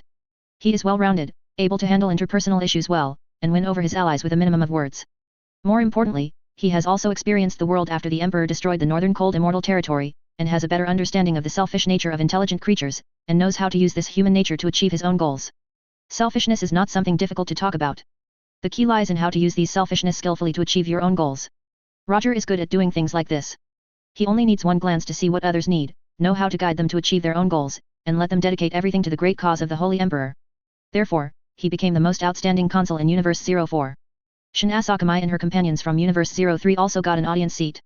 When witnessing such a grand welcome ceremony is about to open, Asaka Shien's reverence for the Holy Emperor also reached its peak, to an almost crazy level. One ship after another as huge as a planet is anchored in the void. Those huge space cities are also fixed at a certain coordinate position. Those majestic sculptures are suspended in space, so huge that they are shocking and unbelievable. Even if you are far away, you can see clearly. The Holy Emperor is a supreme who came down to earth to guide the ignorant people and establish the kingdom of heaven on earth. In addition to the God I believe in, that is, the Holy Emperor. Asaka Shin really can't think of anyone else who can rule such a huge empire. The number of people in this empire is too large to count. Any attempt to account for the population of the empire and the number of worlds the empire controls is a crazy thing to do. Every day, a large number of worlds are conquered by expeditionary forces and brought under the command of the Holy Emperor. The natural death and birth of children every day is enough to make all the means of counting the population become empty talk. The population is changing all the time. It is simply impossible to get an accurate number. It is an unimaginable luck for them to be able to sit in the auditorium and enjoy such a grand ceremony. When Asaka Shin was escorted to the auditorium belonging to their group, she kept performing the eagle salute to express her excitement. Sigismund, Lane, and others also got such a lucky opportunity. They had just finished their recuperation and were receiving combat training normally, and they were also invited to participate in this grand ceremony. The place where this grand ceremony is held is Terra and the Emperor Supreme. The parade will walk through several roads of the Imperial Palace in turn, and finally enter the portal and arrive at the Emperor Supreme. Its path is similar to the path that the Holy Emperor set out from the Imperial Palace, and finally boarded the Emperor Supreme, and became the Holy Emperor. This is an unimaginable honor, and only a hero who has made great achievements can walk this path once. The seats where the spectators are located are placed in the air on both sides of the road, and the suspension power and maneuvering are provided by stable anti-gravity and force field devices. Technology provided by Mechanicum is very mature and reliable. From Terra to the Emperor Supreme, the booths are densely packed, all suspended. Of course, the places they are in are all limited areas. The real sky is reserved for flying troops. Sigismund watched the wide avenue. It extends from the huge towering portals on the horizon to the distance, and reaches the pyramid where the Holy Emperor sits on the throne. The pyramid rises from the ground, majestic and majestic. The majestic pyramid is said to be a mechanical creation, allowing the divine emperor to command the power of mankind. The throne above it is just a trivial decoration. What matters is what's inside. The mechanical throne is the center of the lighthouse network, and also the most important control device for the subspace protective barrier. Sitting on it, Guillemon can control everything in the empire. Guide human ships to travel through the subspace, and guide the souls of the dead to return to the human world, so as not to get lost in the realm of evil gods. Sigismund didn't know whether these rumors were true or not. But he could indeed feel the terrifying power surging from the pyramid. The mechanical throne is really not that easy to sit on. The avenue is unimaginably wide. The other end stretches to the end of the horizon. Sigismund's body was forged using the latest technology from the Empire. Possesses extraordinary eyesight. He could clearly see the people at the booth along the way. They come from every world, even every universe. All are representatives of high weight. Everyone's identity is very honorable. Of course, there are many ordinary people on the surface. They are crowded together, a sea of people. There are also a large number of servo skulls, cherubs floating on both sides of the avenue, ready to broadcast real-time footage through the Imperial network. Those are people from different universes, right? Lan moved to Sigismund's side and gestured in another direction. Sigismund looked over and happened to see Asaka Shishin and others. The other party's dress is very strange. Full of personalization. Is incompatible with the native culture of the Empire. Don't talk nonsense, that may be a living saint. Sigismund whispered, signaling Lane not to talk too much. The earliest living saint is the narrator, Euphrates Kale. It was the prophecy given to him by the other party at the beginning that Sigismund did not lead the punishment fleet, but let another battle brother replace him. Dawn accused him of arrogance at first, but when the limit wall was broken, Dunn had to admit Euphrates Kira's prophecy. He really needs Sigismund's help defending the last wall at the last moment, and he needs to go to the great Arctic fortress to hold on to the chain of command. After that, the state religion rose and the status of the living saint was recognized. The man from another universe that Lane mentioned just now has an aura that is very similar to that of Euphrates Kyle. The other party seemed to be aware of the gaze, and looked over. It's just that the other party didn't mean anything malicious, just smiled, nodded, and greeted. The two also nodded and smiled back. Legion Commander. Gedwo on the side also followed Asaka Shishin to look over, and found two original caste warriors. They stood there, exuding a cold aura that only belonged to the messenger of death. Gedwo has seen their kind of shots. Players are like grasshoppers, and gods are like chickens and dogs. They have no malicious intentions. Asaka Shishin said, maybe they are just curious about us. People talked a lot, and they didn't quiet down until the sound of the celebration cannon. The loud and clear bell was ringing continuously and extremely loudly, shaking Terra and the celestial class battleship Emperor Supreme.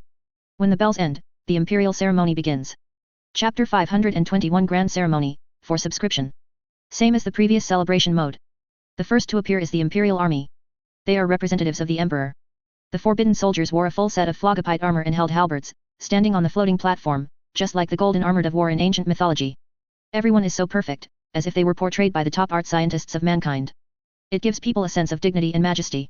Noble and inviolable. Symbolizes the majesty and strength of the empire. The priests of the state religion followed closely behind. The priests wore robes and held a sky eagle censer in their hands. These believers who followed the imperial expedition stood or sat on the anti-gravity levitation vehicle, singing loudly the reverence and praise of the holy emperor. There are also some believers who are naked, kneeling on the platform and weeping bitterly, allowing the automatic whipping machine slaves to beat themselves with whips. Their backs are bloodstained, which is extremely terrifying. However, they believed that such a method could bring salvation to their hearts, and used such pain to express their reverence and love for the holy emperor. The incense from the censer floated together and was stirred by the servo skull flying back and forth, forming vortices one by one. Then came the huge Primaris warriors, their bodies strong and their newly repaired armor. Unlike other troops, they are on foot. Running hundreds of kilometers is not difficult for them. The warband's battle standard is flying in the air. The sound of uniform footsteps overwhelmed the sound of horns and people's discussions. No one knows how many Primaris warriors participated in the ceremony. You can't see the end at a glance. They are like a whole, every time they lift their feet and fall they are consistent. It's like a mechanical soldier controlled by an intelligent core, but it's not, the armor of the robot is full of a living person. This is the most terrifying place. When the primordial warrior came out, the terrifying aura made them fall into silence. Hundreds of thousands of Primaris warriors ran along the avenue in a uniform manner. The footsteps were deafening. Sigismund, Lon, and the others looked solemnly, looking at the primordial warrior who appeared immediately behind the imperial army and priest phalanx. Such a spectacular ceremony, even they were stunned. The imperial army is already so terrifying. One phalanx after another walked over, with great momentum and momentum like a rainbow. When the primordial warriors were advancing, golden petals of light fell from the sky, looking divine. The sound of silver horns can be heard endlessly, and each door is as huge as a hill. Use a huge air-filled compressor to power them, allowing them to blow out huge notes. The sound of drums made of giant xenomorphs rises and falls rhythmically, responding to the uniform footsteps of the primordial warriors. If there are beings from Universe 04 here, they will surely shout out that those alien races made into drums are all powerful races with ancient blood. After the primordial forge warriors, there is the astral army phalanx. The Krieger Death Army was the first to come. With their fearless spirit of sacrifice, they repeatedly broke the enemy's defenses and even captured several important positions, so they won this honor. They wore beak-shaped breathing masks, and their grey-black robes looked as if they had been ignited by war. Sitting silently on the top horse shaped by genetic technology. Holding a cold spear in his hand, it was cold and cruel, with a terrifying killing intent. The sound of the horseshoes was very neat, without any noise, as if it had been copied. Krieg soldiers are trained from a young age, they are born ready. Dedicated to the empire, to the holy emperor. In addition to the Krieger soldiers, there were soldiers passing by one after another. They were either sitting on heavy tanks or standing on suspended platforms. Each one is an elite veteran who crawled out of the mountain of corpses and sea of blood, with stern faces and murderous intent. Only from their eyes can one see the joy of victory in the war and such an honor. The huge titan does not walk, but uses anti-gravity wings to levitate. They are the gods of war, they are the embodiment of the will to destroy. I don't know how many creatures died tragically in their devastating weapons. When they appear on the battlefield, their figure alone is enough to make countless creatures cry and flee in fear. Titan cluster, knight armor, nun phalanx, and cord of justice, etc. Every force that participated in Universe 04 got the chance to attend this grand ceremony. They held their heads high, with joy and a rare smugness in their eyes, walking on this road destined to honor and victory. The heroic demeanor of this team was broadcast live in all aspects, and spread to every corner through the Empire's communication network at the fastest speed, so that everyone can cheer for these triumphant and established warriors. Even the many traitors imprisoned in the Atonement astronomical torch can be clearly seen through the giant projection. Fulgrim roared and roared, using his half-snake, half-human body to hit the cage desperately, and the chains covered with patterns rattled under his crazy impact. However, even the Primarch can hardly break free from the chains. It is not constructed of pure matter, but has some special things that belong to the subspace. It is like the chains used to bind the giant wolf of Fenris in Norse mythology. Chains are made from cat's footsteps, woman's whiskers, stone roots, fish's breath, bear's tendon, and bird's saliva. These things sound incredible, but they have a certain symbolic power. The chains used to bind traitors also have power. Unless Guilliman is killed and the Empire is overthrown, they are trapped, never to be released. The artisans of the Empire made chains out of the sins of these traitors and the hatred of the Empire towards them. Angren was also roaring, like a lion caught in madness. The butcher's nails tormented him so much that he couldn't die. Kill. Kill. Kill. There is only one thought in his huge head. The nails gnawed at the nerves of his brain, making him howl again and again, and smashed against the wall desperately. Lorgar's expression was gloomy. Guilliman was mocking them, showing off his exploits. That liar. Lorgar cursed fiercely in his heart. His resentment and curse were so strong that they almost became physical. If words can be turned into knives, Guilliman is afraid that thousands of swords will pierce his heart. Magnus sat cross-legged on the spot. The one-eyed eye made no secret of its distaste for Guilliman and everything he had created. He has already made countless vows in his heart, he will always live, looking for opportunities for revenge. There is no eternal dynasty in this world. Even the gods will usher in changes. Guilliman will not have the last laugh, he will witness the empire as bright as fireworks, and then turn into ashes and dissipate in the long river of history. The Primarch of the Devil stared at everything projected with resentment or hatred, with viciousness and malice in his eyes. They gritted their teeth one by one, extremely resentful. The malice in the eyes almost turned into substance. Chapter 522 Calgar's Blood Loss, for subscription. The hatred of the Primarches will change nothing. It's fine to let them hate. The glory and brilliance of the Empire will not fade in any way. They chose a wrong path, and they have to eat the consequences of this mistake. Such unbearable behavior will only make them a laughingstock in the hearts of the people of the Empire. This is undoubtedly more painful for them than being killed by Guilliman. They had the same status. The former Guilliman was not even the best of the Primarches. Now, Guilliman has become the most dazzling existence of the Empire, even surpassing their creator the Emperor. One by one, the phalanx went out, marching under the watchful eyes of many high-ranking empires and creatures from many different universes. Those returned heroic spirits were also shocked, fighting endlessly for the mighty power of the Empire and for these people, only for those who achieved their final dreams. Even as a mortal, there is an unyielding will. It was their persistence and hard work that allowed the Empire to survive the long darkness and usher in the dawn. In the eyes of hundreds of millions of people, the soldiers are full of pride, standing under the banner of hunting and agitation. Watch these troops marching down the path of the former Holy Emperor to the throne. Countless people shed tears for this scene. A universe is conquered. In the name of humanity. In the name of the Empire. In the name of the Holy Emperor. What a splendor this is. Humanity will officially become a force at the cosmic level of the heavens. They have a universe of their own. This moment belongs not only to these soldiers returning from the expedition, but also to all human beings, to every citizen of the Empire who has died, has not yet been born, and is working hard. It is the efforts of generations of people that give mankind the opportunity to achieve glory. The majestic legion walked in along the portal, and walked to the area that had been divided on the military parade platform of the Emperor Supreme. Different troops are listed in different areas. This is already set, they just need to follow the instructions to get into their position. Uniform and well trained. When the last troops stood in their positions, the real highlight of the celebration began slowly. When the Holy Emperor walked out wearing armor, holding the Emperor's sword and crowning the king's laurel, the whole world fell silent. That stalwart figure attracted everyone's attention. The dignitaries sitting in the stands all stood up. The crowded civilians were all staring at the figure on the magnificent tower. His standing there is enough for them to devote a lifetime of loyalty. Even if it is for him to die, there will never be the slightest hesitation. Qian Shangxian knelt on the edge of the floating platform. When she saw him for the first time, she knew that this was the man she had sworn to give everything to. Even if she becomes an enemy of God, even if she falls into the abyss forever, she will still defend her oath of loyalty. The people of the Empire who could receive this scene all over the Empire were staring at the projected and rebroadcasted images. Many women could hardly restrain their excitement and began to cry softly. Those strong men have red eyes, watching the existence that protects and guides them, transcending all gods and legends. Countless soldiers are all looking up at the high platform, the man in front of the tall throne. They didn't even realize that they were in tears and flushed. Even the faces of the hard-hearted, decisive, ruthless primordial warriors were all tears flowing wantonly. It's a pity that their faces are covered by helmets, otherwise they would have been photographed and become excellent promotional materials. The whole world fell silent, even the roaring machinery suppressed its own voice. The Imperial Guards knelt on one knee to express their loyalty and faith to the Holy Emperor. Followed by priests, primordial warriors, Titan legions, heavy vehicle drivers, knights, nuns, etc. All are one. No one ordered them to do it, and no order was needed to do it. For on the high platform is their king, their guardian and guide. He made the whole universe bow to man. He made the gods tremble with terror. He made the name of the Empire proclaim to the heavens. He let mankind regain science and rationality. He promoted human civilization to endless glory. His achievements are innumerable, and even if all human words are exhausted, it is impossible to describe the tip of the iceberg. They are his messengers, the implementers of his will. With him, there are them, and there is this infinite glory and victory. To see this marching army kneeling on one knee in such unison. Even the Titans, who looked like the god of war, lowered their heads and knelt on one knee in the wide square. Envoys from other universes, representatives from the Eldar, and numerous envoys from the Andromeda Nebula, they all watched this scene in shock.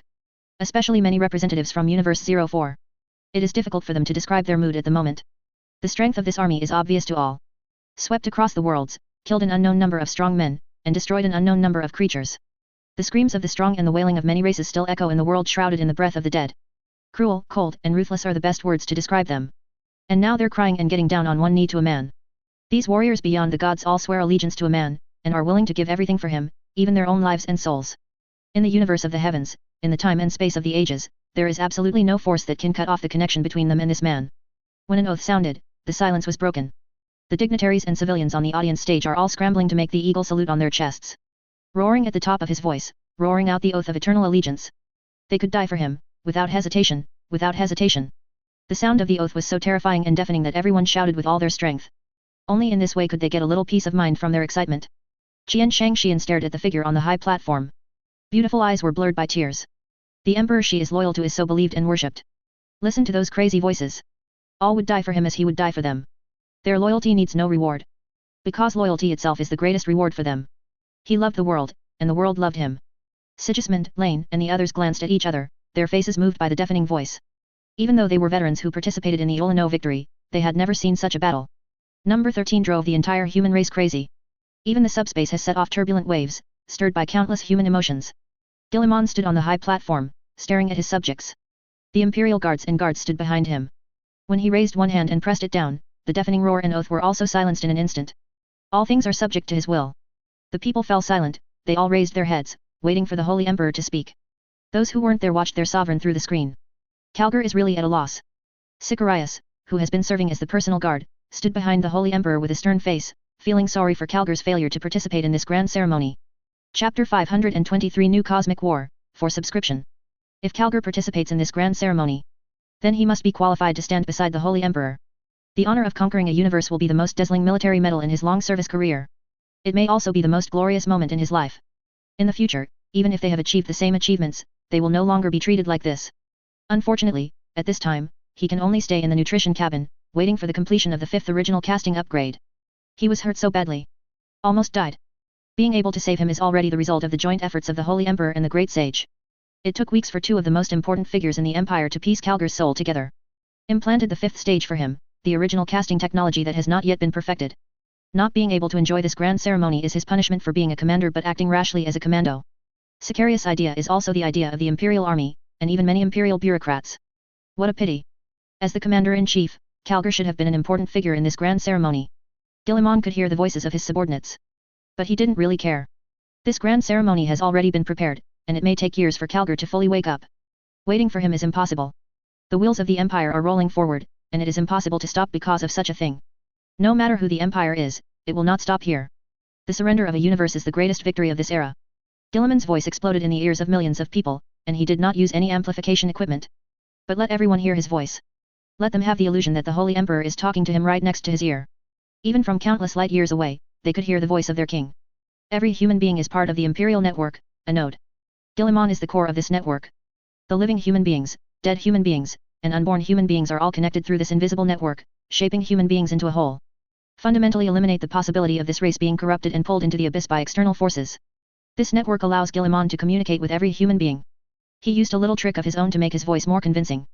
It is also the victory of every human being in this era, and the unity of every empire's people. Don't think that this victory has nothing to do with you, and don't think that such a glorious victory is only related to those soldiers and those commanders. Guilliman looked at everyone and said generously, what I want to tell you is that it is not like that. Workers produced weapons and armor, farmers provided food, mothers gave their children, and everyone respected contributions have been made to this war, and victory belongs to all, to the people of every empire. No one person can achieve such a victory alone. The extraordinary civilization that failed is a living example. Those guys have mastered the supreme power. They call themselves gods and the controllers of the world, but they failed in the end. They couldn't victory over a united empire. We may be born small, but the unity of countless small people is also a powerful force that cannot be matched. These soldiers standing here, please accept my gratitude to you. It is your dedication and hard work that allows me to face those subjects who trust me. Those who have arrived here, or those who have not arrived here. The people of the empire, please also accept my thanks, it is your support and your trust that allowed me to dare to launch such a grand war and win. Guilliman's words brought tears to people's eyes. He never takes credit. Everyone knows who is doing the best. It was he who set sail from Makridge when the empire was torn apart. It is he who tries his best to fight against those old ideas and opposition. It was he who tried his best to eliminate those incompetent dignitaries lying on the empire and sucking blood. It is he who demands that every citizen of the empire receive an education sufficient to enlighten them. It is he who endured the infamy and insisted on everything that is correct, and has the current result. It is he who takes the lead in fighting against Zerg, against Necrons, and against Chaos. It is he who maintains his original intention and strives to maintain a fair and just imperial system. It is he who has a far-sighted view and overcomes all opinions, so that mankind has such a victory. Now, he wants to thank those who are cared for and sheltered by him. The Battle of Universe 04 was a perfect victory. With the unified efforts of the Empire, we have obtained a universe that we can fully control. Guilliman paused, but this is not the end, we will definitely don't be proud and complacent, stop here. Never forget our ultimate great cause. One day, human beings will surpass all time, all so-called gods, and we will stand at the end of the ages, above all civilizations, and above the truth at the end of the road. We will create a truly good time, no more external threats, no more disgusting evil gods to tell us what to do. I know this will be a long journey for you, and many of you may spend your whole life without seeing the slightest sign of this great cause. But we will never give up before we succeed, and we will fight to the end. A moment. Guilliman raised the Emperor's sword, and the golden flame ignited at his will. His whole body is also glowing, and he no longer suppresses his own strength and aura. The whole person becomes bright and dazzling like the sun. With such a strong light, people do not feel the stinging of the eyes. On the contrary, there is a sense of comfort. They are part of this force, and when their bodies die and their souls return, they become part of the divine light. Humanity will eventually win, mankind will go forward indomitably, and human beings will eventually surpass everything. Guilliman's roar resonated with the people. The army coincidentally roared in unison. Even the titans roared through their sound generators. Humanity will eventually win, mankind will go forward indomitably, and human beings will eventually surpass everything. Humanity will eventually win, mankind will go forward indomitably, and human beings will eventually surpass everything. Humanity will eventually win, mankind will go forward indomitably, and human beings will eventually surpass everything. Then the people also cheered. Whether it is the people in the audience stand or the people of the Empire watching through the live broadcast equipment, they were all cheering. Humanity is united. Mankind will surely achieve all victories. Fog. Watson, what do you think of this? A man wearing a British-style windbreaker that hangs below his knees stood in front of a mansion. His eyes were hung with a monocular made of brass and lenses. By rotating the frame on the monocular, the degree of magnification can be adjusted. This is the favorite device of the people of the recently sprung steam machinery organization. The most peculiar thing is that this kind of glasses has been baptized by a special method, not only can magnify, but also can see some special things.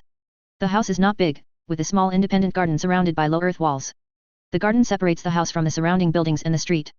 There is a cobbled path from the garden gate to the house gate. There are some neglected flowers and plants planted. It looks limp, and it seems that it has not received fertilizer and water for a long time. The word rent was written on the closed window. A brutal murder took place here. Several police officers wearing Holy Cross blessing badges are maintaining order. There are more than a dozen people who want to watch the excitement, stretching their necks and looking into the garden. An unlucky guy from other places was torn up, and it is said that the body was torn into 70 or 80 pieces. Bodies were scattered in the dusty room, which seemed to have been unoccupied for a long time. The dead man's head is placed on a dusty table. There is a line of words written on it lamely. For the ones I love. I only saw messy bloodstains and a few marks left by the battle. The man named Watson pointed to a place with scratches. This kind of sharp marks belong to wild animals. I suspect the murderer is a murderer who summons a beast, or a druid who can shapeshift. The man named Watson spoke. He looked refined, wearing a decent waistcoat, and holding a cane in his hand, which is the favorite of gentlemen in the city of Fog. Don't underestimate this kind of cane, it's usually filled with lead or simply made into a cane and sword. As the most prosperous city in the world, Wudu is not a peaceful place. Robbery and murder happened endlessly. Weapons that can protect themselves are still very important. After this period of study, you have finally mastered some fur. But you still have a lot of things you haven't observed. If you are a professional who can summon beasts, then there should be traces of summoning beasts on the ground, but here there are only human footprints. I checked the latest summon encyclopedia, and there are no summons in the lower body of humans. Even if they are humanoid summons, their footprints are different from humans. It's even more impossible to transform into a druid. I can't even find a single hair. As we all know, no matter how clever a shapeshifter is, it is impossible to solve the problem of hair loss during transformation. I just observed the corpses of the deceased scattered all over the place. His fingers were covered with mud and blood. Those scratches were probably scratched by himself. Sherlock, this doesn't make sense. What about the scratches on his body? Watson looked at the man with the monocular mechanical mirror and called out his name. He caught it himself. Sherlock said, "This is suicide." Did the deceased go crazy? He ran to this abandoned house to commit suicide, and then wrote this sentence with his own blood. This is an obvious vendetta. If you say it is suicide, I will see what you say. Watson, his voice raised significantly, and he felt that his IQ had been humiliated. There is no conflict between suicide and vendetta, right? Sherlock tilted his head slightly, looked at his friend, and said in a flat tone, "As far as I know, there are thousands of ways to make people commit suicide, poison, witchcraft, etc. You have not done research in this field, so you naturally think it is unlikely, but it is the fact. I am not as good as you when it comes to treating patients, but you are far inferior to me when it comes to researching murder cases of." Sherlock walked over and picked up the head that was on the table. He took out a small transparent bag from his pocket. Took some powder out of it and sprinkled it on top. White powder changes color quickly. The dead man's head exudes spiritual fluctuations that are different from ordinary people. It is obvious that he was controlled by some kind of manipulative witchcraft during his lifetime, but the central nervous system has not been obviously damaged, which shows that the murderer did not target his soul and his body. The brain just took away the control of his limbs, and this kind of method is usually used in massacres, so that the deceased will always feel the pain of being torn apart and the body is out of control. This type of homicide has occurred several times in other places, and I have checked those files. The local law enforcement agencies have finally ruled it as suicide, because this type of homicide has almost no solution for them. Even if you can use retrospective witchcraft, can only see that the dead are killing themselves. I extracted this powder from a special plant. They are very sensitive to supernatural power. As long as they come into contact with abnormal energy, they will change color. It stands to reason that a dead person, no matter how powerful he was in life, these supernatural powers will also dissipated. But now it has been so long, but it can still be detected. It means that the owner of this power is not dead yet. Sherlock is the smartest detective in the Fog City. He has solved many difficult cases. Many people think that murderers with supernatural powers are hard to catch. In fact, it is not the case. Many people are stupid even if they have supernatural powers. When they commit crimes, they will show all kinds of tellers and leave all kinds of clues. Sherlock has a lot of research on botany, geology, professional ability, and other fields. In addition to this, he also intensively studied supernatural spells such as prophecy and spiritism. In many ordinary cases, he can see the criminal method at a glance. Even if he uses supernatural power, it is difficult to hide it. The law enforcement officers in Wudu do not need a complete chain of evidence. Only need to get the motive of the murderer, and the criminal process. You can use these things to use prophecy and catch the criminal. After delivering his remarks, Sherlock invited the police officers who were maintaining order outside to come in, preparing to use spiritism. Spiritualism is not an advanced magic in today's society. Wizard Academy in Wudu will teach such spells. Witchcraft is the primary productive force for the development of this world. People are taught from childhood to learn how to use witchcraft. After the demonic invasion caused by the chaos of the gods, the Renaissance broke out in various countries, and the control of the Holy Cross over the countries declined rapidly. Britain took the lead in completing the witchcraft of the whole people, and its national power was greatly enhanced, becoming the most powerful empire. As the capital of England, Wudu has also ushered in rapid development. Sherlock grew up in this era. He completed his basic education with excellent grades and was admitted to the world's most famous Wudu college. Completed my studies here, and have already made a name for myself right after graduation. The reason is that he published a book on supernatural deduction theory, which introduced a lot of ways to use observation and other methods to analyze various supernatural cases, so as to catch the murderer. Sherlock also became a professor at Wudu College for this reason, and with him is Watson, a medical major who has been a good friend for many years. Watson stepped back a few steps. Leave room for the officers and Sherlock. The information obtained by spiritism is usually very messy. To be honest, the dead are not good communication partners. They are very much like some kind of hysterical patients, unable to give correct answers to the interrogators. It may also be that spiritism is not developed enough today. Detectives need to get the information they want from the ramblings of the undead, and at the same time combine their own inferences to find the murderer. Sherlock can be said to be familiar with the use of spiritism, and soon he finished the series of long, boring syllables. The temperature of the house dropped, and the air glowed with a luster that exceeded the laws of reality. A perfect channeling. Several other police officers just wanted to praise Sherlock's talent. The strange flame burned. A hollow, burning face appeared in the minds of the policeman and Sherlock. Vicious laughter and growls erupted. Cherubel is coming, everywhere, devouring everything. Cherubel is going to devour your souls and chew your bones. This is not the scene that spiritism should have. No. Sherlock hastily cut off the spell. This is a trap set by a demon, and anyone who uses necromancy will see its twisted appearance. Several police officers rolled on the ground, wailing in pain, and their facial features were bleeding. They were all very good talents in the past. Only in this way can you become a law enforcement officer in the Fog City and enjoy various benefits in the Fog City. Now, these carefully selected law enforcement officers screamed just because they saw the appearance of that demon. One can imagine how evil and distorted that face is. Sherlock also had lingering fears, but he did not admit defeat. Whether it is a demon or a human, I will bring you to justice. A ship adorned with the imperial double-headed eagle and the Inquisitor's personal emblem floats in the warp. The breath of a defector has been detected. A mechanical priest implanted with many machines turned his head to look at the judge on the bridge, Vincent Thorne. The Empire's ship technology is becoming more and more mature. Have been able to drift away from their home universe. Of course, this kind of sailing away from the road is very dangerous. Only members of the insane Inquisition and assassins do this. After completing the war to destroy the Eye of Terror, Vincent Horn decided to fulfill his old oath to hunt down Cherubel.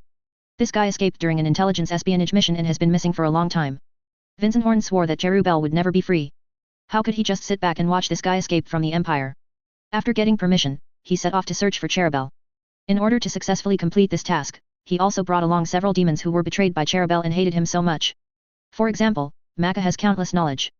Vincent Horn walked to the priest who spoke. Warspace is a magical place that doesn't follow any laws of physics. The knowledge and mysteries contained in it are endless. As long as they know the right way, people can find what they want to find in it. Moving towards this goal, Vincent Horn checked the data and finally determined a direction. If the prediction is correct, following the trail left by Cherubel, it is very likely that you will encounter a new universe. The Emperor Supreme. Under the auspices of Imperial Prime Minister Tyrell LeBlanc, the grand ceremony ended perfectly. Guillemon summoned the expedition commanders in private, and encouraged and rewarded them again. At the same time, he discussed with Belizariukal several times, planning to add a management department for time travelers, and preparing for targeted training of talents. This department will control the traversers who illegally smuggled into the universe of the Empire. In addition, it is necessary to promote the cosmic gamification process that has been planned for a long time, further strengthen the value construction of the Empire, and deeply optimize the selection mechanism of the Imperial elite. Accelerate the industrialization of Universe 04 and obtain more resources to support Lion's upcoming cross-universe expedition and Dorn's transformation work in Universe 01. Chapter 524 Oops, my living saint wants to push me.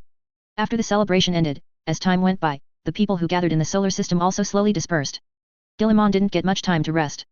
The series of things that followed made him have to deal with and coordinate various government affairs and needs around the clock again. He will either stay in his own laboratory, and work with many sages to perfect the 5th stage of the original casting upgrade, as well as some technical support required by the plan. Or stay in the study to deal with the huge backlog of government affairs. Today, he stayed in the study, and did not take a little time to go to the laboratory to pay attention to the progress of technology research and development as usual. Some time ago he summoned the officers of the expedition fleet, but there are still some missions from a long distance who need to meet. In addition to this, you will also meet Ryan, who has returned from the war zone and is preparing to travel to another universe.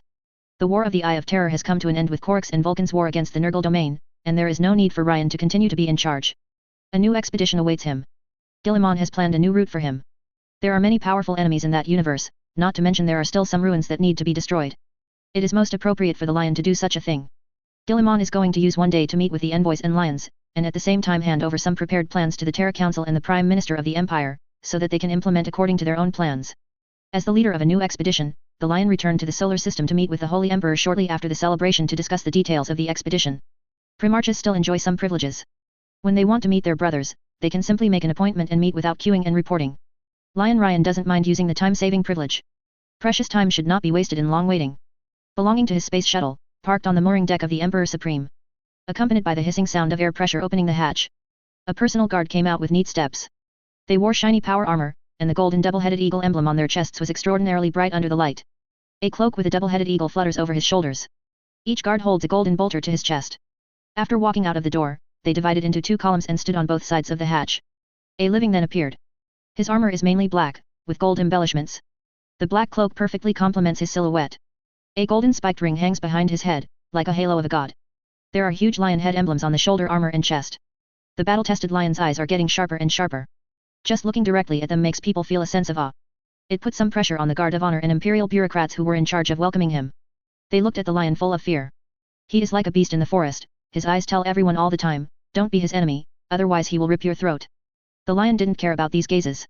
Amidst the vocal music played by the guard of honor, he stepped down the cabin door. A custodian warrior wearing golden armor and holding a halberd stood in front of the bureaucrat.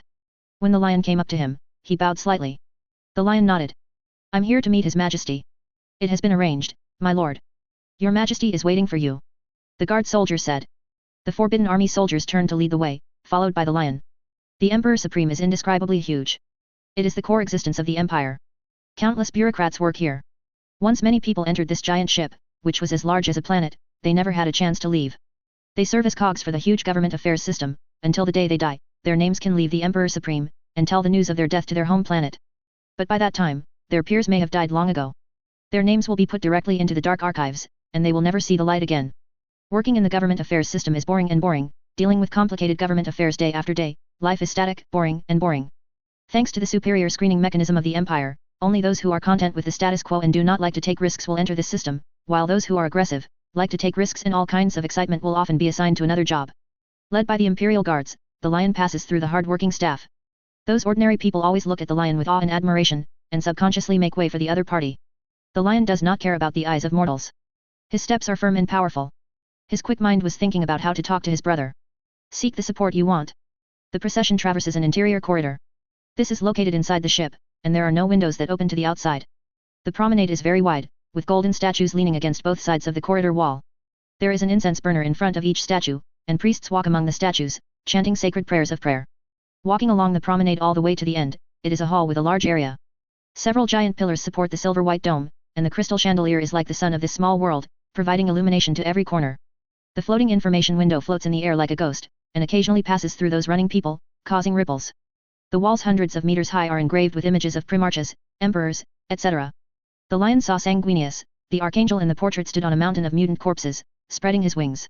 Chagatai, the war eagle soaring in the sky drives a comet shaped like a human head, galloping among the stars. Fukin, the lord of the salamanders held an incredibly huge warhammer, and he raised it with all his strength, and the target he wanted to hit was a corrupted world. The lions looked down one by one, and finally met their own portrait. On the portrait, a lion with distorted proportions, the lord of Caliban bathed in a halo, holding a sword in one hand and the head of a horned demon in the other. Behind him is a world that is covered in flames and is disintegrating. Destruction and killing. Those who created the portraits captured the essence of each primarch. The lion glanced at it, then looked away. He followed the imperial army through the hall, and finally stopped in front of the Holy Emperor's exclusive study. Several imperial guards and primordial guards inspected the lion as usual, then opened the door and let him in. Guillemon buried his head in front of the desk piled up with documents and data crystal pillars, and the floating information window was switching rapidly. A large number of government affairs were processed within a few breaths of his time. Guillemon seldom uses a pen to annotate those documents, but directly uses his thinking input to express his attitude. When the lion walked in, Guillemon gave the order to stop. The info window slows down and then closes. The same goes for those projections. Your Majesty. Ryan said. Guillemon nodded, showing a smile. My brother, you must have known the reason why I summoned you back. I was born for war. Ryan said, the only thing that can be related to me is war. You are the beast of war among our brothers. You are so talented that no one can match. Guillemon was not stingy with his flattery. I really need you to fight a difficult battle, which is extremely difficult. Only you can do it. Speak, Your Majesty, there is no need for so much useless nonsense between you and me. The smile on Guillemon's face became brighter and brighter. He stood up and walked to Ryan's side. At the same time, he opened the garden entrance, inviting him to talk about the upcoming war while walking.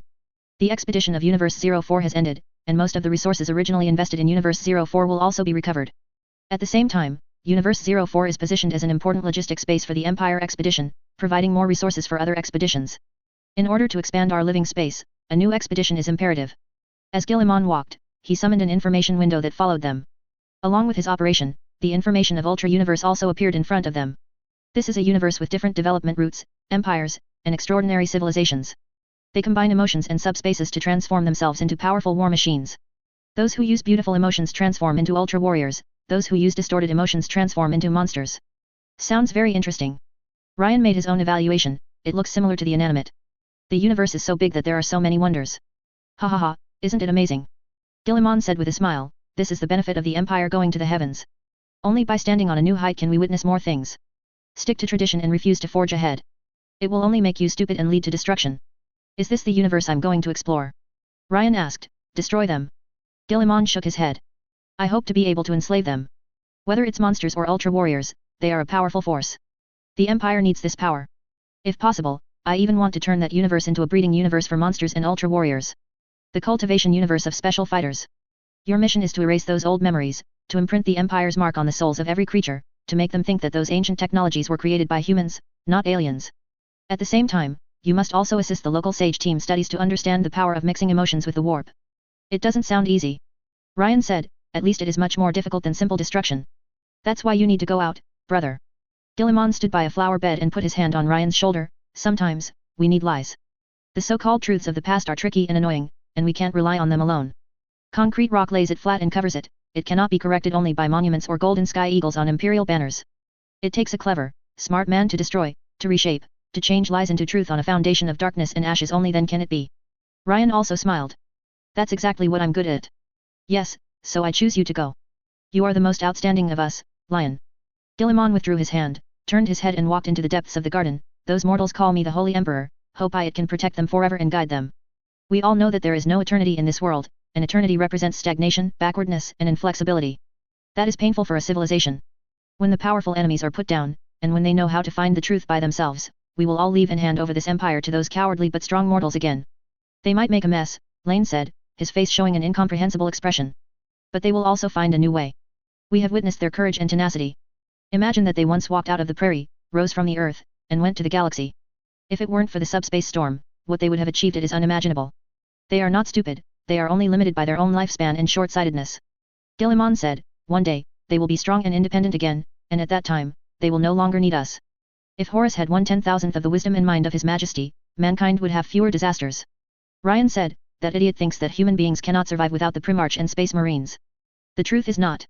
Guillemon shrugged and said, in the long river of time, those heroes who changed history are neither important nor important. Humanity can get to where it is today, relying on their unity. When the crisis broke out, those heroes cowardly people will always burst out amazing power for everything they love and want to protect, we just guide them. I will take over this task. Ryan said, I guarantee that except for the highest level archives in the Empire, no one knows the history and past of the Ultra Universe. I believe it because you are Lion, said Gilliman. The two chatted for a long time, and Ryan took the opportunity to propose some technical and troop support for his expedition. In order to prevent rebellion, the military power of the Empire belongs to Gilliman only. Everyone else acts as Gilliman's power. Primarchs and expedition commanders no longer have the power to execute their subordinate officers at will, and the relevant powers have been handed over to military courts. Lion wanted to find a few easygoing commanders and a few informal battle groups to work on this trip. Otherwise, the extinction order will not be released smoothly. After receiving Gilliman's promise and permission, Ryan showed a satisfied smile and left the study. He planned to stay for a few more days, to humiliate Kurz and other rebel primarchs, and then set sail for the place where the army was assembled. Just as Ryan left, a staff member ran over to report that the envoy from Game Universe No. 03 had arrived. Let the envoy come over. Gilliman didn't think much about it. Meeting envoys from different universes is also one of his jobs. Necessary commitment and some encouragement that does not require actual action are important means of uniting them. Wandering in the waiting room, Asakamission paced back and forth nervously. This meeting is extremely precious to her. After all, the Holy Emperor governs the entire empire, and it is very difficult to meet once. After meeting this time, I don't even know when the next meeting will be. In order to achieve her own goals, she asked the other envoys from the same universe to stay in the embassy and wait for his news. As a living saint, he still has this power. More importantly, Asakamishin's purpose also stunned the other program, calling her crazy. Asakishin plans to dedicate herself to the Holy Emperor in order to conceive a holy son with a holy blood. But after thinking about it carefully, the envoys felt that although it was crazy, it was not without merit. The rule of Universe 03 will definitely be handed over to a certain universe governor in the future. Whether the governor of the universe is elected by the local government or appointed by the Empire is actually a big problem. The former will inevitably lead to infighting and strife among all parties, consuming the resources and power of the Empire. The latter is very likely to be born corrupt. The governor of the universe is very likely to squeeze the Universe 03 endlessly in order to allow himself to climb up, and meet all the needs of the Empire. In that case, it would be better to hand it directly to the Holy Son with the Holy Blood, which can avoid a lot of internal fighting and have natural legitimacy. Besides, the Holy Emperor has no heirs at present. If the firstborn heir is from Universe 03, they will definitely get unimaginable benefits. Imagine, the eldest son of an empire of the heavens. Be bolder, if something happens to the Holy Emperor. Thinking of the great benefits of it, the envoys gasped for breath a little, and just went with the flow, pretending that they couldn't disobey the living saint's order.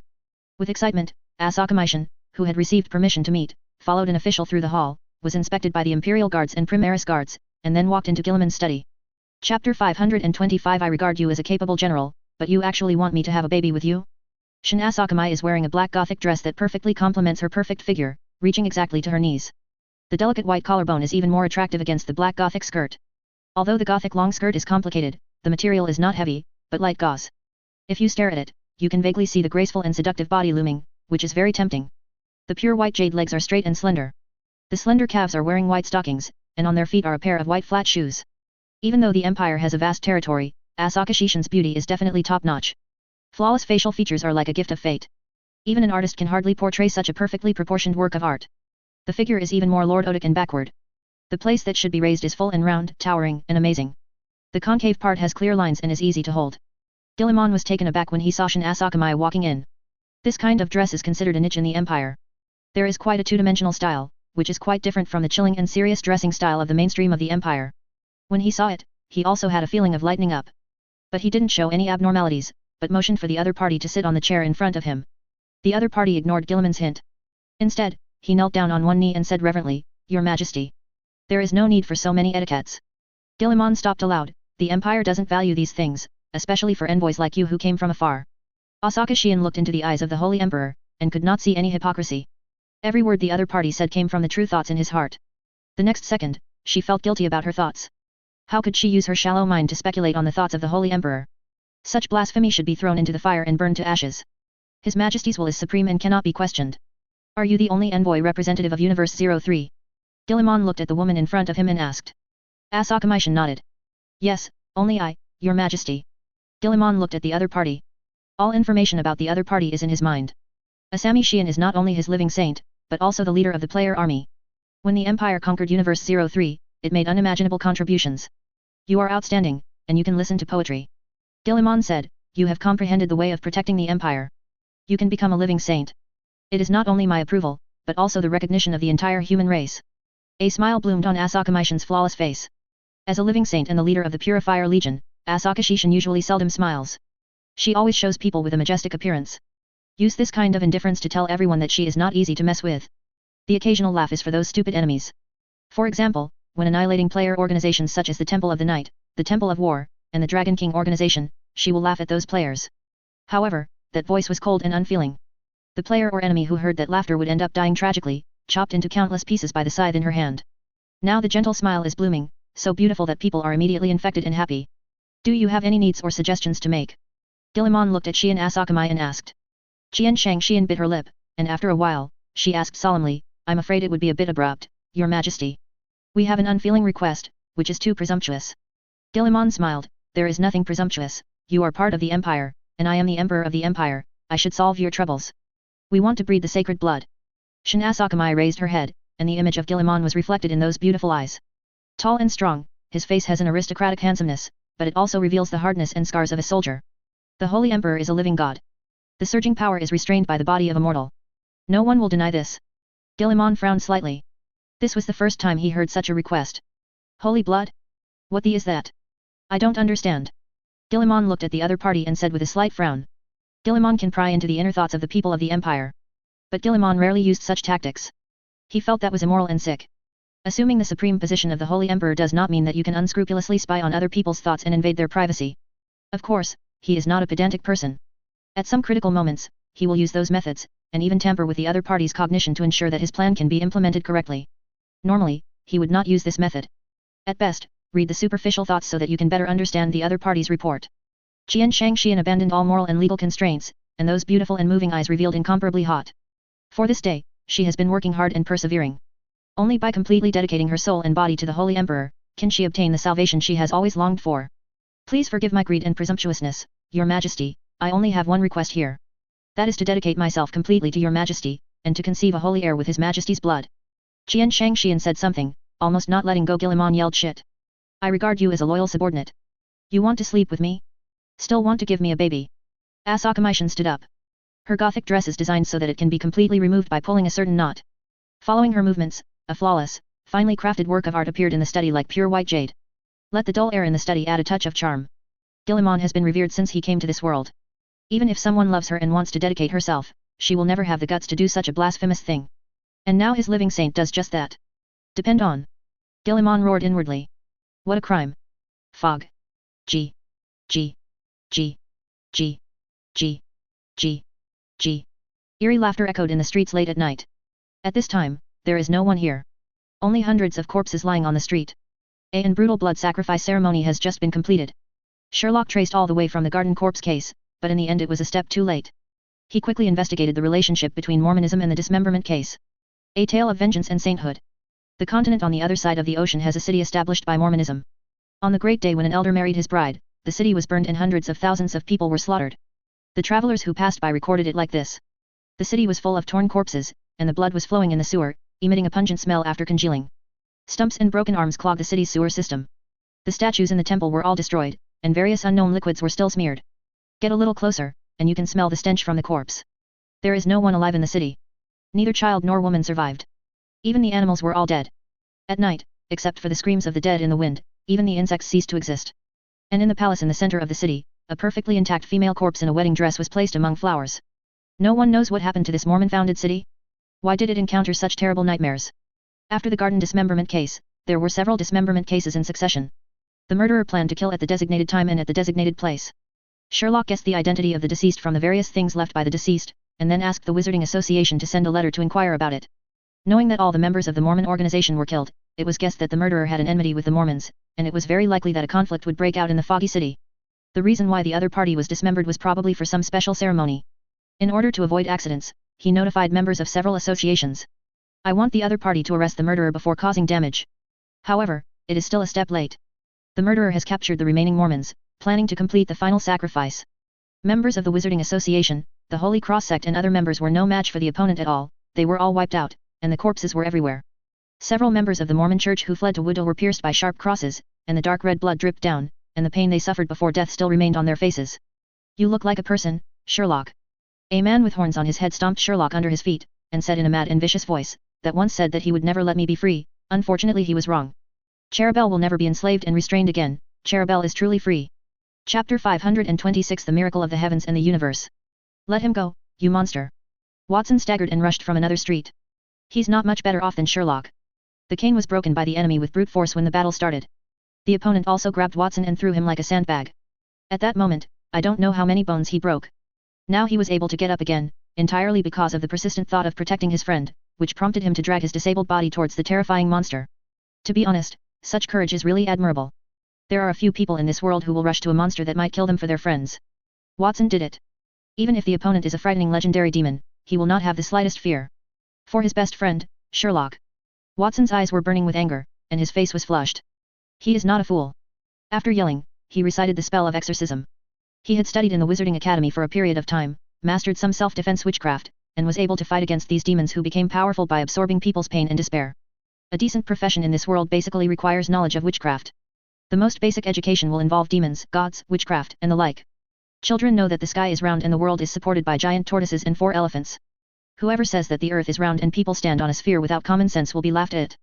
Every world is carried by giant turtles. There is no giant tortoise. Do you still expect an inexplicable force in this universe to push this world to move? Isn't that ridiculous and nonsense? Only a fool would think that the world is round, and that the world is not carried by giant tortoises and giant statues. Watson's courage is admirable, and his speed is even more amazing. Cherubel is still immersed in this brilliant conspiracy. He seduced the poor man who had lost his love. Let the opponent slaughter the city established by the Mormon organization. Through certain special rituals, the gods believed by the Mormons were devoured. Devour the essence of the opponent and the souls of all believers. That was a crazy feast, making him even more powerful and terrifying.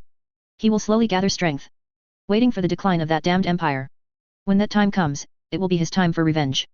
That idiot Guilliman will be captured by him and thrown into eternal purgatory to suffer all imaginable tortures. That idiot will fall on his knees at Cherubel's feet, kiss his toes, and ask for forgiveness and mercy. Sherlock's investigation during this period and the wisdom he displayed gave Cherubel an inexplicable sense of familiarity.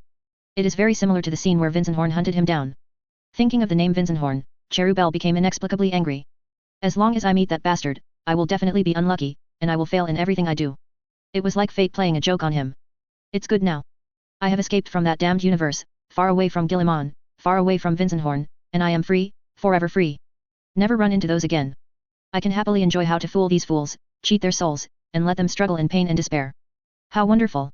Hearing the roar, he turned his head to look in disdain. Before realizing what happened, the whole person felt as if he had been hit by an out-of-control bison, and flew out directly. It was Watson who bumped into him. He let the power of witchcraft shroud himself, and then slammed into the opponent, knocking him into the air. The guy named Cherubel was knocked out and rolled on the ground in embarrassment. The devil is only using the body of a mortal to act, and it cannot exert its infinite power. Relying on the strength of a mortal, he was still able to repel the opponent. The alert Sherlock seized the opportunity to get up. He rushed to his friend Watson without hesitation, and when he grabbed the opponent's arm, he crushed a weird wizard talisman. The howling whirlwind enveloped them. Dazzling colors burst from the whirlwind. When Cherubel rushed over, the two had disappeared without a trace. There are only slowly drifting whirlwinds and dazzling colors. Damn! Cherubel roared into the empty air, Sherlock, you can't escape, your soul belongs to me. Filth! A soft reprimand came. There was the rustling of the cloak in the air. In those low buildings, in those dark streets, there are wizards in every corner. They wear their signature hoods and cover their faces. Pairs of eyes are staring at the demon who committed a great crime in the fog city. The Mormon groans still echoed in the air. The Avengers did not let them die easily, but made them suffer and suffer. They were chained to sharp crosses and tortured and tormented. Cherubel turned his gaze to the wizards who came, and the corners of his mouth raised, revealing a cruel and cold smile. Tonight is bound to be another fun night. Screaming souls and sweet blood will be the most effective seasoning for a boring life. Mortals, feel the fear of Cherubel. Voices full of malice and hatred echoed in the air. It's like the sound made when the death scythe is wielded. Watson and Sherlock helped each other back to their rented house. It was a house located on Baker Street in the southern district of Wudu, a few miles away from the incident just now. Sherlock used a very precious amulet. That thing was a gift he got for helping Wudu Wizard Academy solve a theft case. It is said to be created by Merlin, the most powerful wizard today. Being able to teleport the user without a trace, even the most skilled hunter cannot find the user following the traces of the teleportation. Although the distance of a few miles is not far, it is enough to avoid the temporary pursuit of the monster. And the other party may not have time to hunt them down. Fog had such a bad sacrifice event. The law enforcement officers in Wudu and members of the major associations should have sent people there. The two still have confidence in the Wizarding Academy's handling of such incidents. No matter how powerful that demon is, it is impossible to fight against the Wizarding Academy and the law enforcement agency of Fog City. Wudu Wizard Academy gathers the most elite wizards from all over the world. They passed many examinations before finally being able to enter Wudu Wizard Academy to study. Each one is the elite of the elite. Lock the door, put on the amulet used to conceal the breath and anti-tracking, and the two turned on the light. Sherlock braced his body, walked to the gas pipe, opened the valve, and turned the switch of the gas lamp. This complete infrastructure is a masterpiece of the school of steam machinery. After all, not everyone has the extra magic power and energy to maintain lighting all night after a day's work. Only 1 copper coin is needed to provide long-lasting lighting without wasting any effort to maintain it. Good news for those who want to be lazy. Click. Click. The sound of friction ignition sounds. There was a snap. A flame lit up in a fully enclosed kerosene lamp, rapidly growing in size. The bright light first occupies the interior of the wall lamp, and then passes through the transparent glass, illuminating the entire room. The darkness suddenly faded away. Sherlock helped Watson onto a reclining chair, and after pulling the bell pull rope in front of the door, he also lay down on another chair. He was also seriously injured. The windbreaker was covered with mud, and the blood gushing from the wound had already stained the long-sleeved vest inside. The landlady wearing a long scarf rushed over quickly. She usually lives in the house next door that has been opened up. Responsible for providing 3 meals and necessary cleaning for Sherlock and Watson. Seeing the injuries of Sherlock and Watson, the landlady turned pale with fright. But she took out Watson's medicine box under Sherlock's command. There are many plasters and potions that can heal quickly. The landlady called hot water, wiped the wound, and disinfected it with disinfectant before applying medicine to them. Feed the medicine into the mouths of both of them at the same time. After taking the medicine, the complexion of the 2 of them was obviously much better. Watson, who had been groggy just now, also regained a little sanity and was able to open his eyes. Although she was afraid, the landlady did not ask about it, but kept silent. After finishing his work, he returned to his house nervously. Sherlock and Watson stayed in their chairs silently, waiting for their bodies to recover. Due to the special profession of detectives, it is inevitable to provoke some enemies who feel resentment. Sherlock has made perfect security measures, making it a safe house. Make sure it cannot be invaded by curses or found by malicious spirits. Except for the Wizarding Academy and the Holy Cross sect, this is definitely one of the safest places in the Fog City. The 2 stayed like that until dawn. Their wounds healed almost as well, and the broken bones also healed with the help of the medicine. In a world full of magic, these things do not count as miracles. Sherlock went out and got a copy of Fog City Daily from an owl. After searching a few times, I found a report. Last night, there was a shocking cult sacrifice incident on Lawston Street. More than 465 people were killed, including 60 members of the Wizarding Academy, Woodall Law Enforcement Agency, and the Church of the Holy Cross. Several mentors from the Wizarding Academy have successfully captured the mastermind.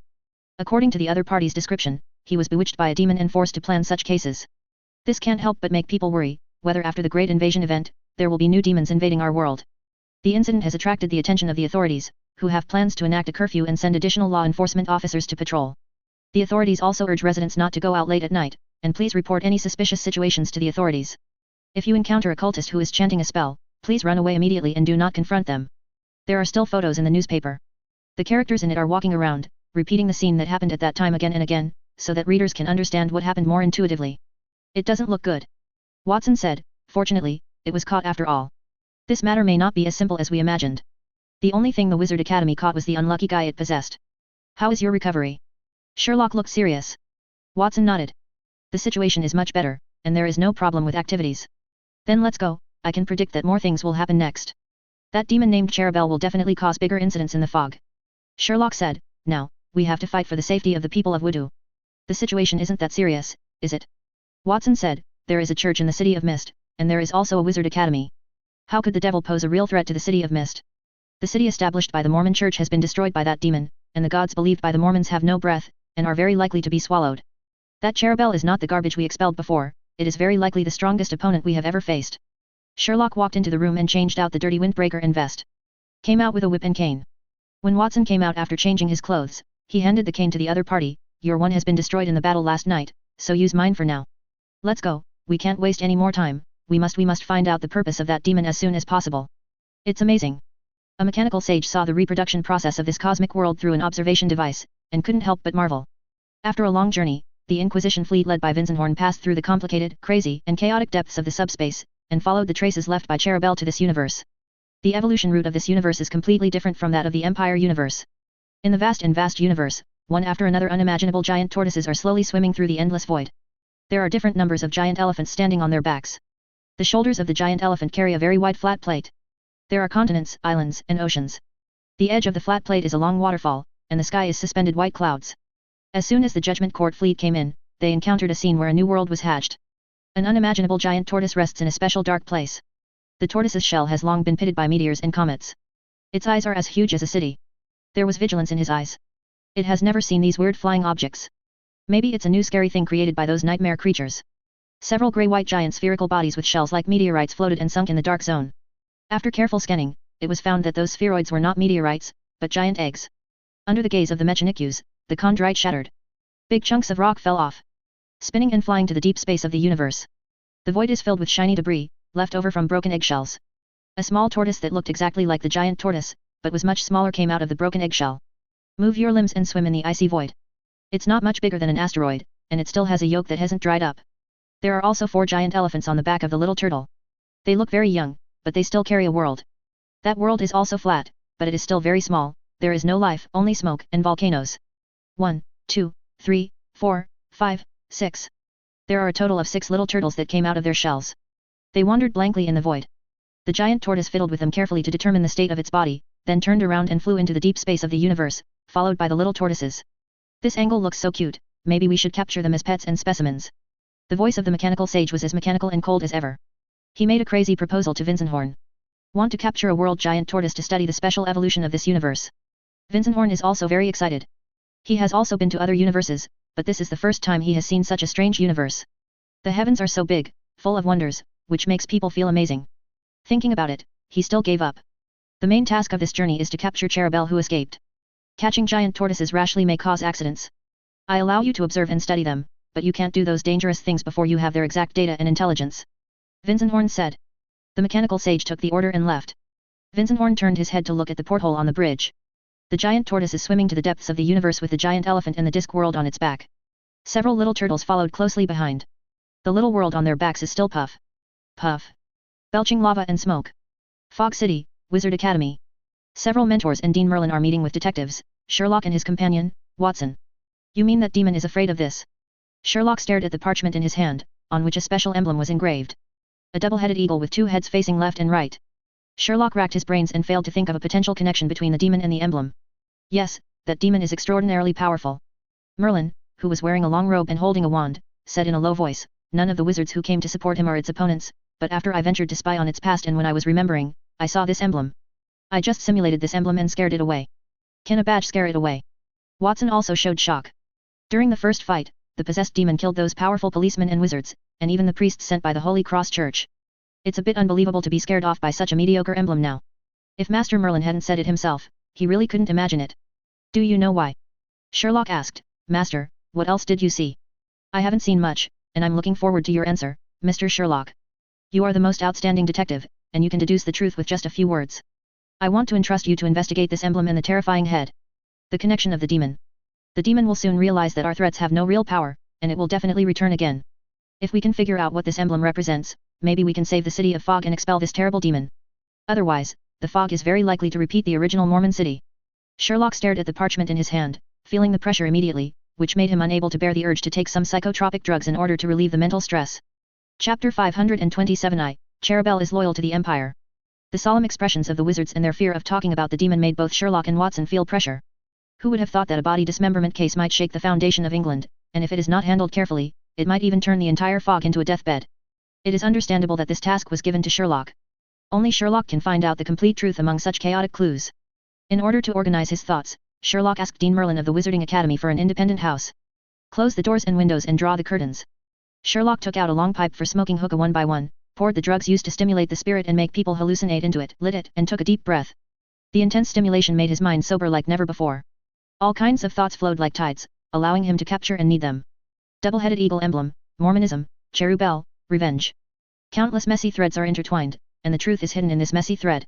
Sherlock collapsed on the couch and breathed a sigh of relief. The whole soul sublimated in an instant. This magic herb is more stimulating than you can imagine. Sherlock lay down for a while before opening his eyes to look at his friend again. Watson, help me borrow some books from the high-level library of the college. Lying on the chair, Sherlock's eyes were blurred, but his tone of voice was unusually clear. His control over his body is beyond imagination. Even if you absorb magic herbs, you can restrain yourself well. Watson did not refuse the friend's request. He stood up, took out a pen and a diary, and wrote down what Sherlock wanted. All are books such as some travel diaries and some important demon illustrations. Sherlock talked about a dozen books in a row. Watson recorded all of them, and after confirming that they were correct, he turned and walked out of the room. The high-level library of the Wizarding Academy houses the hard work of wizards of all ages. Watson used the notes given by the mentors to successfully let the 2 Tigans at the door go. Those 2 guys faithfully performed their task of guarding the library. Those who want to force their way in will be scared out of their wits when they see their sharp claws and fangs, their noses that can shoot out sparks, and their huge bodies that are as big as a small house. ran away faster than when he came. The air in the high-level library is not fresh, and the smell of rotting pages fills the library, mixed with the smell of rosin from burning candles. Some pale-faced wizards sat in different corners of the library, burying their heads in the thick tomes, looking up the knowledge they needed. Watson wisely chose not to bother those wizards. Instead, he immediately looked for the books Sherlock needed. Woodville Wizard Academy is the world's leading magic school. Those who can leave classics in high-level libraries are all the best in the wizarding industry. The works written by these talented wizards also have mysterious magic power, which makes all kinds of wonderful phenomena appear in high-level libraries, even dragging it into a different dimension. Some weird existences hovering in the shadows always try to use various words to lure and coax the humans who enter the library. Massive magical gathering places always attract those foul creatures. Those nameless horrors are covered with misplaced organs and bubbles all over their bodies. Any definition of the real world cannot be applied to them. When looking at those nameless horrors, all laws are subverted. Up becomes down, left becomes right. Obviously looking forward, but seeing the back of his head. Time, space, everything is in chaos. They have numerous tentacles, claws, eyes and a mouth full of fangs. It's like a hybrid of nightmares, octopuses, bicycles and other unrelated things. Occasional glimpses can see the huge shadow stretching into the chaotic, disordered, and colorful void. Guanglu's bizarre dimensional scenes are displayed one after another in the eyes of every wizard who enters the library. Once the mind is lost, it is very likely that the strange creatures of that dimension will enter the library as a passage. It's not for nothing that high-level libraries are only accessible to high-level wizards. Not only is the knowledge in it obscure and difficult to understand, but it is also extremely dangerous. If you are a little careless, it is not impossible to hang up after reading a book. Watson sticks to his mind and keeps himself from paying attention to those weird things. That's not something he should care about. The bookshelves are carved with mysterious symbols. Books are sealed to prevent them from escaping or causing trouble. Some book covers are studded with rare gemstones and magical feathers. Some are even bound with scaled dragon skin. What's more, some books are bound by fist-sized chains, heavy, and there is a big lock. If you want to read a book, you have to unlock it. Watson read the titles, looking for the books Sherlock needed. Many books have been whispered, many of them malicious. One of the books was covered in blood and looked horribly horrific. When Watson walked in front of it, there was a strange sound in the book, like some kind of terrible scream. This book once belonged to a legendary traveler who loved adventure. He recorded the horrible things he encountered during his travels. Finally, the legendary traveler was found dead in a mirkwood. Beneath the rotting corpse was this book full of ominous information. Knowledge and truth are not necessarily beautiful things. It also implies danger and poison. Watson took a look at his borrowing list, and took it down bravely, suppressing books with other books before they can open their mouths. After taking the book Sherlock asked for, Watson returned to the house. Sherlock had already got rid of the influence of the drug at this time, and he was pacing with a solemn expression. Watson knew that this was Sherlock thinking. After the stimulation just now, the other party obviously found a clue. Sherlock is so amazing. When everyone can't find the key to the problem, he can always find the key to the problem with his own head. Watson put the books on a table. I can guarantee that such an emblem has never appeared in this world. It is similar to the eagle emblem, but there is absolutely no such double-headed eagle emblem. Even wizards meditate and travel to other worlds, and they have never seen such an emblem. Sherlock said, sitting in front of the pile of books. Then why did you ask me to borrow books? Watson asked inexplicably. If this emblem does not exist in the history of our world, these books are useless. Sherlock pulled out the malicious book. What I'm looking for are other records. The book let out a sharp scream, flapping its pages, and showing its phantom-like teeth. Sherlock slid along the spine of the book a few times, like petting a cat, calming it down. Exclude all impossible results, and what remains must be the truth. Sherlock rummaged around, then pointed to a page of books and said, the author of this book, the legendary traveler, Lockhart. Once when I was in a rainforest, I found a demon from another world. I have reason to suspect that Cherubel is not a demon in this world, this guy should come from another world. And this?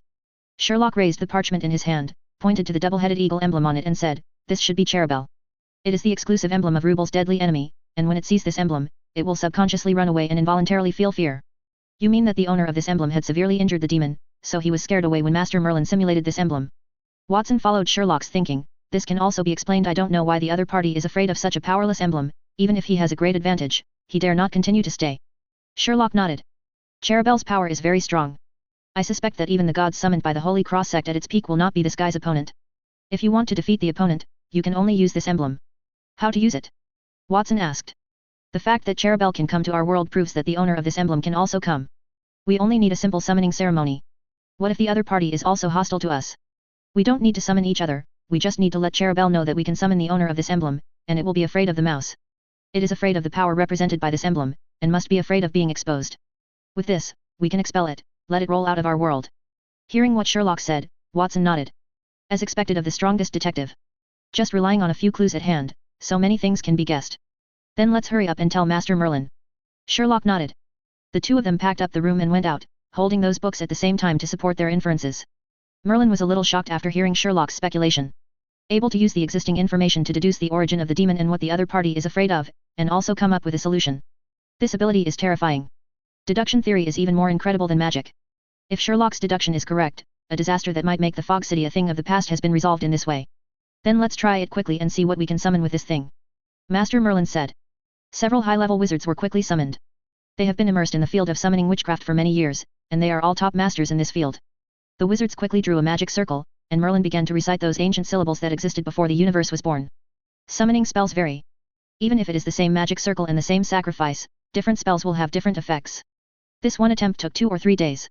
Wizards try those ancient spells one by one, using their wisdom to guess which syllable should be chanted in which way is correct. Dozens of failures in a row made Sherlock feel a little uneasy, wondering if there was a problem with his reasoning. Just when everyone felt that they might have failed. The last chant was a success. The power of the Sea of Nothingness was leveraged, and the air became gloomy and cold. The burning candles also became green, with a gloomy and terrifying halo.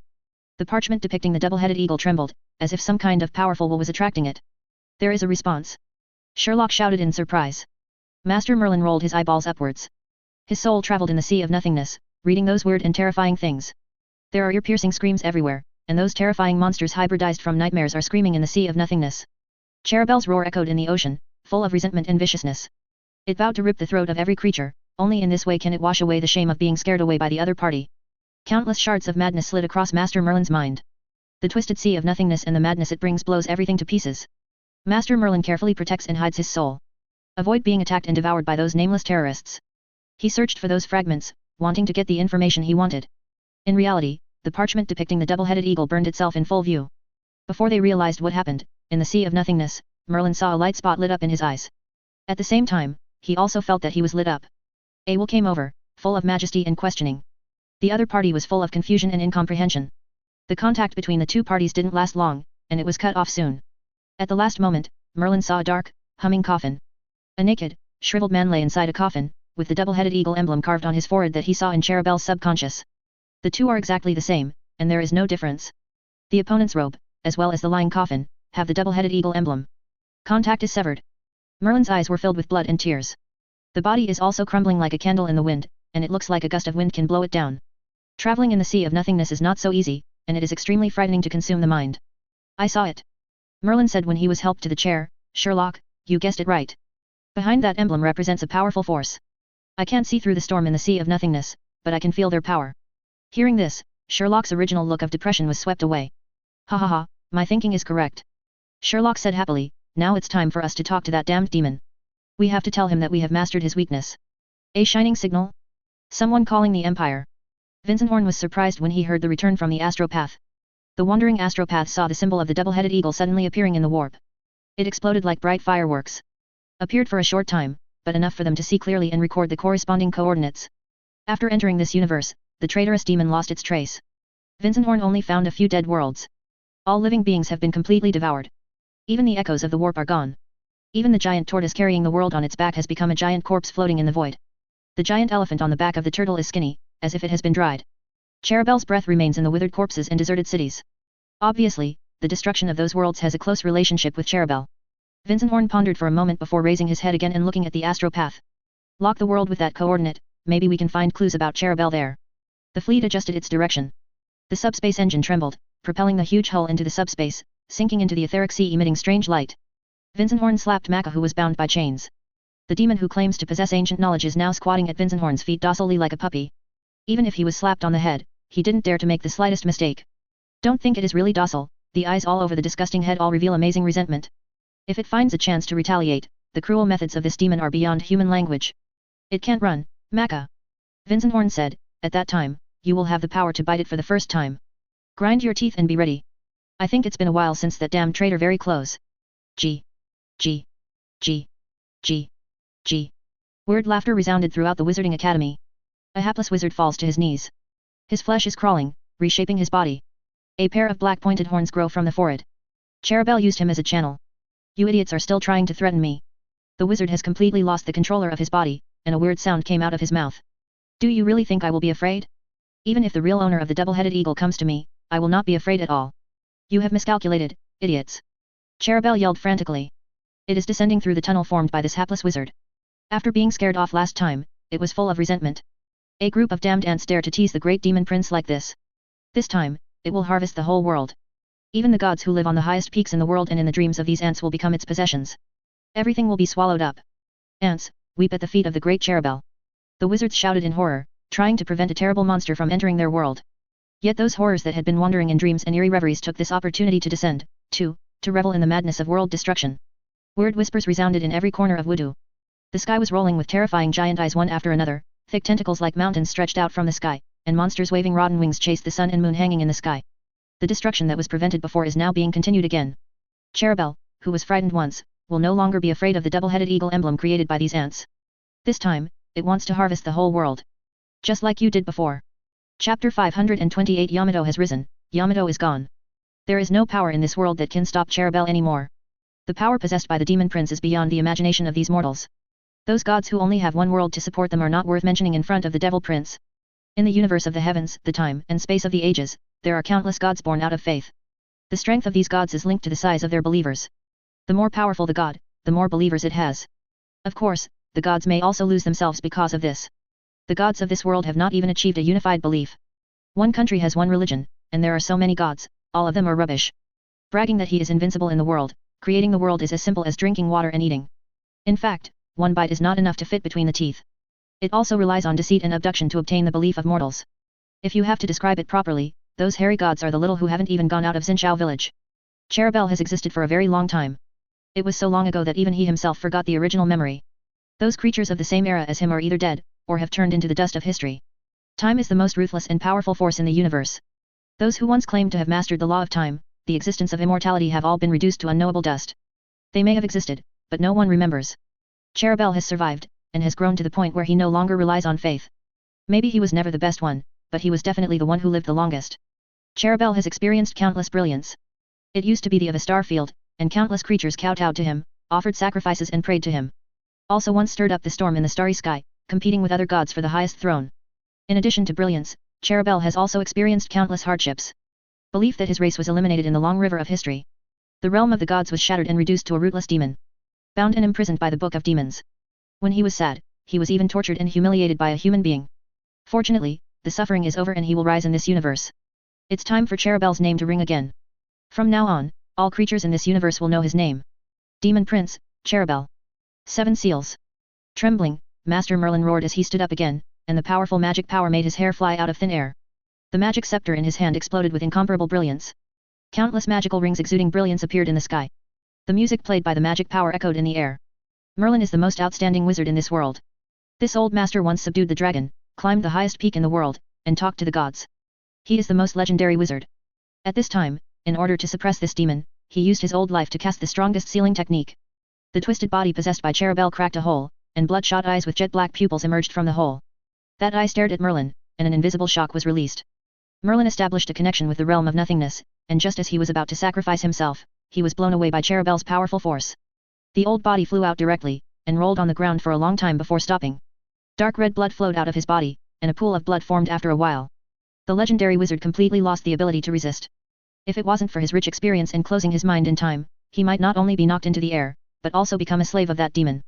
Several servants hurriedly dragged their master, Master Merlin, away from this dangerous place.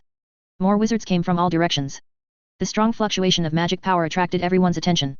The change here has already caused a change in the entire Fog City. The clergy of the Holy Cross Church are also rushing over. In addition to this, there are other professionals. Cherubel's huge power is constantly pouring into this world, forming a tide. Everyone felt bad. If Cherubel enters this world intact, they will be finished. The high-level wizards are still working hard, trying to use various sealing witchcraft to prevent the entry of demons. However, their efforts were like throwing sand into the flood that broke the embankment, and they were swept away directly, to no avail.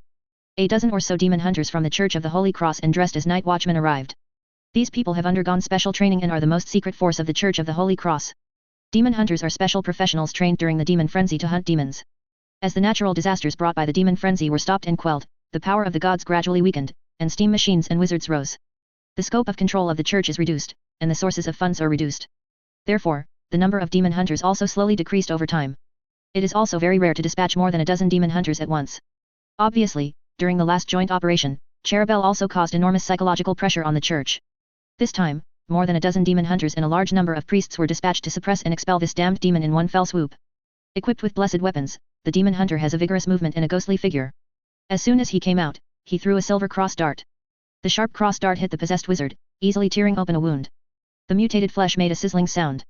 Cherubel let out a low growl of pain. The violent magic power burst out from the wizard who was reshaping his flesh and blood body.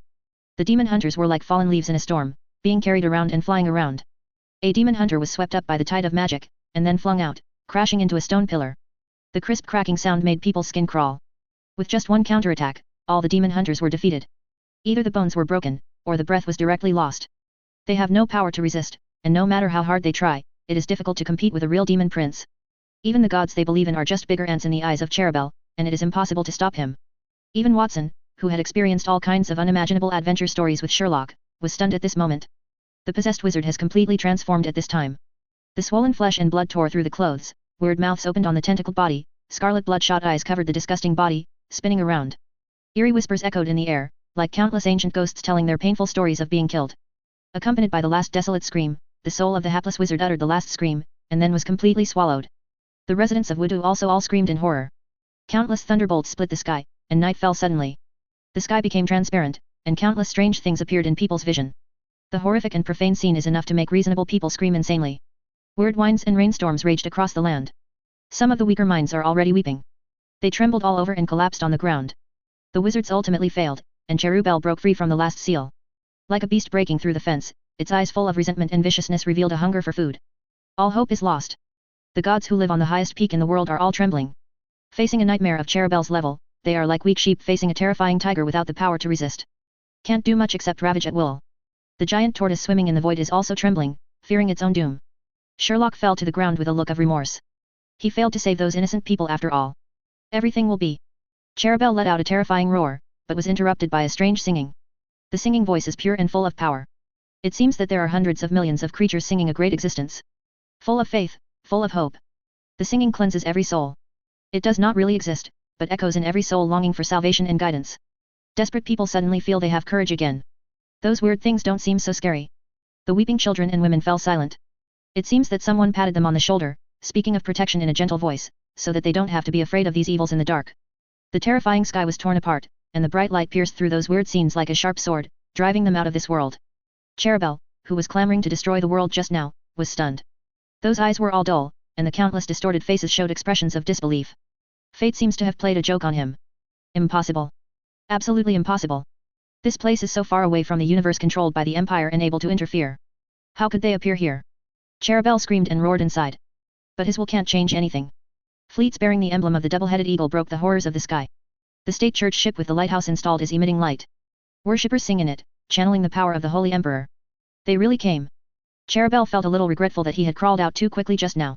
If you stay in the subspace, it will be much easier to run. Cherubel immediately opened the subspace entrance, preparing to escape. As soon as he arrived, a terrible light burst out from the entrance. Cherubel's body was scorched, and even his soul was injured. The Empire cut off his escape route. They knew he was here.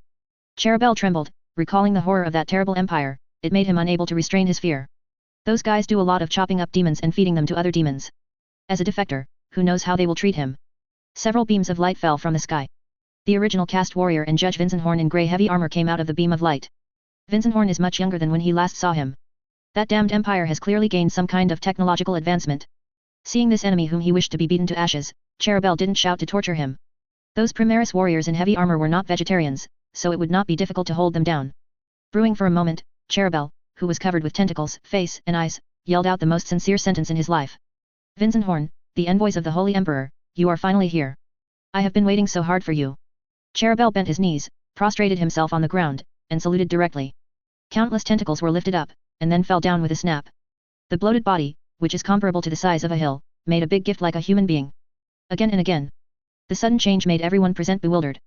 Just now, he looked down on the heroes, laughed at the professionals like ants, and laughed at the gods as the super demons of chickens and dogs. Now it is so unbearable.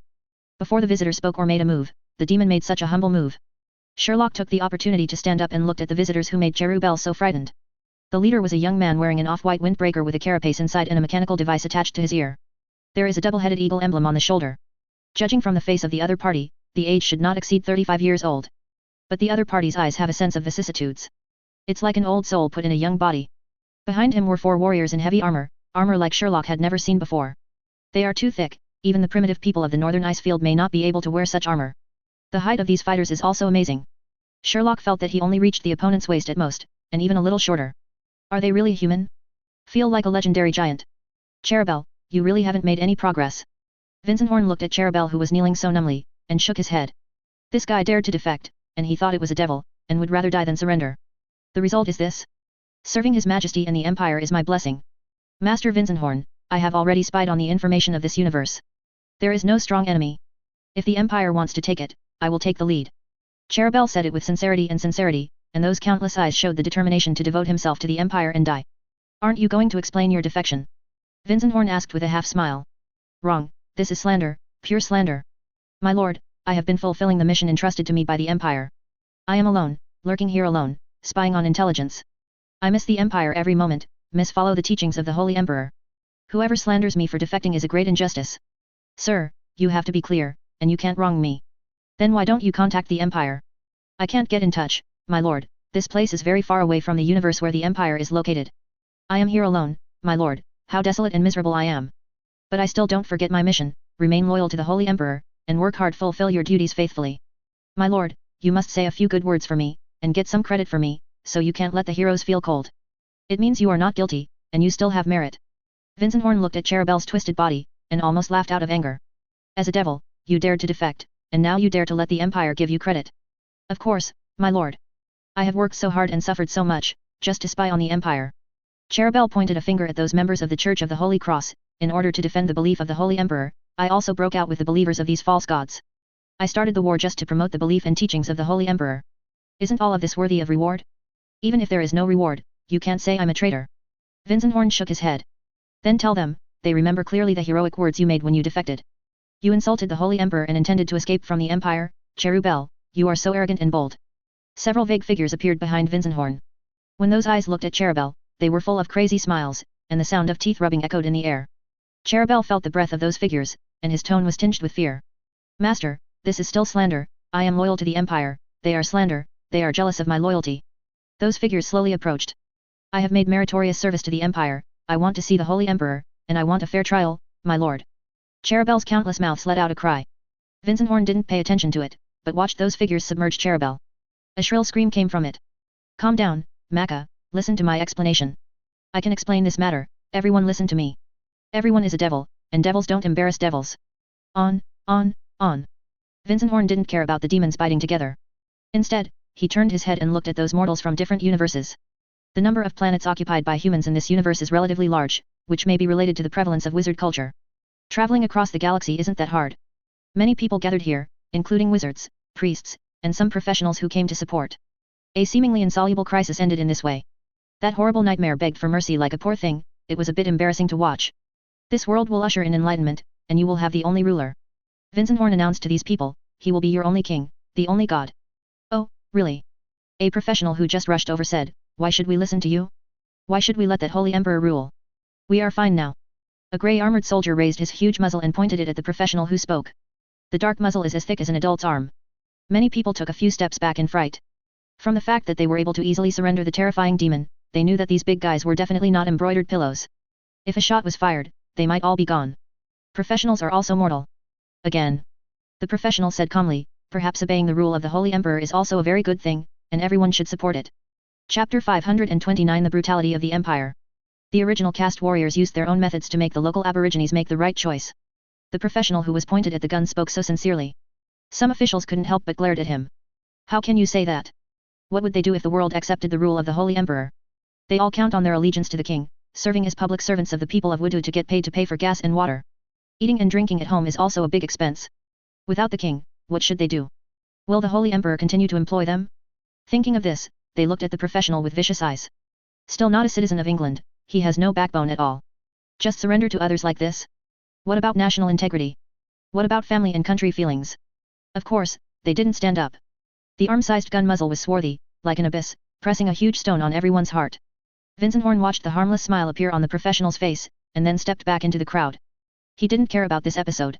When the Empire enters every world, there will be some opposition, which is not a problem. The fleet he brought is enough to easily deter all humans in this world. Let them know that fighting the Empire is never a good thing. Take that guy away. Vinzenhorn said in the communication. Understood, Lord Judge. Teleportation Tech Lead responded to Vinzenhorn. Then opened the teleportation panel, preparing to pull all the demons back. Crack. Crack. Subtle lightning flashes across the air. A thick fog gushes out from the open space crack. An invisible force pulled the dense fog, causing it to spin. A vortex channel appeared above Cherubel and the demons. The other end of the passage is a closed space. Such devices are also used to transport demons or some special creatures with mysterious powers. The powerful suction sucked up the huge bodies of the demons, trying to send them into the closed space station. You can't treat me like this. Wronged, wronged.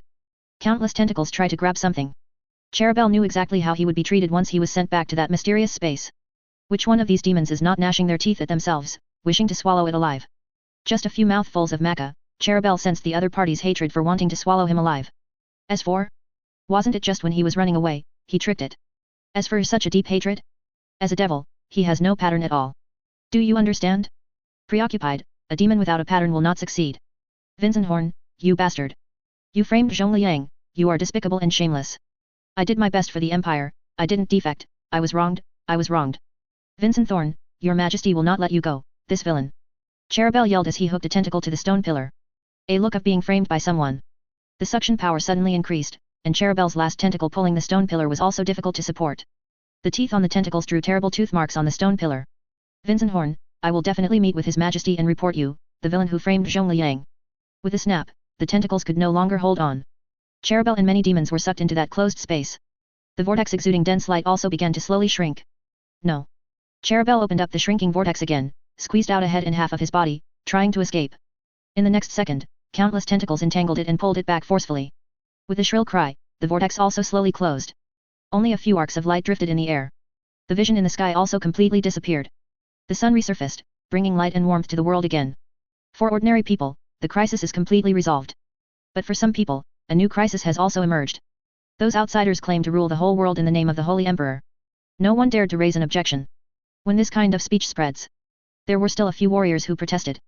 Until a grey-armored warrior fired a shot at a palace. The palace was shattered into powder in the explosion. Everyone was silent. Buildings that mix rock and steel just disappear. Put them up, I'm afraid they will disappear in just 2 strokes. Family and country are important, but so is one's own life. The flag of the double-headed eagle was flying in the fog. The gods also left in fear. Believers, no matter which religion they are in, are horrified to find that they can no longer get any revelation from God in the area covered by double-headed eagles. Even the gods are afraid of this external force. The Church of the Holy Cross chose to give up resistance. After the Renaissance, the Church had lost control. With the rise of steam machines and wizards, their influence waned. There are some other religions that choose to resist. Among them, a sect named God chose to resist. Even though it was the Renaissance, this religion was weakened, but it was still a very powerful religious organization. Second only to the Holy Cross. Earthsea, as well as dozens of countries near the Transcontinental Canal are their territory, with unparalleled control. Their holy city is located on the edge of the Earthsea, and it is a super city no less than the City of Fog. Hundreds of thousands of believers make pilgrimages every year, and it is very prosperous. For the request of the Empire to abandon the belief in God and turn to the Holy Emperor, they were furious and angrily rejected this proposal. And burn an imperial double-headed eagle banner in public. Death to that dog Emperor, in the protection of God we have nothing to fear. We will defend what we believe in, and if anyone tries to change this, be prepared to shed blood. Said a prophet. The Empire's response to this was crisp and neat. Give the so-called Holy City 3 days to ask the local people to surrender, hand over the mastermind of this vicious incident, or evacuate to avoid being implicated in the subsequent trial. This announcement was quickly spread. The true Catholics did not succumb to the pressure of the Empire. They came from all directions, united under the command of the great prophet, and defended the Holy City.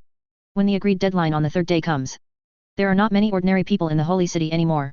They did not want to waste their lives in conflict between the Empire and the God. The rest are all believers, with an initial estimate of nearly 600,000. All of them were armed with the determination to fight to the death. Their eyes are full of firmness and conviction. In order to defend their beliefs, they will never spare their lives. Of course, they also paid with their lives. If a dovish judge, they may still have a chance to negotiate. It's a pity that they met the radical Vinzenhorn. In order to defend the existence of the Empire, Vinzenhorn even dared to collude with demons and issue an order of extermination to a city, which was just a trivial matter to him. The judgment of the Empire is so cruel. When the deadline comes, a huge head fell from the sky. When several God believers saw the head, they screamed in fright. It was the head of God, if the statues and books had not deceived them. The invaders killed their God. All the gathered believers cried out. Their struggle did not bring any good results, and there was killed. However, the fall of that head was only the beginning. Vinzenhorn has never been a soft-hearted judge. It may have been at the beginning, but in his long career, he has already become unfeeling and indifferent. The sky is lit up. Thousands of light spears shot into the holy city with 600,000 believers from above the clouds. The extremely strong light took away the vision of many believers. Countless screams of fear rang out. Some people were far away from the holy city and witnessed the destruction of the entire city. Countless explosions formed a sky-like flame. Those fine towers fell and were engulfed in flames. The majestic temple was turned into ruins, and those precious books and artworks that had been passed down for thousands of years were turned into fly ash. Those onlookers all showed expressions of horror. A city with 600,000 believers, in the end only ruins and some charred bones remained. The news of the destruction of the holy city spread. Every force that wanted to try to resist the empire fell silent. Whether men or women, old people or children, all were killed. In the ruins of the holy city, not even a single living mouse could be found. This is just a warning. A warning to all forces. This is the price of rebelling against the Holy Emperor. Wudu also received a message. Many people have mixed feelings. They escaped the disaster brought by Cherubel, but because of this, they got into a more terrible object. The Empire can destroy the Holy City in 10 minutes, and it can also destroy the Fog City in 10 minutes. Their killing speed is much faster than Cherubel's demon. Under pressure, the King of England swore allegiance to the Empire. The strength shown by the Empire made them realize that resistance was useless. If you surrender, you might still have a chance. After the Cherubel incident, Sherlock and Watson recuperated in the rented house on Garden Street. The news about the Holy City, the two of them also learned about it through newspapers. This is undoubtedly a tragedy. They are much more terrifying than demons. Cold dictators.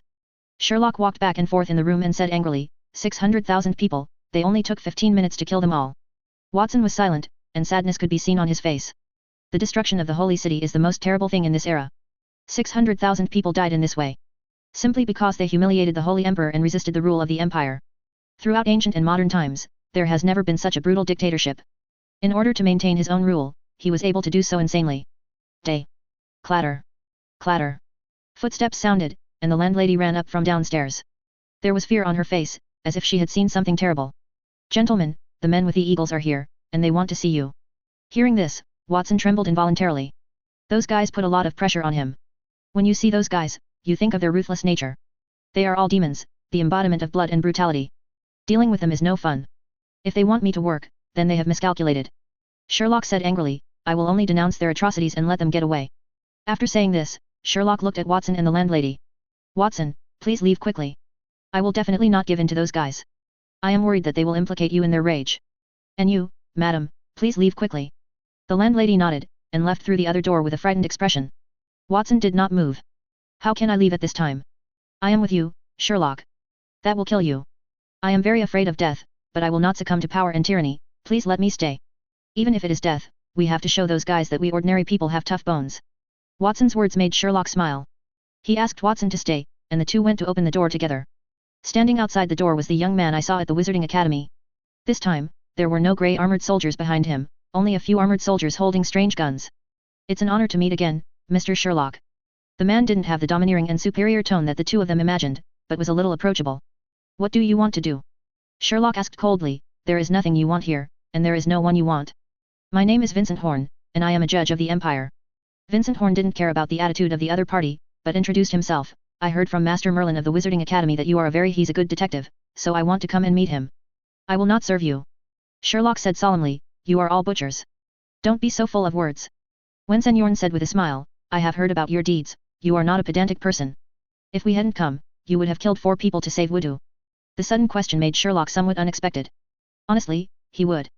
Sherlock has his own values. In order to protect some poor people, he would even intentionally let the murderer go. He also took revenge for some clients who were killed. To put it simply, he is a person who loves to love and hate. Will never let off the heinous people, and will also show consideration for those who have difficulties and have to commit crimes.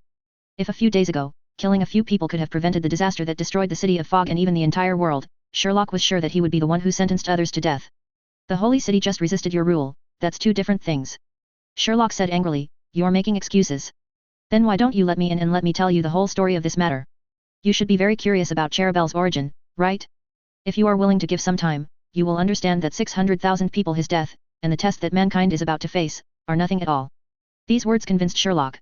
He wants to see what medicine is sold in this guy's gourd. If the other party wants to confuse him to do things for the Empire through some fallacies, then he has miscalculated. He, Sherlock, will never serve the Empire. Not to mention doing things for that Holy Emperor. Comes with the reincarnation game. The world pattern has also undergone earth-shaking changes. Yamato has also become a top power. The reason is that Yamato, a tiny place, has the largest number of surviving players. It may be related to their otaku culture.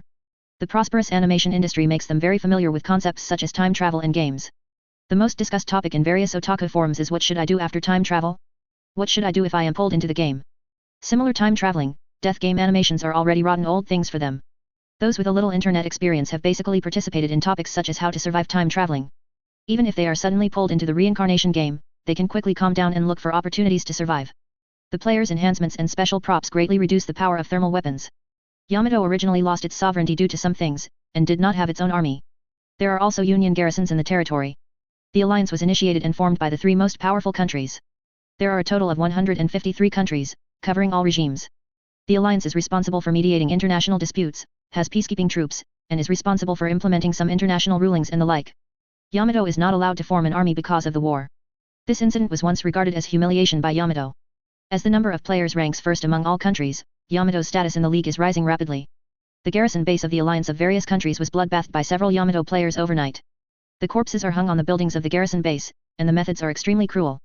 The National Alliance protested several times, but there was no response. At the same time, with the efforts of several big families, in the name of the rise of Yamato, several official organizations of Yamato were established, such as Ronin, Breaking Dawn, etc., becoming the first country with an official super organization. Its strength has risen rapidly, and it even has a tendency to overwhelm the three major powers. It looks like it is going to become the new talker of the alliance of various countries. Taku Nagase doesn't want to participate in these things. He is not a fool. I can see what those families want to do. It's nothing more than the previous set, in the name of the rise of Yamato, fooling those idiots to die. Because Yamato didn't give you a job that allowed you to live a decent life before, is that your attitude? A female gamer with two ponytails blocked Nagase Zhou's door, accusing angrily, he has provided you with a safe environment, education, and so many things. Don't you have any gratitude at all? You white-eyed wolf. This letter of commitment to voluntarily dedicate everything to Yamato, if you don't sign it, I will keep pestering you. The rise of Yamato is related to the interests of each of us. As long as Yamato rises, we can get rid of those big countries.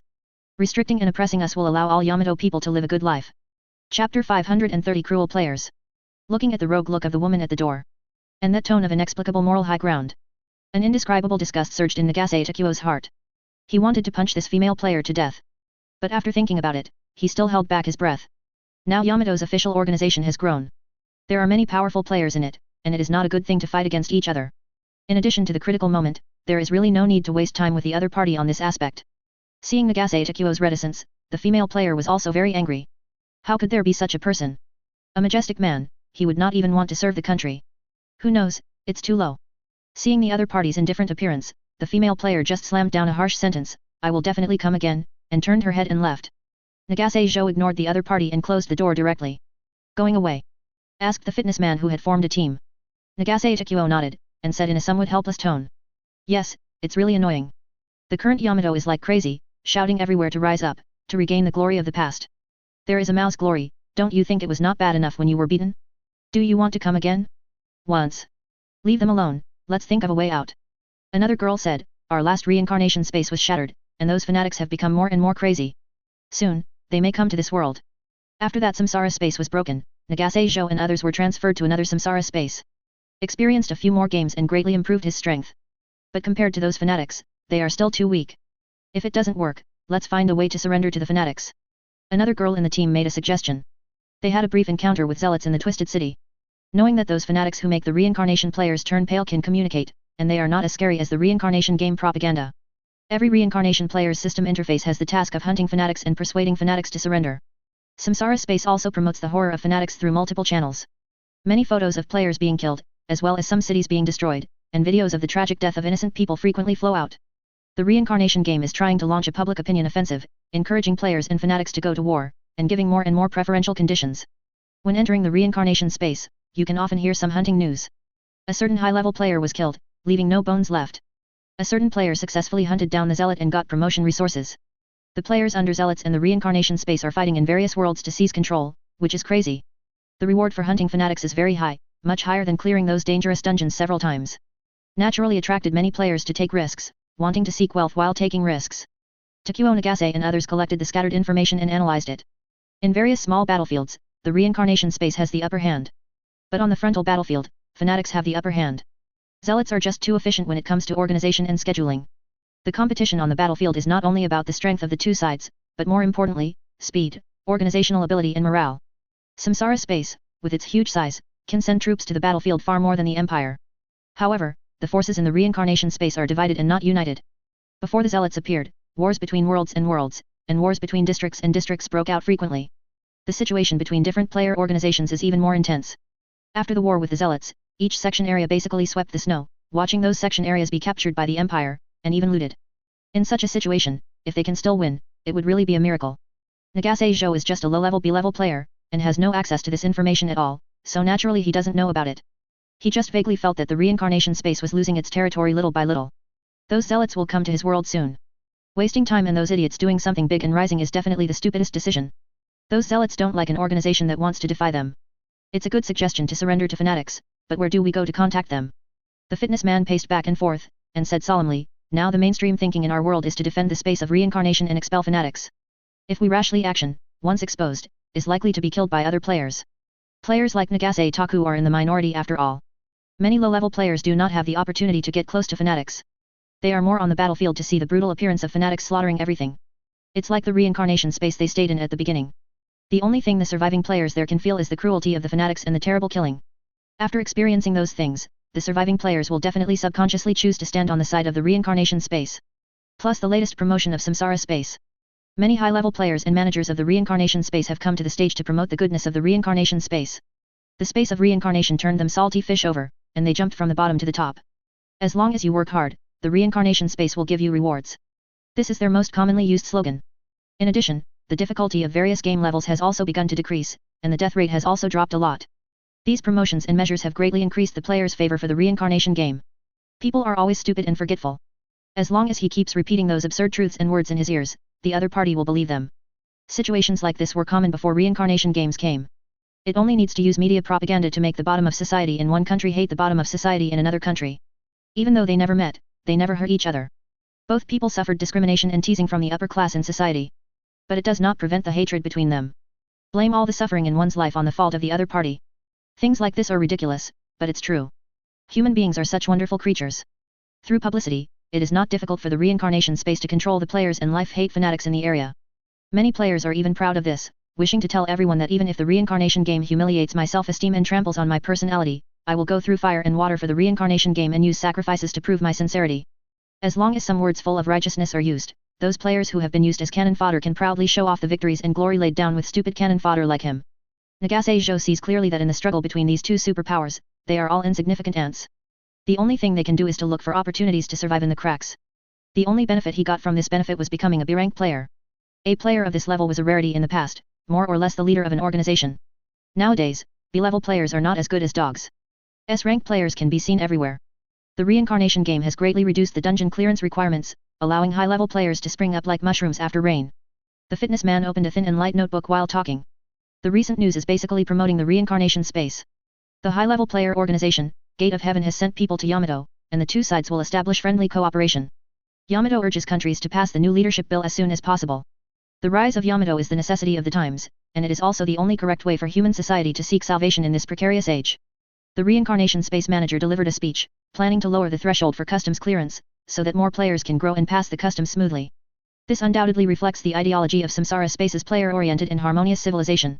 The evil invaders captured the world numbered 0213, causing a lot of death and killing. These evil invaders will pay for their atrocities one day, and the reincarnation space will surely win. From the current situation, it can be analyzed that the rise of Yamato has become inevitable. In addition to having the largest player group and Yamato's unique cohesion, these conditions.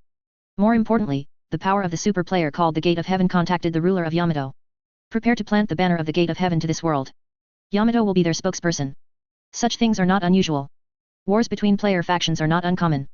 Those who have just been pulled into the world of the reincarnation game, it is best to choose a big force to rely on. Otherwise, if there is no one behind, it might be invaded by a player organization and treated as a large league garden. The players inside are either controlled or pulled to be cannon fodder. Civilians are worse, free labor and human material. There were many such things in the past. The invasion of fanatics made those organizations restrained a lot. Click on any news, and you can see the comments of those fanatical players. The reincarnation space is amazing.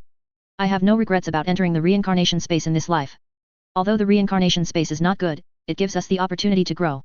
The mainstream thinking in this world is basically on the side of the reincarnation space. This situation makes some players who enter this world to be stationed feel a little contemptuous. I didn't realize the cruelty of the reincarnation space at all, so I had such an idea. As long as the fanatics invade slowly and let this world experience the distortion brought about by the erosion of previous reincarnation games, they will definitely not be able to make such comments. Taku Nagase and others could not find a way to join the fanatics.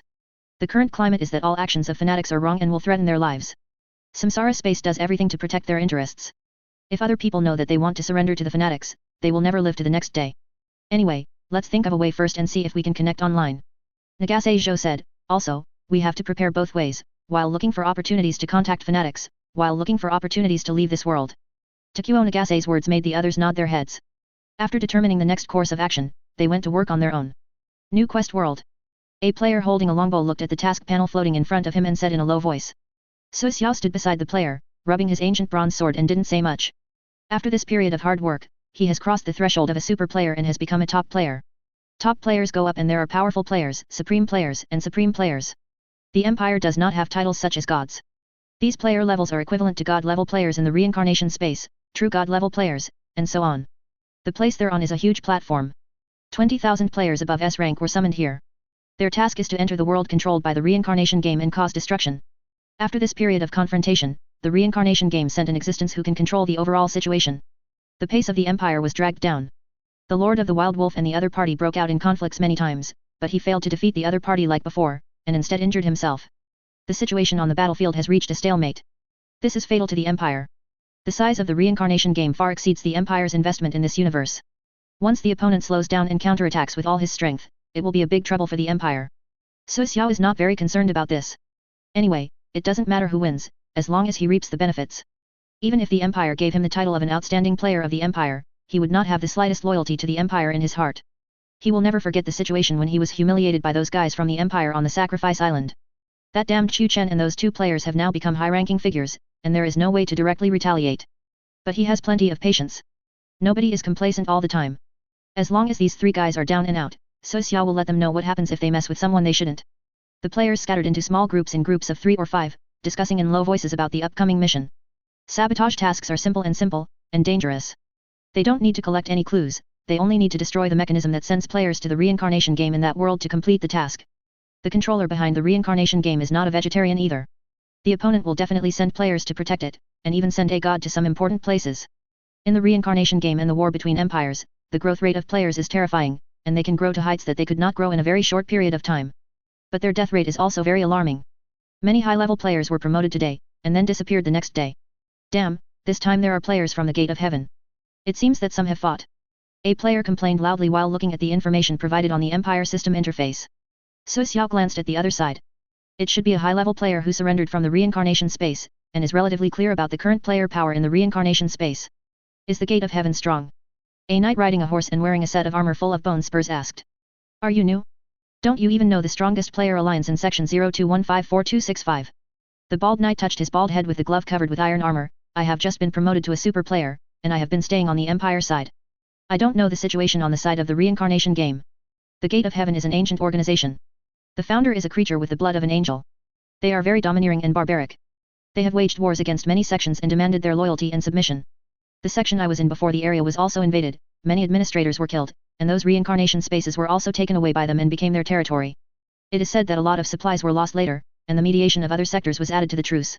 There will be no good results in confronting this organization. Be prepared, a large number of players may die. A grey-haired player with a staff in his hand told the bald knight about the past of the Gate of Heaven organization. Hey! The bald knight player grinned, isn't that better? If it's not challenging, it's really boring. You are still going to die for the Holy Emperor. Another player said in a mocking tone, it's really a pity that he doesn't give you an eagle medal. Ha ha ha. Ha ha ha. Everyone burst out laughing. The bald knight looked at the player who laughed at him, his eyes full of killing intent. You are dead, idiot. Everyone who dares to laugh at me like this is dead. Remember the name of the person who killed you, Kukas. The player drew out a sword, then you try it. I want to see if your knight profession is stronger, or the Kryptonian blood I recently exchanged is stronger.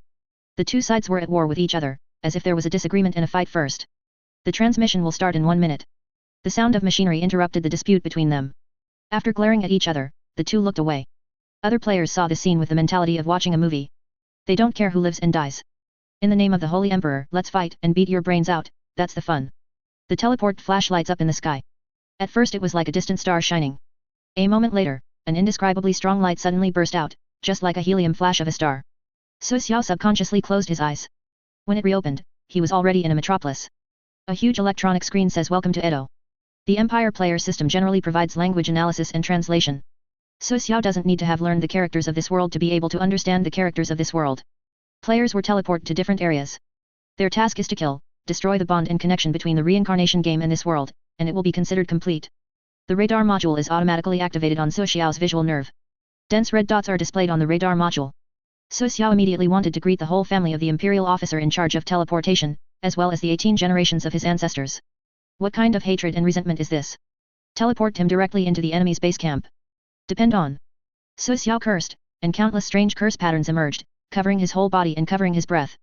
The bloodline of Dark Zeus was activated, giving him the ability to control thunder and hide in darkness. A moment later, several crackling sounds sounded. The team of players who noticed the abnormality came to the sky above the alley where So Xiao came. The sudden burst of breath just now disappeared. The aura just now definitely does not belong to Yamato players. I didn't expect to be so blind. Dare to break into Edo. Anyone who violates Yamato will be punished no matter how far away, and that idiot will die. So Xiao hid in the darkness, his dark, malicious eyes, intertwined with countless scarlet lines, stared at several players floating in the air. Hearing all kinds of harsh words from them, the corners of his mouth raised slightly. Another beautiful day. Chapter 531 A New Storm, Seeking Subscription. Tiny dark arcs danced in the air. Exudes a weird and ominous atmosphere. As the player level increases, this breath will become more and more distorted. So Xiao has seen some higher level players, and those guys are basically no different from monsters.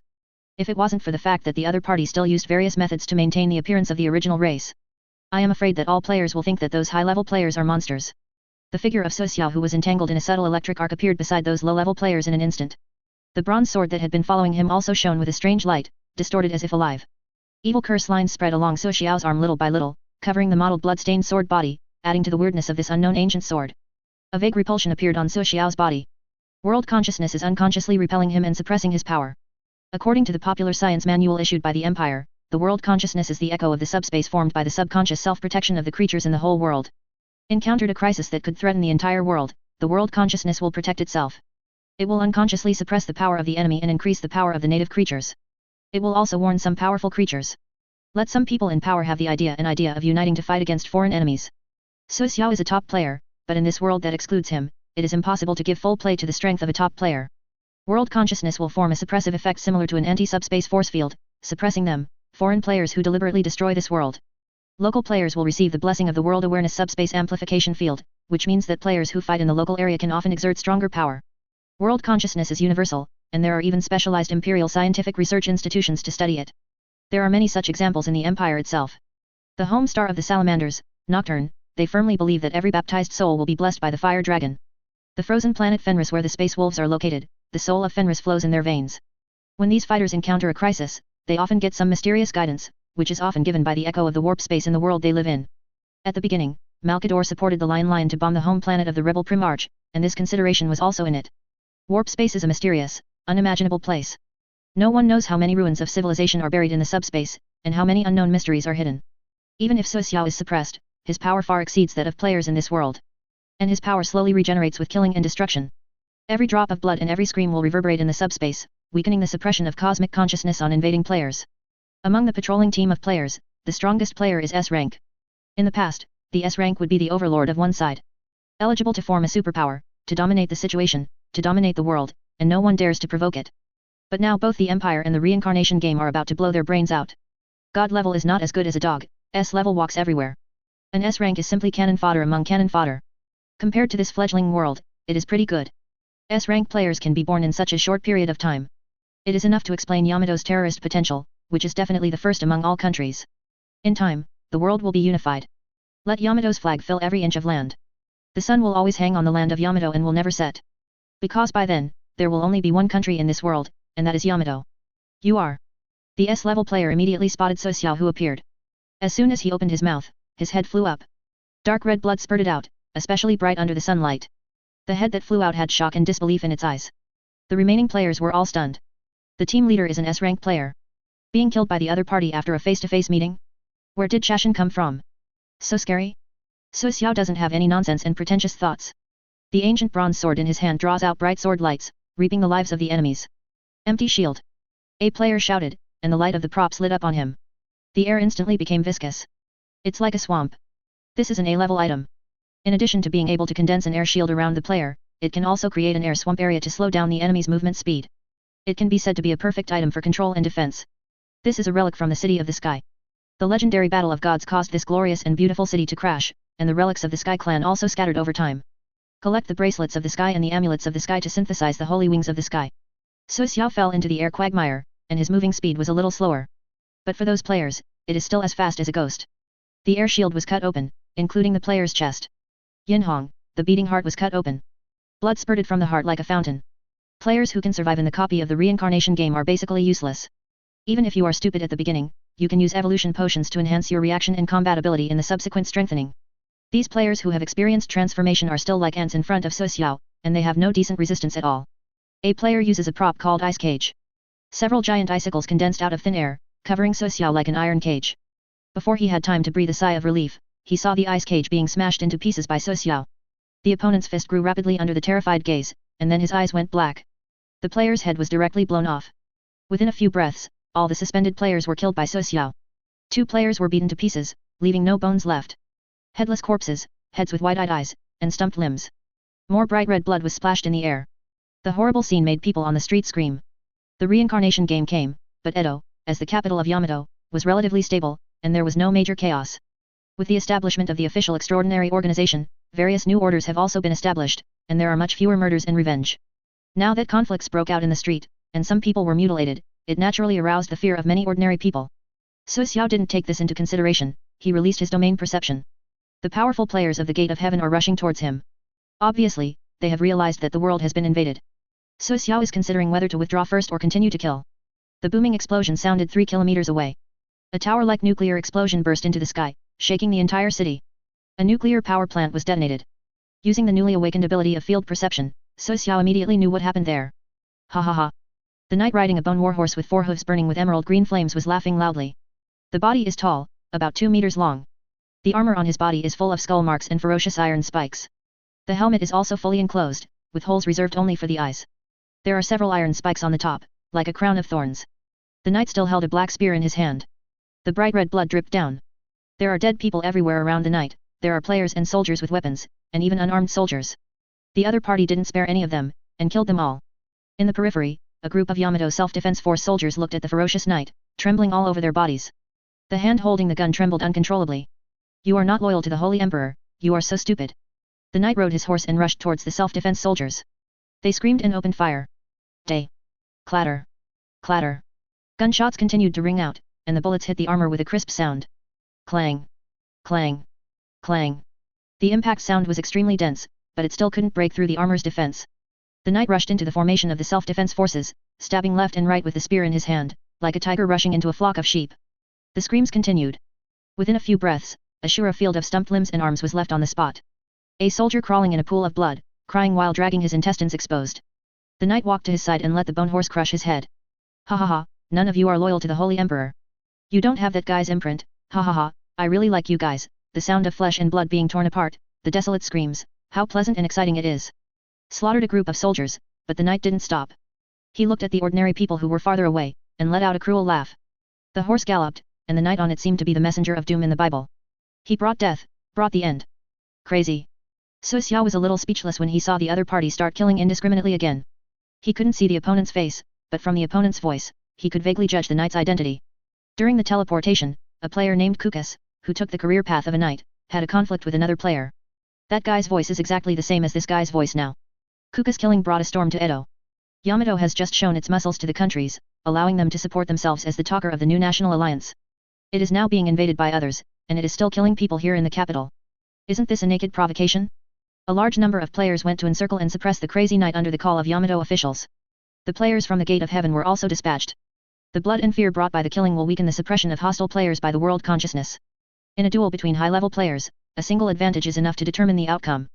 Letting go of the madness of that knight will make them lose this advantage, and the players of the Gate of Heaven will naturally not be willing. Come on, let me feel how awesome you are. The knight named Kukas roared at the players who came. A hapless player in a ninja costume gets stabbed through him. Still not dead, just hanging on the spear like that. Strange red lights appeared on the bleeding body, connecting to Kukas' body along the spear. The damaged knight armor on Kukas squirmed in a strange red light, repairing itself. This knight walks on a strange path, able to absorb the life of others to restore himself. It is simply a road specially formulated for embryo killing. Kuka's madness attracted most of the firepower. So Xiao decided to be active again and do something. For this kind of destruction mission behind enemy lines, each player gets different rewards. In addition to the base rewards, it is also evaluated based on the damage caused by the player. This kind of destruction cannot be unlimited. If the world is blown up, the reward will be very low. The ultimate goal of the empire is to take over the world. Blowing up the world will certainly weaken the enemy's strength, but it will also reduce the empire's gains. The sound of explosions was also heard from other places in Edo. The empire players all took action. With lunatics acting as firepower targets, they are naturally happy to collect points.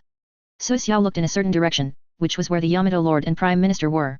A cruel smile appeared on the corner of his mouth. If the Mad Knight hadn't shown up, he wouldn't have adopted this crazy plan. After all, top players will die too. Yamato, as the most hopeful country in the world to unify, will definitely receive the special treatment of reincarnation games, plus the gate of heaven and world consciousness. It is normal for top players to overturn. Now Kukas and many players are in trouble, if they seize the opportunity to catch the king and prime minister of Yamato. Execution of them in public, coupled with a few propaganda slogans of the empire, the evaluation score will not be overwhelming. Maybe you can get special official rewards. It is a big step forward from the path of self-cultivation. So Xiao has never forgotten his original intention. Whether he is joining the reincarnation game or joining the empire, his ultimate goal is to become stronger.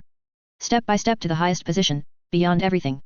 After making up his mind, So Xiao entered the stealth state and went to Yamato's palace. Prepare to let the world see the brutal methods of imperial players. Cough. Cough. Cough. Under the worried eyes of many medical technicians, the Wolf Lord coughed up blood. The Primarch possesses extraordinary power, and their bodies contain a part of the power of human mythology. In a way, they are gods. And now, Ruth is injured. The Empire has extremely advanced technology, but it has little effect on Ruth's recovery. His wound was still bleeding. No matter how much it is bandaged, even if every cell is healed with nanorobots, it will collapse inexplicably. According to rumors of unknown origin, the Primarch is the son of two worlds. Part of it is composed of human gene sequences, and this part comes from the real universe. This part allows them to have extraordinary wisdom and strength, but they don't have to be suppressed by the real universe like demons. Part of it is composed of the echoes of humans in the subspace, Fenris, Night, Prometheus, each name has a special meaning for humans. The characteristics of this part allow the Primarches to become more and more powerful as the human race grows, just like the gods who rely on faith. The reason the wound doesn't heal is that Russ is injured in that part of the warp. During the last battle, he fought with the terrifying creature sent by the reincarnation game, and in the end, both sides suffered losses. Both the Empire and the Primarch look powerful, but neither is invincible. Ruth's injury is the evidence. The humming machine trembled slightly, and the small piston moved back and forth, creating pressure in the pipe, pushing the blood along the pipe into the body of the Wolf Lord. The breakthrough of the 183rd detachment failed. The opponent directly burned the 5 worlds, creating a subspace turbulence. The sages of the Mechanicum are trying to solve it. The fleet numbered 2045 broke the enemy's blockade, but they also suffered huge damage, losing 15.24% of their effective strength. A new batch of support from the Empire will arrive in 3 months. They are expected to send 600 Celestial-class battleships and 132 reorganized original cast battle groups. The local conscripts in the A26 area will break through this quarter. The 300 billion can be used to replenish the core that were destroyed before. The corresponding equipment has been recovered and repaired, and it will be redistributed soon. There will be no shortage of equipment. The number of recruits in other areas has not yet been reported, and it is expected to be the same as this number. Pretty much the same. The total production is also steadily increasing, and the dismantling machinery for some stellar celestial bodies has been deployed, which can alleviate our current plight of lack of supplies. Sitting on a granite throne, Russ listened to the reports of these commanders, supervisors on the battlefield, as well as production and conscription. Feeling a headache for a while. He doesn't really like to deal with these things. But now, he is the highest status imperial figure in this universe. He must listen to these reports. War is not just fighting on the battlefield, but also the coordination of logistics supplies and the rule of the occupied area. Celestine stood in a corner of the hall. Her status is extremely noble and has a strong appeal. Compared to Ruth, it is still a little bit worse. Several high-level Empire officials who entered the world at the same time as her, the representative of the Silent Sisters, Aaliyah, and the representative of the Grey Knights, Clovis, are also here. They listened silently to the reports of the commanders and supervisors. Russ is not the dictator of this expeditionary force. If these high-level officials oppose it, Neris orders cannot be conveyed to the troops. Necessary checks and balances are a good thing for all. Their intentions are obvious, and they want to fight for a stalemate. A senior general said, this is their main battlefield. Once they fall into a stalemate, they will have time to coordinate various internal contradictions, so as to unify the outside world. Then we will continue to maintain the offensive. Ruth said in a deep voice, they thought we were exhausted and unable to launch an offensive. But we will tell them with our swords that we think too much. When the reinforcements from the Empire arrive, we will immediately launch again attack and break through their void defenses. How is your injury, my lord? Clovis asked worriedly looking at the Lord of the Wolf who was intubated all over his body. It's nothing serious. I have been fighting in the subspace for a long time, and this kind of injury is just a trivial matter. My subspace essence will be completed in the war. If I can kill a few of those so-called gods, my recovery will be even better. Quick. Chapter 532 The Giant Wolf Bites Through the Throat of God. Subscribe. Russ stared at the spherical strategic projection suspended in the center of the hall. The humming of the machinery was mixed with the prayers of the priest. The light of the brazier flickered, and the incense curled up, forming a thin layer of mist in the air. In his position, he can clearly see everything that happened in the White Hall. The captain of this ship is wrapped in the cables belonging to his own throne, and is integrated with the ship through the technology of Mechanicum. A team of machine servants sang praises to the god of all machines, while checking various circuits and adjusting codes. Staff wearing double-headed eagle uniforms walk back and forth, and the glowing information window moves in the air as they walk. The smoke formed by burning incense is stirred again and again, forming a temporary vortex. Technology and faith are perfectly embodied in every empire's people and machinery. Thousands of pictures appeared in Ruth's mind at the same time. He can process this information with ease. This is the gift of every primarch. Primarches are supreme war machines.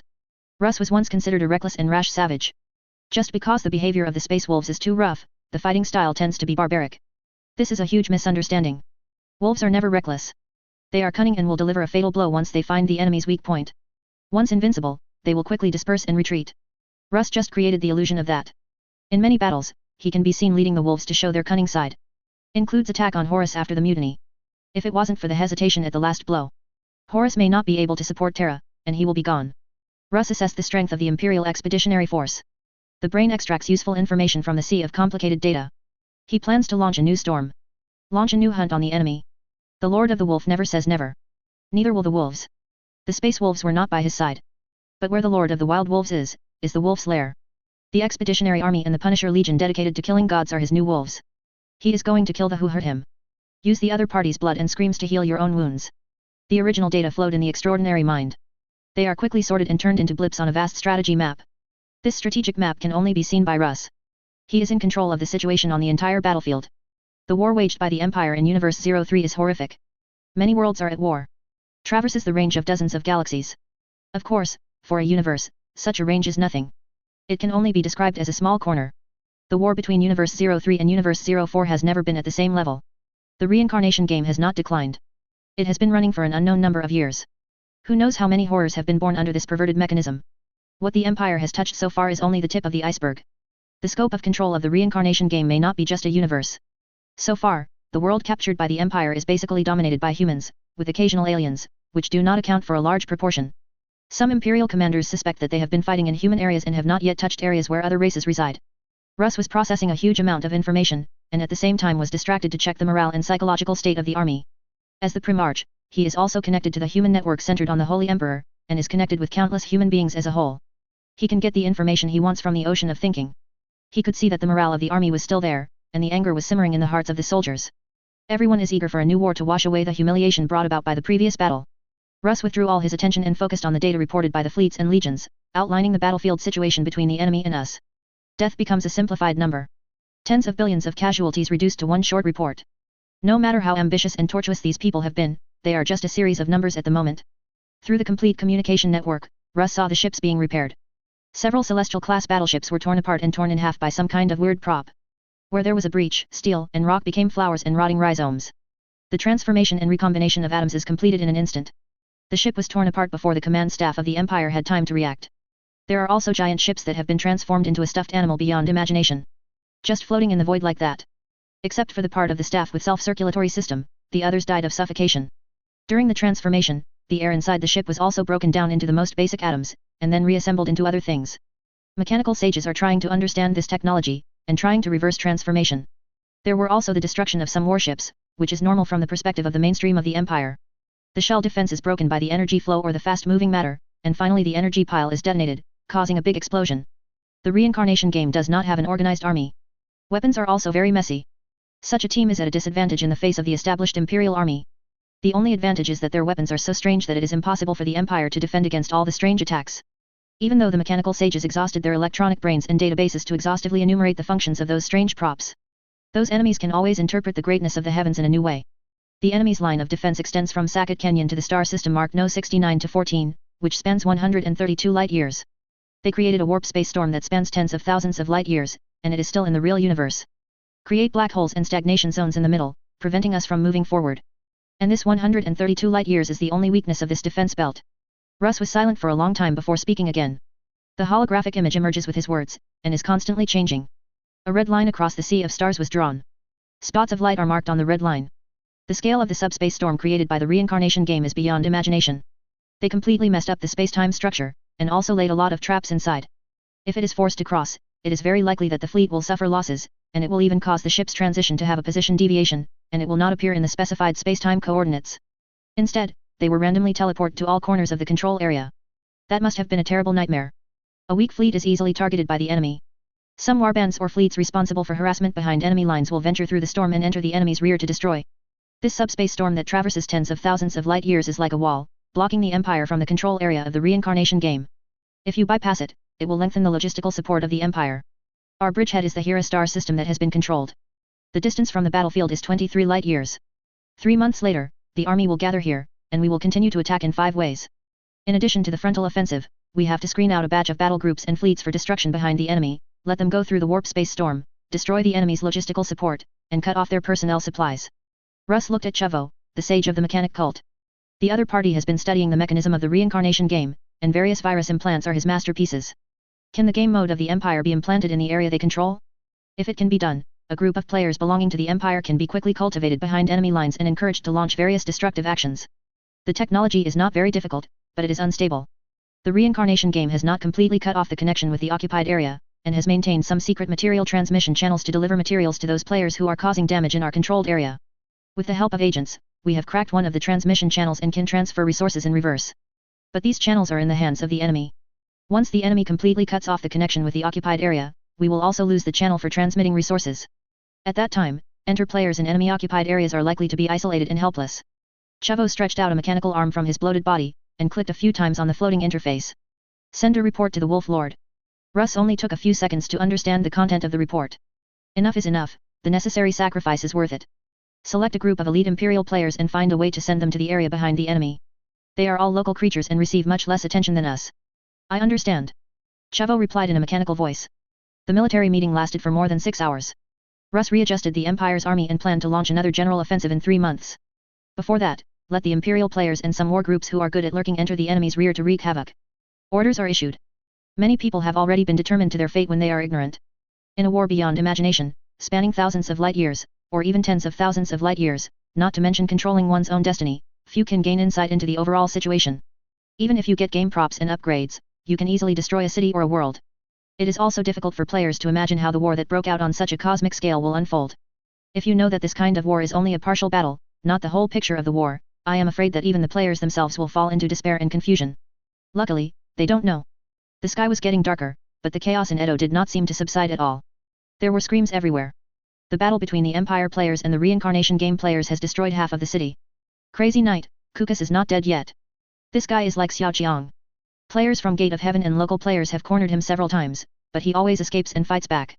Now they are still fighting more and more bravely, riding around on white bone horses, leaving behind patches of Shura fields. That lunatic is a knight but has no feelings or morals. Whether it is the elderly or women and children, it is one word, kill. Some Empire players can't understand Kukas' behavior, but they can't say anything, let alone stop it. The Empire expressly prohibits players from bullying and killing civilians. But this is an enemy-occupied area, and the judge will not be free to investigate these things. At that time, if someone says that I think they are a threat to me, who can say anything? In addition, the suppression of world consciousness also requires enough blood and fear to break through. Therefore, as long as the opponent doesn't care about lowering the score at the time of task settlement, no one can control the random killing in the enemy-occupied area. Playing the three-light policy, where billions of people on a planet are killed, is another matter. After all, the judges of the Empire are not out of their minds. Under such circumstances, who would believe that the players were forced to kill to protect themselves? Taking advantage of this opportunity, Su Xiao hid in the shadows, waiting for the opportunity. Yamato Palace is guarded by 3 players from the Gate of Heaven. All are powerful players who have awakened their divinity. Su Xiaoban wanted to find a way to get in, but unexpectedly saw the Lord of Yamato and the Prime Minister go out under the protection of a group of black-clothed bodyguards and players, ready to transfer. As night fell, the riots in Edo became more serious. Order is also slowly slipping towards collapse. Some unruly civilians are also looting around. It is also a wise move to leave this dangerous place in time. Su Xiao assessed the distance and threat of several Gate of Heaven players, and then rushed over directly. A black arc wrapped around him, and the eyeballs and corners of his eyes were covered with cursed lines, plus the aura emanating from his body. Everyone believes that he is a ghost. Su Xiao broke out with all his strength, and his speed was extremely fast. The destruction and killing of the imperial players in Edo also slowly weakened the suppression of world consciousness. The power that So Xiao can explode is also much greater than at the beginning. The staff and players were disemboweled before they could react. The players at the gate of heaven reacted. When they rushed over, So Xiao had already split the vehicle used to transfer the Yamato Lord and Prime Minister with a sword, grabbed them out, and then turned around and ran towards the crazy knight. Lure these guys to that mad knight, then get away by yourself, and then find a way to squeeze extra rewards from these two unlucky ones. Perfect plan. So Xiao admired himself a little. Always so smart. The scene where So Xiao captured the king and the Prime Minister drove countless Yamato players crazy. Not long ago, Yamato rose by relying on the game of reincarnation, punching the lighthouse, kicking the east, and scolding so much that all countries dare not even say a word. What a prestige, what a domineering. As a result, Edo is now in ruins, and the king and Prime Minister have been captured by the enemy. If it gets out, I'm afraid that the prestige that has been acquired with great difficulty will immediately become a laughing stock. Ha! Ha! Ha! Kukas immediately noticed So Xiao's approach, as well as the gate of heaven player behind him. Kukas just likes to kill, not a bad mind. Immediately, he thought that the other party wanted to divert trouble. The tyranny in Kukas' eyes was undisguised, and the grin on his face became terrifying. He drew a blood-red javelin, which was congealed from the flesh and hatred of the dead.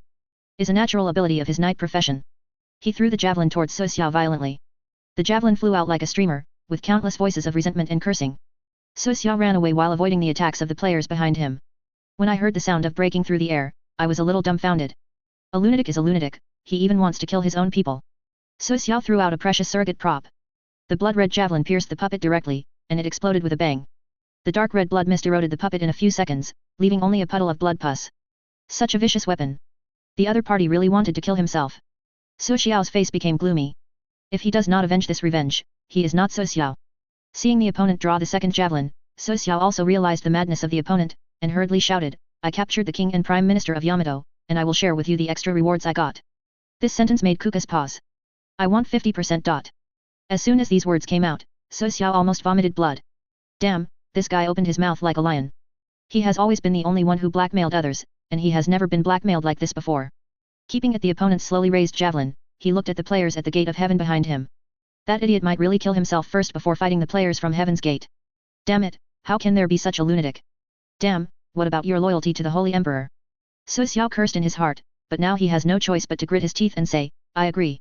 Kukas directly recorded the scene in the Empire player system, which was regarded as a verbal contract. If the other party violates the contract, he will let the other party know what the laws of the Empire are majestic and sacred, and must not be offended. After finishing all this, Kukas raised his javelin again and aimed at the players at the gate of heaven.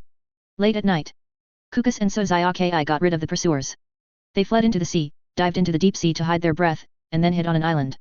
The players from the gate of heaven led a group of Yamato players to chase and kill them desperately.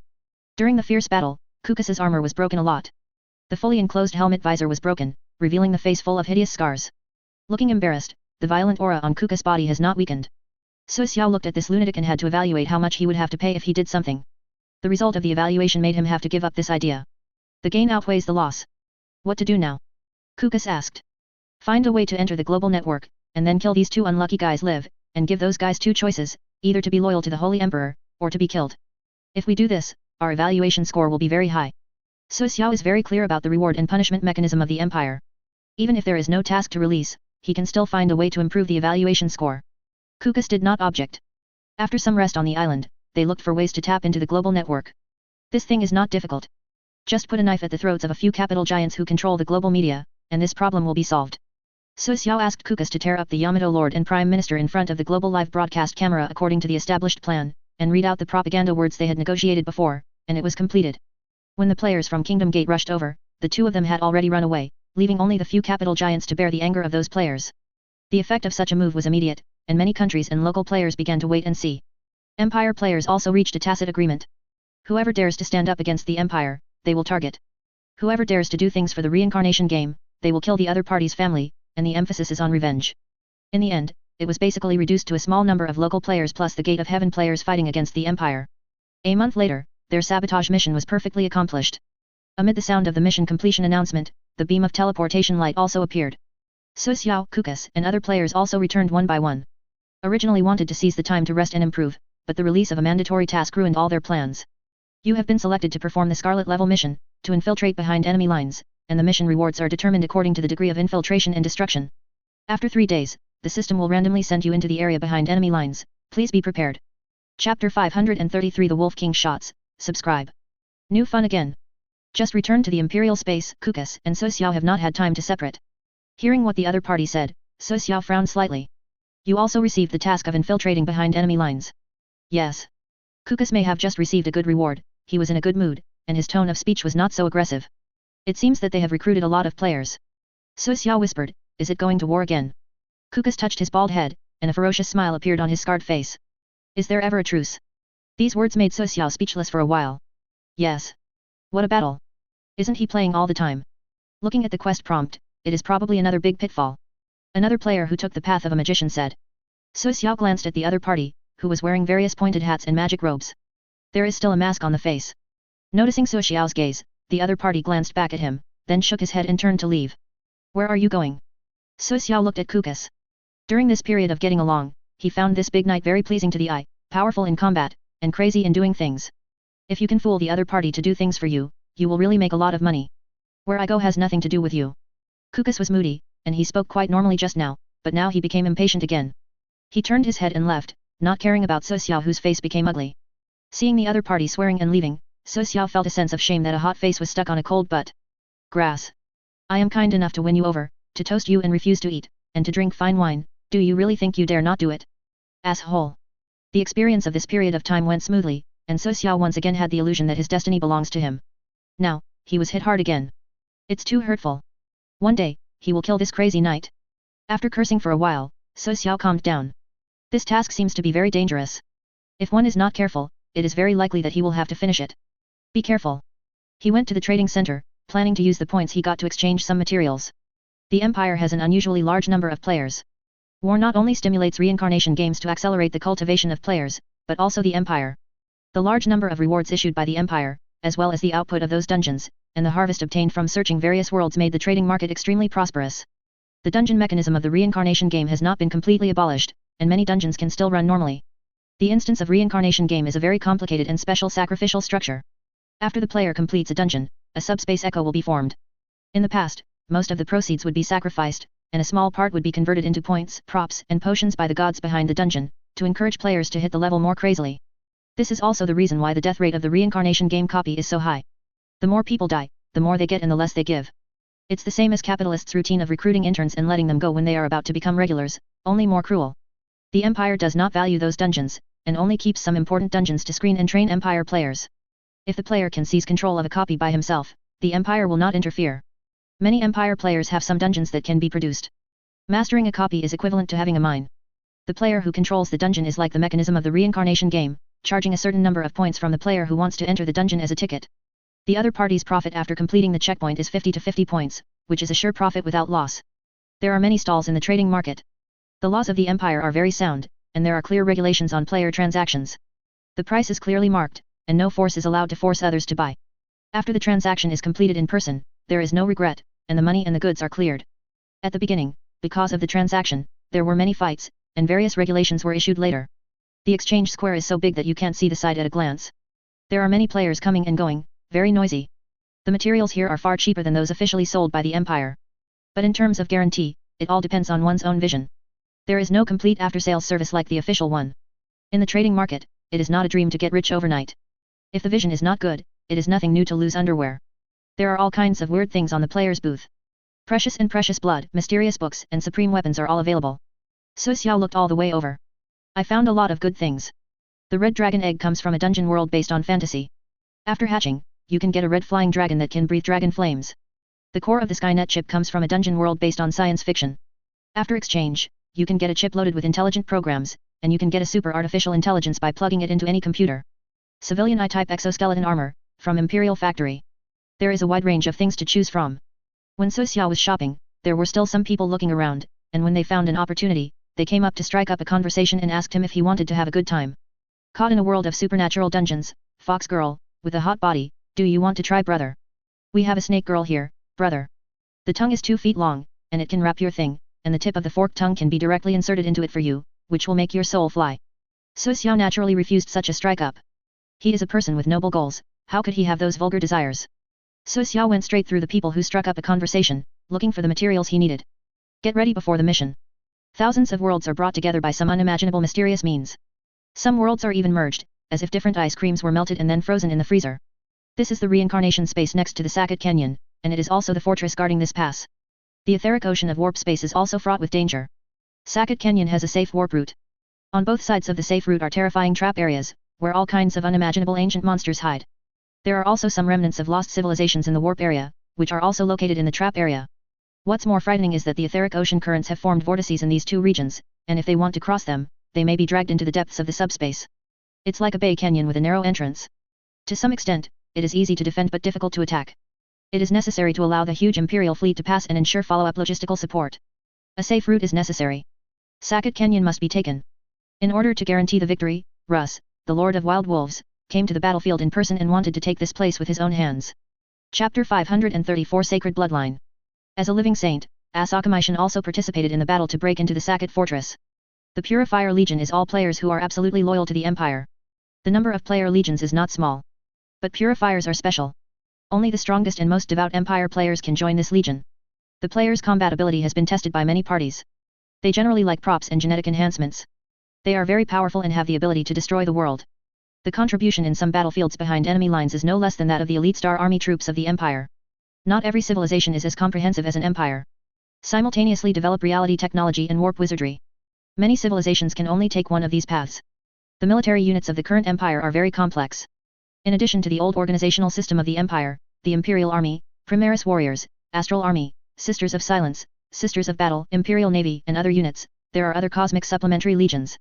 Universe 04 has begun to export resources, which includes a massive population. The core recruited from this universe, the style is biased towards subspace. The cultivation style of Universe 04 was not completely banned, but a brand new ecology was born by combining the technology of the Empire. When some worlds promote basic education, they also promote spiritual practice. In that case, a lot of investment in infrastructure can be reduced and the physical fitness of the local indigenous people can be enhanced. In consideration of the diversity of civilizations, the Empire did not explicitly prohibit low-level cultivation, but did not allow the citizens of the Empire without authorization to become practitioners above the immortal rank. The pollution above the immortal level is very serious. If it is left unchecked, it is very likely that there will be major problems. The core recruited from Universe 04 generally have certain extraordinary abilities and are good at using the power of subspace. 03 The legions established on the mainland of the universe are divided into two types.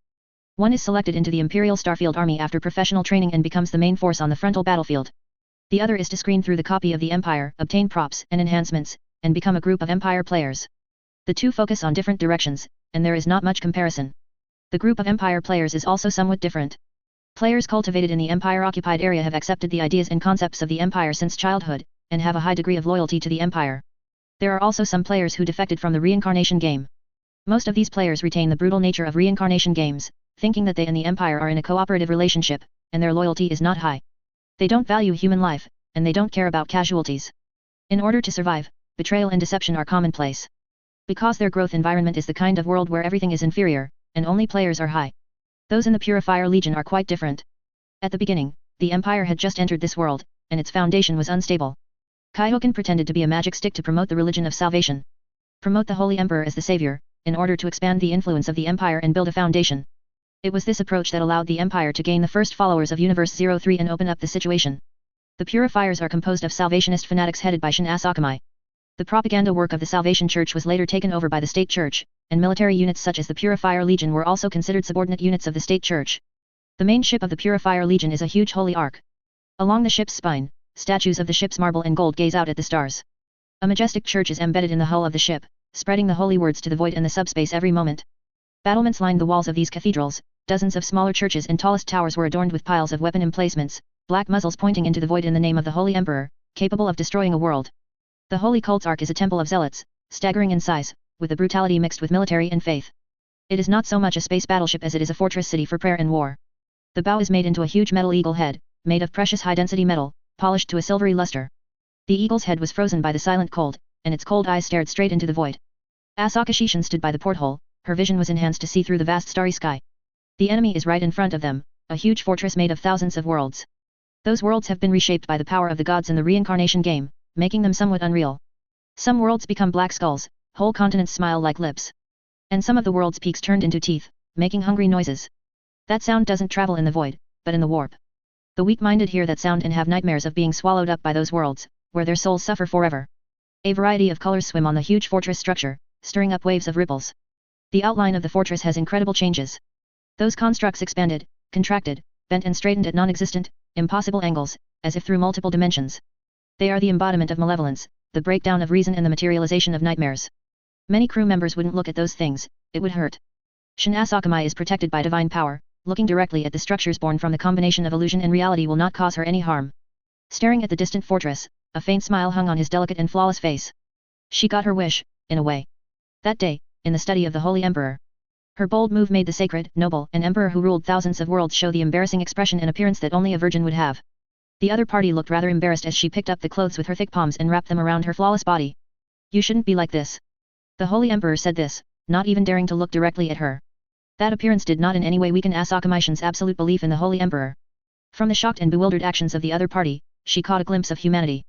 Under the holy and noble shell, the Holy Emperor hides the purest humanity. He is the most perfect combination of God and man, and the bearer of all human hopes. Asami-shin was rejected, but she still got what she wanted. To conceive a divine offspring does not necessarily require intercourse. Faith is the most powerful force of human beings. It produces faith for those who believe and hope for those who despair. Faith can move subspace and change reality. How many subjects does the empire have? Trillions? Trillions? No one knows the exact number.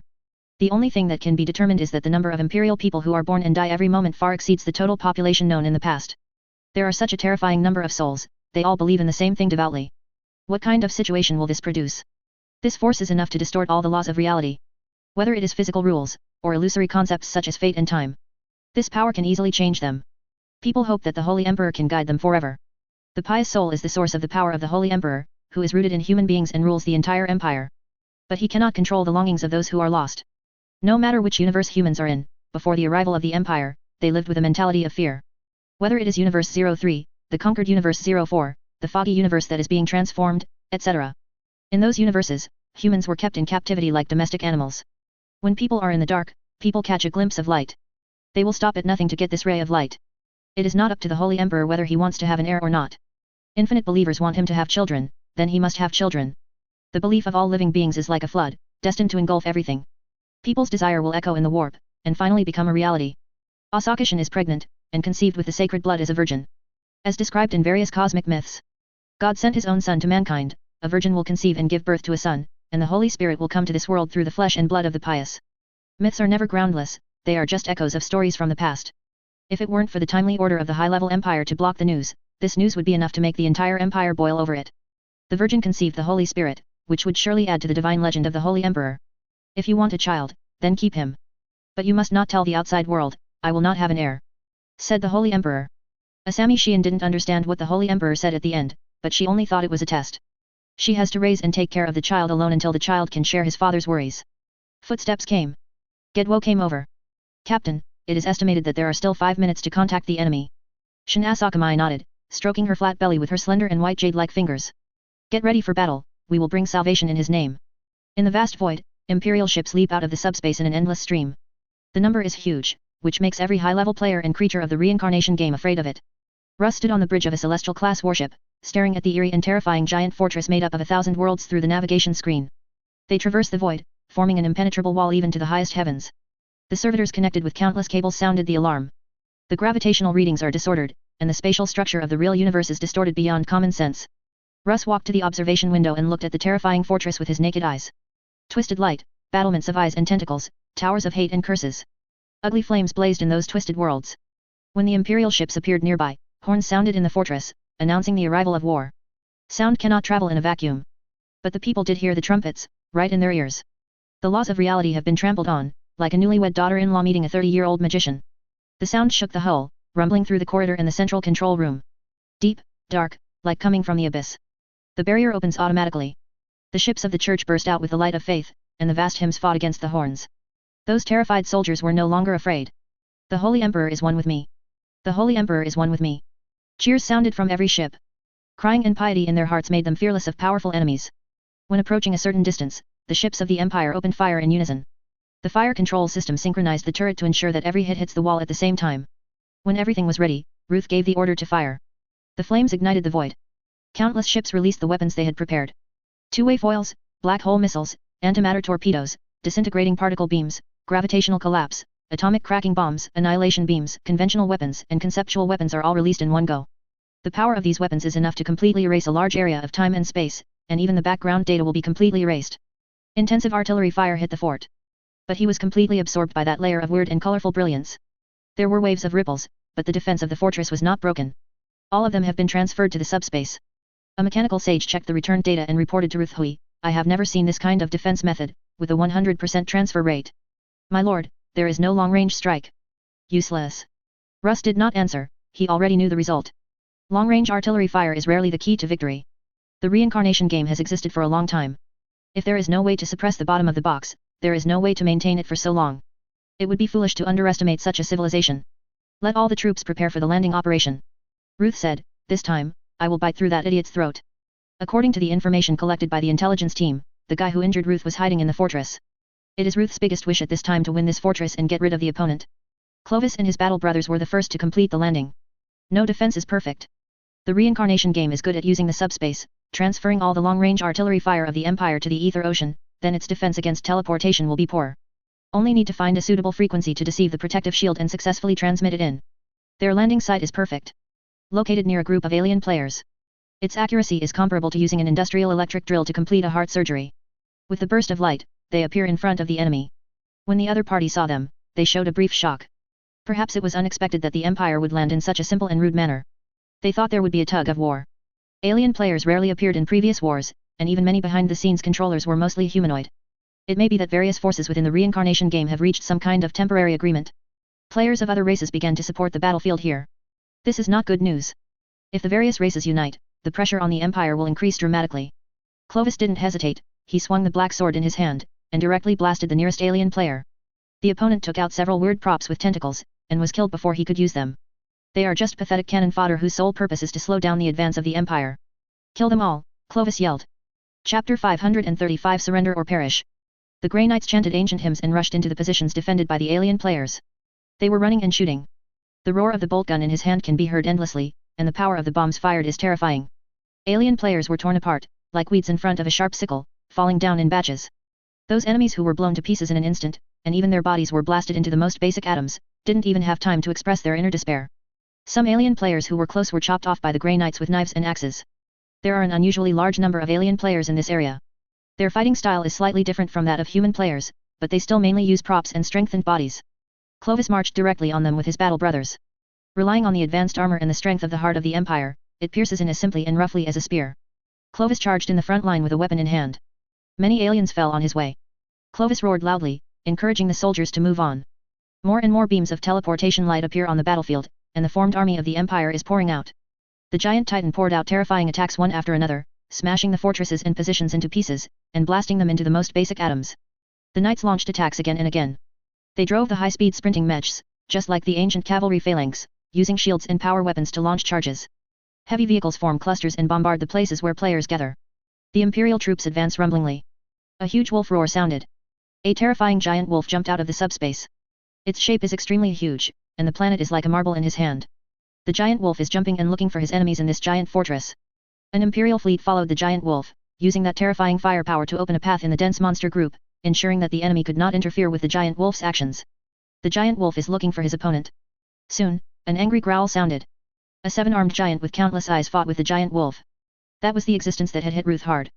The battle between the two of them is extremely terrifying, just like the war between the creator and the destroyer in mythology. The giant wolf was beaten for a while. The solid head was beaten bloody. But in a gap, the giant wolf suddenly counterattacked, biting the throat of the seven-armed giant. After the giant wolf bit the giant's throat, it didn't let go. No matter how the seven-armed giant roared, the giant wolf bit each other's throat. When the opponent was powerless, the giant wolf slammed hard and tore the opponent's throat. The giant fell down. It only missed hunting the giant wolf, but almost was almost. The giant wolf won the final victory. The death of the giant caused the reincarnation game players and many creatures to collapse. No longer have the courage to resist the tide of the imperial army.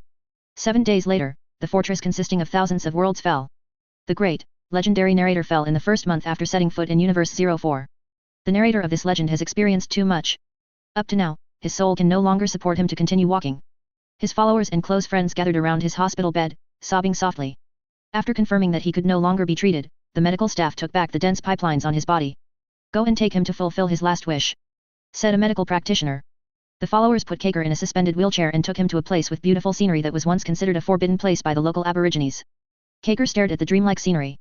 As the first universe conquered by the Empire, it does have something unique. You don't need to take me back to the mainland of the Empire, just scatter me here. My soul will embrace the Holy Emperor, and my body will rest here forever. Kaker explained the funeral to his disciples, and they flowed tears granted the request. You need to continue the career of the narrator and pick up the lost past one by one. That is our most precious wealth. Only by remembering the past can we shape the future. Swords can only conquer the present, but history will shape our future everything. Kaker was unusually weak. Speaking such a long paragraph made him extremely tired and had to pause several times. We will record the rise of the Empire, a follower whispered, record the grand occasion of the conquest of each universe, and record the great achievements of the Holy Emperor. Hearing this promise, Kaker smiled. He looked at the towering, forest-covered mountains and rivers in the distance, at the shimmering river, and tears flowed from his eyes. The holy voice sounded in his ears, like a pure child singing. He knew the hour had come. Scenes from the past floated in his fading eyes. Seeing the old John slap on the head of his young self at that time, when he was annoyed, he smiled and gave him a document that could accompany the army. He was screaming with excitement. He saw Hawk, the legendary general who came out from the bottom. I had a friend who died on the day the Primarch arrived, and that's why I joined the army. This was the first story Hawk told him. Mankind will prevail. He saw old John and a group of soldiers shouting slogans, and then being swallowed by the swarm. He saw an immature soldier carrying the heavy double eagle battle flag when the orcs charged, and held on to the last moment. He saw an extraordinary giant descend from the sky amidst the overwhelming wave of demons. Slay countless enemies with a flaming sword in hand. They were like ants, easily crushed to death by the giant. He has seen the decline of empires, the age of technology and the collapse of rationality. He witnessed the rise of the Empire, from the unification of the Milky Way to the conquest of the local galaxy group, step by step. He has witnessed the gradual formation of an empire of the heavens, the enemies are dying at the blade of human beings, and one universe after another will be conquered. When the breeze blows with the fragrance of flowers. Kaker exhaled his last breath and closed his eyes. His friends and followers wept. Let the world burn. Gazing at this profane and distorted world, Assas's words were extremely cold. Countless tentacles waved towards the void. Countless huge, terrifying mouths screamed into the void. Following Assas's order, countless artillery fires lit up the distorted darkness in this area. Various world-destroying weapons bombarded the corrupted world, setting off bursts of terrifying flames. The earth was shaken, the dark ocean rolled, and the sky was set ablaze. The tentacles twisted violently due to the pain, and the screams from the mouths as large as mountains became more and more bleak. Assas stared at that world without any emotional fluctuations on his face. His rise is also legendary. Captured the necromancer Nagish, cleared the chaos wasteland, and the so-called god of destroyer was beaten and fled in embarrassment by him. With the help of the laughing god of the Eldar, Selego, and many prophets of the Eldar, they broke through a realm of chaos, destroyed the pantheon of the Elven, and forced the human gods believed by the indigenous empire to serve the Holy Emperor. After Marshal Rees passed away in a battle, he became a marshal with his outstanding military exploits and commanded the Empire's expedition to this world. Chindan has surrendered, and the dragon sent his son to the Imperial army to show his sincerity. The Ratman Empire collapsed completely. The surviving Ratman suffered heavy casualties during the encirclement and suppression, and only a small number of them escaped the hunting by hiding deep underground. But the Empire has always paid attention to cutting grass and roots, and some miniature killing control machines were sent out to hunt down those Ratmen hiding deep underground. The Horned Rat was destroyed by the Empire during the Battle of God's Domain, and his soul was captured by Nagish, a necromancer who surrendered to Arthas. Nagish, who was once rebellious, has become a slave in the hands of Assas. Originally Nagish was to be executed. But his madness about the warp saved him. With the power of a mortal, the experience of trying to become a is legendary, which made Assas appreciate it and gave Nagish two choices. Either be completely destroyed by the Empire, or branded, forever loyal to the Holy Emperor. After seeing the Empire completely annihilate a who was unwilling to serve, Nagish finally chose to submit. Keep your life alive, not afraid of no future. Nagish, who was a skeleton, stood beside Assas. Looking at each other's words, it determines the life and death of a world, and there is also fear and anxiety in my heart. It's so cruel. As the guardian of the native empire, Sigma was also shocked by the mighty power of the human empire that came across the universe. This is his first expedition with the empire. Behind him are several incarnations of gods belonging to human beliefs, including the god of White Wolf. At this moment, their expressions were similar to those of Sigma. Watching Assas destroy a planet with a single sentence, it was as casual as eating and drinking. They have a kind of coolness in their hearts. This terrorist empire is too terrifying. Assas didn't care about their opinions, but set his sights on deep space. The corruption of this universe is not only from the four gods, but also from some other existences. Assas secretly vowed in his heart that he would fight until the last moment, until the universe was completely shrouded in the glory of the Holy Emperor. The Emperor of the Dark Universe Abelastars came to the solar system with a huge group of monsters and cosmic people. I thought that with this large army in hand, I could easily crush this lifeless little civilization to death. Things did not develop as he thought. When they were about to enter the solar system, a huge hole was torn open in the void. Countless ships came out in a continuous stream. The huge titan, taller than a monster, was also released into the sky by the transport ship. Sage of Sigma's research has made Titan transportation a lot easier. Just one transforming device, you can turn into a Titan at any time. Emperor of the Dark Universe Abella stared at the magnificent Imperial fleet, his thick limbs trembled a little. Originally, I wanted to grab a soft persimmon, but now it seems that I kicked the Mandloe plate. Megami Junma and Kiko Masaki were also stunned when they saw the size of the Imperial army in the satellite broadcast. They know the Empire is strong. But who would have thought that it would be so powerful? Thousands of Celestial-class battleships, each of which is comparable to a planet, or even worse. A huge number of Titans and night mechas, densely packed, all move in the void with the help of engines, with a hideous and terrifying appearance, equipped with various terrifying weapons. Huge mechanical arms also hold spears or chain axes. One hit, the monster will be crippled even if it does not die. Camilla Trio, Digia, Minato Yonghai and others looked at the magnificent and invisible legion, and their faces showed disbelief. Especially Camilla. Such a powerful Imperial army completely shattered the small 99 in her heart. Even if she gets the Ultraman Legion, it is impossible for her to shake the Empire. The presence of the Holy Emperor is oppressive. The opponent doesn't even need to do anything, there will be subordinates who will crush all existences who dare to challenge the opponent's majesty. The members of the former victory team were all shocked when they saw this scene.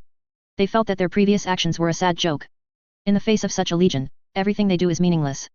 The size of the Empire is beyond what they can imagine. Ignorance makes them think that with their own courage, they can stop the fall of the Empire and change everything. Era is like a huge wave, destined to sweep everything. The Empire is this huge wave, and they are destined to be unable to escape, and can only rush towards the future with them. The fleet fired impatiently. The void is lit. Those weapons that only exist in fantasy are shown one by one. The annihilation beam swept across the monsters in the void. Dense black hole torpedoes draw a deadly trajectory in space, outlining a huge net that destroys everything. The flame burst out, as bright as a supernova. The Imperial Legion is like cutting butter, tearing apart enemy ships and those huge monsters. Ryan is like an artist performing the art of killing. After the Imperial fleet he led arrived on the battlefield, in less than an hour, the huge group of monsters and spaceman battleships turned into a huge amount of debris floating in the universe. The Dark Emperor of the universe Abella Stars made the final resistance. The power of the Ambella Stars is beyond imagination, otherwise it would be impossible to build a huge Ambella Empire and rule over so many cosmic people and monsters. However, what he faced was an existence created to kill gods, a hunter whose duty was to hunt gods. The lion roared and knocked down the Abella Star who had once dominated the universe. The sword with infinite power in his hand cut through the opponent's armor. No. Came a cry of despair. The Ambella Star was beheaded. This legendary overlord ended like this. The lion didn't completely destroy the spaceman ships. Instead, let them leave with the only remaining battleship. At the same time, let these poor survivors give a message to Beria and other dark overlords. Tell those guys that the Empire is coming. They have two choices. The first is to be completely destroyed, and the second is to give eternal loyalty to the Holy Emperor. Some plots are not detailed. Chapter 536 The Empire adds another vassal. The Emperor of the Dark Universe, Abella, was destroyed by a newly rising force in an unknown galaxy. This incident not only shocked many dark forces, but also shocked the surviving Ultra forces, feeling the horror of this newly born force. Especially those Ultramans who have been to the solar system and the Earth feel incredible. The human beings in the past were weak and weak. A few cosmic beings and monsters could disturb their peace and cry for their father and mother. Now it is actually able to kill the Emperor of the Dark Universe Abella Star. A plot like this is tantamount to hearing that a coward who was once regarded as a waste has turned into a tough guy who fights against the sky overnight. The Ambella Stars control a dark star field, and even launched the Ultra War. There are many dark artifacts on his body, with unimaginable power. Has enough power to fight against the father of Ultra. Escaped from the pursuit of King Ultra many times. Has always been the most troublesome existence in the Kingdom of Light. Who would have thought that the other party would be beheaded by humans? What's going on? Beria shrouded in darkness let out a terrifying roar. As the fallen king, Beria's vicious reputation made the escaped survivors tremble. In addition to Beria, many dark forces, dark leaders who control countless cosmic forces and monsters also gathered here. Dark Planet Grandmother Sophia. The eternal threat to the entire universe, the founder of the Gua Empire, Jode. The incarnation of terror and despair, known as the ultimate existence of Hypogeton. Emperor Califel who was active 30 million years ago. Root level existence Zog, the angel of destruction.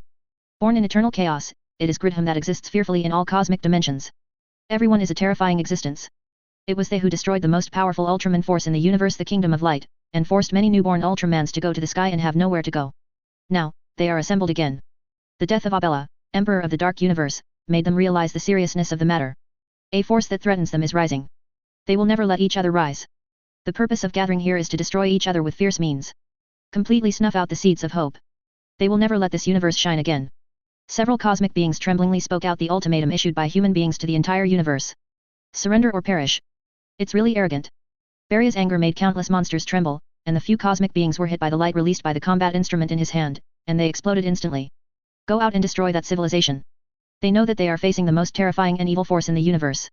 Those stupid humans will pay the price for their arrogance. Barry roared. An army of monsters and cosmic people comparable to the destruction of the Kingdom of Light was quickly assembled. Many dark monsters have given up their pursuit of the new generation of Ultramen. Those Ultramans were running around in a panic, and the threat was far less terrifying than this newly rising civilization. It is not too late to destroy that terrible civilization first, and then continue to hunt those Ultramen. Many terrifying dark beings headed for the solar system with their own army. On the way, however, news came that one planet after another was incinerated. One race after another was destroyed. A large number of refugees fled to the deep space of the universe, and tried to join Beria's army. The army of darkness led by Beria was unpopular in the past. In fact, Altman is not to be seen. Many civilizations and races believe that there is no difference between the two. They are both overlords in the universe. The newly emerged human beings are simply a natural disaster. Any disagreement will be exterminated and purified. If the appearance is humanoid, we can talk about races that are not reproductively isolated from humans. Inhuman races or races that are reproductively isolated from humans will not even have the opportunity to negotiate. Either submit to the Empire and become a slave legion. Either directly destroyed by the Empire. There is no third option. Many civilizations and races will get extermination orders issued by the Imperial commander simply because they don't respond quickly enough to each other. The sky was ignited, the sea was boiled, the mountains and rivers were reshaped, and all living things were completely wiped out. It is much more terrifying than the coming of the evil god. Even the Camilla trio have to admit this. When the evil of darkness, Gatenji, came out, it only destroyed the super ancient civilization, and did not completely exterminate the creatures. Empire is a ruthless character who wants to kill even fungi. Belia was a little dazed when he saw the refugee-like aliens and monsters welcoming the savior. This script seems to be wrong. As the fallen king of the dark forces, these guys are not only not afraid, but also look pious, hoping that the dark army can sweep those damned humans and take back their homes. How cruel must humans be? Can these guys be scared like this? Angel of Destruction, Zog maintains the angel form at this time. This terrifying creature has never seen such a situation. In the past, when they appeared, all creatures in the universe would tremble in fear. Now I think they are the saviors. Beria didn't know how to answer. Many evil, horrible, cruel leaders of dark forces are also confused. However, they soon got the answer and understood the reason why those monsters and spacemen ran for their lives in a hurry. They are just evil, and that human empire represents destruction. Countless extreme fanatics rushed into the battlefield. Out of the beams of light came out a heavily armored warrior who ignored the lives of himself and the enemy. The fleet in the sky roared with artillery fire, even in the area where his own people were present. He was not polite. Those guys all regard themselves as chips, thinking that as long as they can exchange enough benefits, they can sacrifice at any time. The army of monsters and aliens collapsed in that great battle. Beria, who maintained his normal human form, was chased by the opponent's coach with a long sword. After becoming a dark giant, he was still chased and hacked by the opponent. The other party also transformed into a terrifying god of war through some special means, and he almost lost the head of the king of darkness. The mother of the planet who wanted to save him was pierced by a sword. Belia fled in panic, not as complacent as he was when he destroyed the Kingdom of Light. The battle instrument was cut off during the battle. The dark armor on his body was even more severely damaged. If it weren't for the many cards he had accumulated before, Belia would have fallen in this battle. Belia suffered a disastrous defeat, and a large number of cosmic people and monsters were terrified, and those who could escape with them fled together. Those who cannot escape, and those who do not want to die, can only accept the slavery of the Empire. Was put on the control ring and became the war machine of the Empire. Lost freedom from now on. Lion didn't care about the leaders of the dark forces who fled. Those guys have their own areas of influence behind them, and one failure cannot destroy them. The most important thing for him now is to stand firm, expand the fundamentals of the Empire in this universe, and slowly engulf those forces. This big guy looks like a mutant snail. Sage Sigma looked at the dark demon Gatenji who was captured from the ancient ruins and made an evaluation. The appearance feature of Gatenji is the huge threaded shell with dense black holes on the surface, and the eyes grow under the mouth. A large number of tentacles protrude from the shell, as well as a pair of huge pincers. It is quite kind to say that it is a mutant snail. Camilla, who did not participate in the Great Crusade, watched a generation of dark overlords being hanged up like this and put in prison, and her fear of the Empire was even heavier. Even 30 million years ago, the ultra-ancient civilization had a large number of Ultramen, but it was not as arrogant as it is today. Master Sage, should we close it like this? Camilla asked. Sigma shook her head. The Empire is very economical and will not raise waste. Gatenji's ability is not outstanding in this universe, but the Empire can transform it and make it a weapon of the Empire to conquer other universes. Camilla. Sigma the Sage didn't turn around, but a servo skull connected to the mechanical body floated in front of Camilla. Everything in the Empire must serve the great cause of the Holy Emperor, and those who have ambitions and desires in their hearts must also surrender to the overall situation, otherwise the ending will generally not be very good. What the sage said is true. We must devote ourselves to the Empire, and we will die. We will never have any second thoughts. Life is the people of the Empire, and death is the death of the Empire. Camilla was almost scared to death. At the beginning, she began to focus on controlling the Ultra Army, and turned against customers. He even planned to recruit the Holy Emperor into his harem and ravage it. If this kind of thinking is exposed, her 99 lives are not enough to die. I recently developed a machine that pulls the power of the giant out of Otto's body. The process is definitely torture. I really don't want you to use it one day. Sigma's words made Camilla tremble. Even if she is an Ultraman human body, in front of an imperial sage, she is nothing but shit. The other party only needs a word, and she has to disappear from this world. Camilla will always be loyal to the Holy Emperor and the Empire, and is always ready to sacrifice herself to promote the sacred cause of the Empire. Camilla said in a sworn tone. The red electronic eyes of the servo skull are like the scrutiny of death. When it left, Camilla felt her back was covered in cold sweat. We're late. Titus looked at the endless battlefield with countless corpses and warship wreckage floating around. Among them are the corpses of some planet-sized monsters floating around. Some broken black holes still exude a terrible gravity, pulling corpses and debris into them. The light hole sprayed with antimatter is extremely strange, and the destructive energy released in it is enough to completely annihilate Ultraman. There are regions where the fabric of spacetime has been wiped out, like cigarette burn holes in a blanket that can be seen all over the battlefield. The spacetime background data and the existence of the imaginary universe have been completely erased. Everything is erased, nothing in the true sense of the word. The battlefield terrified many Ultramans who came. Facing such a terrifying battlefield, they felt very small for a while. Even Altman, who has lived for so long, has rarely seen such a terrifying picture. The battle that broke out here is extremely astonishing, spanning hundreds of light years. For weak civilizations, hundreds of light years may be a distance that their civilization cannot travel in a lifetime. Many civilizations can control their own galaxies, let alone expand. Now hundreds of light years are only the diameter of a battlefield. Sai Luo also had a serious look on his face. Just looking at the ruins after the war, I can feel the extent of the war between the two warring parties here. Perhaps only mythology can have this level of war. Many Ultramen decided to go to help out when they learned that Beria was going to destroy the rising humans. I thought that I was very important. If those humans did not have them, they would definitely lose. After all, it used to be like this. Humans without Ultramen cannot defeat monsters born in the dark. The result surprised them. Humanity not only defeated the Dark Coalition led by Beria and repelled the mighty Dark Tide, but also became the world destroyer that many dark races feared. Maybe we should go to Earth. Zaz said, maybe they are the light we have been longing for. But they. Sai Luo said with some resistance, but the behavior of human beings has nothing to do with light. They are more brutal than Beria. Look how many races and planets have been destroyed by them. Sai Luo wanted to say something more. The battleship that emerged out of thin air directly surrounded many Ultramen.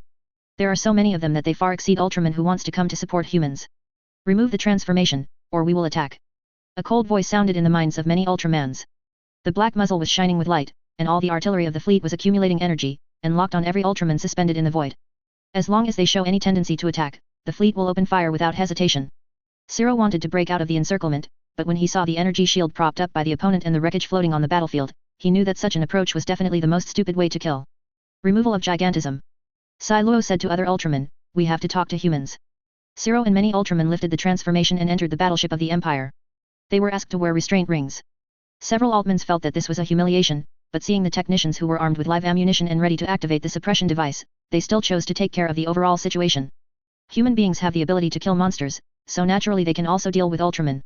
With the suppression ring around their necks, the Ultramans felt that they had completely lost contact with their own strength. Even if they want to be huge, they can't do it. Then the group was taken to the captain's room. A commander responsible for cleaning the battlefield met with them, and Sai Luo took the opportunity to propose an alliance with the human empire. The commander passed the relevant news to the lion. Lien does not resist these Ultramans, but he does not like alliances, only considers vassals, and requires Ultramans to fulfill their duties of loyalty to the Holy Emperor and dedicate themselves to great causes. Ciro and other Ultramen want to fight. However, after Ryan showed the strength of the Empire and the lives of the people under the Empire, he chose to believe in this great cause of liberating the heavens and the world. Continue to fill the pit, ensure that there is a head and a tail. Chapter 537 Establishment of Spacetime Administration. Enslaved cosmic people and monsters, surviving Ultra forces, plus the help of the 5th stage database. The military power of the Empire in this universe has become extremely powerful. It has become the most terrifying existence in the Ultra universe. Under the command of Ryan, the dark forces headed by Beria retreated steadily. The Empire can not only maintain the advantages of its own theater, but also send support to other theaters. Send those monsters and cannon fodder aliens to other universes. With the expansion of the Empire's influence, coupled with the inheritance of the All-Tech civilization, the ancient knowledge left by the cosmic people, the sages of Sigma gradually pieced together the reason for the birth of Ultra, and solved some mysteries of this universe. There is no doubt about the power of Ultraman, who can easily make a mortal have the power of a god. The civilization that can create such a path is powerful and extraordinary. I'm afraid it has reached the point where it can cross different universes without using roads. More terrifying than the current Empire. From the point of view of a mortal, the Empire is the most terrifying existence they can come into contact with. From the perspective of the universe, the Empire is just a small force that is not worth mentioning. Many of the universes that the Empire is currently in contact with are declining or polluted. For example, the decayed universe 04 and the polluted universe 01. The ones that can really fight against, and fight back and forth with the Empire, are the reincarnation game and the two universes where the Supreme God resides. There must be more terrifying existences in the vast universe of the heavens. In the universe of the heavens, civilizations stronger than the human empire must exist. The power of Ultra is a special application of subspace power. In several Ultra stars, Sigma sages have found similar transformation mechanisms. The Spark Tower in the Kingdom of Light and the Trial Ring of No 077 Ultra Star can transform the power of subspace into the power of Ultra that can be easily controlled by mortals. This method is very powerful. Similar to the aura transformation mechanism of Universe 03. The difference is that what it transforms is the power of Ultra. The aura transformation mechanism does not distinguish between users. The alter conversion mechanism will distinguish good from bad users. May even voluntarily abandon the host. It seems to be deliberately cultivating the positive side of the warp. This is why the power of Ultra often chooses people who are both courageous and kind, and have firm beliefs.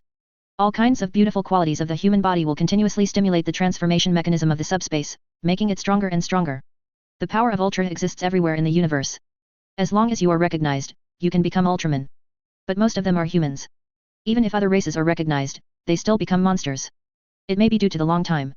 Some key things are missing, which makes this conversion mechanism go wrong, otherwise there would be no dark giants. The sages of Sigmar who obtained this knowledge entered into in-depth research again. If possible, such technology can be absorbed and used for the protection of the Empire. Loyalty to the Empire, loyalty to the Holy Emperor, you can gain power and knowledge. It's like those people are recognized by the power of Ultra and become Ultraman. Sigma's research made Ryan's conquest work smoother. The unification of the Ultra universe is not a difficult task. Like Universe 03, this is just a universe in constant decay. Dark forces have taken over most of the universe. All kinds of scary demon planets can be seen everywhere. This situation is difficult for the former ODT forces to solve. But for the Empire, it is very easy. Individuals are powerless in the face of an overall improved civilization, no matter how strong they are. This is the case with the dark forces headed by Beria. They do not have perfect logistical support, and the lost personnel cannot be selected through an excellent mechanism. Every war makes them weaker. You must know that even the four evil gods who make the human empire fear, still need a large number of demons to show their strength. The Arena of Kern and the Ring Trial of Slaanesh are all mechanisms for screening powerful demons and replenishing manpower. The dark forces in the Ultra universe are basically stragglers and rogues, relying on individual force to rule the roost. Once the individual force loses its advantage, it will basically be cool. Ryan conquered this universe, it was only a matter of time. In time, the double eagle flag will fly in this universe, and the territory of the Empire will be incorporated into another universe. The Emperor's supreme number. Guilliman stood on the porthole, looking at the sea of stars in the distance, with a rare trace of worry on his face. I'm a little bit concerned about the baby born as a virgin. Belisarius Kaur was silent for a moment before speaking. It shouldn't be a big problem, right? Even if the child is born, it may not be a bad thing. The betrayal of Horus is still vivid in my mind. Guilliman turned to look at Belisarius Kaur. You have experienced it too, haven't you? Great sage, you also know what happened at that time. Before Horus launched a rebellion, who would have thought that this war master, whose status is second only to my father, would defect to another camp? Belisarius Kaur sighed. When the Empire was about to enter a new era, Horus pierced the heart of the Empire with a single sword, and wiped out the hard work of hundreds of millions of people. If such a thing happens again, how sad and desperate it will be. The rebellion raised will also shake the heavens. Even the Horus rebellion pales in comparison. Your Majesty, what do you plan to do? Erase that child? If that's the case, I will order the assassin court to complete this matter without leaving any files or traces that can be traced. Belisarius Kaur's the sound is mechanical and cold. Have you heard the story of Oedipus? Guilliman said with a worried expression. Belisarius paused for a moment, giving himself some time to search the database. Soon he found this story from ancient Terra from the literature classification. Typical tragic story of fate. The story tells that Laos is the son of King Thebes. Because of a coup, his father died tragically, and his guardian was killed by political enemies. He was deprived of all the powers of King Thebes, and was chased and killed by political enemies. Laos was forced to surrender to the traitor the son of Tantalus, that is, the legendary hero, Pelops, who became the tutor of the opponent's son. However, Laos fell in love with this beautiful boy, which eventually led to a tragedy. Pelops was distraught, thinking that Laos had betrayed him, which led to the death of his beloved son. He cast a curse on it. Laos will be killed by his own son. And his son will marry his mother.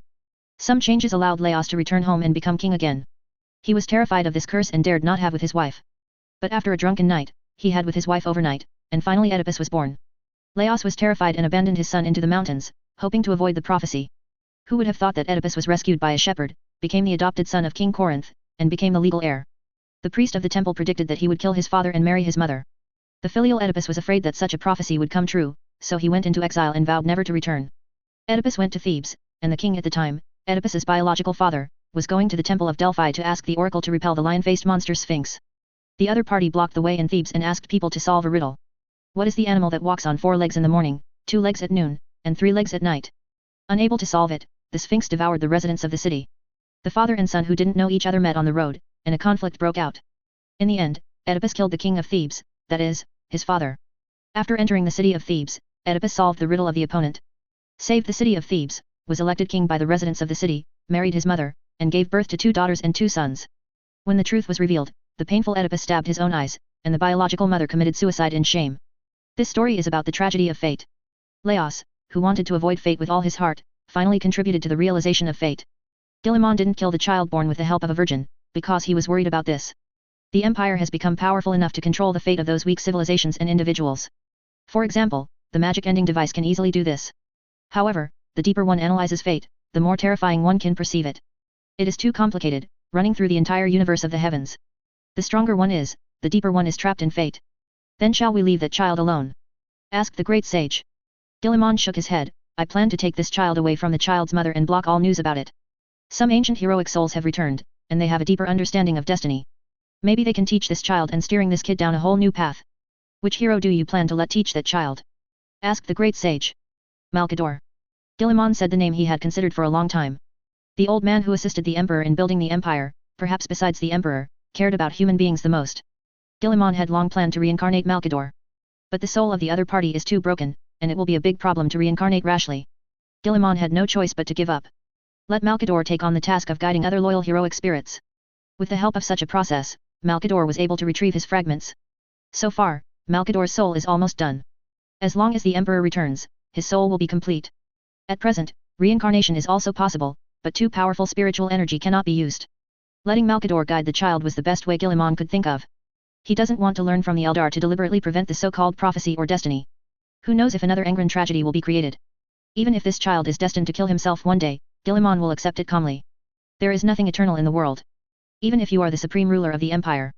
This iron law will not change. Deliberate pursuit of eternity will only make everything worse. Eternity means stagnation to some extent. Stagnation is the most terrifying thing for a civilization. Hearing Gilliman's arrangement, Belisarius Kaur didn't have any objection, but just mentioned another matter. The structure of the space-time administration has been completed, and it is initially classified as a subordinate unit in the tribunal. The list of relevant personnel is recommended by the major trial orders. The data light screen appeared in front of Gilliman, and he just took a glance, and then recorded and classified all the information. Just as he was about to say something, he thought of something and watched it again. The finger is on the name he wants to see. Sherlock Holmes? Recommended by the high-ranking judge, Vincent Horn, to become an investigator of the space-time administration. Is there any problem with this name? Belisarius Kaur asked. Gilliman shook his head. No problem, just implement it like this. The problem of traversers is actually very serious in the universe, even flooding. The subspace is one, and the universe is just an isolated island in the ether ocean. After death, the soul will enter the subspace. Those who have faith will enter the field of faith. Those who have no faith wander around. There are always some souls who will be carried by the ether ocean currents and rush to other universes, and then be reborn. Don't think such things are unimaginable and mysterious. I feel that there should be complete rules between the universe, and that everything in the universe should be arranged. In fact, this kind of thinking is nonsense. Nothing is the most normal state of the universe. It's like when human civilization was just born, people can move around at will, find places to build houses at will, and as long as their fists are big enough, they can rob people's things, rob other people's wives, and even commit crimes before their husbands. Private ownership will not appear immediately after birth, but a group of hypocrites who shout that the law is sacred and inviolable will appear. The more civilization develops, the more rules are born. The universe of the heavens is also like this, it just exists. It's like a piece of paper. The evolution of the universe, the growth of evil gods, and the development of civilization are all painted on this paper. Make the universe more and more colorful. Also makes the warp more and more turbid. Nothing is taken for granted, it is taken for granted that those things do not exist. The space-time administration is the fence built by the empire for its own territory, to prevent the development of the empire from being destroyed by those who traverse. This department must be established with the development of the empire. With the improvement of civilization, the more universes the empire comes into contact with, the existing departments are completely unable to adapt and cannot undertake so many functions. What's going on with the gamification of the universe? Gilliman asked about something else. The theoretical aspect is basically completed, and we are selecting a new universe for experimentation. If it goes well, it will be applied soon. Gilliman nodded. Hurry up, if the entire universe can be gamified, the empire's screening mechanism will be more fair and equitable. Chapter 538 Past and Future. Gilliman and the great sage Belisarius Kaur are discussing some important arrangements. The opening of the 5th stage database will greatly promote the implementation of these plans. The expansion of the empire will continue to roll like a snowball, and eventually become a super invincible behemoth. Now it's just a trivial start. The expeditionary army not only expanded the territory of the empire, but also continuously absorbed advanced technologies and development concepts from various universes, making the empire more diversified. Those conquered universes are not just as simple as making the empire's rule larger. First, it increases the scope of human life and enhances people's sense of well-being. Second, the obtained resources make human life better and enhance their sense of belonging to the empire. The third is the different development routes of each universe, which has brought a lot of inspiration to the mechanics and related scientific research units of the empire. Even if the empire does not rely on the database, it can create a large number of new technologies. Civilization expansion is critical. Many people are agitating for peace, but peace is slow poison for a huge empire. In the short term, people will sing the praises of peace. But after a long time, they will become suspicious. I feel that the world is full of injustice, I feel that I am underappreciated, and I feel that I have no way to rise. Over time, they will lose confidence in everything and are eager to use war to prove their worth and redefine their interests. Not only empires, but even enterprises are the same. Once the business is no longer expanding, the employees of the enterprise will feel that they have no room for improvement. Only those positions that are available can be robbed. In order to keep their positions, those executives will also start to be on guard, and even act preemptively. Companies can quickly be caught in endless infighting. In the end, all the power was exhausted in internal fighting, and was harvested by enemies in the business field. After communicating for a long time, Belisarius Kaur left Guilliman's study. Guilliman watched the great sage leave, his heavy face did not get better after the conversation came to an end. The opening of the 5th stage database is a good thing. But the auxiliary wizard also brought bad news. The 10th level database promised at the beginning of activation does not actually exist. The auxiliary database has only been perfected to the 6th stage. The next 4 stages only have general theories and directions, and there are no exact data and research results. When the database of the 5th stage was opened, and after in-depth study and understanding, Guilliman got a passage about the words left by the creator. Latecomers, when you see this message, you must have achieved certain results. Please use the gift we left behind properly. The future of the heavens is infinitely exciting, and it awaits your excavation and recognition. The old road has come to an end, and the individual legends created in the age of mythology will also become a thing of the past. Now, you have a better choice, perfect this road, and you will go further. Don't let us down, and don't let humanity down. Only the voice is saved in the database, and no video data is saved. The existence of creating the database seems to be trying to erase its own influence on future generations. Judging from the existing information, it should be left by the pioneers in the human race. The Empire's historical understanding of the heavens is not clear. It can only be inferred that the heavens have experienced an unimaginable evolutionary time. The universe was born and developed again and again, and then its lifespan came to an end and was reborn again, over and over again. After a long time, the heavens have gradually entered the age of civilization. Civilizations at this stage are generally based on the use of subspace. Learning the knowledge of the subspace and controlling the power of the subspace should be very popular at that time. The many paths of practice that appeared in Universe 03 are the remnants of that era. Don't think that Universe 03 was destroyed by the Empire, just think that extraordinary civilization is nothing more than that. Creatures who think like this are fools. The birth, prosperity, and decline of extraordinary civilizations are important processes in the evolution of the heavens.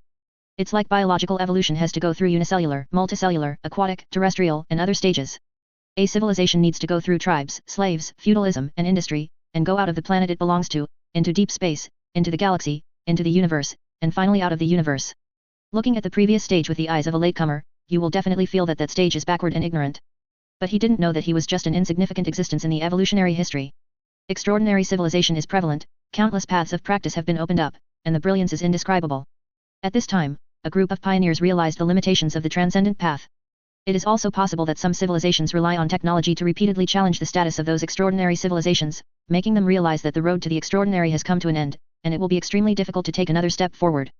The individual is strong, the status is respected, and it occupies 99.9999% of the world's resources, but there is no way to improve the race. Extraordinary civilizations have stagnated in many cases, and even regressed. This civilization may have existed for millions of years, and it still maintains the tribal way of life and the way of life of ancient feudal dynasties. The development of the underlying system and productivity is hopelessly slow. Family, bloodline, inheritance, and other factors also restrict the development of extraordinary civilization. Geniuses who can advance the development of the times are wasted because of their origins. Everyone competes for the resources of cultivation, and what they compare is the level of realm. They don't care whether there will be changes at the bottom.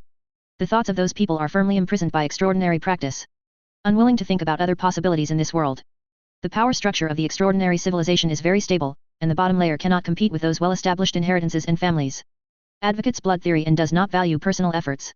Even if ordinary people refrain from every second of time to work hard and try their best to improve, they are not as good as disciples of aristocratic families and those with blood in a day. Cruel practice, competition, and outdated ways of inheritance suppress creative play. The theory of only combat power has stifled countless talents who have potential but cannot be brought into play. No matter how creative a talent is, if he does not have enough combat power, he will not be able to obtain resources and have no corresponding status, which greatly dampens people's enthusiasm for creating new things. It is a general trend that technology replaces extraordinary. Encourage innovation, refine the division of labor, and let the bottom-level people who realize their ambitions have more opportunities. Technology has a stronger self-elimination ability. A powerful transcendent, when he occupies the top of the ecological chain, it is difficult to eradicate him.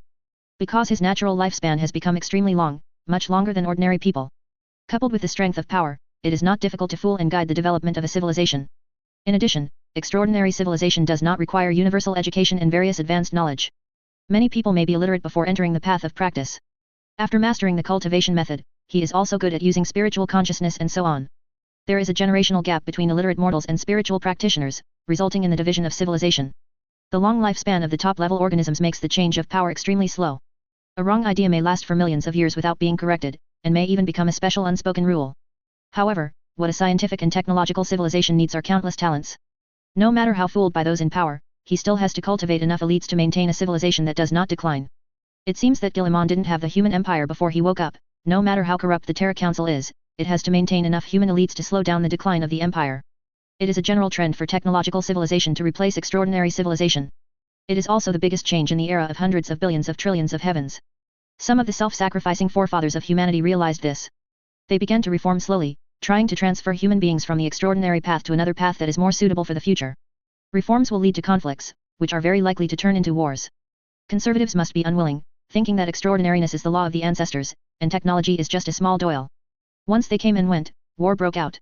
Analyzing from the existing data, Universe 03 is very likely to be a remnant of the war. With so many races, the path of human practice has been forcibly destroyed. If there is no twists and turns, who would believe it? Imperial historians restored part of history by piecing together those fragments. Universe No 03 should be a universe where the extraordinary civilization of human beings has developed to the extreme. The brilliant era is even related to other universes and has exchanges. Some people have come into contact with the theory of technological civilization, and believe that human beings should follow the path of technological development, give up spiritual practice, and give up the individual pursuit of the eternal road. Because eternity represents stagnation and immutability. Such a world is suffocating and hopeless. They planned the end of the Dharma era, trying to use this method to force human beings out of the comfort zone, and also tried to cut off the path of human cultivation above the true immortal level. Some people don't want to do that. Let yourself give up the eternal lifespan and superior status to reincarnate to die. Sorry, really can't do it. Even the Supreme Being who claims to see through everything would find it hard to accept such an ending. Resistance is inevitable. They don't want to care about the future of human beings. All they care about is their own Tao and the results of their practice. I worked so hard to get to this position, and now you tell me that everyone dies together, and then leave this world to ordinary people. Isn't this a joke? The part of those who opposed the reform created various realms centered on the heavenly realm, that is, the great immortal realm conquered by Kalgar, the great Yangjian and so on. Want to use these to fight against the end of the Dharma. As for the mutation above the level of cultivation, some historians believe that it is the ghosts of the reformers, and some historians believe that it is very likely that the path of cultivation first appeared such terrible mutations as flesh mutation and soul distortion. Stimulated by some scientific and technological civilizations, it is an important factor that promotes the emergence of reformist human extraordinary civilizations in Universe 03. I don't know what happened later, this group of top extraordinary figures all disappeared. The Dharma ending era created by the reformists has not been completely successful, and the technological reform has not come true, but the path of human practice has been destroyed. Human beings who were disconnected all of a sudden were slowly replaced by other races. Those ancient holy places were also taken away, and became places that people have owned since ancient times. Human civilization gradually declined and became a vassal of other races. Until the fall of the empire. This is the historical speculation about Universe 03. If you want to know what really happened, you can only know it if you go back in time and return to that period. In any case, it is the general trend for technology to replace extraordinary. Many civilizations are trying to take the road of science and technology, taking the road of technological integration of subspace.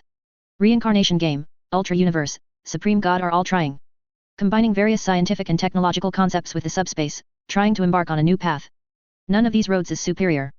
At the end of the never-ending road of truth, no existence can determine where the next brick of truth will be laid. As for those who try to use subspace tides to re-establish extraordinary civilizations, those who take the route of myth restoration are dead ends. Guilliman walked back to his desk from the door, opened the system interface, and called the auxiliary elves. It's here, host. Can you enter new knowledge? Guilliman asked in a deep voice. He had a plan in mind. There is no eternal dynasty in this world, nor is there an eternal monarch. Humanity hopes that Guilliman can always rule the human empire, but Guilliman does not want to do that. He worries that one day he will become a pedantic, conservative image representative. Just like the original assassin court mentor, Van Garrick. He launched a dictatorship for mankind, assassinating other high lords of Terra. In the first 80 years, he worked hard to make the human empire glorious again. But in the last 20 years, he became a lunatic and almost destroyed everything again, even refusing to surrender his power. Thinks the empire is doomed without itself. Guilliman is in the same situation now. Everyone thinks that without him, what should the empire do? One day, he will think so too.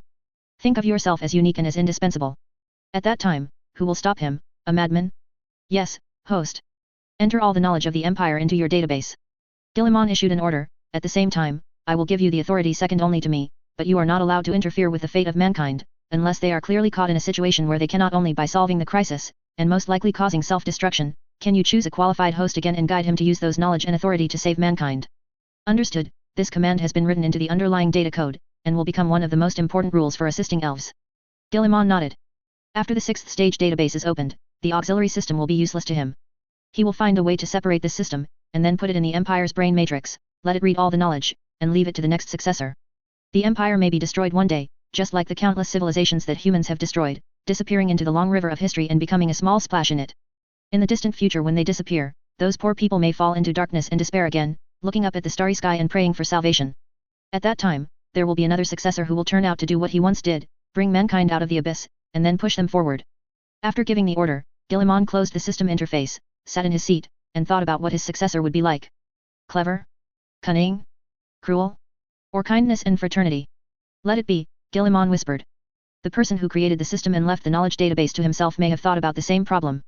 Thinking about what role your creation will play? How is it for humans pondering the distant future? Think about whether your successor has enough ability.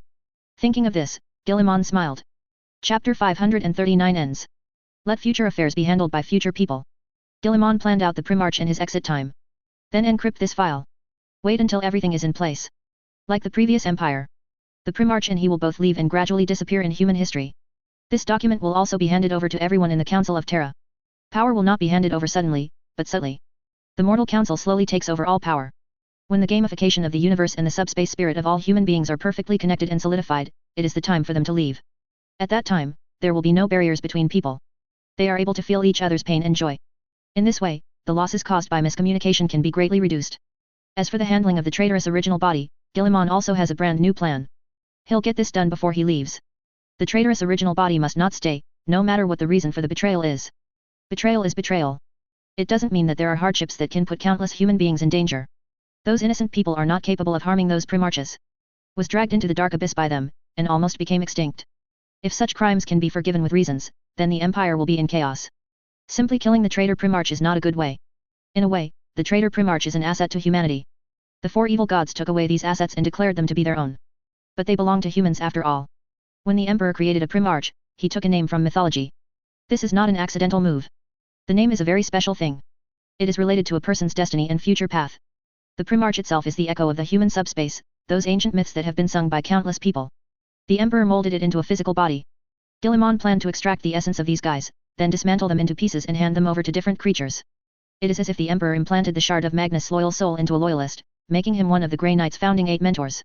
Guilliman planned to follow that practice, separating the soul fragments of the traitorous Primarch, purifying them, and finally implanting them in different human bodies as the Empire's trump card. In addition to rebelling against the original body, Guilliman also plans to completely dispose of the various relics of the Golden Age sealed in the Dark Dungeon or some sealed items that can destroy countless living beings. Those weapons were once regarded by the Emperor as the whole cards for the Jedi to counterattack after the failure of human beings. Now these whole cards are no longer needed. Time to get rid of it. Those things have never entered the history books of mankind, nor will they appear in the future. No one would even know these things existed. Some unbearable history in the past will be completely erased. The truth of history has always been customized according to needs. If necessary, the despicable can be rendered as a martyr, and the noble can be said to be a despicable villain. The same goes for those things under the dungeon. No matter how ugly and dark secrets there were, they will all be buried. October is fleeting. In the arc of the Holy Religion, several of the most influential top figures of the state religion are here. The Pope, living saint, war apostle, bishop, etc. who are responsible for missionary work in Universe 03. Each one has countless supporters. They exist to proclaim the glory of the Holy Emperor. What a sacred thing to have a child out of wedlock. As described by countless myths. He put his child in a pure virgin body, let him be born, walked in this world, and preached the gospel for the suffering people. The number of appearances of the Holy Emperor is less and less. He no longer fights around, and no longer shows his noble side in front of believers. The arrival of this child will bring comfort to the faithful who are anxious about the presence of the Holy Emperor in the solar system. This is his child. Detached from his unimaginable, divine body of light. This child will be a symbol of hope for the Empire. Even if they lose the Holy Emperor, they still have this child. A child's cry sounded. New life comes into this world. The Empire's medical technology is very advanced, and it is not difficult to take out a child conceived by a natural mother. He has gold, blue, and green pupils. Exactly like his father. His noble and inviolable side can be vaguely seen on that wrinkled little face. Several high-ranking members of the state religion showed joy. The birth of a child will bring the prestige of the state religion to the extreme. However, the appearance of several golden armored warriors shattered their dreams. They wore holy armor of gold. A royal scarlet cloak draped over his shoulders. Long halberd topped with a heavy silver blade. The body of the halberd is tightly held in the white and heavy palm. Forbidden Army. A forbidden army that was supposed to stay in the solar system appeared in Universe 03. Your Majesty ordered that this child will be taken away by us. The person in charge of this matter was Valeno, the commander of the Imperial Army, one of the most powerful people under the Primarch of the Empire. Is there any misunderstanding? The Pope is very fat, and when he speaks, the fat on his face is trembling. Under the gorgeous clothes are layers of mechanical prosthetics and artificial fat. This is my child. Asakamishan said, you have no right to do that. Sorry, we are following His Majesty's order. Valeno calmly swept over those people and said every word. This is his child, how could he have the heart to separate the mother from the child? Asakashiyan reached out and held the giant scythe. I don't believe you, leave immediately, otherwise you will be regarded as an invasion. The Shengjiao Ark is a ship belonging to the state religion, and it is also a ship belonging to Asakamishiyan. Her word here is the supreme command. Several high-level legions activated the armed security system, and once Asakamishiyan issued an order, they would press the fire button. By that time, things are bound to get out of hand. The Holy Emperor's living saint took action against the Holy Emperor's personal guards, which was a sign of disaster. Valeno looked at Shion Asakami, holding the halberd tightly in his hand, the killing intent in his eyes was cold, and he didn't try to hide it. They were born to maintain the Emperor's authority. Valeno assessed how long it would take him to kill all those guys who intended to violate the order of the Holy Emperor. This is His Majesty's order, do you want to disobey it? You're just a beast that uses his name to do evil. Qian Shangxian roared, get away, don't have any thoughts about this child. The atmosphere between the two parties suddenly became tense. The fanatics of the state religion are not afraid of death. Once a conflict breaks out, the kind of suicide attack Forbidden Army may not be able to retreat unscathed. Brilliant bright light suddenly exploded in the air. Everyone subconsciously covered their eyes and made painful noises. The light is so terrifying, as if it can melt steel. The majestic and terrifying spiritual roar continued to echo in their ears, causing them to shed tears of blood. Several high-ranking members of the state church felt great pressure, and the communicator next to their ears echoed voices of pain and joy. When the pressure subsided a little, everyone looked at the location where the light burst out. A noble, perfect face appeared in their eyes. Majestic, noble, no blasphemy and offense allowed. Except for a few imperial guards, everyone kneeled down in tears. Guillemon picked up the child and placed it in the hands of the custodian. Take him away. Valeno nodded, turned, and left with the imperial army. Guillemon turned his head to look at those high-ranking officials of the state church. This child has extraordinary power, but now is not the time for him to show his talents. When mankind enters the Dark Age again, it is time for him to show his talents and abilities. This is a lie. Guillemon didn't think about letting this child come out to save the world in the future. This child is the embodiment of faith, and to some extent, it has the same root as the four gods. Mankind is destined to have a god. At the beginning, the Emperor was only a short distance away from becoming the Lord of Darkness, the eternal fifth evil of the subspace. Emperor left, does not mean that the Lord of Darkness will not be born. No one dared to contradict Guillemon's words. Even the parties who are living saints and mothers do not have the courage to refute their own beliefs and vow to dedicate everything to God. I haven't kissed him yet. Asakamishan said painfully. You will not suffer. Guillemon said, you will forget everything, child. The strong light burst out again. Not only enveloped the Ark of the Holy Cult, but also enveloped the entire fleet, erasing and sealing their memory technology about children. After finishing all this, Guillemon's figure also collapsed into the air. With the help of a complete lighthouse system, he has been able to project his power across the universe. It is not difficult for him to clean the memory of all soldiers in the entire fleet. There are countless illusions in the subspace. They are the nightmares of real beings, the fantasy of real beings. The old man stood on a high mountain, and black snowflakes fell from the drowsy sky. Looking up, there is snow everywhere, and there is no end in sight. The old man let out a breath. Ice cold. Biting cold. Knelt down and picked up a handful of snow, the old man's eyes also became dazed. Snow is no longer snow but everything those poor souls have ever suffered. Mother weeps beside the body of her dead child. The seriously ill man was unwilling to swallow his last breath. The wind echoed with howls and angry growls. The suffering of all living beings turns into snowflakes and falls in this of despair and hopelessness. They're still screaming, Malkador.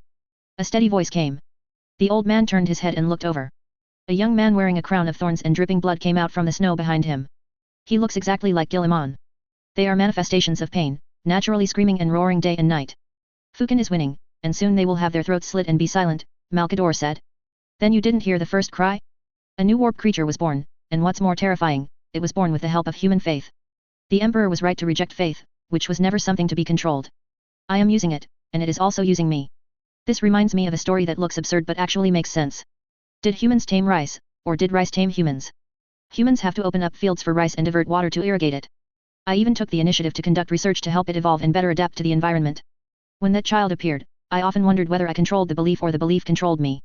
Everything is mutual, and the arrogant will think that they can completely tame something without making any changes. Malkador stretched out his hand, and a black snowflake fell on his hand. Glassy snowflakes reflect the cry of a man, crying for the loss of a loved one. Faith is the weapon of mankind, and it is also the poison of mankind. Gilliman whispered, the child is handed over to you, Malkador. I will create an accelerated time zone and let the child live in it. 1 day is equivalent to many years in the outside world. I can't let him get in the way, the huge time flow gap will create a buffer time for us, I will find a way to weaken the belief before leaving, and guide people to the right path.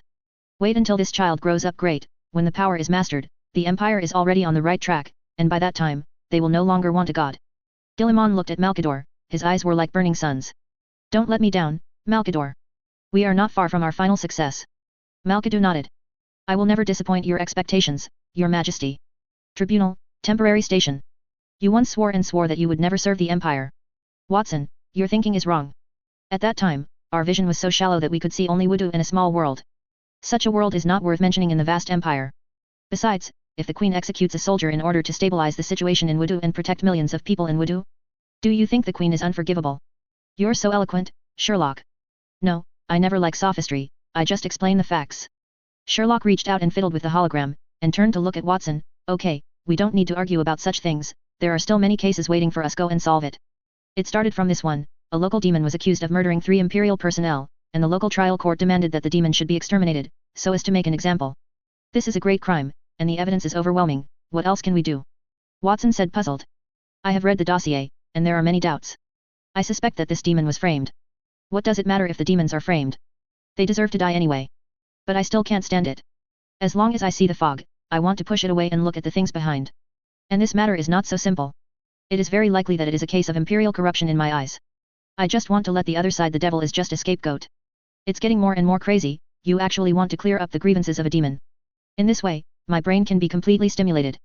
In a short time, we will have to track down the Traverser. This kind of devil case will never be accepted. Let's go, Watson, to find a solution for this boring life. Do something. Step up and fill in the pit. End of this novel. Also please understand this is originally written in Chinese language and then machine translated, so if you think you are losing some brain cells listening to these types of novels, it's because they're machine translated from another language.